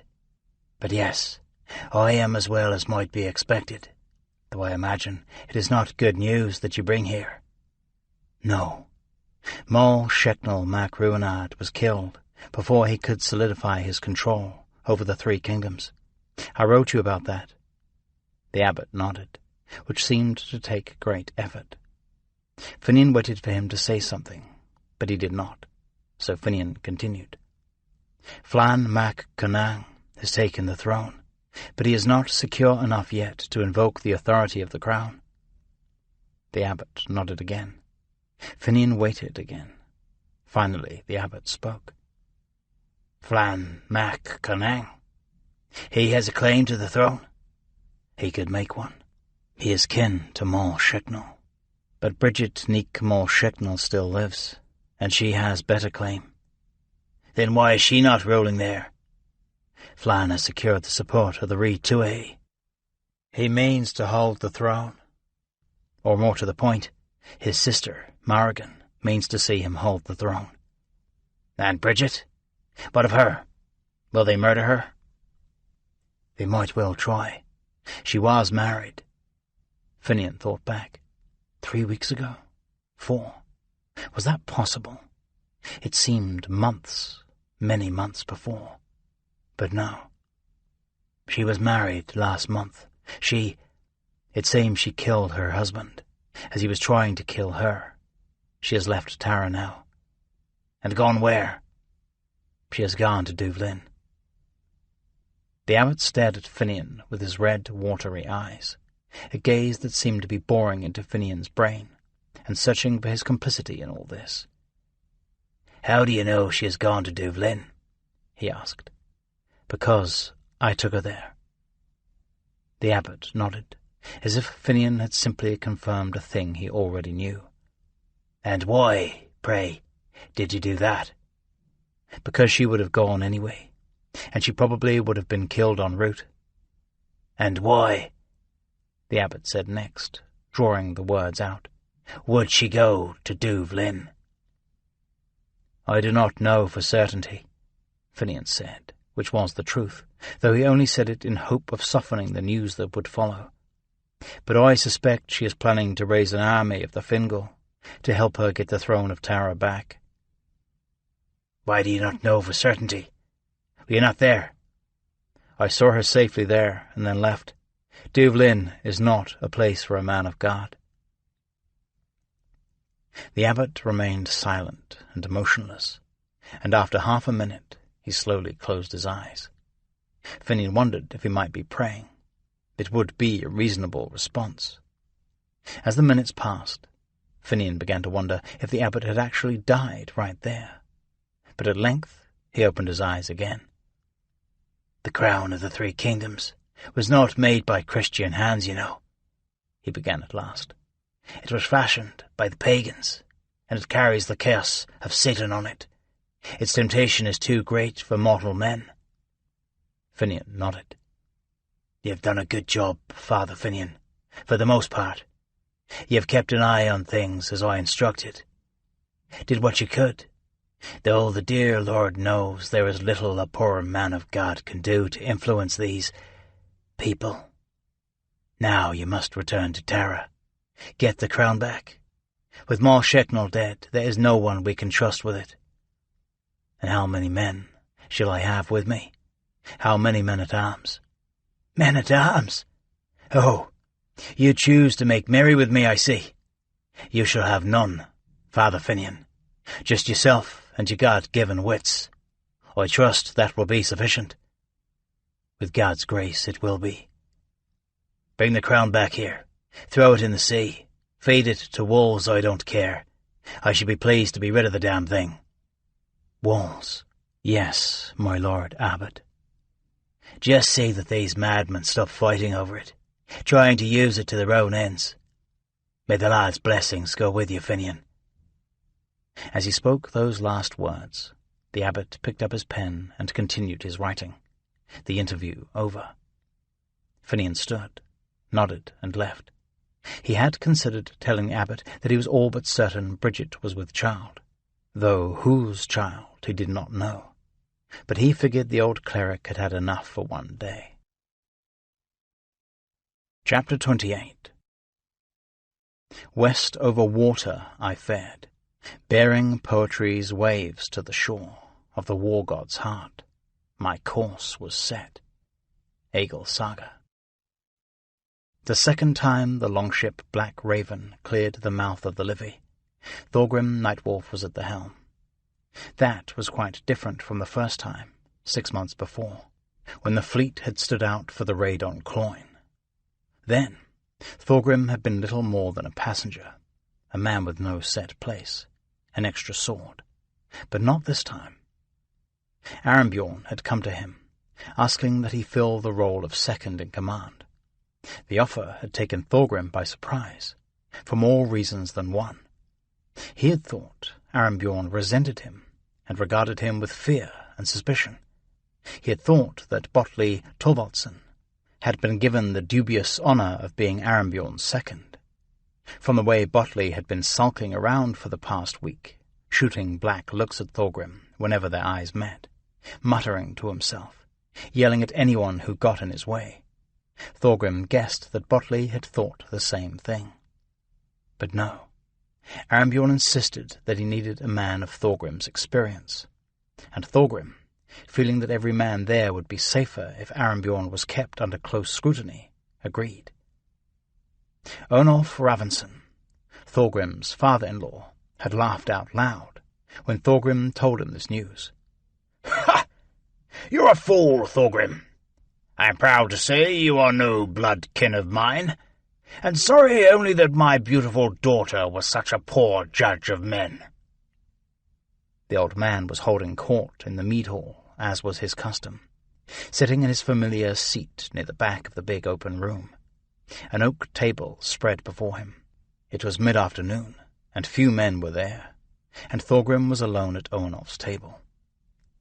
Thorgrim took a long drink, set the cup down, nodded his head. He did not say anything. He knew that it would be pointless, that Owenolf would mock any defence he might offer. For Owenolf, mocking was like urinating, and he would continue to let it flow until he was emptied out, and then he would settle down and be sensible again. And it was worth waiting for that, because when he wished to be, Owenolf the Restless could be sensible indeed.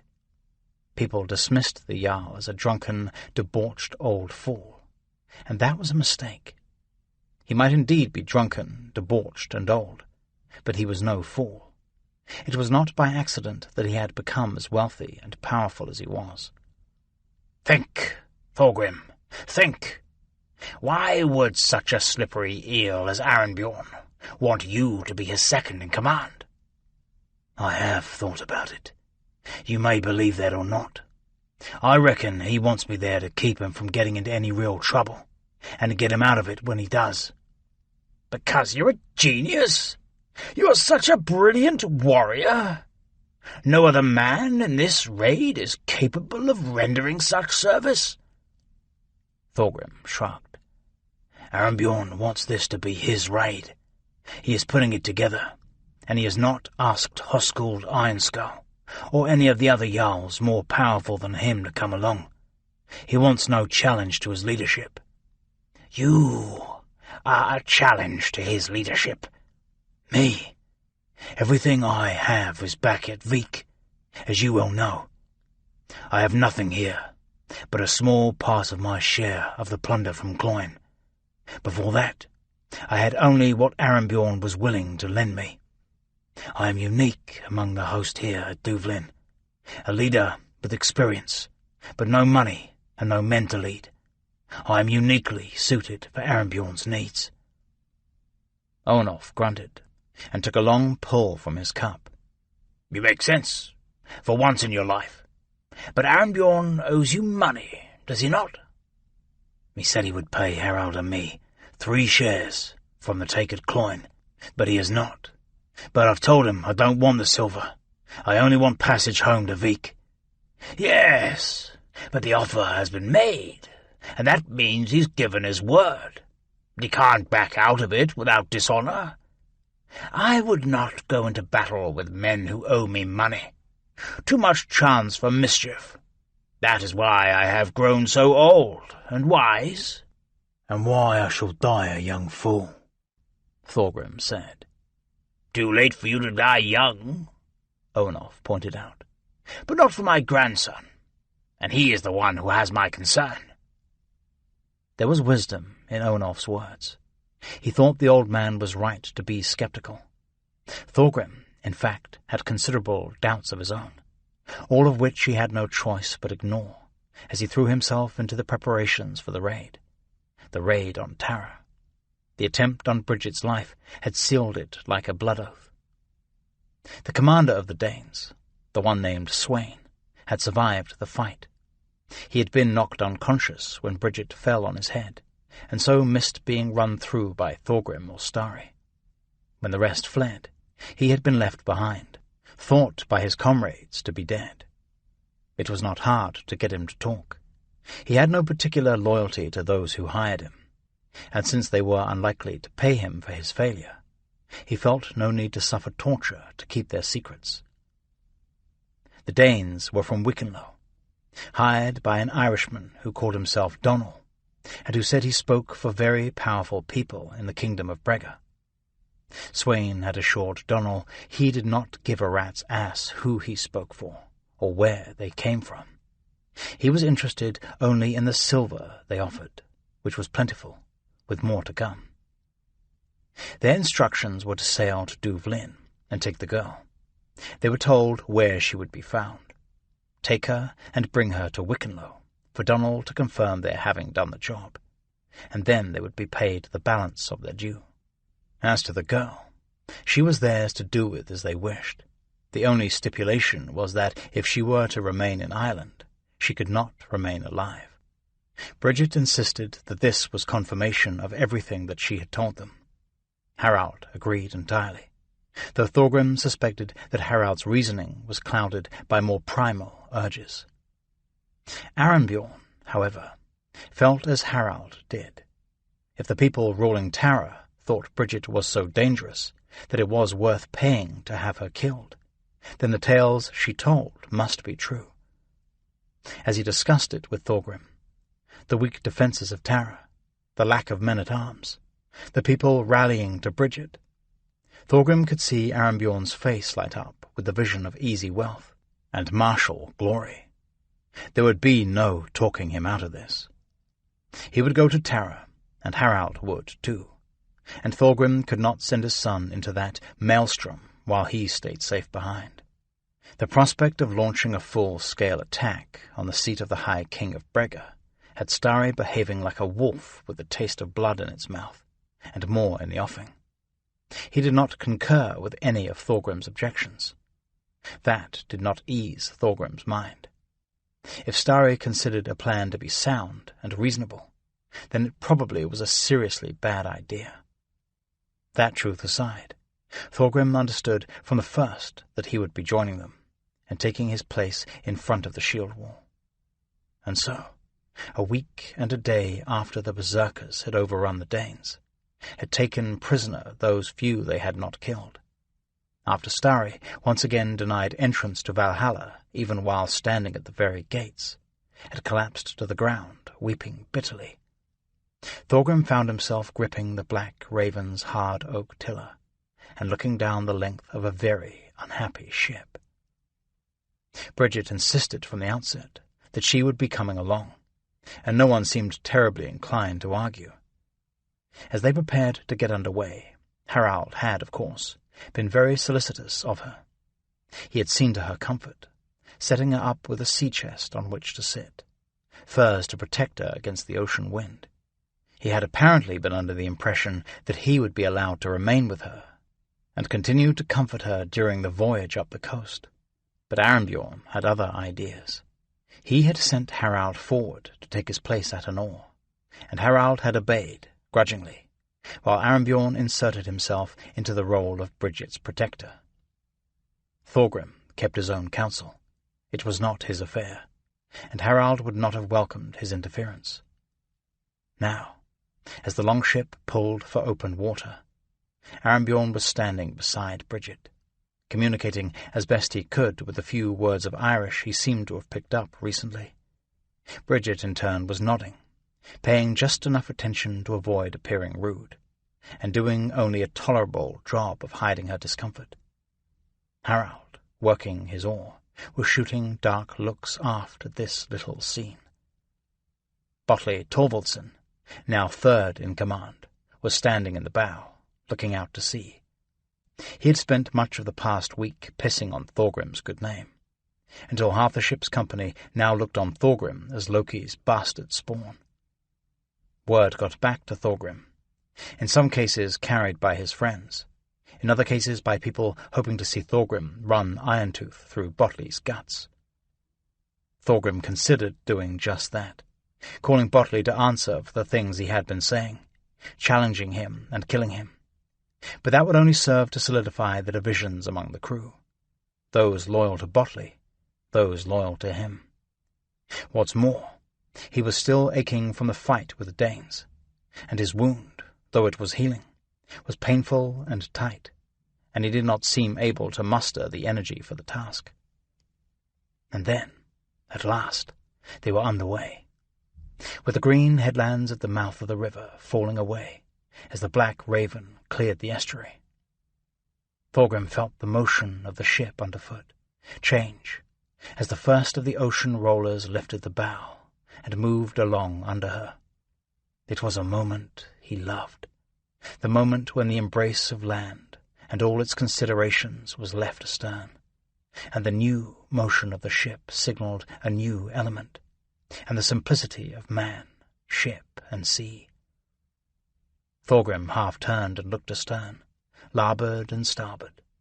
There were two other longships with them, Rolleif the Stout Serpent, and another of similar size named Dragonslayer, commanded by a man named Ingolf, who was from Borgund.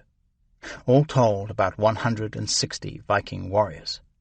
Not a particularly large force, but if Bridget was at all right in her assessment, enough to overwhelm the weak defences of Tara.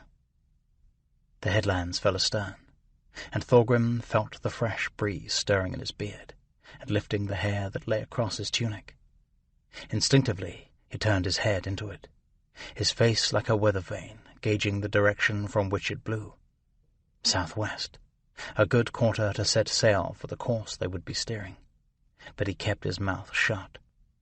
It was about 5 minutes later that Arembjorn apparently gave up trying to communicate whatever it was he was trying to communicate to Bridget, stood up, looked astern, and then up at the weather vane at the masthead.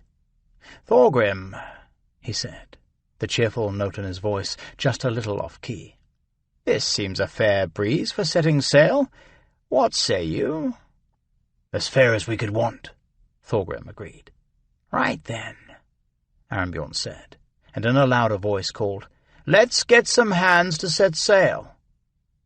At that, Starry Deathless, who had been sitting against the starboard side, just aft of the aftermost rowing station, leapt to his feet. No one ever asked Starry to man an oar. No one thought he could keep his attention focused long enough to maintain the monotonous rhythm. And once an inattentive oarsman like Starry fell out of sync, then all was chaos. But when it came to working in the rigging, no one was Starry's equal. The long yard was lowered and swung fore and aft, the position it generally was in when the ship was under oars.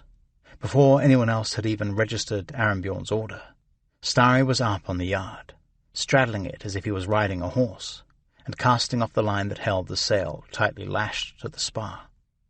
He was already a third done before Botley grudgingly ambled aft, took the tail end of the halyard off its cleat, and laid it along the deck.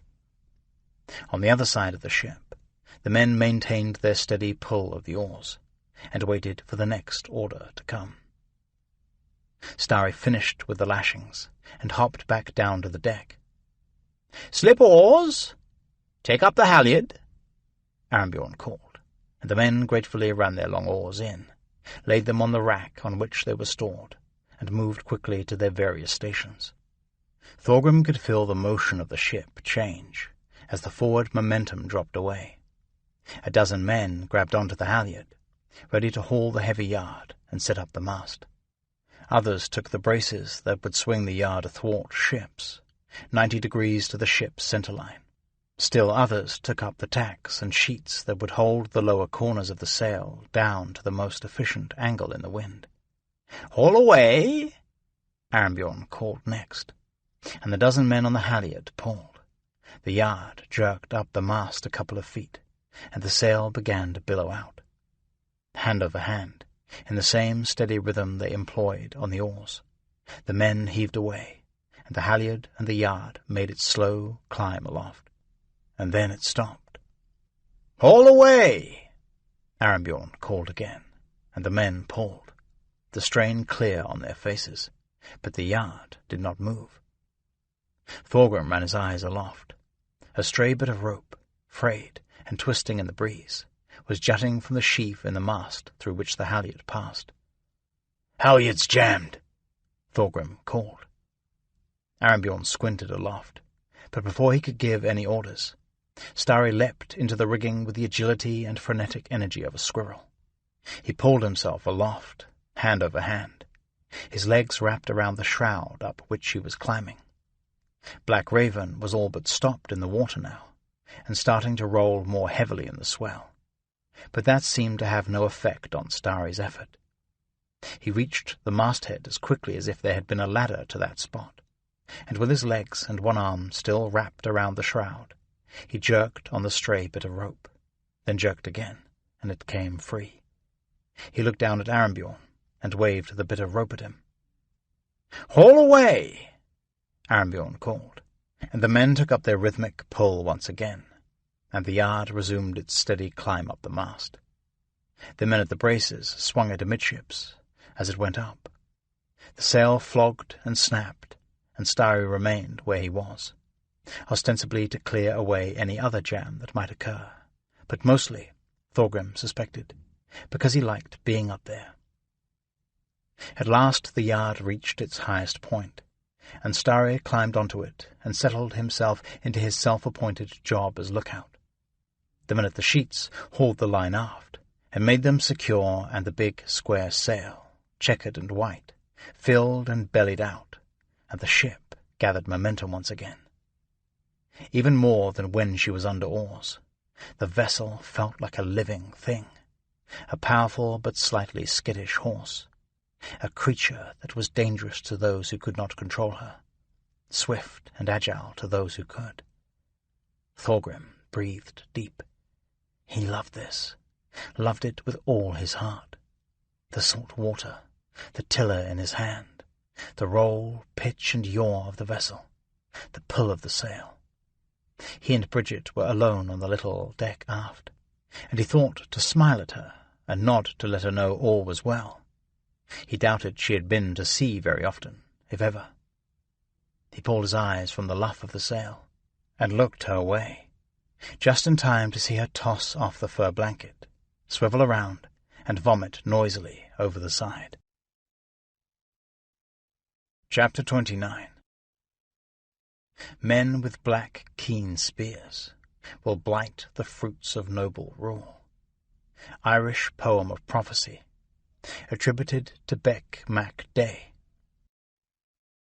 It was a fine day, sunny, warm, the wind soft from the southwest, the ugly, wet spring yielding at last to summer. The sun was just a few hours from setting, and the windows of the monastery were still open. The breeze drifted through the big room, which had formerly served as the sacristy, from which Flann Mac Canang and Morrigan now used as their apartments, from which they ran the affairs of Tara and Brega. Through the open windows came the sounds of the ongoing effort to rebuild the royal residence. Morrigan had been pushing the builders and labourers hard. The debris had been cleared, the new walls framed in, staves set, withies rove and ready for the fresh daub. Through the window, Morrigan could hear the creaking of ropes and blocks, the shouting of the carpenters as they raised the new roof beams in place. A couple of weeks more, and the big house would be ready to receive its occupants again. Just a couple of weeks, but Morrigan genuinely did not know if she would still be alive by then. Patrick was standing in front of her, shifting nervously, though trying not to. She was not looking at him, however, but out the window, off at the hills in the distance. But she was not really seeing them either. She had a vague thought that if she made Patrick repeat what he had just said, perhaps this time she would hear some helpful note she had missed the first time. She wished it was Donal here, and not Patrick. Donal was older and steadier, but of course that was why she had sent him to Wickenlow, where she needed the utmost discretion. She turned back to Patrick, and she tried to make her voice calm, even soothing. "Tell me again, Patrick, my dear. Sir Jean said what exactly?" Sir Jean Mac Rourke was the Reed Tuahe of a decent tract of land to the west of Tara, the fifth such minor noble to whom Morrigan had sent requesting men-at-arms to come to the defence of the throne of the High King. "Sir Jean says he regrets he does not have the men to send. He says he has been much plagued with the theft of his cattle by the neighbouring lord, and he must employ his men in putting stop to that." No, Morrigan thought. It did not sound any better the second time. "Very well, Patrick," she said. "Go get something to eat.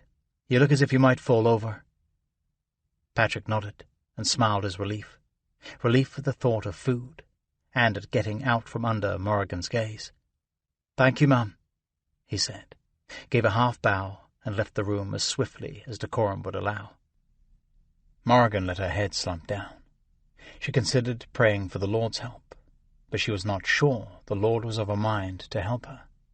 With the things she had done, and ordered others to do, she had been walking a cliff's edge, with the solid ground of righteousness on one side and the chasm of wickedness on the other. In her mind, she had not gone over the edge. but she understood that God might not employ such a subtle distinction as she did. The door opened again, and Morrigan knew it was Flann, because Flann was the only one who could open that door without knocking on it first. She looked up.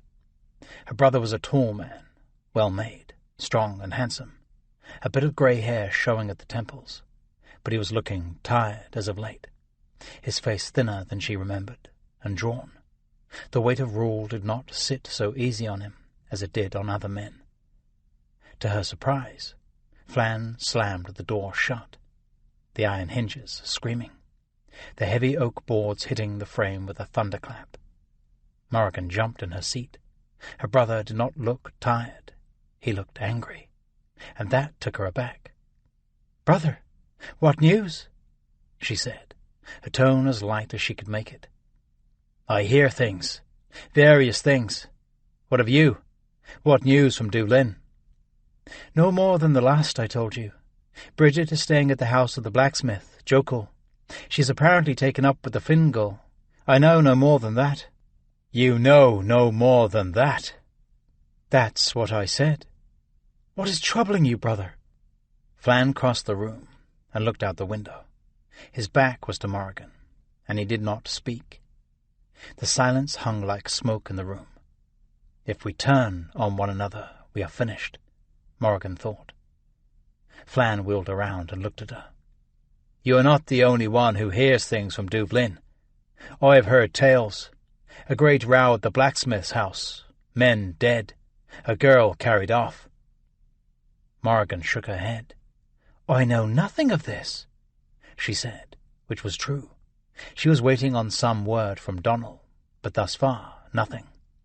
She had heard from Alma, by way of her messengers, who moved like ghosts through the Longport, that Bridget still lived, but that the Fingal had no interest in sacking Tara. That, however, did not fit with other bits of news she heard, that an expedition was fitting out, with Tara as its object.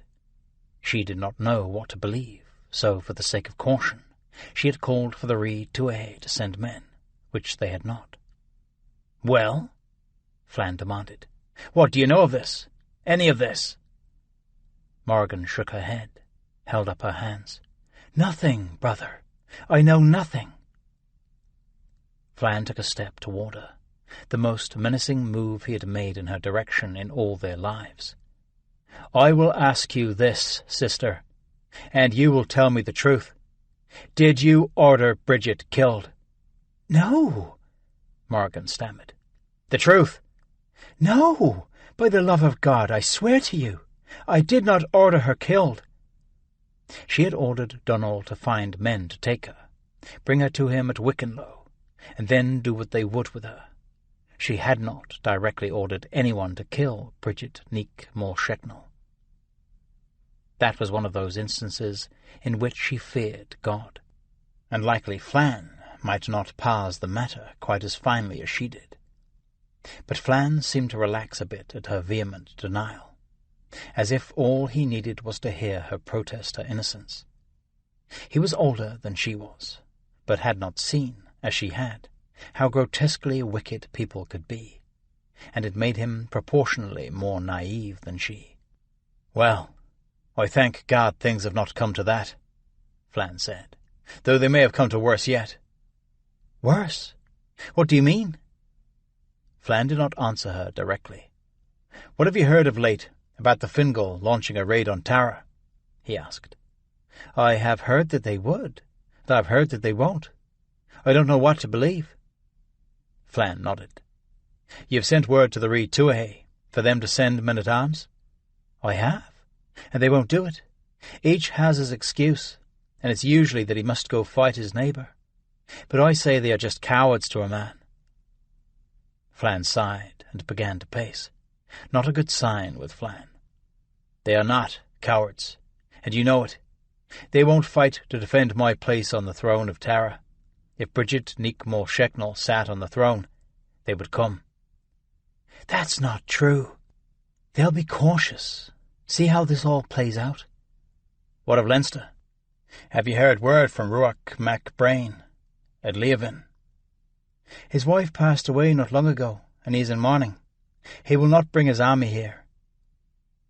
Flann stopped his pacing and looked at Morrigan directly. "Did you hear this from Rourke MacBrain? Did you send word to him at all?"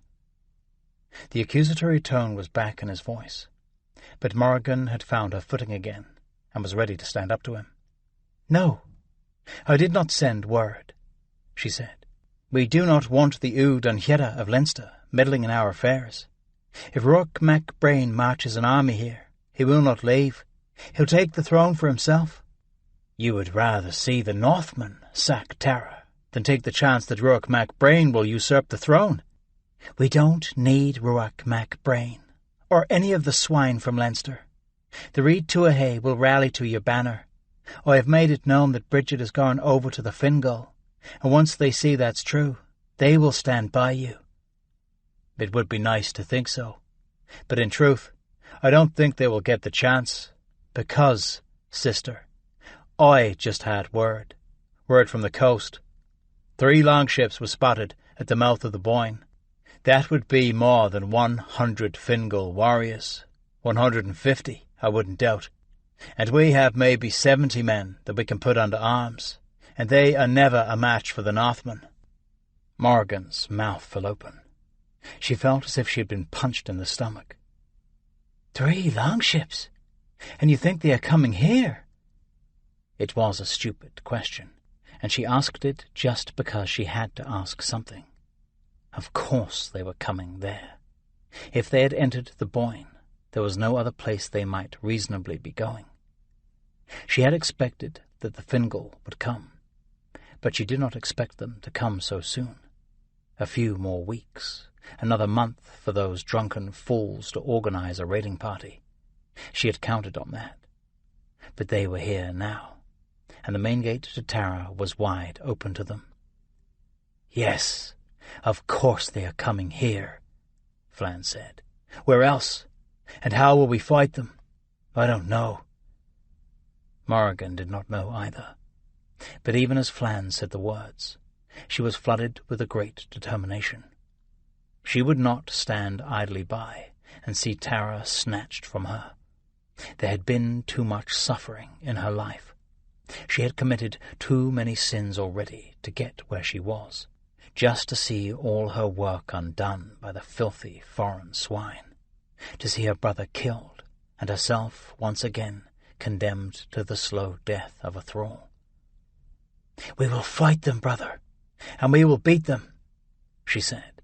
"And if we can't beat them by force of arms, we'll beat them by other means, because, honestly, Flann, if we can't outwit these stupid pagan animals, then we don't deserve to sit on the throne of the High King." Chapter 30.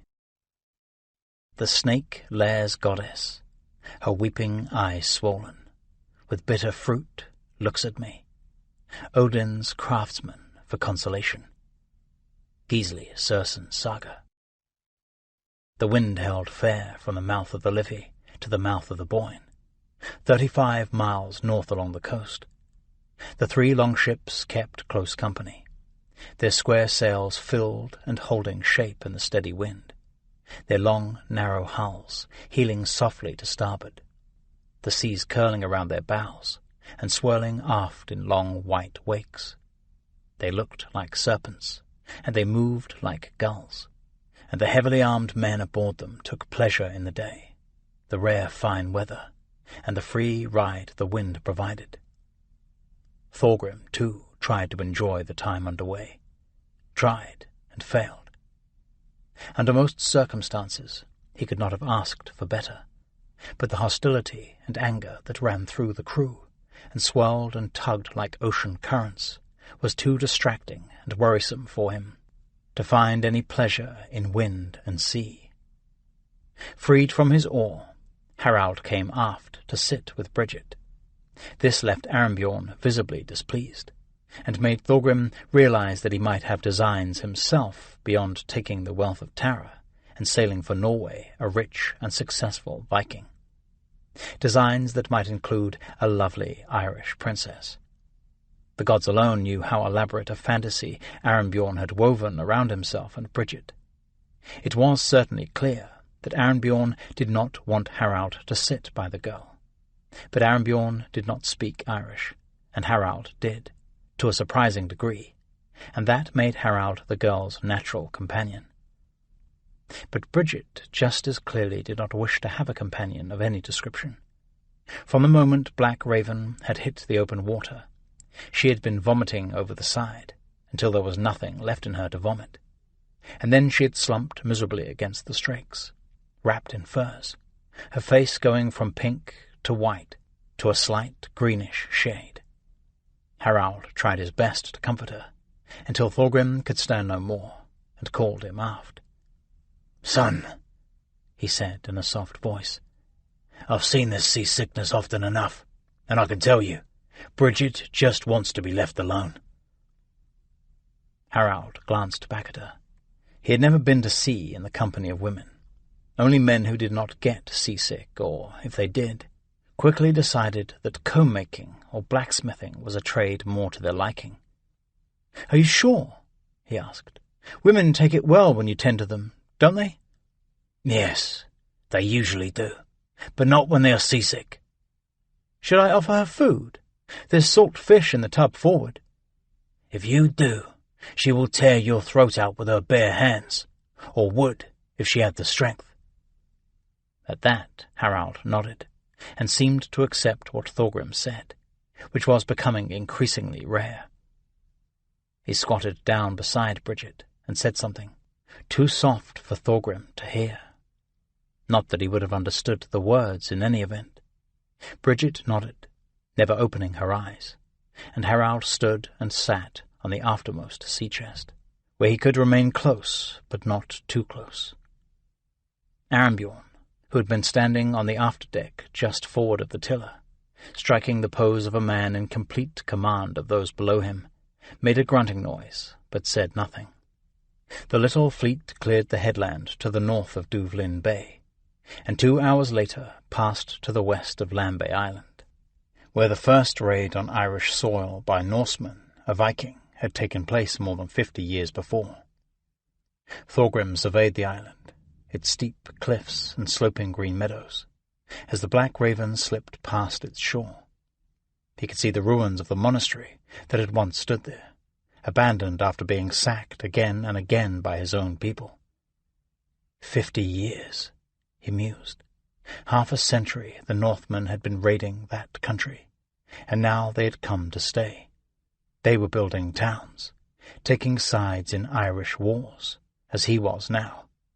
How long before all of Ireland was half Irish, half Norse? If Bridget was telling the truth, then his own grandchild would be just that. The breeze continued steady as they made northing, bearing off to the northwest, bracing the yards around for a larboard tack, and rigging out the Beatty asses, the spars that held the corner of the sails down and forward when sailing close-hauled.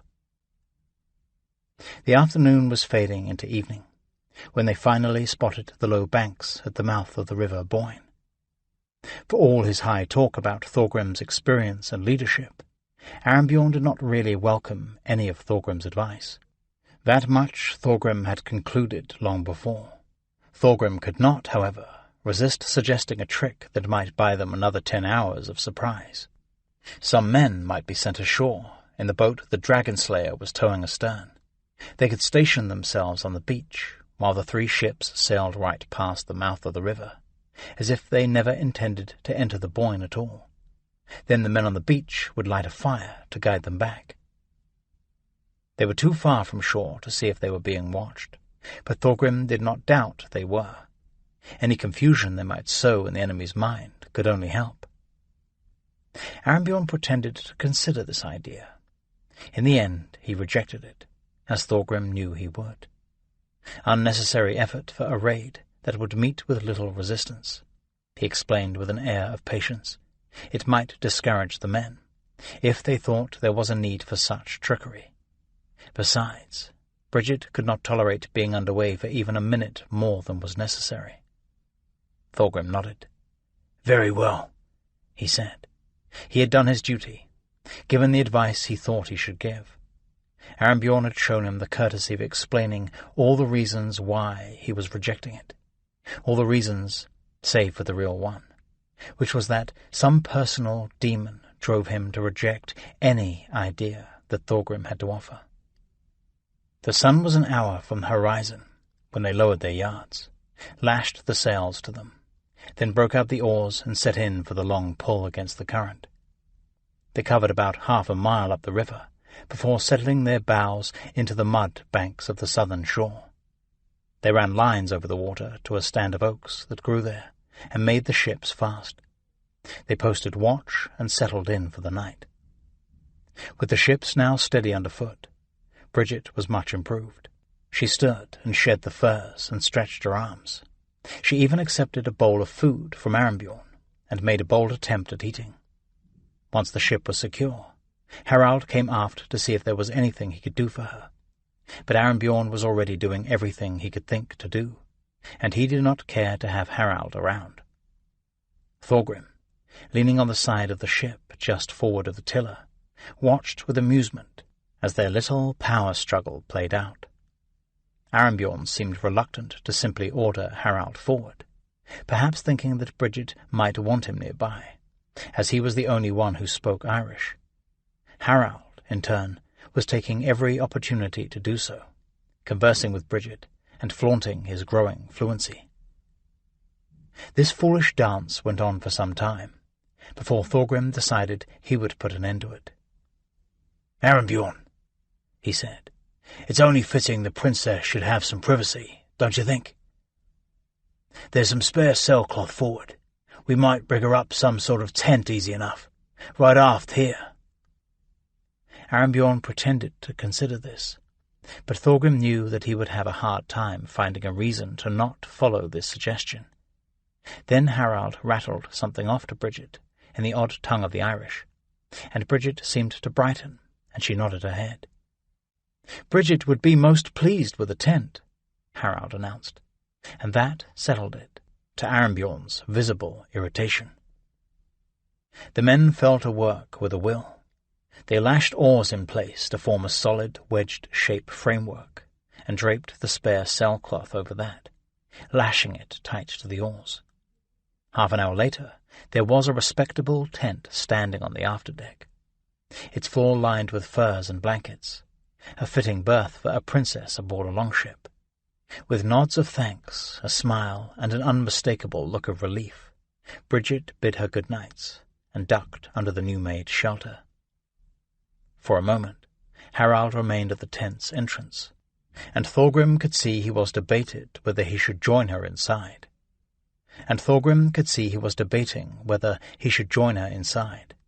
He had, after all, been sharing a bed with her at Jokul's house, or so Thorgrim was sure he was thinking. He's as big as a man, but he still has no more awareness than a boy, Thorgrim thought. He caught Harald's eye, and gave him a barely perceptible shake of the head, and with the subtlest of gestures pointed forward with his chin. It was all he needed. He and Harald had been through enough together that they could speak volumes to one another with the slightest of gestures. And Harald, though he did not look happy, nodded as well, and ambled off forward. That night, Thorgrim dreamt of wolves. He was part of a pack, and they were set upon from all sides. They were in thick woods. They could not see, but their noses alerted them to enemies in every quarter. They ran, but they did not know to where they were running. They waited to be attacked, but they did not know from where it would come. They were wolves, but they did not have the power and strength of their kind. He woke in a sweat. There was a hint of dawn to the east, a barely perceptible lighting along the horizon. He stood and stretched his muscles, then prowled up the deck, checking that all was well, trying to shake off the disturbing vestiges of his dream. He woke a couple of the men and told them they were on duty to cook breakfast. They made to protest, but one look at Thorgrim's face in the dim light of the pre-dawn convinced them to shut their mouths and get to work. 2 hours later, the men had eaten. The ships were ready to get under way, and Bridget had emerged from her tent looking considerably better than she had the day before. The food, the steady deck underfoot, the proximity to Tara, and the possibility that these men, under Arembjorn's command, would take it back for her, had all worked their magic. Arembjorn hovered, and Harald shot dirty looks aft from his rowing station. But once they were under way, Bridget chose to lean against the side of the ship, just a few feet forward of where Thorgrim held the tiller. She smiled at him, and Thorgrim nodded back. He was the only one there who had shown not the slightest interest in her, and he guessed that she felt safe in his company for just that reason. Women, he thought. It was 15 miles up the river, a slow crawl from the current working against them. With more men than rowing stations, the hands at the oars could be relieved on a regular basis. Thorgrim was happy for that. He did not want the men's strength drained getting up the river, because battle waited for them at the other end, or so he hoped. It would be a grave mistake to not attack that very day, to give the enemy another night to fortify and gather men. He hoped Arembjorn would come to the same conclusion, so he was careful not to suggest it. The river was familiar.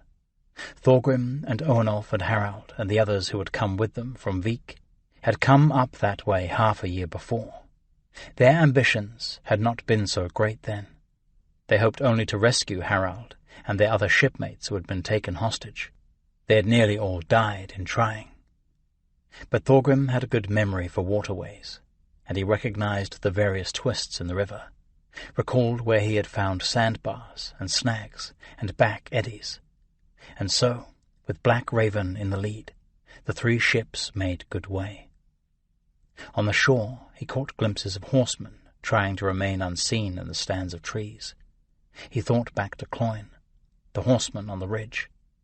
Tara would be fully alerted to their coming, but there was nothing for it.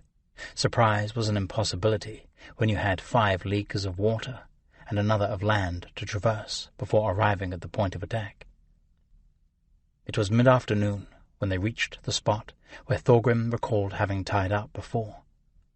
Bridget, realizing where they were, became more animated, pointing up the river and saying something in her indecipherable Irish tongue. Thorgrim called Harald aft because he knew Arembjorn never would. "What does she say?"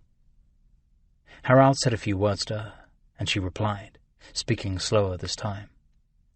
"She says there is a good place to anchor, half a mile up the river, and a road from the landing that leads straight to Tara."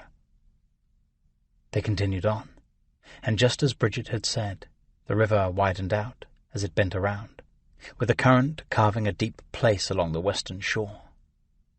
There were pilings driven into the water, and posts on the banks, and Thorgrim guessed that the Irish made considerable use of the river. They had seen no vessels that day, but that was no surprise. On the appearance of the Norsemen, any Irish boats would have been scattered like sheep before wolves. They tied the longships to the pilings and posts, rigged gangplanks to the shore. Arembjorn stepped off first, followed by Rolleif the Stout, and Ingolf, who commanded Dragon Slayer, and behind them their men, carrying the shields they had unshipped from the sides of the vessels, and swords and axes and spears. They assembled on shore, and the men pulled on mail shirts or padded tunics, iron helmets, strapped sword belts around their waists. The leaders walked a dozen yards down the road, which was relatively wide and blessedly mud-free, and conferred. Bridget joined them, and Harald as translator. Thorgrim was there as well, though he had no intention of adding anything beyond a nodded agreement to whatever the others came up with. Arembjorn asked Botley to join them, which he did, as grudgingly as he did everything else. Bridget spoke first. Harald translated.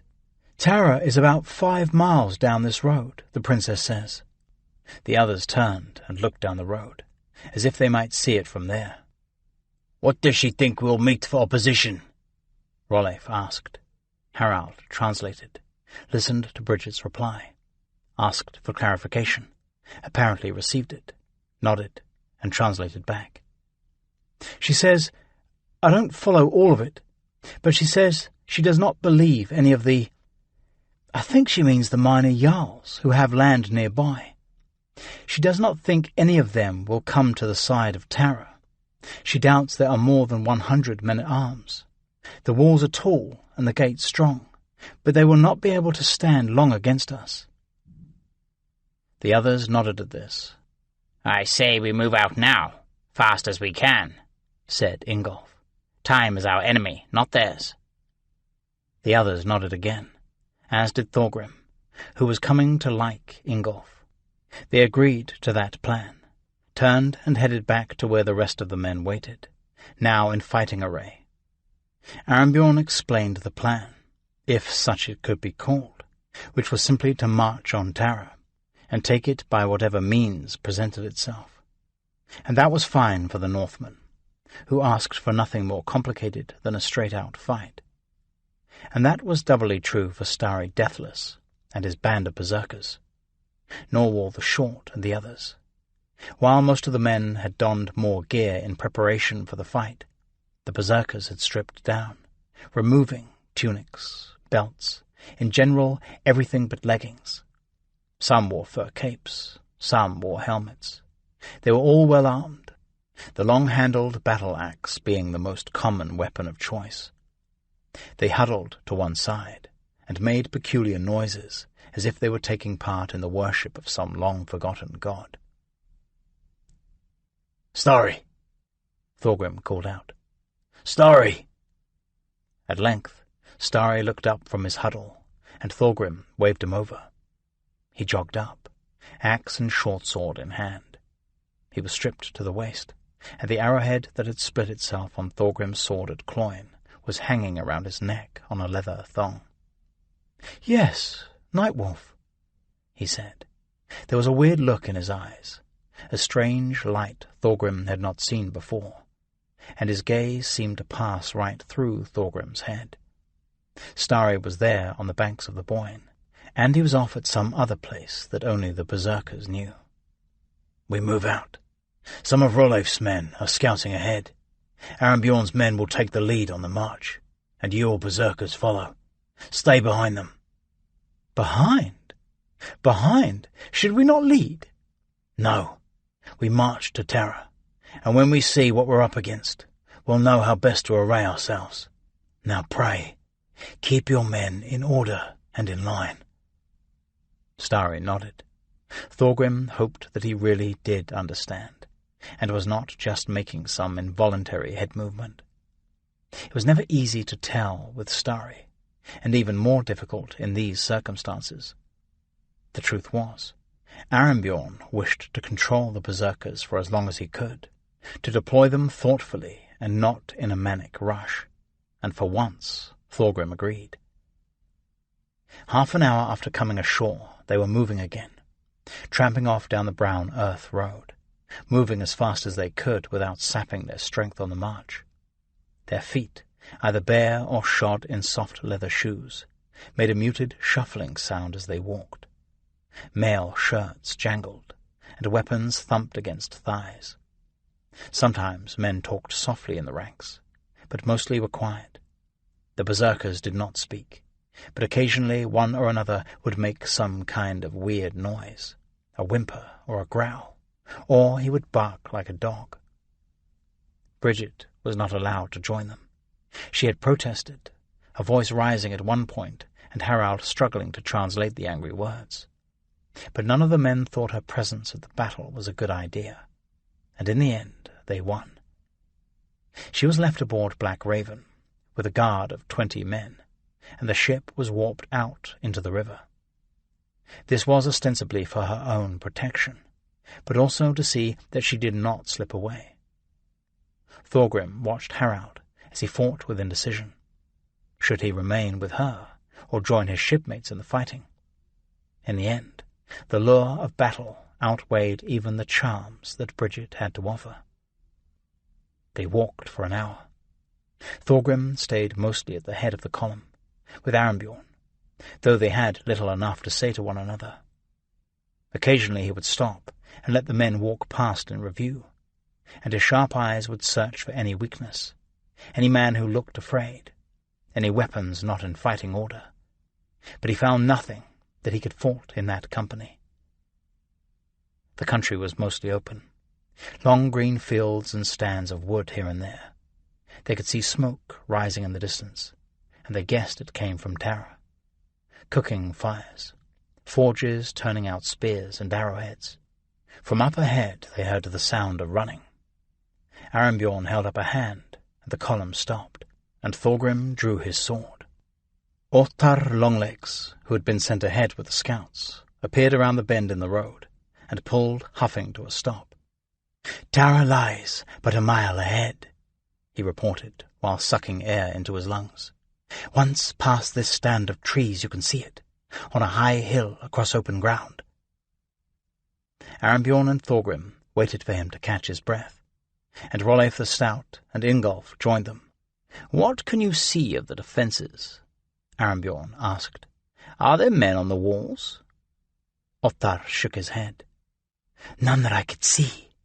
It is a long way from the wood line to the ring fort, but it looks as if there are men in the open ground. Tents, it looked like." Thorgrim and Arembjorn exchanged glances, and Thorgrim wondered if Bridget had been wrong in her assumptions, or had been misleading them all along. "Tents?" Rolleif asked. "Men-at-arms?" "No, they don't look to be men-at-arms." "What then?" Arembjorn asked. "Who are they?" Ottar looked from Arembjorn to the other leaders, and he seemed unsure how to answer. "I don't know," he said at last. "It looked to me as if there were men, tents, banners. But no one seems to be in any formation for battle. It just does not look like an armed camp, and if it was, I don't know why it would be there, when they could be within the walls of Tara, 50 rods away." At that the others nodded, and took on various expressions of confusion, until Ingolf said the only sensible thing, which was, "Why don't we advance and see for ourselves?" They moved forward again, and as Ottar had told them, once around the stand of trees, they found themselves looking out over a long stretch of open ground. A field of islands emerald grass, broken here and there by a short hedge. The ground rose in a great, gentle sloping hill, and in the distance, perhaps a mile away, the great earthen ring fort of Tara, rising brown above the green. Between them and the walls of the fort, also as Ottar had described, tents, banners, men moving about. It looked more like a festival than preparations for battle. Arembjorn stepped to the front, turned and addressed the men. "I don't know what these Irish have in mind, but we have come to fight, and we will go in fighting. We'll cross the field, and when I give the word, we form a shield wall and advance that way. Thorgrim and I will be in the centre, Rolleif with your men to the west, Ingolf to the east, the berserkers in the middle with my men. Form a line." The men moved quickly, not a chaotic jumble, but more like an elaborate dance, forming the line by their divisions, their leaders with them. It took less than 2 minutes, and then they were ready to go. Arembjorn drew his sword, held it aloft and stepped off, and the Norseman, eager for blood, ready to fight, rolled forward in his wake. Iron-Tooth was in Thorgrim's hand, but he did not recall unsheathing it. He glanced to his side. Harald was there in mail shirt and helmet, his face set, determined but not frightened, and Thorgrim felt a wash of pride come over him. Harald seemed to sense that Thorgrim was looking at him, and he looked back. Thorgrim smiled, and to his pleasure, Harald returned the smile. This was the beauty and simplicity of action. Whatever had happened before seemed meaningless when held up against the comradeship that came with facing danger together. They marched over the soft grass, closing with Tara and with whatever awaited them outside the walls. Thorgrim squinted, trying to get a better idea of what it might be. But he could not, or more to the point, he did not believe his eyes, because what his eyes told him made no sense. 50 rods away, and still there was no sign of resistance, or any indication that the enemy intended to fight. Thorgrim guessed there were 40 or 50 men in the Irish camp, but none of them seemed even to have noticed that the Norsemen were coming. Thorgrim could hear muttering along the line, and he called for quiet. They continued on, Thorgrim expecting Arembjorn to form up the shield wall, but he did not. 20 rods, and Thorgrim could see what appeared to be tables. Now a handful of people were advancing toward them. Not an armed band, no more than 5 or 6, and they were not coming on as if they meant to fight. Thorgrim looked hard. His eyes were not what they once were, but he was all but certain that the one leading the group was a woman. 10 rods, and Arembjorn held up his hand, and the line came to a stop, and they waited as the small group approached. Now Thorgrim could see that it was a woman who was leading the group toward them. He looked past her toward the camp, but it was not a camp. It was not a shield wall of men-at-arms, or some kind of defence of the ring-fort, or a funeral party. It was a banquet. Chapter 31. I hoodwinked those heroes, hurling dust in their eyes. The Saga of the Confederates. Thorgrim Nightwolf watched the small group advance toward them. He leaned toward Harald, just slightly, and said, sotto voce, "If they don't speak our language, you'll have to translate. If they do, then keep it a secret that you can speak theirs." Harald nodded. Thorgrim kept his eyes on the woman. There was something familiar about her, but she was too far away yet to recognize. Arembjorn took a step forward, and though he did not invite them to do so, Rolleif and Ingolf left their men and joined him. Thorgrim turned to Harald and jerked his head in their direction, and he and Harald stepped up to join the other leaders. Thorgrim knew they might need Harald. More to the point, he wanted to know what was going on. He wanted to be an irritant to Arembjorn. Now Thorgrim could better make out the people walking toward him. A man and a woman, dressed well. Not dressed like royalty, but close. There would be no mistaking them for the scullery help. Behind them marched 4 soldiers, but they were lightly armed with shields and spears, as if they were more for decoration than combat. They were just 20 feet away, when the realization struck Thorgrim. Struck him hard, like a slap to the face. Morrigan. He looked again. It was she for certain. When last he had seen her, she had been an escaped thrall from Duvlin, filthy and beaten down. She had made his own escape possible, and that of Owenolf, Harald, and the rest. The crown. Harald held hostage. That had been her doing. So much of Thorgrim's brief time in Ireland was wrapped up in his memory of Morrigan. She stopped, 5 feet from Arembjorn, and the man beside her stopped, as did the soldiers. Thorgrim recognized the man as well, from the fighting they had done at Tara. A good man in a battle, he recalled, though he could not remember his name. Morrigan ran her eyes over the assembled men she was facing. There was no hint of recognition in her face, but Thorgrim and Harald were both wearing helmets.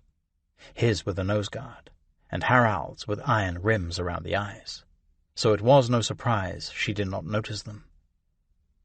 "Welcome," she said. Her command of Norse was so complete that Thorgrim would on occasion forget that she was Irish.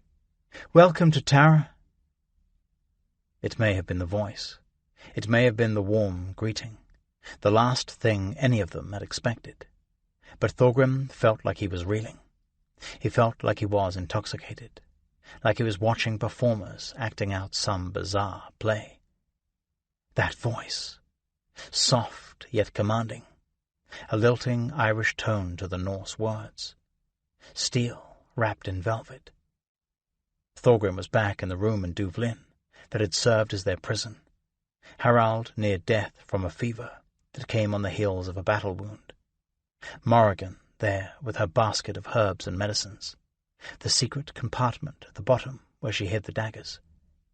He closed his eyes, opened them, forced himself to return to the present, unworldly as it might seem. Morrigan was gesturing to the man who stood beside her. Tall, well-made, he had the air of a man in command, or perhaps the air of a man trying to appear more in command than he was. "This is Flann Mac Canang, who rules Tara. I am his sister, Morrigan Neek Canang. My brother does not speak your language, and as you can see, I do, so I will serve to translate, by your leave." Arinbjorn looked at her, glanced side to side, as if searching for an answer to this odd puzzle. Finally he waved his sword in the direction of the tents and the tables, and the men loading them with food. "What's the meaning of all this?" he demanded. Thorgrim smiled. It was quite involuntary, but he had to admire how Morrigan had created this absurd situation. He wondered if Arinbjorn was now going to start whining like a petulant child. "We came here to sack this place, and now you're trying to feed us? It's not fair." Morrigan turned to Flann and spoke softly. Flann replied, and Morrigan turned back to Arinbjorn. "My master Flann says that he wishes to welcome you. You are more powerful than us, by far, and he does not wish to do battle with you." Harald leaned close to Thorgrim and whispered in his ear, "I don't think that's what Flann said." Thorgrim nodded slightly. It would not surprise him at all if Morrigan was making the decisions here, and the man she said was her brother was as purely ornamental as the soldiers behind them. He turned his attention back to Arinbjorn, who seemed just as flummoxed by Morrigan's answer as he had been before she tried to enlighten him. "We have not come to feast with you," he said. We will not just turn and simply go because you've laid out food for us." Morrigan pretended to confer with Flann on this. When they were done, she spoke again, and her voice carried authority enough for both her and Flann. "My brother wishes for us to speak honestly. We are not children. We know why you're here. You have come to plunder Tara. Well, the truth is, we probably can't stop you.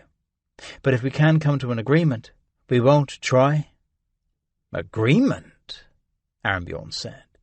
The confusion that Morrigan was sowing stripped the note of authority from his voice. "We'll turn over the wealth of this place, if you will take it and leave, without hurting our people, or taking any as slaves. If that's acceptable to you, please join us in the feast we've set out.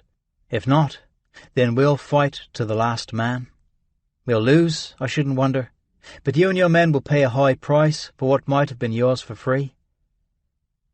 Arinbjorn had no answer for that. He turned to the others. "What say you?" he asked in a voice too low to be heard by Morrigan and the others.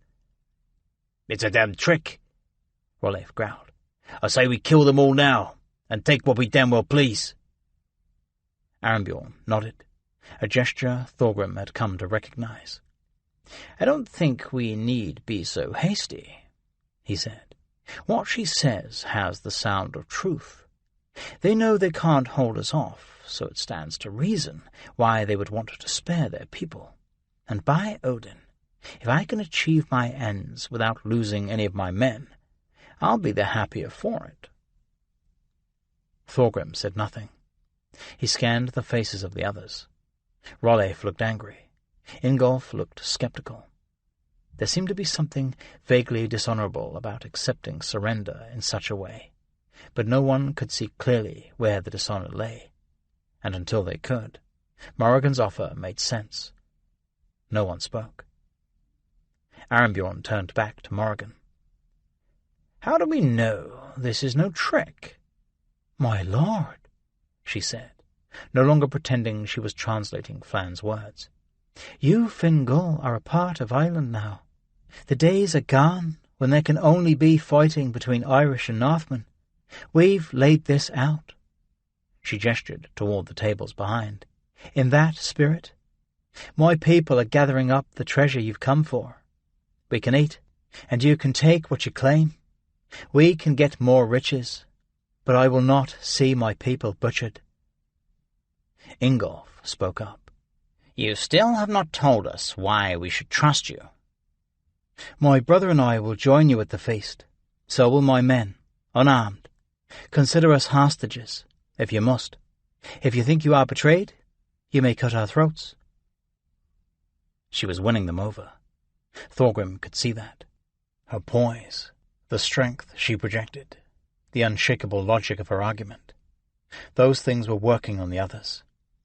Nor could Thorgrim see the trap he was certain was there. But he knew Morrigan, and they did not. It was time to throw her off her stride and see what happened. Morrigan spoke again. "I have no doubt that your men—" she began, and Thorgrim reached up and pulled the helmet off his head, and Harald, picking up the cue, did likewise. The movement caught Morrigan's attention. Her eyes flicked over at them. Thorgrim saw her reaction in all its parts flash across her face, fast as a bolt of lightning.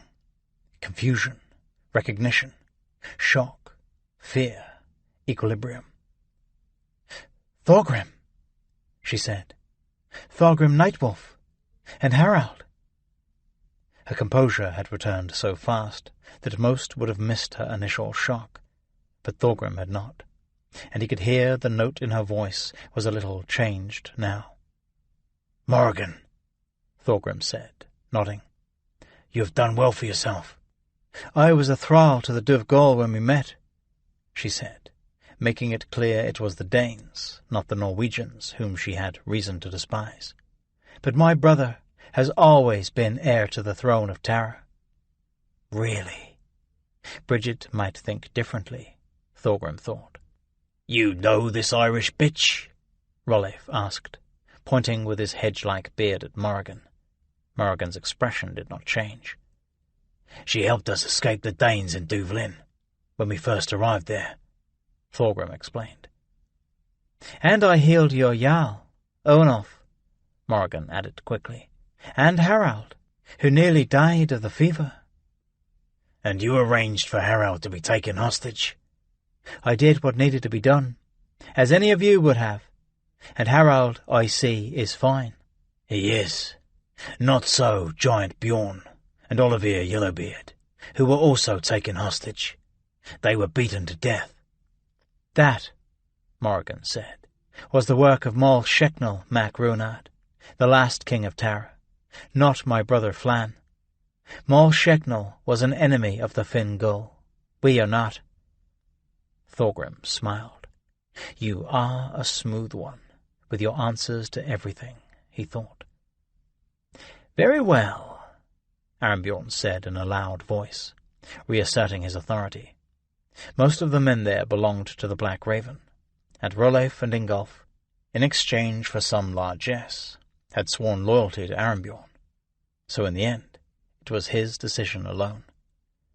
He turned back to Thorgrim and the rest. "We cannot show indecision here," he said in his emphatic whisper. "We must decide." "I know this woman, Morrigan," Thorgrim said.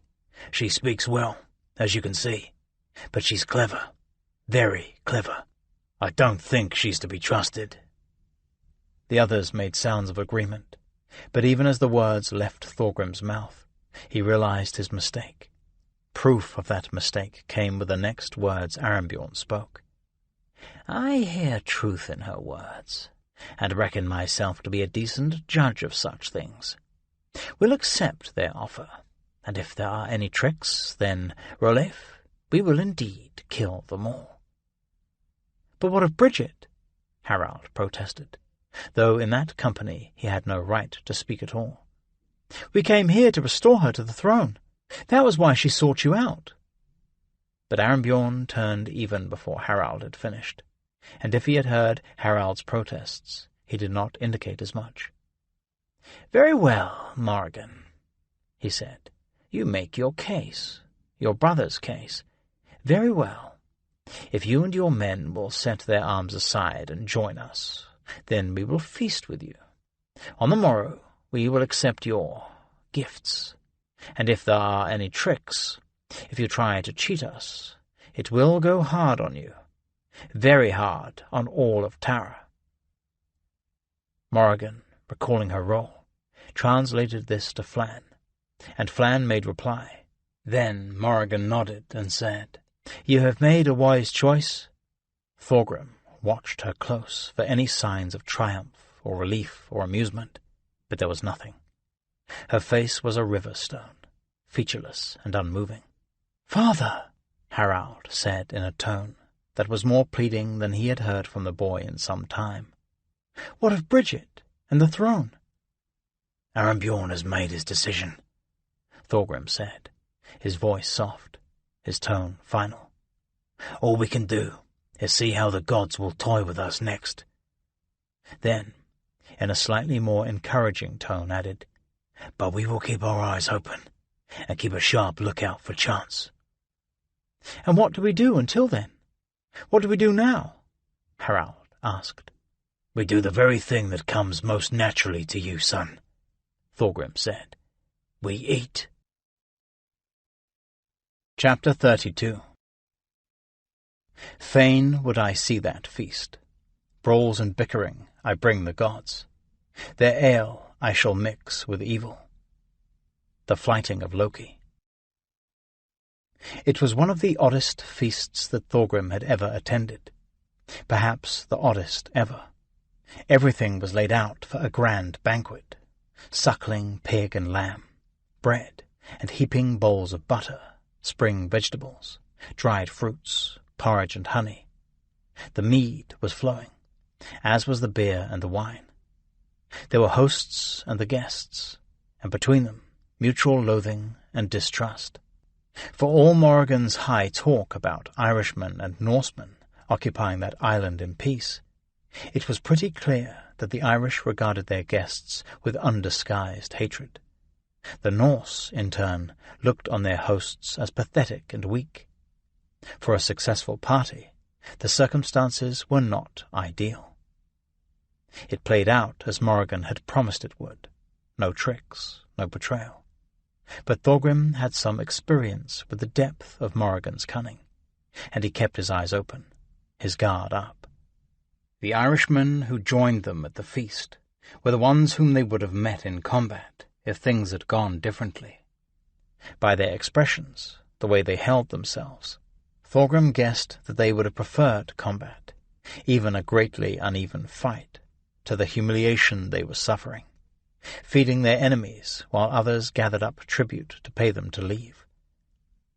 Thorgrim watched the Irish as they talked among themselves, even as he feigned a lack of interest. He was looking for some sign of treachery, but saw instead impotent anger. He could not understand the words that they muttered to one another, but he did not need to understand them to know their nature. Even the one whom Morrigan introduced as her brother, the one called Flann, did not look happy about this arrangement. At first, Thorgrim had dismissed him as some effete pretender to the throne, but a closer look told him that was wrong. Flann had the look of strength about him, strength of arm, strength of leadership, not the strength of ultimate command, like one who wears a crown easily, but the strength of one used to leading men, and that included leading them in battle. Thorgrim recalled seeing this Flann on the field when they had last fought the warriors of Tara. Such a man would not be happy about the capitulation Morrigan had arranged, and indeed Flann did not look happy. The rest of the Northmen seemed oblivious to the angry looks and muttering directed at them. The food was good and plentiful, and they tore into it with gusto. The berserkers in particular denied the climax of battle, vented their frustration on the food, as if they could sate their blood lust with gluttony and intoxication, which, Thorgrim realized, they just might be able to do. He moved among the men, skirted the tables, whispered in their ears. "Don't drink yourself to insensibility," he warned. "Keep your wits about you." It occurred to him that Morrigan might intend to let the Norsemen drink themselves into oblivion and then fall on them. It was the only treachery he could envision. But if that was her plan, it was not a very good one. It was damned hard to get a Viking so drunk he could not fight, and if he were only partially insensible with drink, then he would fight harder still. Morrigan had been many years among them. She had to have known as much. So the men of Arembjorn's herd, and Rolef's and Ingol's, drank deep, but they did not drink until they fell to the ground. And they ate well of all that was put in front of them, and they largely ignored their Irish hosts, whom they had already dismissed as weaklings. Thorgrim ate little. Between his suspicion-driven vigilance, his worries over Harald, his concern that his men not drink themselves to unconsciousness, he all but forgot about eating, save for a half loaf of bread, which he snatched up and gnawed at as he patrolled. Night fell, and the feast wound down, and the Irish retreated back into the walls of Tara, leaving only a dozen slaves behind to clean up the mess, and pack away that which had not been consumed. Morrigan called to the men in command, waved her arm toward the tents. There were a dozen or so, and blankets and furs, though the night was not cold. "These tents are for your use," she said to Arembjorn and the others. "I fear we do not have enough for all your men, but we have blankets and such for them to make their beds where they will." "Arembjorn," Rolef said, louder than necessary, "my men will take the first watch. I have posted a dozen near to the gate of this place, and have more watching the north side, and still others encircling the camp." Good man, Thorgrim thought. Rolef did not want to inform Arembjorn of what he had done, so much as he wanted Morrigan and Flann to know that they would not be taken by surprise. "A wise move, Rolef," Morrigan said, "but not necessary. You shall see. Flann and I bid you good night. We will talk more in the morning."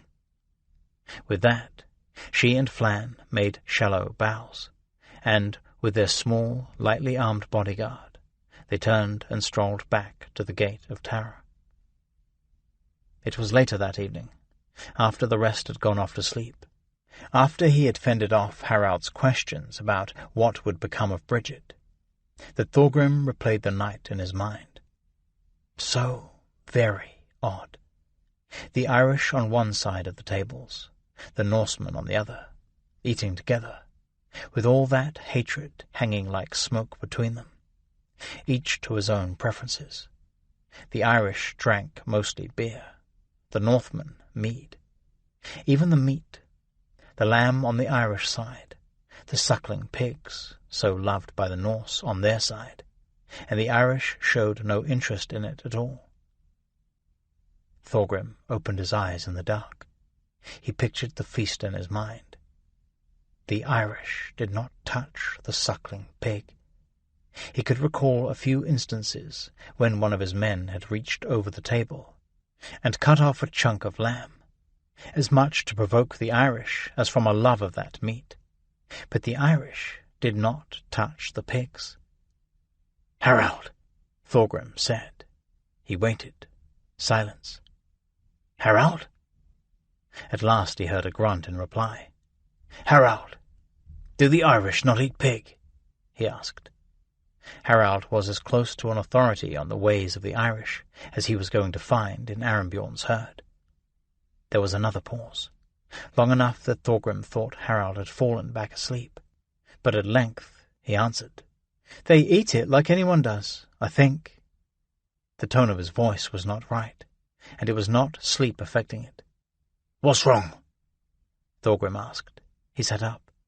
"I don't know. It's my stomach." "Did you eat much?" Thorgrim asked, and then thought, stupid question. There was not enough food in Ireland for Harald to eat too much.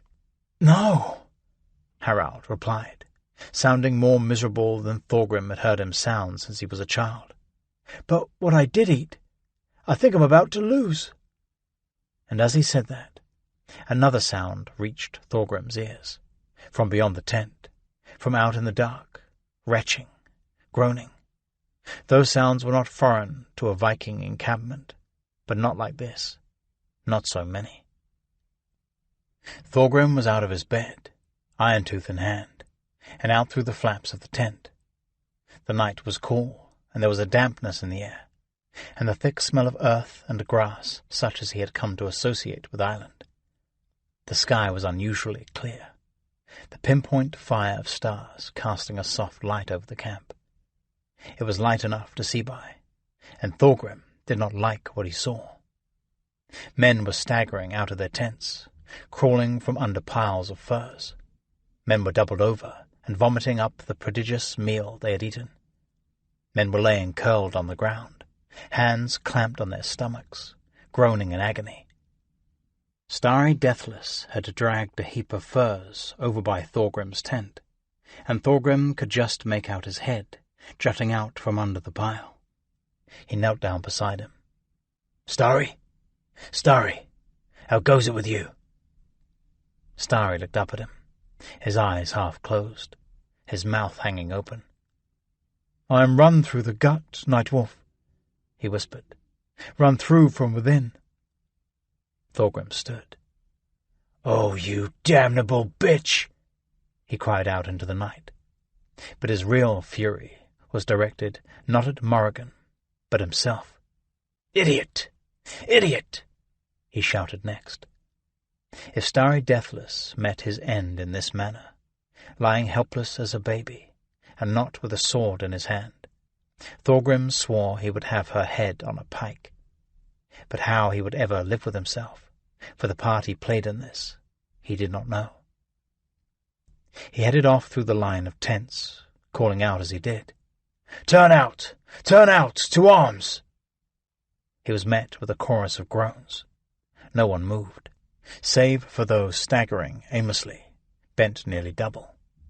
There was a candle burning in Arembjorn's tent, as Thorgrim had come to expect, and a guard outside, as was also Arembjorn's custom. The guard, however, was down on one knee, swaying and trying to stay upright, as Thorgrim approached, sword in hand. Such a thing would surely have warranted a challenge, but now the guard did no more than raise one hand, make a sound that might have been a word, and fall sideways onto the ground. Thorgrim pushed the tent flap aside and stepped inside. Arembjorn had his camp bed with him, and he was sitting on the edge, bent over, his weight supported by one arm. He looked up as Thorgrim burst in. His eyes were wide, his face white and waxy in the light of the single candle. Thorgrim could see the beads of sweat on his forehead, a sheen on his cheeks. "You," was all that Arembjorn managed to say. Only his eyes moved, shifting from Thorgrim's face to his sword and back. "We were betrayed," Thorgrim said. "Morrigan, I told you she was not to be trusted." But Arembjorn just stared at him, as if he had not heard. At last he spoke, and his voice was weak. "What have you done? Are you here to kill me now?" "What?" Thorgrim said. "Kill you?" He followed Arembjorn's eyes down to Irontooth. "No, not me. Morrigan, you were poisoned. If that doesn't kill you, her men will." How are you not sick?" Arembjorn asked. Fear and suspicion seemed to be giving him strength. "The food was poisoned, but I didn't eat. See here, we must rally those who can still fight. Maybe we can get back to the ships." Arembjorn forced himself up until he was no longer leaning on his arm. "Who told you not to eat? How did you know?" Thorgrim looked into Arembjorn's wide, watery eyes, and through the man's pain and the waves of nausea he saw only hatred and suspicion. Arembjorn was lost to him. Even if Arembjorn had been in his right mind, in full health, Thorgrim understood there was no trust there, and never would be again. Something had happened. Arembjorn may not have ever been a friend, but he had never been an enemy, until now. "I will do what I can," Thorgrim said. "I'll see if there are men enough to fight, if it comes to that." He turned and ducked out of the tent.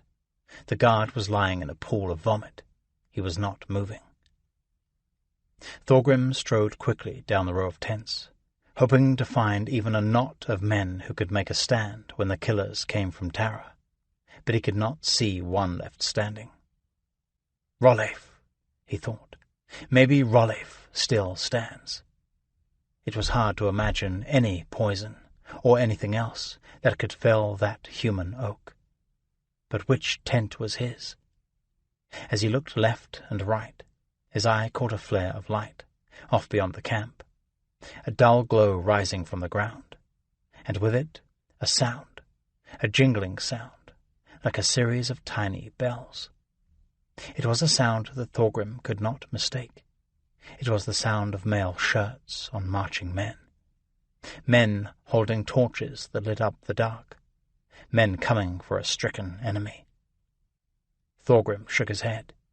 Any idea of organizing a resistance was dismissed.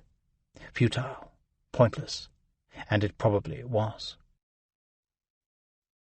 Chapter 33. Let the gods banish the king. Pay him for stealing my wealth. Let him incur the wrath of Odin and the gods. Egil Saga. "This is a damned business," Flann said. "A damned dishonourable business." His mail shirt was making the particular sound that mail shirts made, like small surf on a shingle beach. The two of them, Flann and Morrigan, were on top of the earthen wall that surrounded Tara. The evening breeze was lifting his long, fine hair and flicking it off to leeward. Morrigan sighed. "Again? We discussed this again." The night was quiet, and by her orders there was no sound coming from within the ring-fort, despite the 70 armed men standing ready to do their business once the gates were thrown open. The breeze carried on it a sound she longed to hear, a sound that would not generally have made so musical a quality to her. 150 or so Norsemen retching and puking, and falling, groaning to the earth. 150 filthy rapists, murderers, and thieves, feeling the full effect of dining on suckling pig, spit-roasted and spiced with cowbane. It was a recipe she saved for very special guests. "You practice your arts," Flann continued, when Morrigan did not respond, "because you do not concern yourself with honour. Not the way a man thinks of honour. Honour on the field of battle, which is how we should have met them." Morrigan pulled her eyes from the Norseman's camp, and regarded her brother in the light of the torches that flickered up from the ground below, hidden from the enemy by the walls of Tara. "Honour," she thought. "The honour of having your head on a Fingal pike. The honour of having all the women of Tara raped, the men butchered, me a thrall again, to be used like a dog by these godless bastards." But she did not say it, because she had said it all before, and she was sick of saying it. "Maybe you value your honour above the lives of everyone in Tara," she said instead. "But I do not. In any event, we've not murdered them. They'll live, most of them, I should think." The cowbane, a short, hollow root that could easily be mistaken for parsley, would have been fatal if given in a sufficient dose. But that was not the intent. Instead, Morrigan had added just enough to the other spices in the rub to see their guests debilitated with nausea. Once that happened, they could be gathered up like fish in a weir, but they would not die. It was mostly for Flann's sake that she agreed to let them live. Her brother was not at all happy about their present treachery, the false goodwill, the tainted food, and had agreed in the end, because truly the only other choice was to see the Northmen visit their particular brand of horror on Tara. But Flann would not allow Morrigan to simply murder the Norsemen.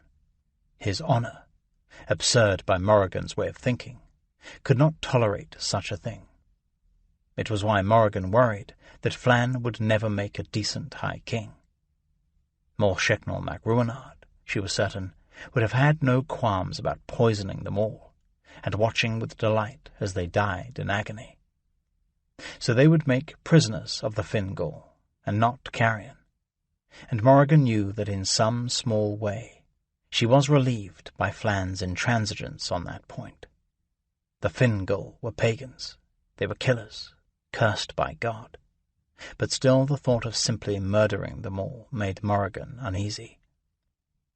Despite all the wicked things she had done, and often done and not confessed, things for which she had not been absolved, she still held out hope that she might reach heaven. It was a hope that was growing more remote as she struggled to hold on to the throne. If she caused all these men, God's creatures supposedly, to die in agony, it would put salvation that much further out of reach. So she agreed to sicken them instead, and once sick, they would be taken prisoner. Some would be ransomed, some would be sold as slaves, but they would live, mostly.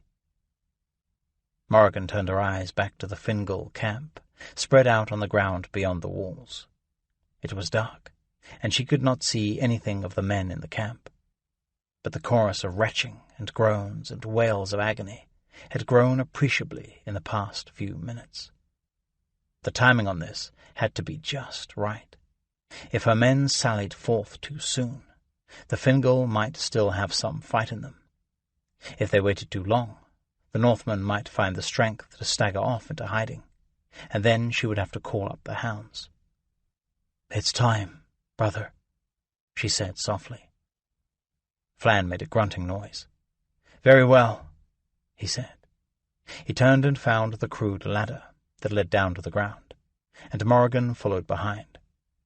By the time she stepped off, Flann had taken his place at the head of the column of men-at-arms, who stood ready to advance. These were not the lightly armed guard that had accompanied them, just for show, when they went out to meet the invaders. These were men ready to fight, armed with swords, spears, shields, mail, helmets. Behind them, teams of horses stood in their traces, nervously shaking their heads and stomping the earth. They were not accustomed to work at that late hour, and they knew something was amiss.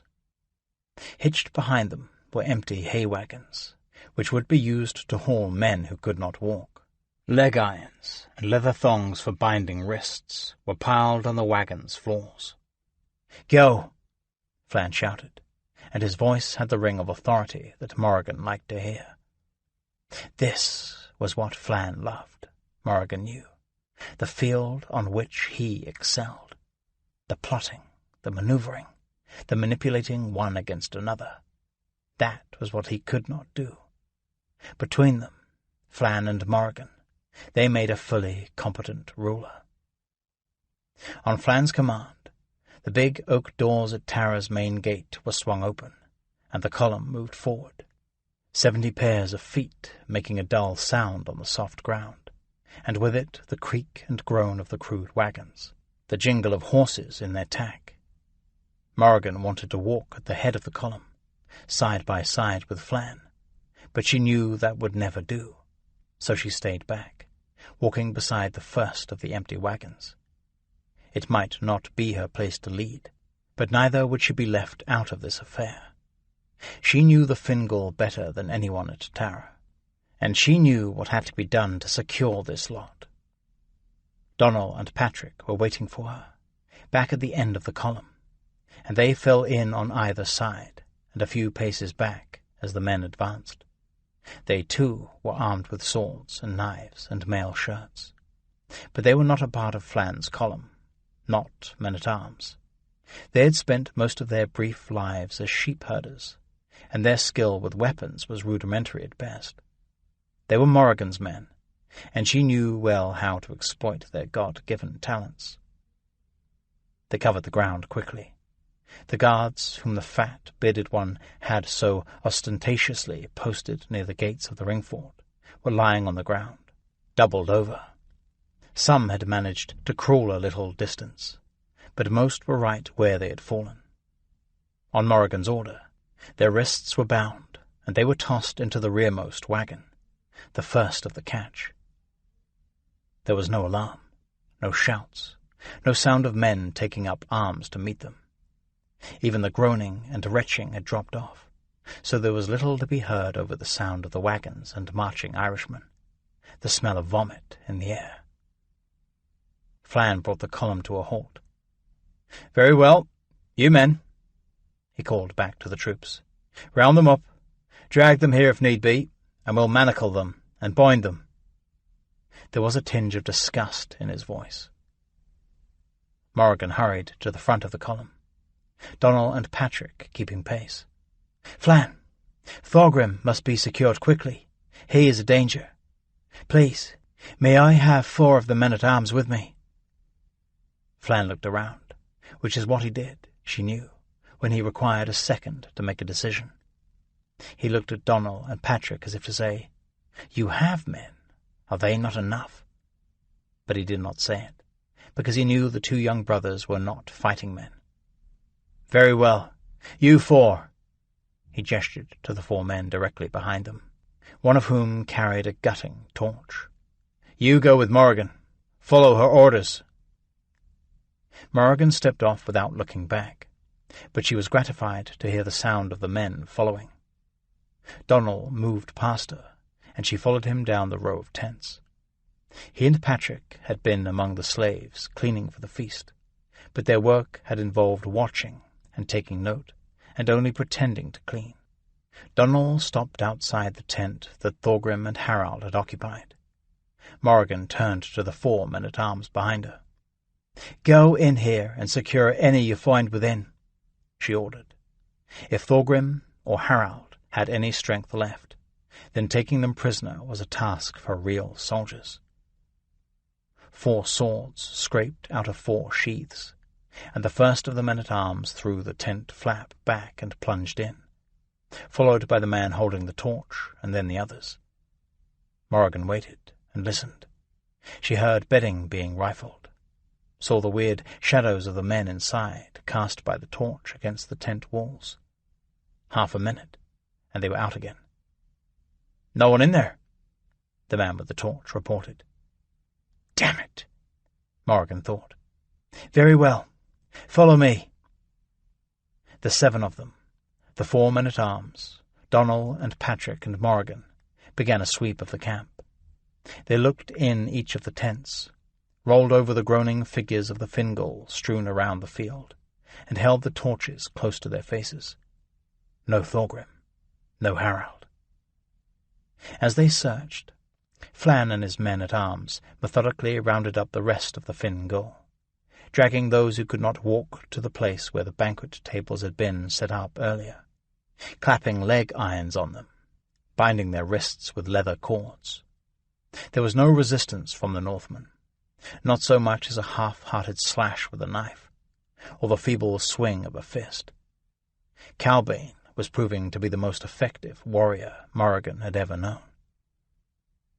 Midnight was an hour gone, when Flann called for one last sweep of the camp, but no more of the Fingal were found. Any who had been in camp were now bound in the back of the wagons. The victory was bloodless. It was complete, or nearly so.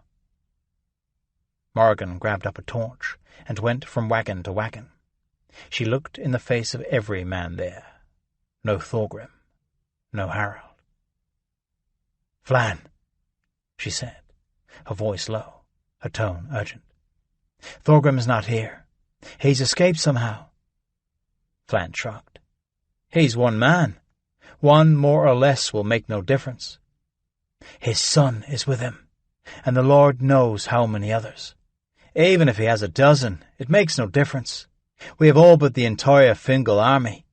The other Reed Tuatha will rally to us now that they see we've prevailed." Morrigan shook her head. "We cannot allow Thorgrim to remain free. He is too dangerous."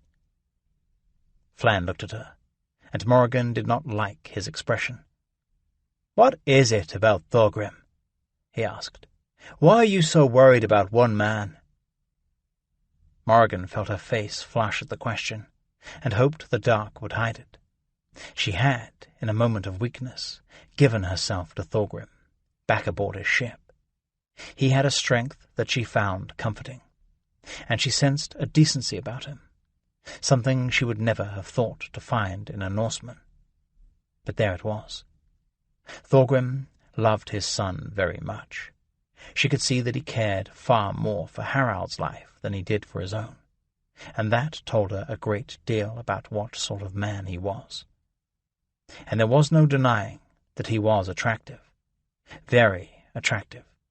She remembered the thrill that had run through her when he pulled his helmet off that afternoon, and she saw him again after all that time.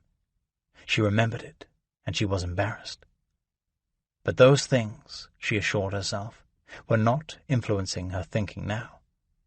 "I know Thorgrim well enough to know he's a danger, if he's loose," she said, a new hardness in her voice. "We must find him. We must call out the hounds." Chapter 34. Let us make our drawn swords glitter, you who stain wolf's teeth with blood. Egil Saga. They moved across the open country, Thorgrim and the small band with him. The road would have been better. It would have led them directly to where Thorgrim wanted to go, but they could not take the road. That much was clear. In open country they stood a chance of escape, if the Irish did not have dogs. Harald's right arm was draped over Thorgrim's left shoulder, and a man named Osfif, who was of Arnbjorn's herd, and took the oar opposite Harald aboard Black Raven, had his arm over Thorgrim's right. 20 paces behind, Starry Deathless staggered along, as did 4 others, the sum total of those whom Thorgrim could get moving. He had ordered them all the men in the camp, to rise, to take up arms. He had yelled at them, kicked them, cajoled them, pleaded, but those 7 were all that he could get to respond. Harald was so accustomed to following Thorgrim's orders that he turned to with never a complaint. Even though he could hardly walk, Starry, too, had moved at Thorgrim's command, rising to his knees, which he insisted was as far as he could go. Thorgrim squatted beside him and talked to him softly.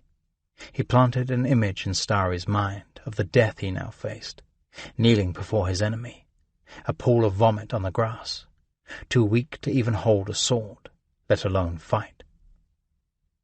"This is how the Valkyries will find you, Starry. Starry, poor death, they will call you. They'll leave you to be eaten by pigs." It was cruel, but it was effective, and it was sincere. Thorgrim did not like the thought of Starry killed, but he could not tolerate the thought of him butchered with never a weapon in his hand.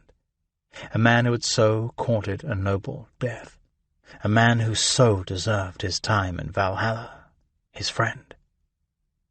And those words were enough to convince Starry to stand, with Thorgrim's help, and stagger off.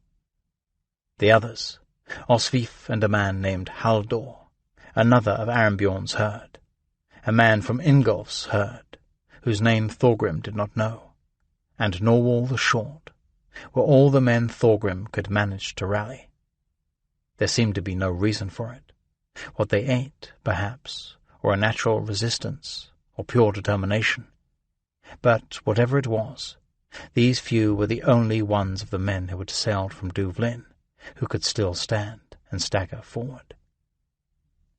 Thorgrim's first impulse was to fight, but when he saw the well-armed column marching from Tara, 80 men at least, with spears and swords and shields and perfect health, and then looked at his own men, who could barely walk, let alone wield a sword, he decided that a hasty departure was the strategy of the day. "Come along," he said, and headed off across the open ground, toward where he remembered the edge of the wood began.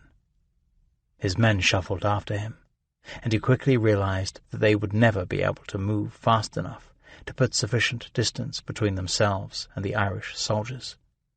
So he took Starry's arm, and Norwal's, over each shoulder, and half supported them, half dragged them 100 yards toward the wood. There he left them to stagger on, and went back for Halldor and Ingolf's man, and then for Harald and Osvif. And then he took Starri in Norwal's arms, and began the whole process again. In that way, he managed to get his band to a place where they were swallowed up by the dark, before Morrigan's men even reached the camp they had left behind. As he moved back and forth, ferrying his men to safety, Thorgrim kept careful eye on the camp, trying to divine what was happening. The torches swirled like flying embers in the dark, and Thorgrim expected to see them sweep across the field as the Irish slaughtered the Norse who lay curled on the ground. The men from Tara would move fast, not because the northern host represented any threat, but because the work was distasteful, shameful to real soldiers, and they would want to be done with it. But that was not what Thorgrim was seeing. Instead, he saw the torches move back and forth, out into the camp, and then back to where they had started. And finally, in the flickering light, he saw wagons. Wagons! That could mean only one of two things. Either the Irish had brought wagons to haul the bodies away, or they had brought wagons to haul their prisoners into Tara. And if the latter was the case, then that meant the poison they had been given was not fatal. Morrigan, he knew, was skilled at the use of plants and herbs, and he imagined she could get whatever result she wished, be it sickness or death.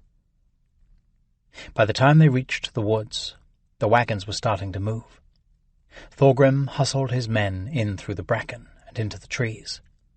The cover gave him comfort, though in truth the night had hidden their escape entirely. "We'll pause here a moment," Thorgrim said. His words earned no response, just the sound of crunching brush, as one by one the men crumpled to the ground. Thorgrim peered out through the trees. The wagons were ringed by the torch-bearers and rolling away from the camp. Thorgrim watched them swing away from the line of tents. He saw the light from the torches illuminate the gates of Tara and the high earthen walls, saw the gates swing open and the wagons move on through. By all the gods, what is this? Thorgrim thought. Morrigan had taken them prisoner, all of them. It was the only explanation. The Irish would never have taken the bodies of the slain, or men who were dying of poison, into Tara, so that meant they were being kept alive. He did not think that Morrigan had any pleasant fate in mind for them, but as long as they lived, there was hope. And that meant his men would live too. The poison was not fatal. Harald and Starri would live. But only if he could keep them safe. Morrigan would soon realize that he and Harald were not among the prisoners. Would she care? How much of a threat did she think they were? Enough to hunt them down. He had to assume she would send men after him. "I have good news," Thorgrim said in a loud whisper. No response. "The poison, it has made you sick, but I'm fairly certain it will not kill you." He waited. No response. "Is that not good news?" Harald managed a groan. From the others there was nothing. "The bad news is that we cannot remain here," Thorgrim said next. He reached down and grabbed an arm, Haldor's as it happened, and pulled the man to his feet. Halldor swayed and groaned, but he remained upright. One by one he pulled the others to a stand. "Come on," he said, and plunged further into the woods. Behind him he heard the shuffling, agonizing, stumbling steps of the small handful he had led to freedom, freedom that might be temporary indeed. The woods were thick in places, the undergrowth dense and the night dark. In any circumstances it would have been tough going, but with men who could barely walk, progress was all but impossible. They staggered along for half an hour or more, and Thorgrim did not like to think of how little a distance they had covered. In truth, he had no idea. but he did not think it was much. He did not even know if they were going in the right direction. The woods were too dense for him to continue hauling the men forward 2 at a time, and he could not risk letting them get separated. Once they lost sight of one another, there would be no joining up again. So they hobbled on in a single file, moving at the pace of the slowest man, which happened to be Osvif, who swayed and stumbled and heaved for breath. It did not take too much of that for Thorgrim to realize it was a waste of time. They might get another half-mile if they shuffled on through the night, at which point there would be little they could do beyond lying down and letting death take them. Better to stop now, to rest, and hope they could find strength enough to save themselves. "We'll stop here," Thorgrim said, when he had found a thick clump of trees that would offer some shelter and hiding. "In here, among the trees. We must rest, and see if that will make us well enough to reach the ship in the morning." That was all Thorgrim could think to do. Reach the ship. The ship was sanctuary. The ship was escape.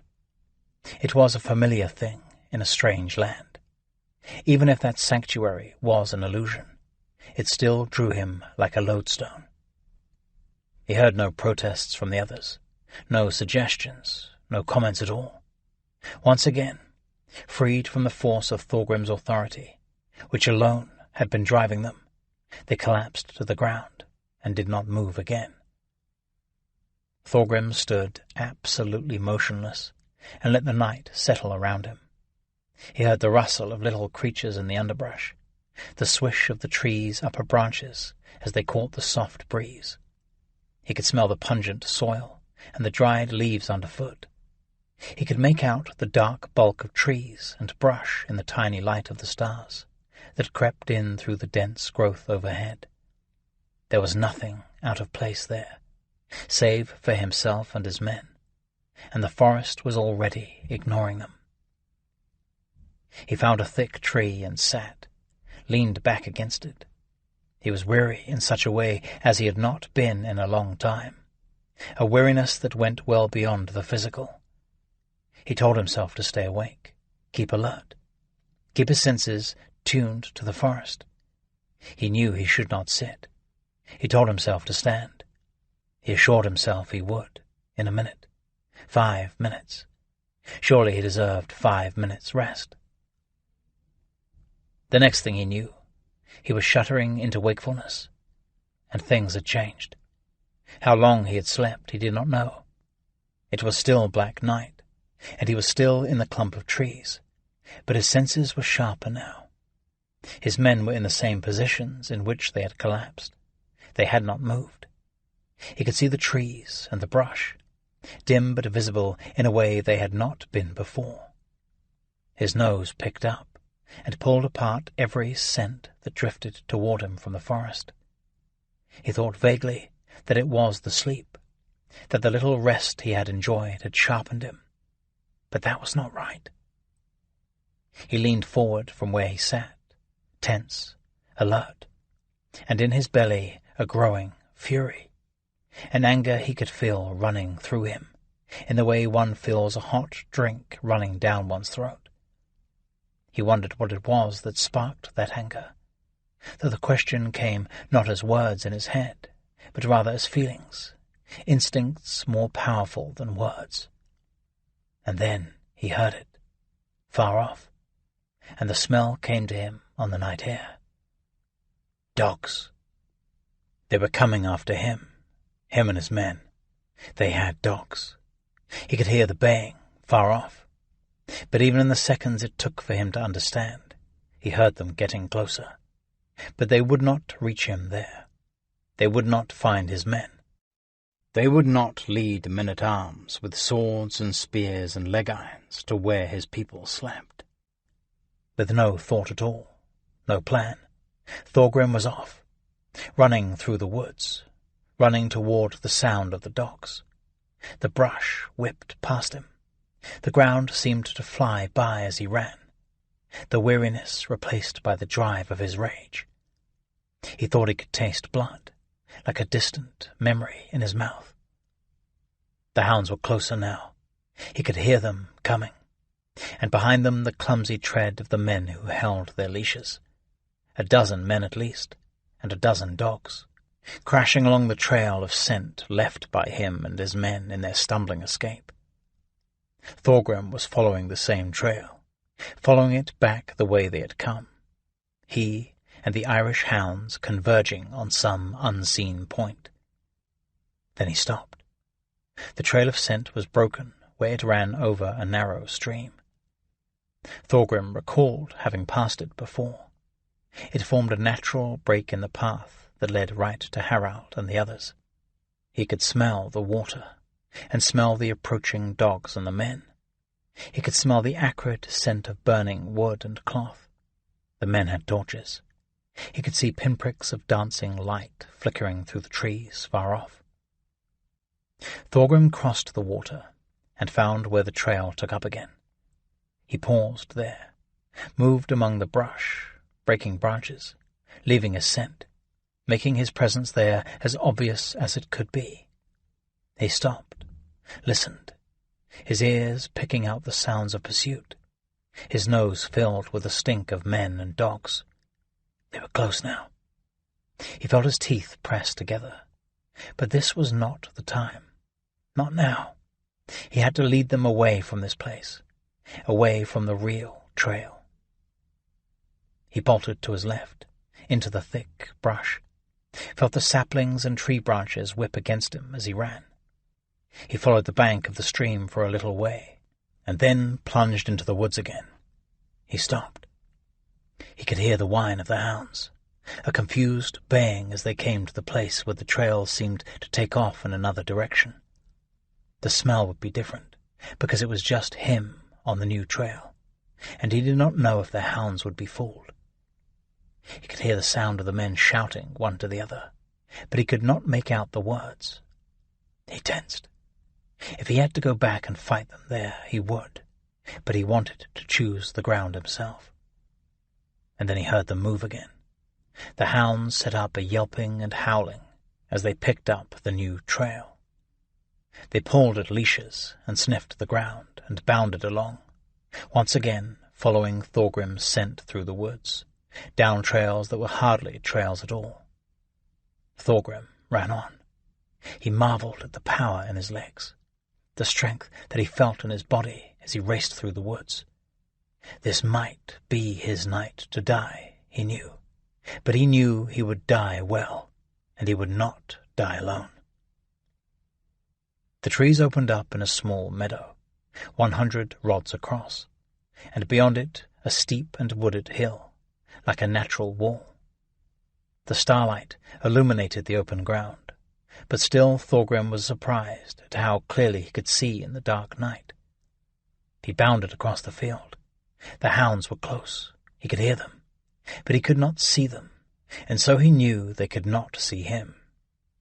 He reached the far side of the meadow. A small stand of oaks backed up against the steep ground, and he plunged into it. There was little underbrush, and the trees stood some distance apart. The hill behind was eroded away so it formed a sheer face, like an earthen wall. This was good. This was the place to stop and fight. Thorgrim knew he would not find better. He pulled to a stop and turned. His breath was coming hard and fast, but he did not feel winded. He could see the hounds and men emerge from the trees on the other side of the field. 3 torches cast a strange, undulating light on the scene.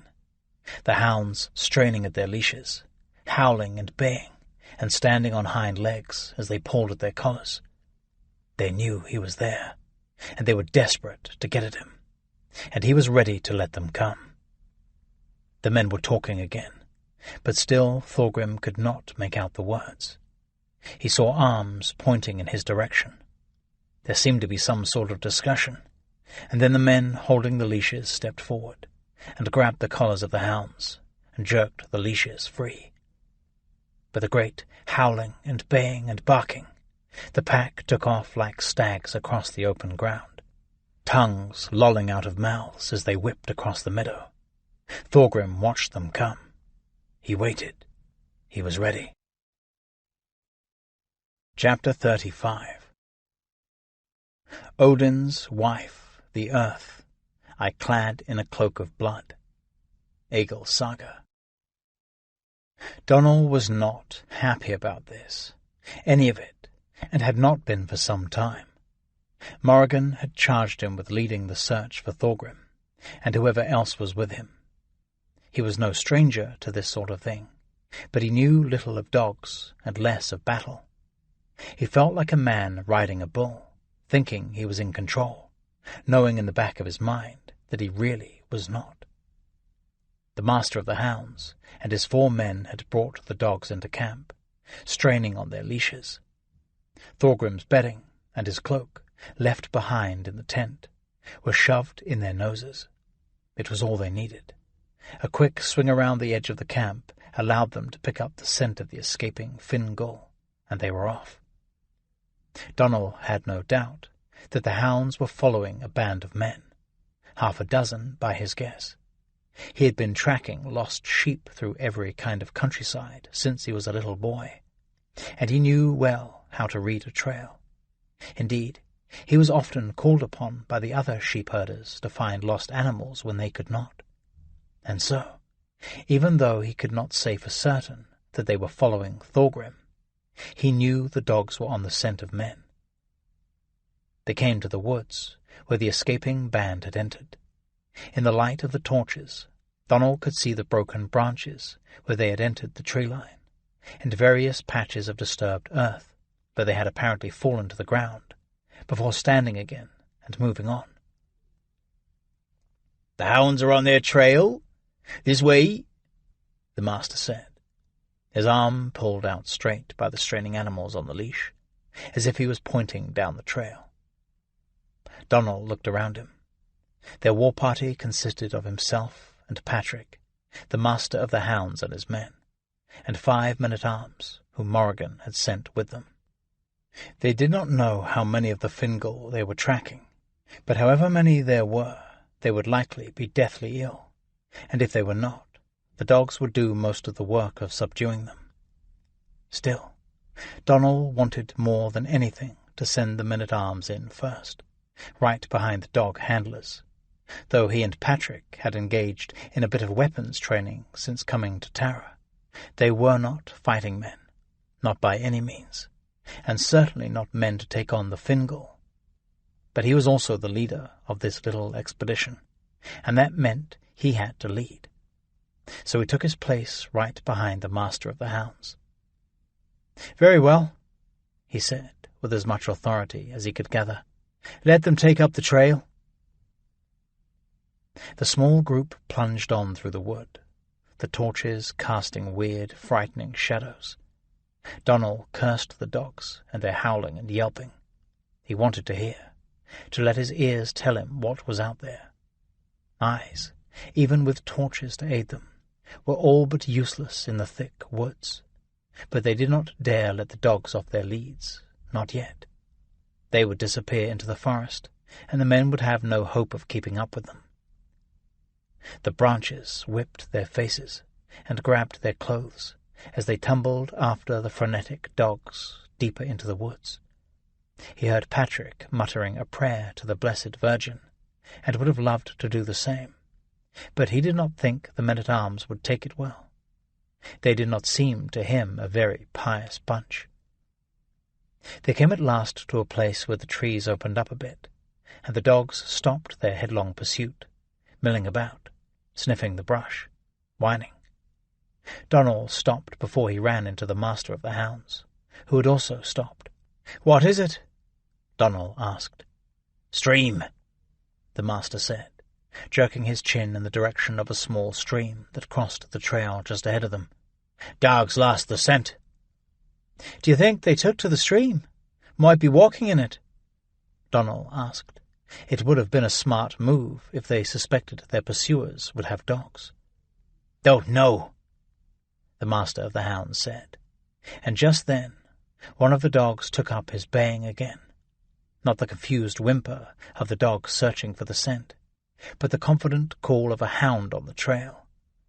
The others converged on it, and soon they, too, were baying loudly, and once more dragging their handlers through the trees.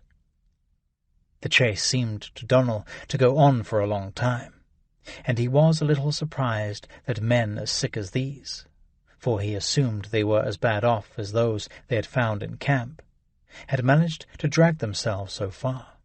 He wondered if perhaps they had split up, because the few glimpses of the trail that he saw in the light of the torches did not look like the track of half a dozen sick men staggering along. It looked, indeed, more like an animal's track than that of a man. Stupid dogs!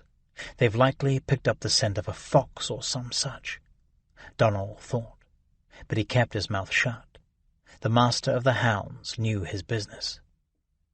The trees grew thinner as they plunged on, then yielded to open ground, a meadow of some size that ended in a stand of trees and a steep hillside. Donald could clearly see the parted grass, where someone or something had passed over the ground not long before them. The trail ran straight and true, like the frozen wake of a ship, right to the trees at the far end of the field. The dogs seemed to have lost their minds. They were barking and howling and straining at the leads. But there seemed to Donald's inexpert ear something odd about the sound, some note to their chorus that was a little off-key. "Are the hounds all right?" he asked the master. "Is there something wrong?" "They're fine, sir. Nothing wrong, the master said, but his tone, too, seemed to belie the words. "Shall we let 'em go, eh? Let 'em soften up them Fingal sons of whores a bit?" Donald looked at Patrick, but his younger brother just looked frightened. He looked at the men-at-arms, who looked tense but unafraid. One of them gave Donald a small nod.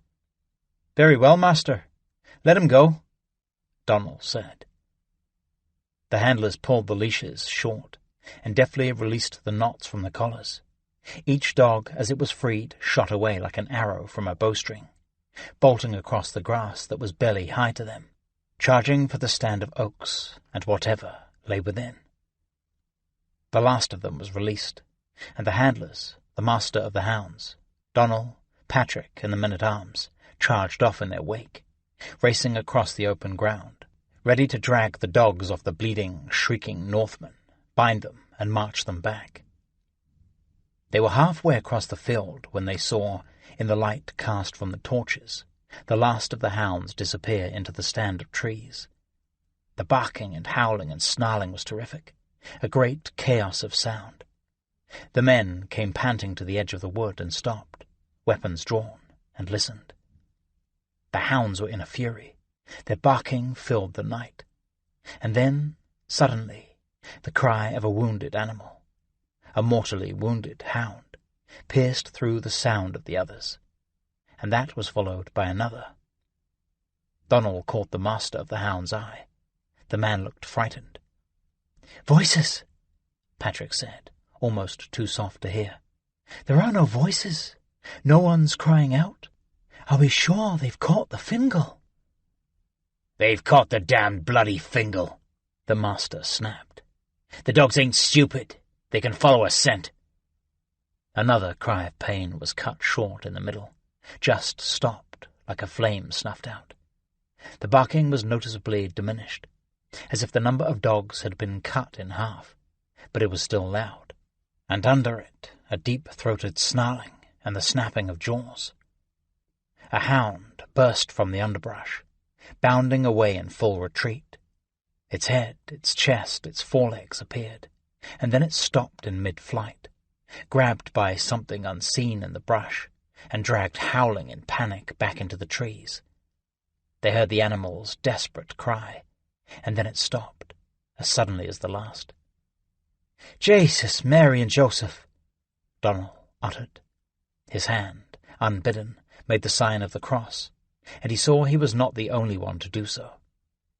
It was hard to separate the sounds, but it did not seem as if there were more than two dogs still fighting. A whimper, a crunching sound like a foot on dried twigs, and then there was none. The men outside the tree line took a step back. The torches were held a little higher. Donald wiped his palms, wet with perspiration on his mail shirt. a useless gesture. They heard a cracking of the brush, something coming through the undergrowth, moving slowly. Swords scraped out of sheaths. The last of the hounds staggered into the open, limping, its flanks a mass of blood. It made a whimpering noise and fell over dead in the grass. For a few seconds no one moved. All eyes were on the dog, which was all but torn apart. Then, as one, they turned and fled back across the field. It was not an orderly retreat, but a panicked rout. A mindless, terror-induced race for the dubious safety of the far tree line. They plunged through the grass, stumbling on unseen obstacles, pushed each other out of the way in their flight. When they reached the trees, they continued on 10 feet or so, until they were fully away from the open ground. Then they stopped, heaved for breath, let the trembling subside, and the humiliation set in. Donald was the first to react, and his reaction surprised even him. He straightened, took a step forward, and shoved the master of the hounds hard, sending him stumbling. "You stupid son of a bitch!" he hissed. "Your damned dogs were on the trail of a wolf or a bear or some damnable thing. Those were not the Fingal in there." The master of the hounds straightened and took on a defensive look. "You don't know that. I seen men take on hounds. Man who's quick with a sword. He can stand his ground against dogs. Those were my dogs was killed in there." That last he said, as if just realizing the great loss he had suffered, and his expression changed as he spoke the words. Donald turned away. He did not want to engage the man any more. "See here," he said to the others. "Back at the stream, when the hounds took off on this trail, I could see on the other side of the water that men had passed there. If the dogs didn't take off after a wolf, then mayhap the Fingal fooled us. Anyway, we go back, and we follow the trail across the stream." The others grunted their agreement. Donald grabbed one of the torches and headed back into the woods, back the way they had come. He moved quickly down the trail, well blazed by the passage of the men and the half-wild dogs. He felt a sense of relief to be leaving behind whatever it was that killed the dogs, and a sense of dread to be leading the way back into the forest, with the Fingal waiting at the other end. They came at last to the edge of the stream. Donald held the torch aloft and examined the far side. He could see where the low growth had been trampled, branches broken or swept aside. He could even see the print of a leather shoe in the soft ground. He stepped closer to Patrick and the men-at-arms, who were right behind him. The master of the hounds and his men, now having nothing to do, were hanging toward the back of the column.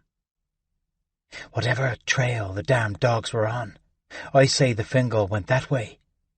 He spoke just above a whisper, and pointed across the stream into the blackness of the woods.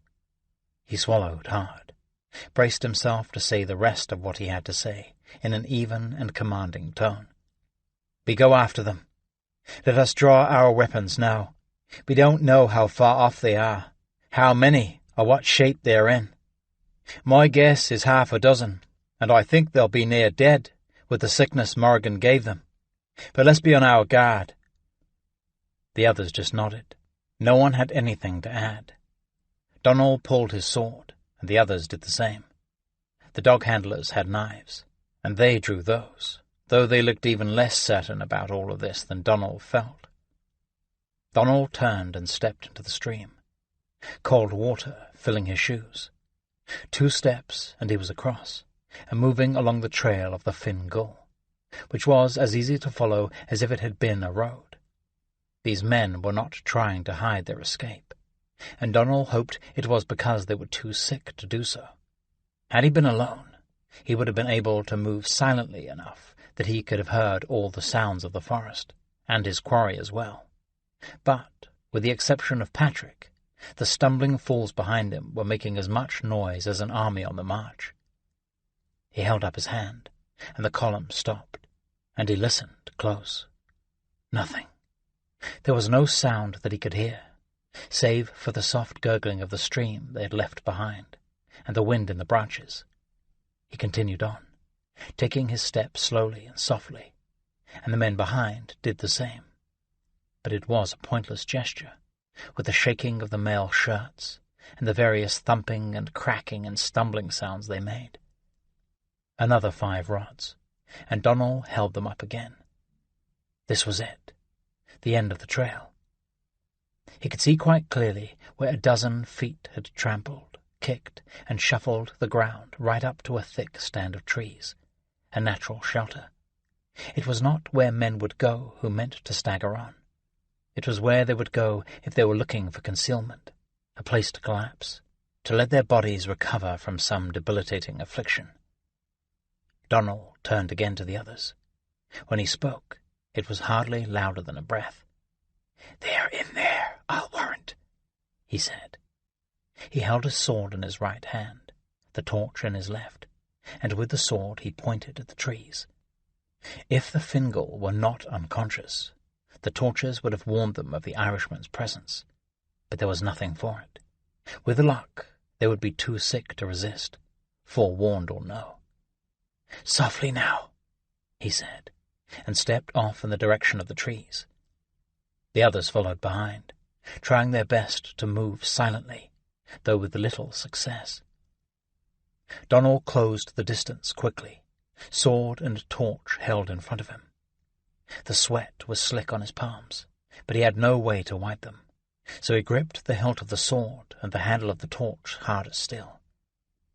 The underbrush was trampled going into the stand of trees, and Donald was certain there would be a bit of open ground beyond, where the tall oaks had deprived any younger ones of light and stopped their springing up. He pictured in his mind what he would find: Thorgrim and 6 Fingal sprawled in the dirt and leaves, oblivious to everything. The Northmen would be outnumbered, if he and his men-at-arms moved fast. Their enemies would be bound by the wrists before they were even fully awake. At the edge of the trees he stopped, just for a second. He took a deep breath and uttered a quick prayer, then plunged through the bracken, through the trees, and into the hidden place beyond. And there it was, almost as he pictured it, the open ground, broken by roots and saplings, the leaves and dirt kicked up and trampled, but no men. Donald swung the torch around. No one. He could see where they had been lying on the ground, like animals bedding down, but there was no one there now. He stepped further in, and heard the rest follow. The other torches poked here and there, shedding light on the dark places. "Where are they, Donald?" Patrick asked. He could see the signs of their having been there as well. "I don't know," Donald said, looking up from the ground at last, trying to see through the trees. "Do any of you see anything?" he asked the men in general. He was answered by a series of non-committal grunts. "Dogs were chasing a wolf, were they?" the master of the hounds said, as he and his men came into the shelter of the trees. His tone was more than a little triumphant. "I reckon they know their business, and me mine." "Knew their business," Donald corrected. "The dogs knew their business. They're all dead now." The master of the hounds squinted and frowned, and was clearly about to make some unpleasant reply, when one of the men-at-arms called out. It was one word, or perhaps not even a full word. It sounded to Donald something like, "Here," and then the night seemed to come apart around them. Chapter 36. My foes sought me out, swinging their swords, but I did not fall then. Gisli Sursen Saga. Harald had had the good fortune, the damned good fortune, to fall to the ground with a root jabbing him in the back. At first it had made no difference. Indeed, he was not even aware of it. His body, sick, exhausted, drained from having purged itself for hours in every way a body could purge itself, passed into the dream world so completely that he appeared to have left the earthly one for good. And thus he remained for hours, mouth open, limbs flung out, root in his back. As he lay there, motionless, His guts did epic battle with the forces of the cowbane, and though it was an enemy unknown, and an enemy to be feared, Harald was young and strong, and in the end he prevailed. Not a complete and unqualified victory. He was still weak and battered, but he had won, and the cowbane was in retreat. The sleep fell away, bit by bit, like snow cover in the rain, and as it did, it revealed the root. He became aware of the pain, and he moved a little, but that only made it worse. He grunted. He was far from well, and his body cried out to sleep again. But the root, like an insistent, prodding finger, continued to jab. He rolled onto his side, clear of the offending woody protrusion, and opened his eyes. It was dark, and he had no idea where he was. He tried to walk his dulled thoughts back. The banquet, the nightmare stumble through the woods, the power of his father's urging, pushing him on, when all he wanted to do was fall to the ground. He remembered now. He pushed himself up on one arm. All around him, men were strewn on the ground like the victims of a battle, heaps of cloth and hair and furs. The light was meagre in the stand of trees, and he could see little beyond shapes, but he could hear breathing, and see some slight motion among the heaps, so he knew he was not the only one who had lived. Father, Harald thought. He looked around at the men on the ground, but could not identify any of them as Thorgrim. He pushed himself to a sitting position, then closed his eyes and clenched his teeth and let everything settle again. The worst of the poisoning had passed, but still the motion required to sit up left him sick and dizzy. He waited as his churning stomach calmed and the spinning in his head slowed to a stop.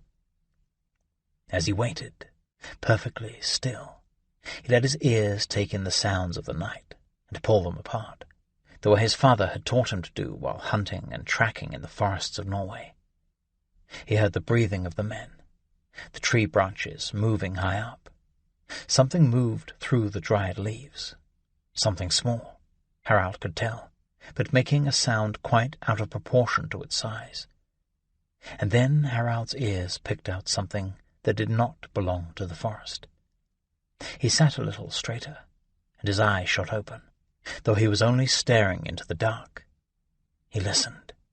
There were feet moving toward them, trying and failing to be stealthy, and the only reason they were not more obvious was because they were still a far way off. He focused his mind and his hearing. More than a couple of men. He could hear a low murmuring sound, like a brook, but he was fairly certain it was the men talking to one another in low tones. Harald leapt to his feet, forgetting the condition he was in, but he did not forget it for long. His head whirled, and a wave of nausea washed over him, and he staggered back a few steps, looking for his footing. He caught himself, and once again remained still as his equilibrium returned. Then he moved slowly, careful to make no sound or any movement violent enough to start his head spinning again. He picked his way through the sleeping men around him. One or two he pushed over with his foot so he could see their faces. No Thorgrim. He listened again, and could hear the men coming closer. He looked out through the tangle of brush and low branches. Far off, he could see 3 tiny pricks of light, bobbing through the forest. Torches, he thought. That told him a few things. There were at least 3 men, but undoubtedly more. They were searching for something, and that thing was most likely the Norsemen who had escaped the camp. And they came in sufficient strength that they did not feel the need for stealth. Harald made a circuit of the men sleeping in the shelter of the trees, and Thorgrim was not there. This both worried Harald and gave him hope. If men were approaching, then Thorgrim would no doubt have been the first to become aware of them, not because he had his health, but because he was Thorgrim, and Harald had come to expect such things from his father. So perhaps Thorgrim had slipped away, and had some trap ready for those coming toward them. Perhaps he would lead them away. Why did he not wake me? Harald wondered. Let me know what he was about. For whatever reason, Thorgrim had not shared his plans, and Harald knew that he had better make plans of his own. He crouched low and moved quickly to where Starry lay slumped on the ground.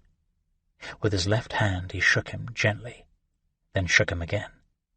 His right hand hovered above Starry's mouth, and when Starry snapped awake, Harald's hand clamped down fast, so that Starry's manic shout of alarm was muffled and all but silent. "Starry! Starry, it's me, Harald," he whispered, and when he saw a look that passed for recognition on Starry's face, he took his hand off Starry's mouth. In the best of times, Starry never seemed to be entirely cognizant of his surroundings, and this was far from the best of times. "Listen, Starry," Harald continued. "There are men approaching, hunting us, no doubt." At this, Starry looked around, and the familiar signs of agitation set in immediately. The jerking arms, fingers clasping and unclasping. He reached for his sword. They all had their weapons, all the Northmen, because, sick as they had been, they were no more likely to leave camp without their weapons than they were to leave without their arms or legs. "Wait, wait," Harald said, his whisper harsh and emphatic.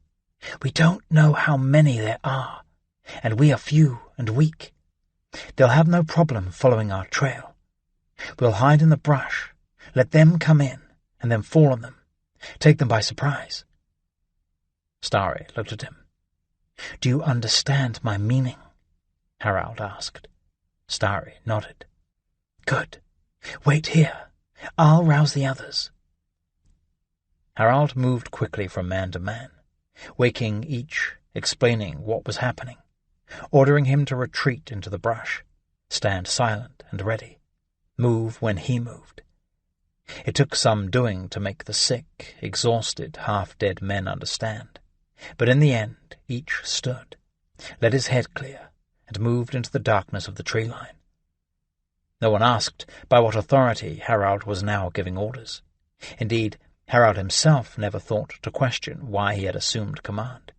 He just did, and everyone obeyed. He was Harald Thorgrimsson, son of Thorgrim Ulfsson, son of the Night Wolf. It took less than a minute for the men to stagger into the trees, conceal themselves and fall silent. Harald remained in the open, and when he looked around and could see no one, when he listened and could hear none of his own men, just their pursuers drawing close, he ducked into the bit of wood where he had seen Starry go. If they were to hold fast and spring the trap at the right moment, Harald figured the berserker might need some steadying. The darkness wrapped around them. Harald could smell Starry just inches away, and could hear the soft sound of his tunic rustling with the jerking of his arms and legs. "Steady, steady, move when I do," Harald whispered. The sound of the approaching men was clearly audible now, and the light from their torches licked and flickered into the stand of trees where they had been hiding. Harald shook his head in amazement. He could not believe how clumsy the Irish were, approaching an unseen enemy in this way. If we were not all sick, these fools would already be dead men, he thought. A foot came down on a twig and it cracked, loud, and everyone froze, the Irish and the Northmen. Silence. The branch overhead moved in the breeze, and then the hunting party began its slow approach once more. The light spilled into the open place where the Norsemen had slept. Those spots where the leaves and dirt had been disturbed would be obvious to the most obtuse tracker, and Harald had to admit, as loud as their approach might be, whoever was following their trail was doing a good job. Starry Deathless was quivering now, and making the leaves around him shake, and Harald hoped the sound would be mistaken for the wind. "Steady now," he said, the words merely a breath. A man stepped into the ring of trees, not 10 feet away from where Harald and Starry stood concealed. He held a torch in one hand, a sword in the other. though he did not hold the sword with the ease of one very familiar with its use. He wore a mail shirt. Starry was making tiny whimpering sounds now, and Harald did not know how much longer he could hold him back. Springing traps, he could see, was not the berserker's forte. Others came in, torches in hand. They exchanged words, and Harald was able to pick out a few here and there. Something about dogs, and he thought one was asking the other where the men whom they had expected to find there had gone. They could see the Northmen had been sleeping there. More men came in, 6 or 7 altogether, and they began to spread out, apparently searching for some clue as to where their prey had gone. Ready, ready, Harald thought. He wanted them spread out, and he wanted to know how many they were facing. 2 seconds more. 1 second. With a scream, Norwal the Short burst from the tree line, 15 feet away, his hair and eyes wild, a battle-axe held overhead. He looked like some kind of mad troll of ancient legend. "Damn!" Harald shouted. A few seconds more, and the moment would have been perfect, but there was no changing things now. "Go!" he shouted, his command rising up in volume and pitch until it had changed into a piercing war-cry. He plunged forward out of the trees, but Starry was already clear of the brush and swinging his sword and axe. Right ahead of him, Harald saw Norwal making a shrieking, running attack on the man with the torch, the one who had first come into the stand of trees. That man took a panicked step back, and Norwal began a full-bodied stroke of the axe. Then Norwal's foot caught a root, and he stumbled, and from his left side another of the hunters lunged forward with his spear, and caught Norwal in the pit of his arm, and drove the iron point in. Norwal was knocked sideways, the spurting blood visible in the light of the torch. His axe came down in a great arc, but the force of the spear thrust had knocked him sideways. The blade met only air, and Norwal hit the ground, the spear like a ship's mast standing straight out of him. He shrieked and clawed at the shaft, and his legs kicked pathetically, as if he was still trying to run. And that was all the attention Harald could spare for Norwal, as he sensed a motion on his right. He turned, sword up. A spear came at him. A man in mail thrusting as if he was hunting boar. But Harald was no berserker. He was not blind with fighting rage, and with a deft turn of his wrist, he used his sword to knock the spear aside. The move was easy enough, one he had practiced 1,000 times, and performed in combat dozens. Turn the spear aside, step in past the point, let the momentum of the sword carry the blade around for the counterstroke. It was as ingrained in his muscles as walking, and yet now his body would not do it. He found himself past the point of the spear, and then his arms seemed to lose strength. The momentum was not there to bring his blade around and fell his opponent. He could only look on dumbly as the man in mail punched him hard in the face. Harald staggered back, vaguely aware of the point of the spear coming up again, and him with no shield, no mail. The spear was heading for his gut, and he seemed unable to do anything but watch it come, when some bizarre creature materialized out of the dark, whirling toward them. It came into the light, and Harald had a vague realization that it was Osfif and one of the men-at-arms, clenched together and flailing with fists as they stumbled forward. They hit the man threatening Harald with the spear, and the 3 went down in a heap. Harald staggered forward. An arm came up, dagger in hand, clad in mail, so he knew it was not Osfif's. Harald slashed at it and saw the dagger drop.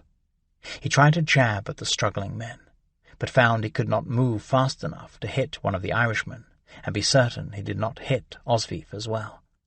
So he straightened and staggered back and looked for another fight. 2 of the torches had dropped to the ground, but they continued to gutter and burn, and in their light Harald could see the uneven fight was not going their way. The Norsemen may have had surprise, and it brought them some advantage, But the Irish had numbers, and mail, and shields, and they were not weakened by exhaustion and poison. Norwal was down, and if he was not dead, he soon would be. Oswiv had managed to extract himself, but he was bloodied and limping and facing 2 men. Another man was down as well, but Harald could not see who it was. Starry was fighting like the madman he was, but not with his accustomed exuberance. It was as if he was moving under water. The same frenetic, wild, heedless fighting, but slowed down. Slowed down enough that an enemy who was fast might get a blade on him. Harald stumbled forward where Oswiv was confronting the 2 mail-clad men-at-arms. He raised his sword, but even that took surprising effort. He was breathing hard, and his head was spinning. A spear was thrust at him, and he twisted to the side, but slowly, and he felt the iron tip rip the flesh of his upper arm, and he gasped in pain. Oswiv was staggering back, making a weak defence with his sword against the sword and shield of the man he faced. Not good. Not good, Harald thought. His mind flailed around for an order to give, a course of action to try beyond remaining in this confined place, and watching as they were all systematically hacked to the ground. Then, from beyond the ring of trees in which they were fighting, came a scream like none that had been heard that night, and rarely on any other night, a scream of such piercing terror that all of them, every man locked in the battle, Norse and Irish, stopped, frozen where they stood. The scream came again, and with it a terrible snarling sound, a snapping like dried branches breaking, and then silence. And then another voice, shouting this time, words, Irish words that Harald could not understand. They heard a man or an animal crashing through the bracken, and then another scream, as shrill and awful as the first, and then silence again. And the fight was over. The Irish, to a man, flung their weapons away, torches away, and raced for the narrow path they had followed into the trees. The last of them, his mail shirt whipping around his thighs, disappeared from the circle of light cast off by the torches, and was gone. Harald and the others listened, but all they could hear was the sound of the panicked men crashing through the woods. Another shriek cut through the dark, but that did not seem to slow the running feet, the terror-stricken Irish fleeing through the undergrowth. Harald stood, looking out into the black forest, his sword held before him, ready for what might come through the trees. But the light of the torches had ruined his night vision. He thought about ordering them extinguished, but he was not comfortable with the notion of being plunged into the dark. Around him, some of the others stood in a similar posture, weapons at the ready, and some slumped to the ground, wounded and spent. The sound of the running men faded off into the distance, and soon it was swallowed up by the quiet of the forest night. Harald had no idea how long he remained standing, sword held before him, but the ache in his arms and legs told him it had been some time. He moved back slowly, sank to his knees, and then sat and rested his back against a tree, sword across his lap. Some of the other men were already asleep. He could hear them snoring. I will keep watch, he thought. Let the others sleep. It is what Thorgrim would have done, and with Thorgrim still gone, Harald took it upon himself. He let his body relax as he settled in for the long night vigil, let the quiet of the forest surround him. He would keep awake and alert for danger while the others rested and regained their strength. He felt himself relax and drift away on that comforting thought. The sun was an hour up when Harald woke again from a heavy sleep, back against the tree, sword across his knees. He looked quickly around. The others remained where they had fallen, sleeping or dead. Nothing had come in the night. He stood slowly, carefully, in case his head began to spin again. He felt a little dizzy, but his equilibrium was much improved from the night before. From his new vantage point, he looked around again, though it felt as if they had been hiding in that stand of trees for months. He had never seen it in daylight. He looked behind him. Starry Deathless was not there. Harald moved toward the beaten trail out of the trees. He moved slowly, not sure what might be out there, beyond their dubious shelter. He pushed the branches aside and saw, 20 feet away, Starry and his father squatting on their heels, talking in low tones. Starry was doing that thing he did, grabbing the split arrowhead that hung from his neck and rubbing it. The two men looked up and smiled at him, and he smiled as well, and a great sense of relief came over him. He walked toward them, and they stood and met him halfway. Thorgrim extended a hand, shook Harald's and gripped Harald's arm with his other hand. "Starry was telling me how you led the men last night, son," he said. "I'm proud, very proud." "Thank you," Harald said. He felt the blush spread over his face. He opened his mouth to ask Thorgrim where he had been, then stopped. There was mud on his father's shoes, and spatters of blood on his clothes. Wolf dream, Harald thought. He did not want to know any more. "We must bury the dead and be off," Thorgrim said. Harald nodded. And so for the next hour they struggled to dig graves of adequate depth to give their dead a proper burial. 2 men had been killed in the brawl, Norwal and the man from Ingolf's herd, whose name they never did know. Once they were interred, with weapons at their sides, for surely after their long and valiant struggle they would have need of weapons in Valhalla, the remaining men limped off toward the River Boyne. With the sun rising, but still low in the east, it was not hard to navigate through the woods. After 20 minutes, they stumbled onto the road that had taken them to Tara the day before. They paused in the cover of the trees and listened for some sound of pursuit, but they heard nothing. So they left the trees and continued on along the dirt road, shuffling, limping, and staggering toward the water and the ships. The landing was close, but not yet in sight, when they heard the sound of men through the trees. They had left a small guard behind, to watch over the ships and Bridget, but what they were hearing sounded like a larger crowd than that. Harald felt a flush of panic. Had Morrigan sent men from Tara to capture the ships? It would make sense. Was Bridget a prisoner now? "Father," he said in a harsh whisper. But Thorgrim put up a hand to silence him. He turned to the others. "Hide yourselves in the trees," he said, whispering as Harald had. "Starry and Harald and I will get to a place where we can see what's acting. The Irish may have captured the ships." That news prompted worried glances from the others, but they moved off the road and into the cover of the trees. Thorgrim led Harald and Starry forward.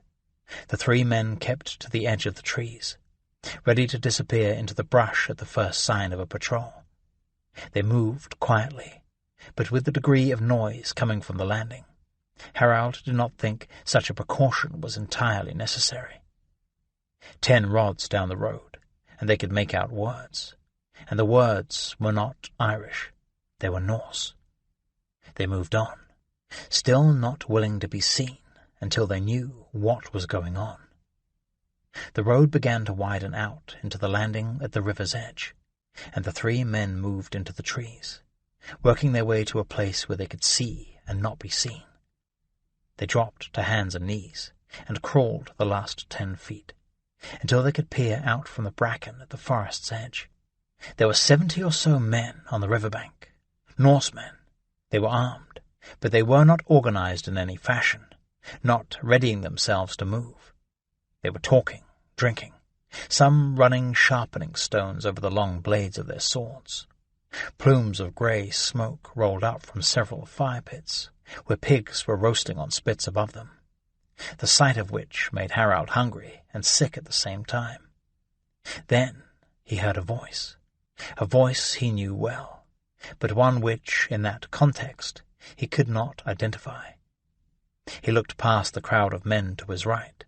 There, louder than the rest, bigger, the centre of all the activity, a cup held high, his long red and grey hair bound behind, his great beard jutting from his chin, enveloping his face, a leather belt containing his ample girth, stood Harald's grandfather, Owenolf the Restless. Chapter 37.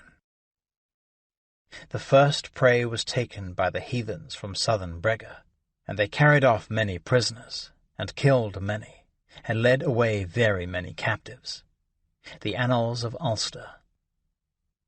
When the high brown walls of the ring fort at last came into view, Father Finian felt a great sense of relief, in his soul and in his aching feet. He had assured the wealthy landowner from whom he had borrowed the horse he rode to Glendalough that he would return the animal if he could, but in the end he had taken a different route back. So instead he gave the horse to a poor farmer with whom he had stayed the night, a man who could not have been more shocked and grateful for the gift than if a wee little Luchrapan had presented him with a pot of gold. And so is born another legend of the return of St. Patrick, Finian thought, as he headed down the road on foot, the farmer's little hut behind. He smiled to himself. It will do the faithful no harm. Finian had covered the past 15 miles on foot, and they were starting to tell. I am growing soft and fat in that fine monastery at Tara, he thought, but he made no resolution to change things. In his experience, God was good to intervene when he found his circumstances becoming too comfortable. He was only half a mile from the gate when he met a woman and her child coming down the road in the opposite direction. They were both barefoot, their clothes worn and well patched. He stopped them. "My dear," he asked the woman, "do you know if the master is within?" He nodded toward the ring fort. "Yes, father, I hear he is," she said, "but I do not see him. They say he is in mourning still." Finian nodded. "Very well, my child. And one other thing. Would you do me the great favour of taking this from me, keeping it for yourself?" He removed the sack that was draped over his shoulders and handed it to her. She looked inside. There was a quantity of bread and smoked meat and cheese, and, unseen in the bottom, a couple of silver coins, all of which he had picked up along the way of his travels. The woman's eyes went wide. "Take this. Please, you would be relieving me of this burden, which has grown so heavy." "Oh, yes. Oh, thank you, father," she said, and made a bow. He gave them a blessing and sent them on their way, and continued on to the main gate, which, in the light of day, was opened to allow the traffic to pass. Finian joined the flow of farmers and apprentices and carters making their way into the ring fort. Inside was a bustle, and Finian guessed it was some sort of market day. He ran his eyes over the various working men and women, until he found one whose clothes were not mud-stained, coarse and patched, a prosperous-looking man giving instructions to a servant. "Excuse me, good sir," Finian interrupted the man's discourse. The man turned and looked at Finian, his face a picture of irritation. But as his eyes flickered over the monk's robes and the tonsure, the look of annoyance faded to one of confusion and a touch of guilt. It was a transformation Finian had seen many times. "Yes, brother." "Father." "Yes, father," the man said, and Finian admonished himself to confess that want of humility. "Could you tell me where I might find Ruach Mac Brain?" The man half-turned and pointed across the wide expanse of ground, contained by the walls of the ring fort of Leven, a quarter of a mile at least from one side to the other. "My lord Ruach resides in the big house there," he said, "but he's taking no visitors. He's in mourning for his wife." "I see. Thank you, my good sir." Finian gave a bow and headed off through the crowds, toward the big timber frame house at the far end of the fort. Ruach Mac Brain was indeed not taking visitors, just as Father Finian had been warned, and so it took more persuading than he was accustomed to, along with the judicious mention of the name of the abbot of Glendalough, before he was granted an audience. It was a big room into which Finian was ushered, 20 by 30 feet perhaps, with a high ceiling and a big fireplace, which stood unused in the warmth of the early summer day. Rourke sat in a tall oak chair at the end of the room, flanked by 2 men who had the unmistakable air of advisers and lackeys. This gave Finian pause. A man who surrounded himself with lick-spittles was not a man to be trusted. "Father?" Rourke said. "Finian. Father Finian." "Yes, of course, Father Finian. What business brings you here? I am in mourning, you know." "Yes, forgive me," Finian said. Rourke did not, in truth, appear to be in mourning. He was a handsome man, perhaps as old as 35, but Finian doubted any older. His expression was grave, but his clothes had the look of one who had dressed with care, and his manner was a man who was attending to business. Finian was about to continue, but Rourke cut him off. "You are thinking. Here is a man who does not appear to be in mourning. Am I right?" Finian was taken aback by the question, but before he could answer, Rourke said, "I loved my wife very much, Father, and I grieve her loss. But her death was a long time coming, and so shock does not add its burden to my grief.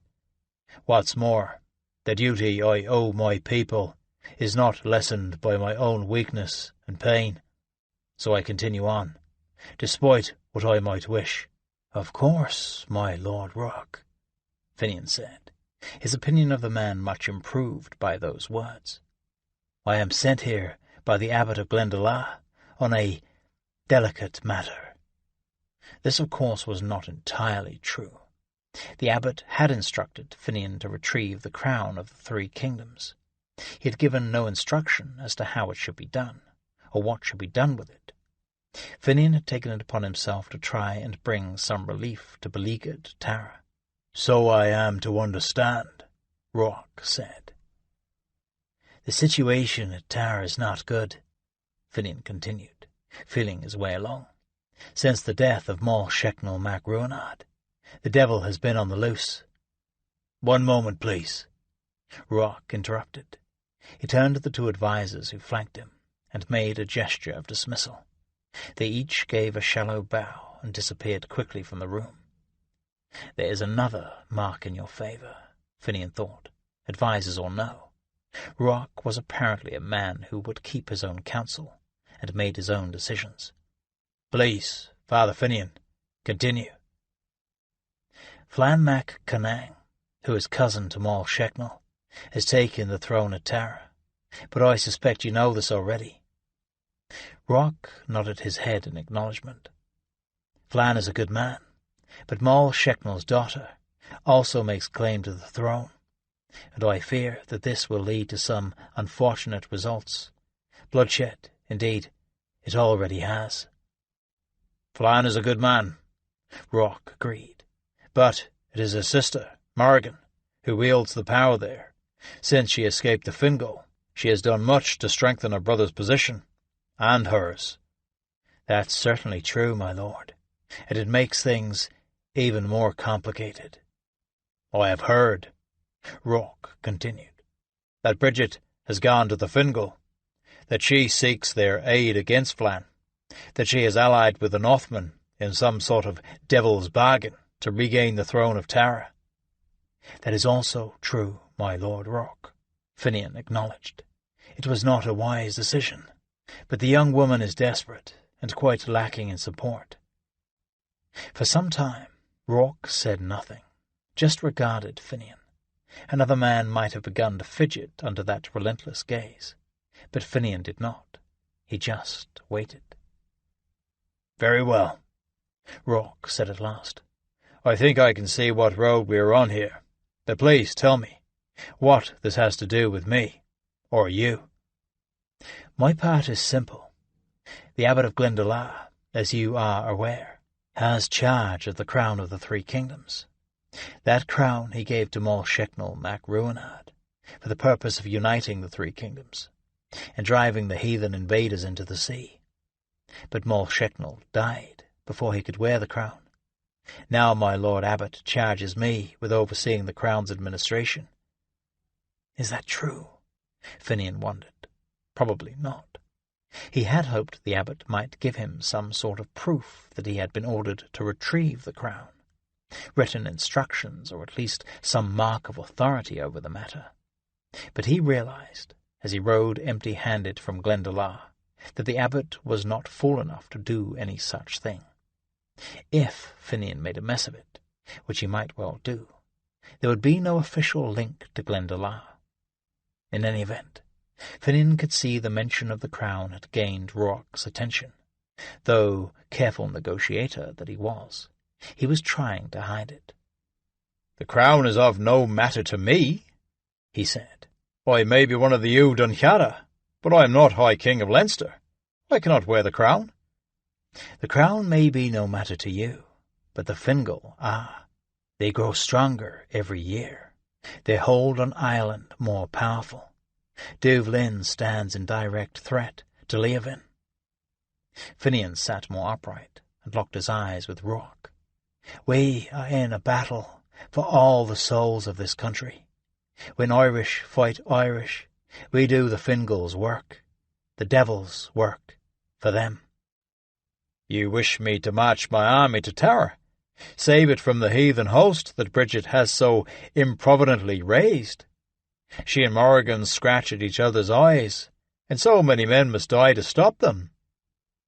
Now it was Finian's turn to remain silent and hold Rourke in his gaze. But Rourke did not flinch any more than Finian had. He waited, patiently, for the priest to reply. "There needs a strong ruler at Tara, because the only one who rules Tara may wear the crown of the three kingdoms. The abbot will not give the crown to the High Kings of Leinster or Meath. Forgive me, but he does not trust them. Bridget Neach Moll Shecknel is the rightful heir to the throne, but the Ree Tuatha are not yet willing to support her." "The Ree Tuatha are whores, who will sell themselves to whoever wields the most power," Rourke observed, "and they will not do a thing, and certainly will not risk their precious necks until they can see clearly who that is." "I would agree with that assessment," Finian said. Most men were more circumspect in their speech when talking to a priest, but Finian could see that Rourke was not most men. "Bridget needs an ally," Finian continued. "She is young. She is, to be frank, very beautiful. As you will know, she is a widow. You are a widower."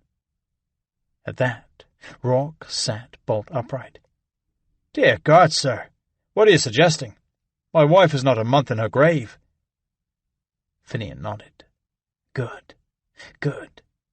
Rourke's thoughts went first to his late wife, and not to the extraordinary power that he, Finian, was dangling before his imagination. He felt more confident still that he had guessed right about the man. "Never would I suggest any disrespect to your late wife's memory. God rest her soul," Finian said. He crossed himself, and Rourke did likewise. "Nor am I suggesting any immediate plans be made. But if Flann Mac Gonang solidifies his control of Tara, or, worse yet, the Fingal take it from him, then any possibilities for the future are lost. As you yourself so correctly said, you owe a duty to your people that is greater than yourself. And your people are not just the Ewe Dunchara, or the people of Leovin, the Irish. They are your people." For some time the two men sat in silence, and Finian had no doubt that Rourke was carefully considering every possible nuance, every stroke and counterstroke. Then, without warning, Rourke clapped his hands loud, which made Finian start. Seconds later, the two advisers, earlier dismissed, returned at a near run. "I want word sent to all the Ree Tuatha within 2 hours' ride that they are to turn out with their men-at-arms and any foot soldiers they can muster," Rourke said, giving the orders as if he had been considering them for days. "We march tomorrow for Tara. Any of my people who still owe their military service for the year, they are to turn out as well. Set the bakers to work, as much as they can bake in a night. That will have to do. And tell my servants to get my horse and armour in readiness." The advisers said nothing beyond, "Very well, my lord," and hurried off. Rourke looked at Finian. "You'll ride with us?" he asked. "It would be an honour, my lord." "You know," Rourke said, "one hears many things. I heard a rumour, just a rumour, mind you, that a priest was the one who accompanied Bridget to Duvlin, so that she might sell Tara to the Fingal." "One hears many things. Next, the country people will be saying that St. Patrick himself has come again. I shouldn't wonder. But I do not think that Bridget ever intended to sell Tara to the heathens, not for any price." Rourke nodded. He said nothing. "My lord, does Father Senan still serve at your pleasure?" "He does," Rourke said. "He is old, but he is hale. You will find him at the monastery, I should think." "I have not seen him in many a year. By your leave, I would like to pay him my respects." "Of course. I am sure the brothers will find accommodation for you. And after supper, we must talk more. I'll wish to know all I can about how things stand at Tara, before I risk the lives of my men." "Yes, my lord, of course." Finian stood, made a shallow bow, and turned and left the room. He was eager to see Father Senan. He had a great deal to confess. Chapter 38. Let whoever opens a door make certain there are no enemies hiding behind it. Old Norse saying. If Thorgrim, or especially Harald, had been injured or killed by Morrigan's men, then Olaf Ravnsson would have single-handedly ripped Tara apart with his teeth. But since neither of them had suffered any permanent damage, and since Olaf did not give a rat's turd about any of the men who had, he roared with laughter, and soundly mocked the two of them as they told their tale. "Ha! That's my courageous, brilliant son-in-law, beaten by a pig," he proclaimed. "Now, if the pig had actually been alive, I might have called it a fair fight. But by all the gods, Morrigan even did you the courtesy of killing the thing first." Thorgrim smiled grimly, and took another deep drink of his mead, which Olaf had brought by the barrelful, along with beer, ale, and even some food. He knew better than to offer any defence of his actions. The fact that he had not been in command of the raid, that he had warned Arambjorn, that he had personally saved the handful of men who got away, none of that made any difference to Olaf, not when there was fun to be had. Nor did Thorgrim have to make any arguments in his own defence, because Harald, who was too young and naive to realize how pointless it was making them for him, raising objections to each of his grandfather's jibes, just to see them tossed aside like chicken bones. But if anyone was going to argue with Olaf, Harald was the obvious choice, because there was no one on whom the old man would go easier. They drank more, and tore into the roast pig once it was done. "Careful there, Thorgrim. Don't let this one best you too," Olaf warned, as Thorgrim used his dagger to cut a chunk of meat free. Harald was unsure at first if he could stomach roast pig any more, but his youthful appetite soon got the better of his associations, and he tore into it like the ravenous young man that he was. Thorgrim was more than eager to ask the obvious question.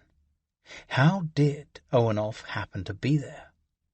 But he knew he would never get an answer until Olaf had heard everything he wanted to hear. So, when the tale of their escape from Tara was finally exhausted, Thorgrim asked, "Why am I here? To save your sorry skins, obviously," Olaf explained. "It was clear to me this was a fool's quest you were on. I said so back in Duvlin." "So why didn't you sail with us? You might have played the role of All-Father from the onset, and not wait until Arambjorn's stupidity led to so much trouble." "It was Arambjorn's raid. If I had sailed with you, then I would have been putting myself under Arenbjorn's authority. I reckon that if I just happened to show up some time later, then I was my own man." "That's another thing," Thorgrim said. "I can't help but notice you have a ship. Where, pray, did you get a ship?" "Why, that's the ship that was owned by the Danes who tried to kidnap the Irish girl. Remember?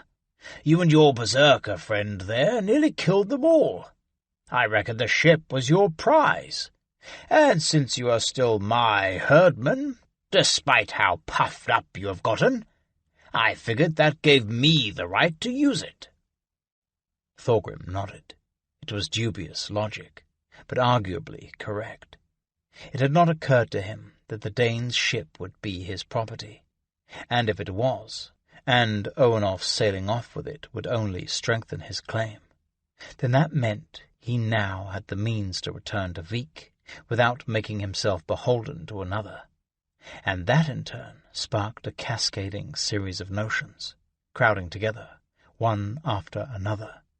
"I came as fast as I thought decently possible," Owenolf continued, interrupting Thorgrim's river of thought. "I'll be honest, I didn't think you would lose your entire army within half a day of your arrival."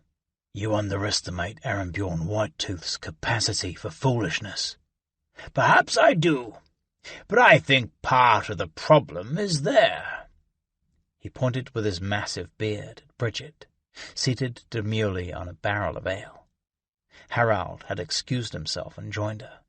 Thorgrim and Owenolf could see him talking in an animated way to her, and they could see her making a pretense of listening. "Harald," Owenolf continued, "is thinking with that part of his body that young men think with, and it is not his brain." "You're right about that, no question. But the princess seems to have worked her wiles on Arenbjorn as well.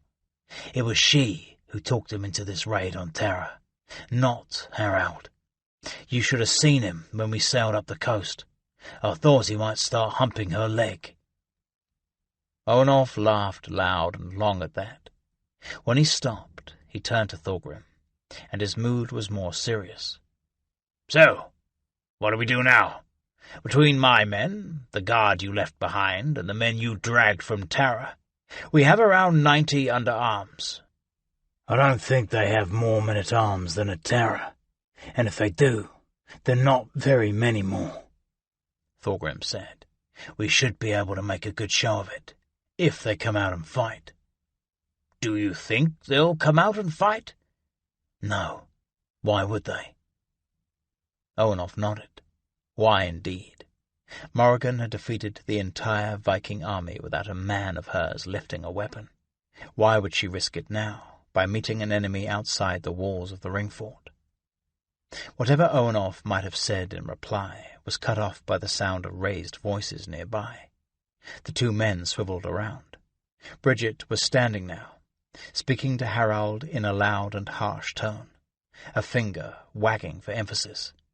Harald in turn looked confused, in part by the rapid-fire Irish, but mostly the sudden and unfamiliar anger. He looked more than a little frightened as well.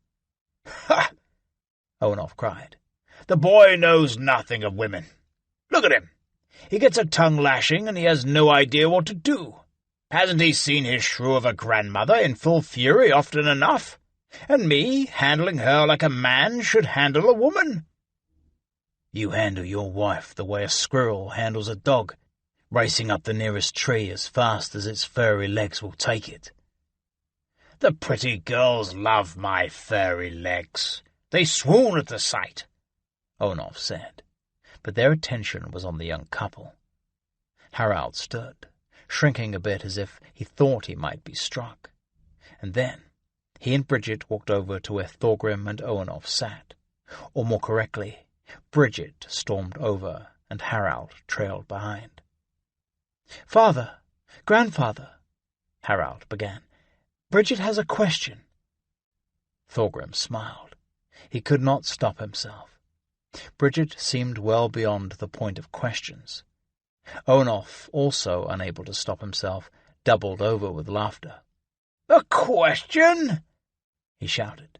"She looks like she has a damned sight more than a question. She looks like she has a wolverine up her ass." Despite himself, Thorgrim chuckled. Harald blushed.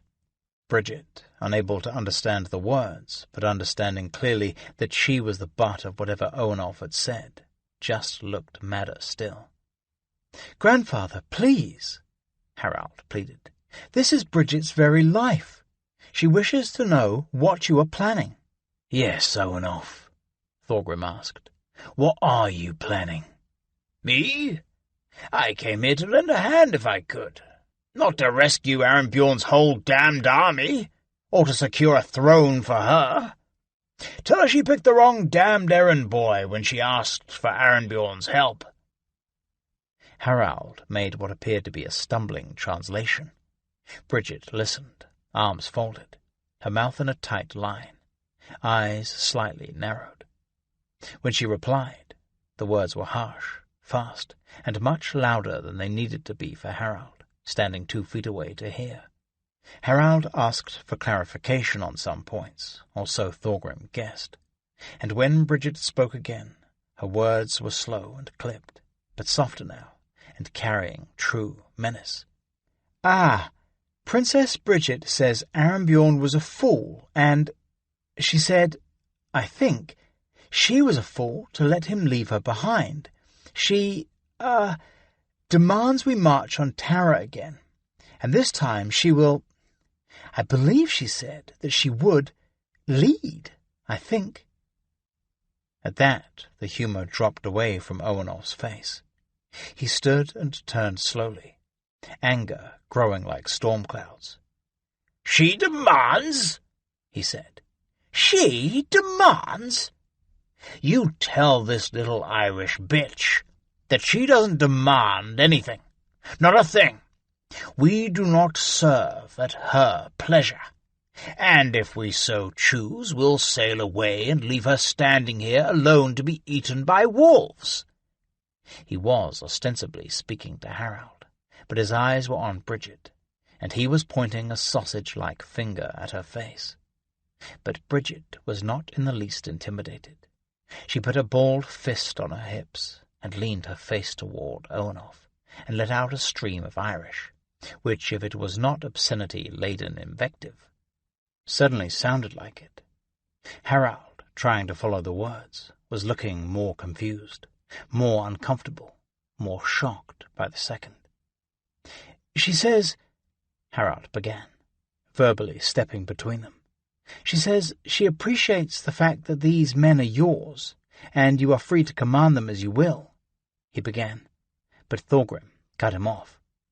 "I'm sure she's the picture of reason, just like your grandfather is," he said. He grabbed Owenolf by his massive arm and half led, half dragged him away from the furious Irish princess. "See here, Owenolf," he said when they were out of earshot. "Clearly, neither you nor me, nor anyone but Harald cares if the little princess sits on the throne of Tara, and I think he will soon find out that she does not adore him quite as much as he thinks." He considered telling Owenolf the part about Bridget carrying Harald's child, but decided against it. It only complicated matters, and he did not entirely believe it himself. "However, there are 70 men or so who sailed with us and were now prisoner of the Irish. Some are our countrymen. We should at least try to do something for them. If you succeed, they'll be beholden to you." Owenolf frowned and said nothing, so Thorgrim brought out his weightiest argument. "If Bridget does regain the throne, or if at least we can take possession of Tara, even for a few hours, then the plundering might be such as we have never seen yet in this land, forsaken by the gods." At that notion, Owenolf brightened, and his former anger seemed to subside. "Sure, we can use the little princess to our ends," he said, thinking it through as he spoke, "and maybe even get that fool Arnbjorn to pay a ransom to us. Very well, We'll march to Tara and see what damage we can do."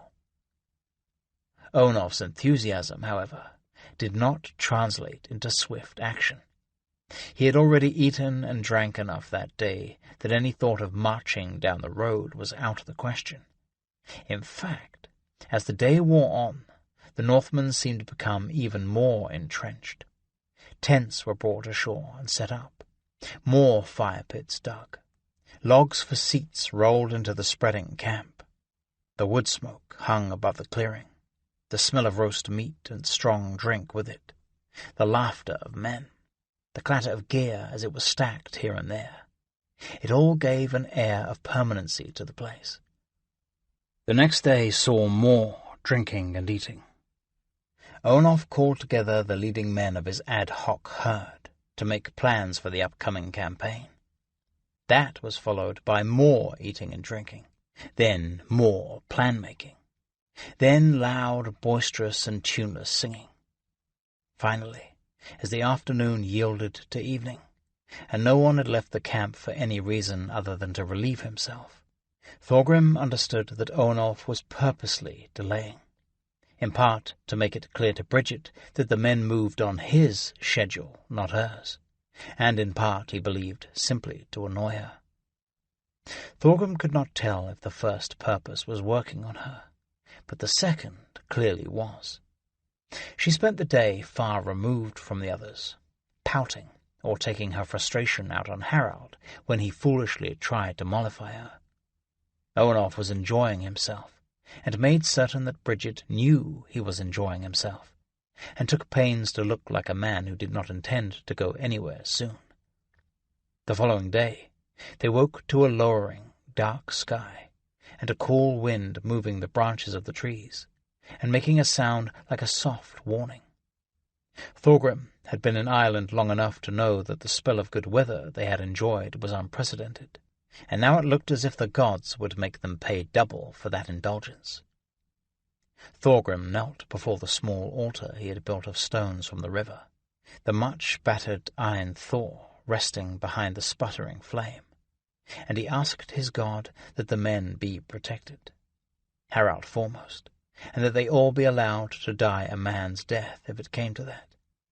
He realized that even as he was saying that, he was rubbing between his thumb and forefinger the silver cross that Morrigan had given him so long before. He stood. Starry Deathless was standing there. Thorgrim had not heard him approach. He looked agitated. The thick weather and the proximity of an enemy he did not know when or if he would fight, were working on his nerves. "Thorgrim?" he asked. He was rubbing the split arrowhead, just as Thorgrim had been rubbing the cross. "Do you think Onof will move today? This is not good. This is not good, this waiting."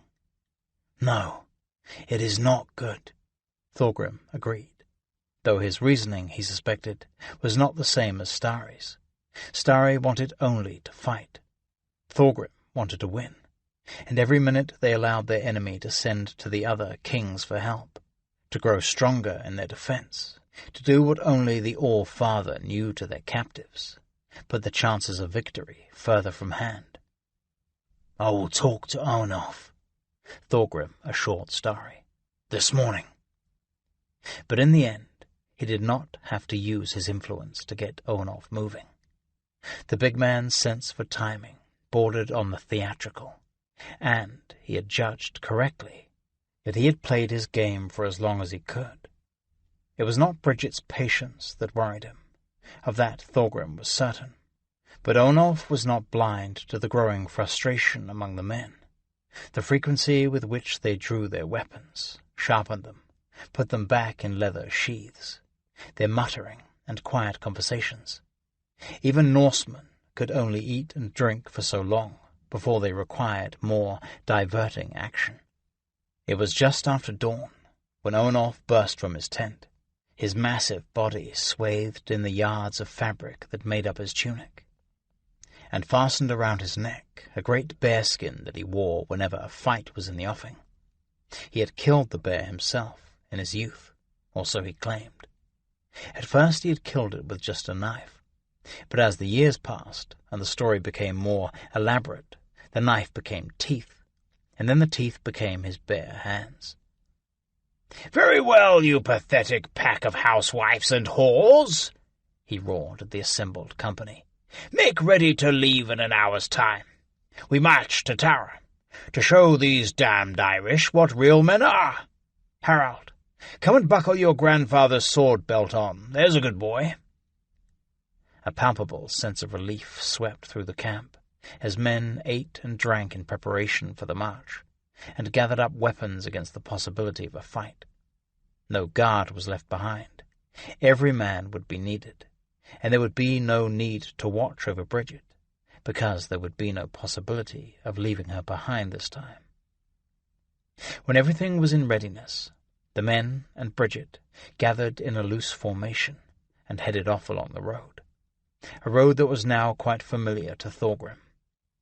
Some of the swifter men were sent ahead as a guard against ambush, and the rest trudged down the rutted, soft way that ran through open ground and wood. They had been walking for 20 minutes when the heavens opened up on them. Rain like water dumped from buckets. 1 second the ground was dry as Irish ground ever got, and the next it was standing water and rain dancing on the dirt road as it fell. The mud grabbed at leather shoes, and water ran down the backs of tunics and soaked through hoods and furs, and anything else held overhead in a useless attempt to keep the rain off. They continued on through that netherworld of falling rain and sucking mud, and finally the scouts who had been sent ahead met them on the road, and told them the woods opened up just ahead, and they could see across the field to the ringford. "Did you see anyone? Anyone about?" Thorgrim asked, the rain running into his mouth as he spoke. "Yes, a great many," the scout said. "What?" "Yes, there are many. There was an army at Tara. Isn't that what you said? Men-at-arms?" Thorgrim did not answer. Yes, he had said there were men-at-arms, but he would not have expected that the scout should see them. He would have reckoned they would all be snug and dry within the walls and buildings. "Show us," Thorgrim said, and he and the scout and Owenolf hurried on, and the rest of the men followed behind. They came soon to where the road ran clear of the woods, and yielded to the open ground, rolling away up the long, high hill to the walls of Tara.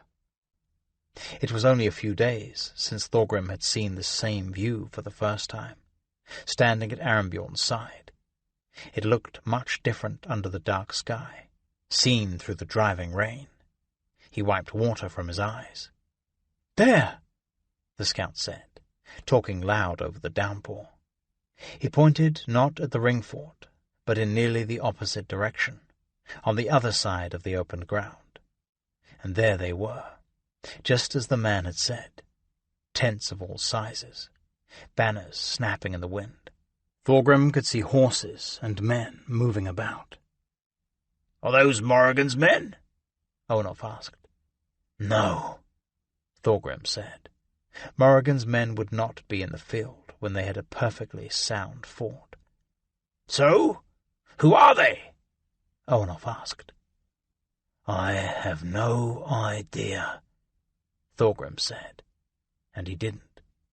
In truth, looking at that camp, which he could see sheltered a considerable force of men, he realized that he knew only one thing.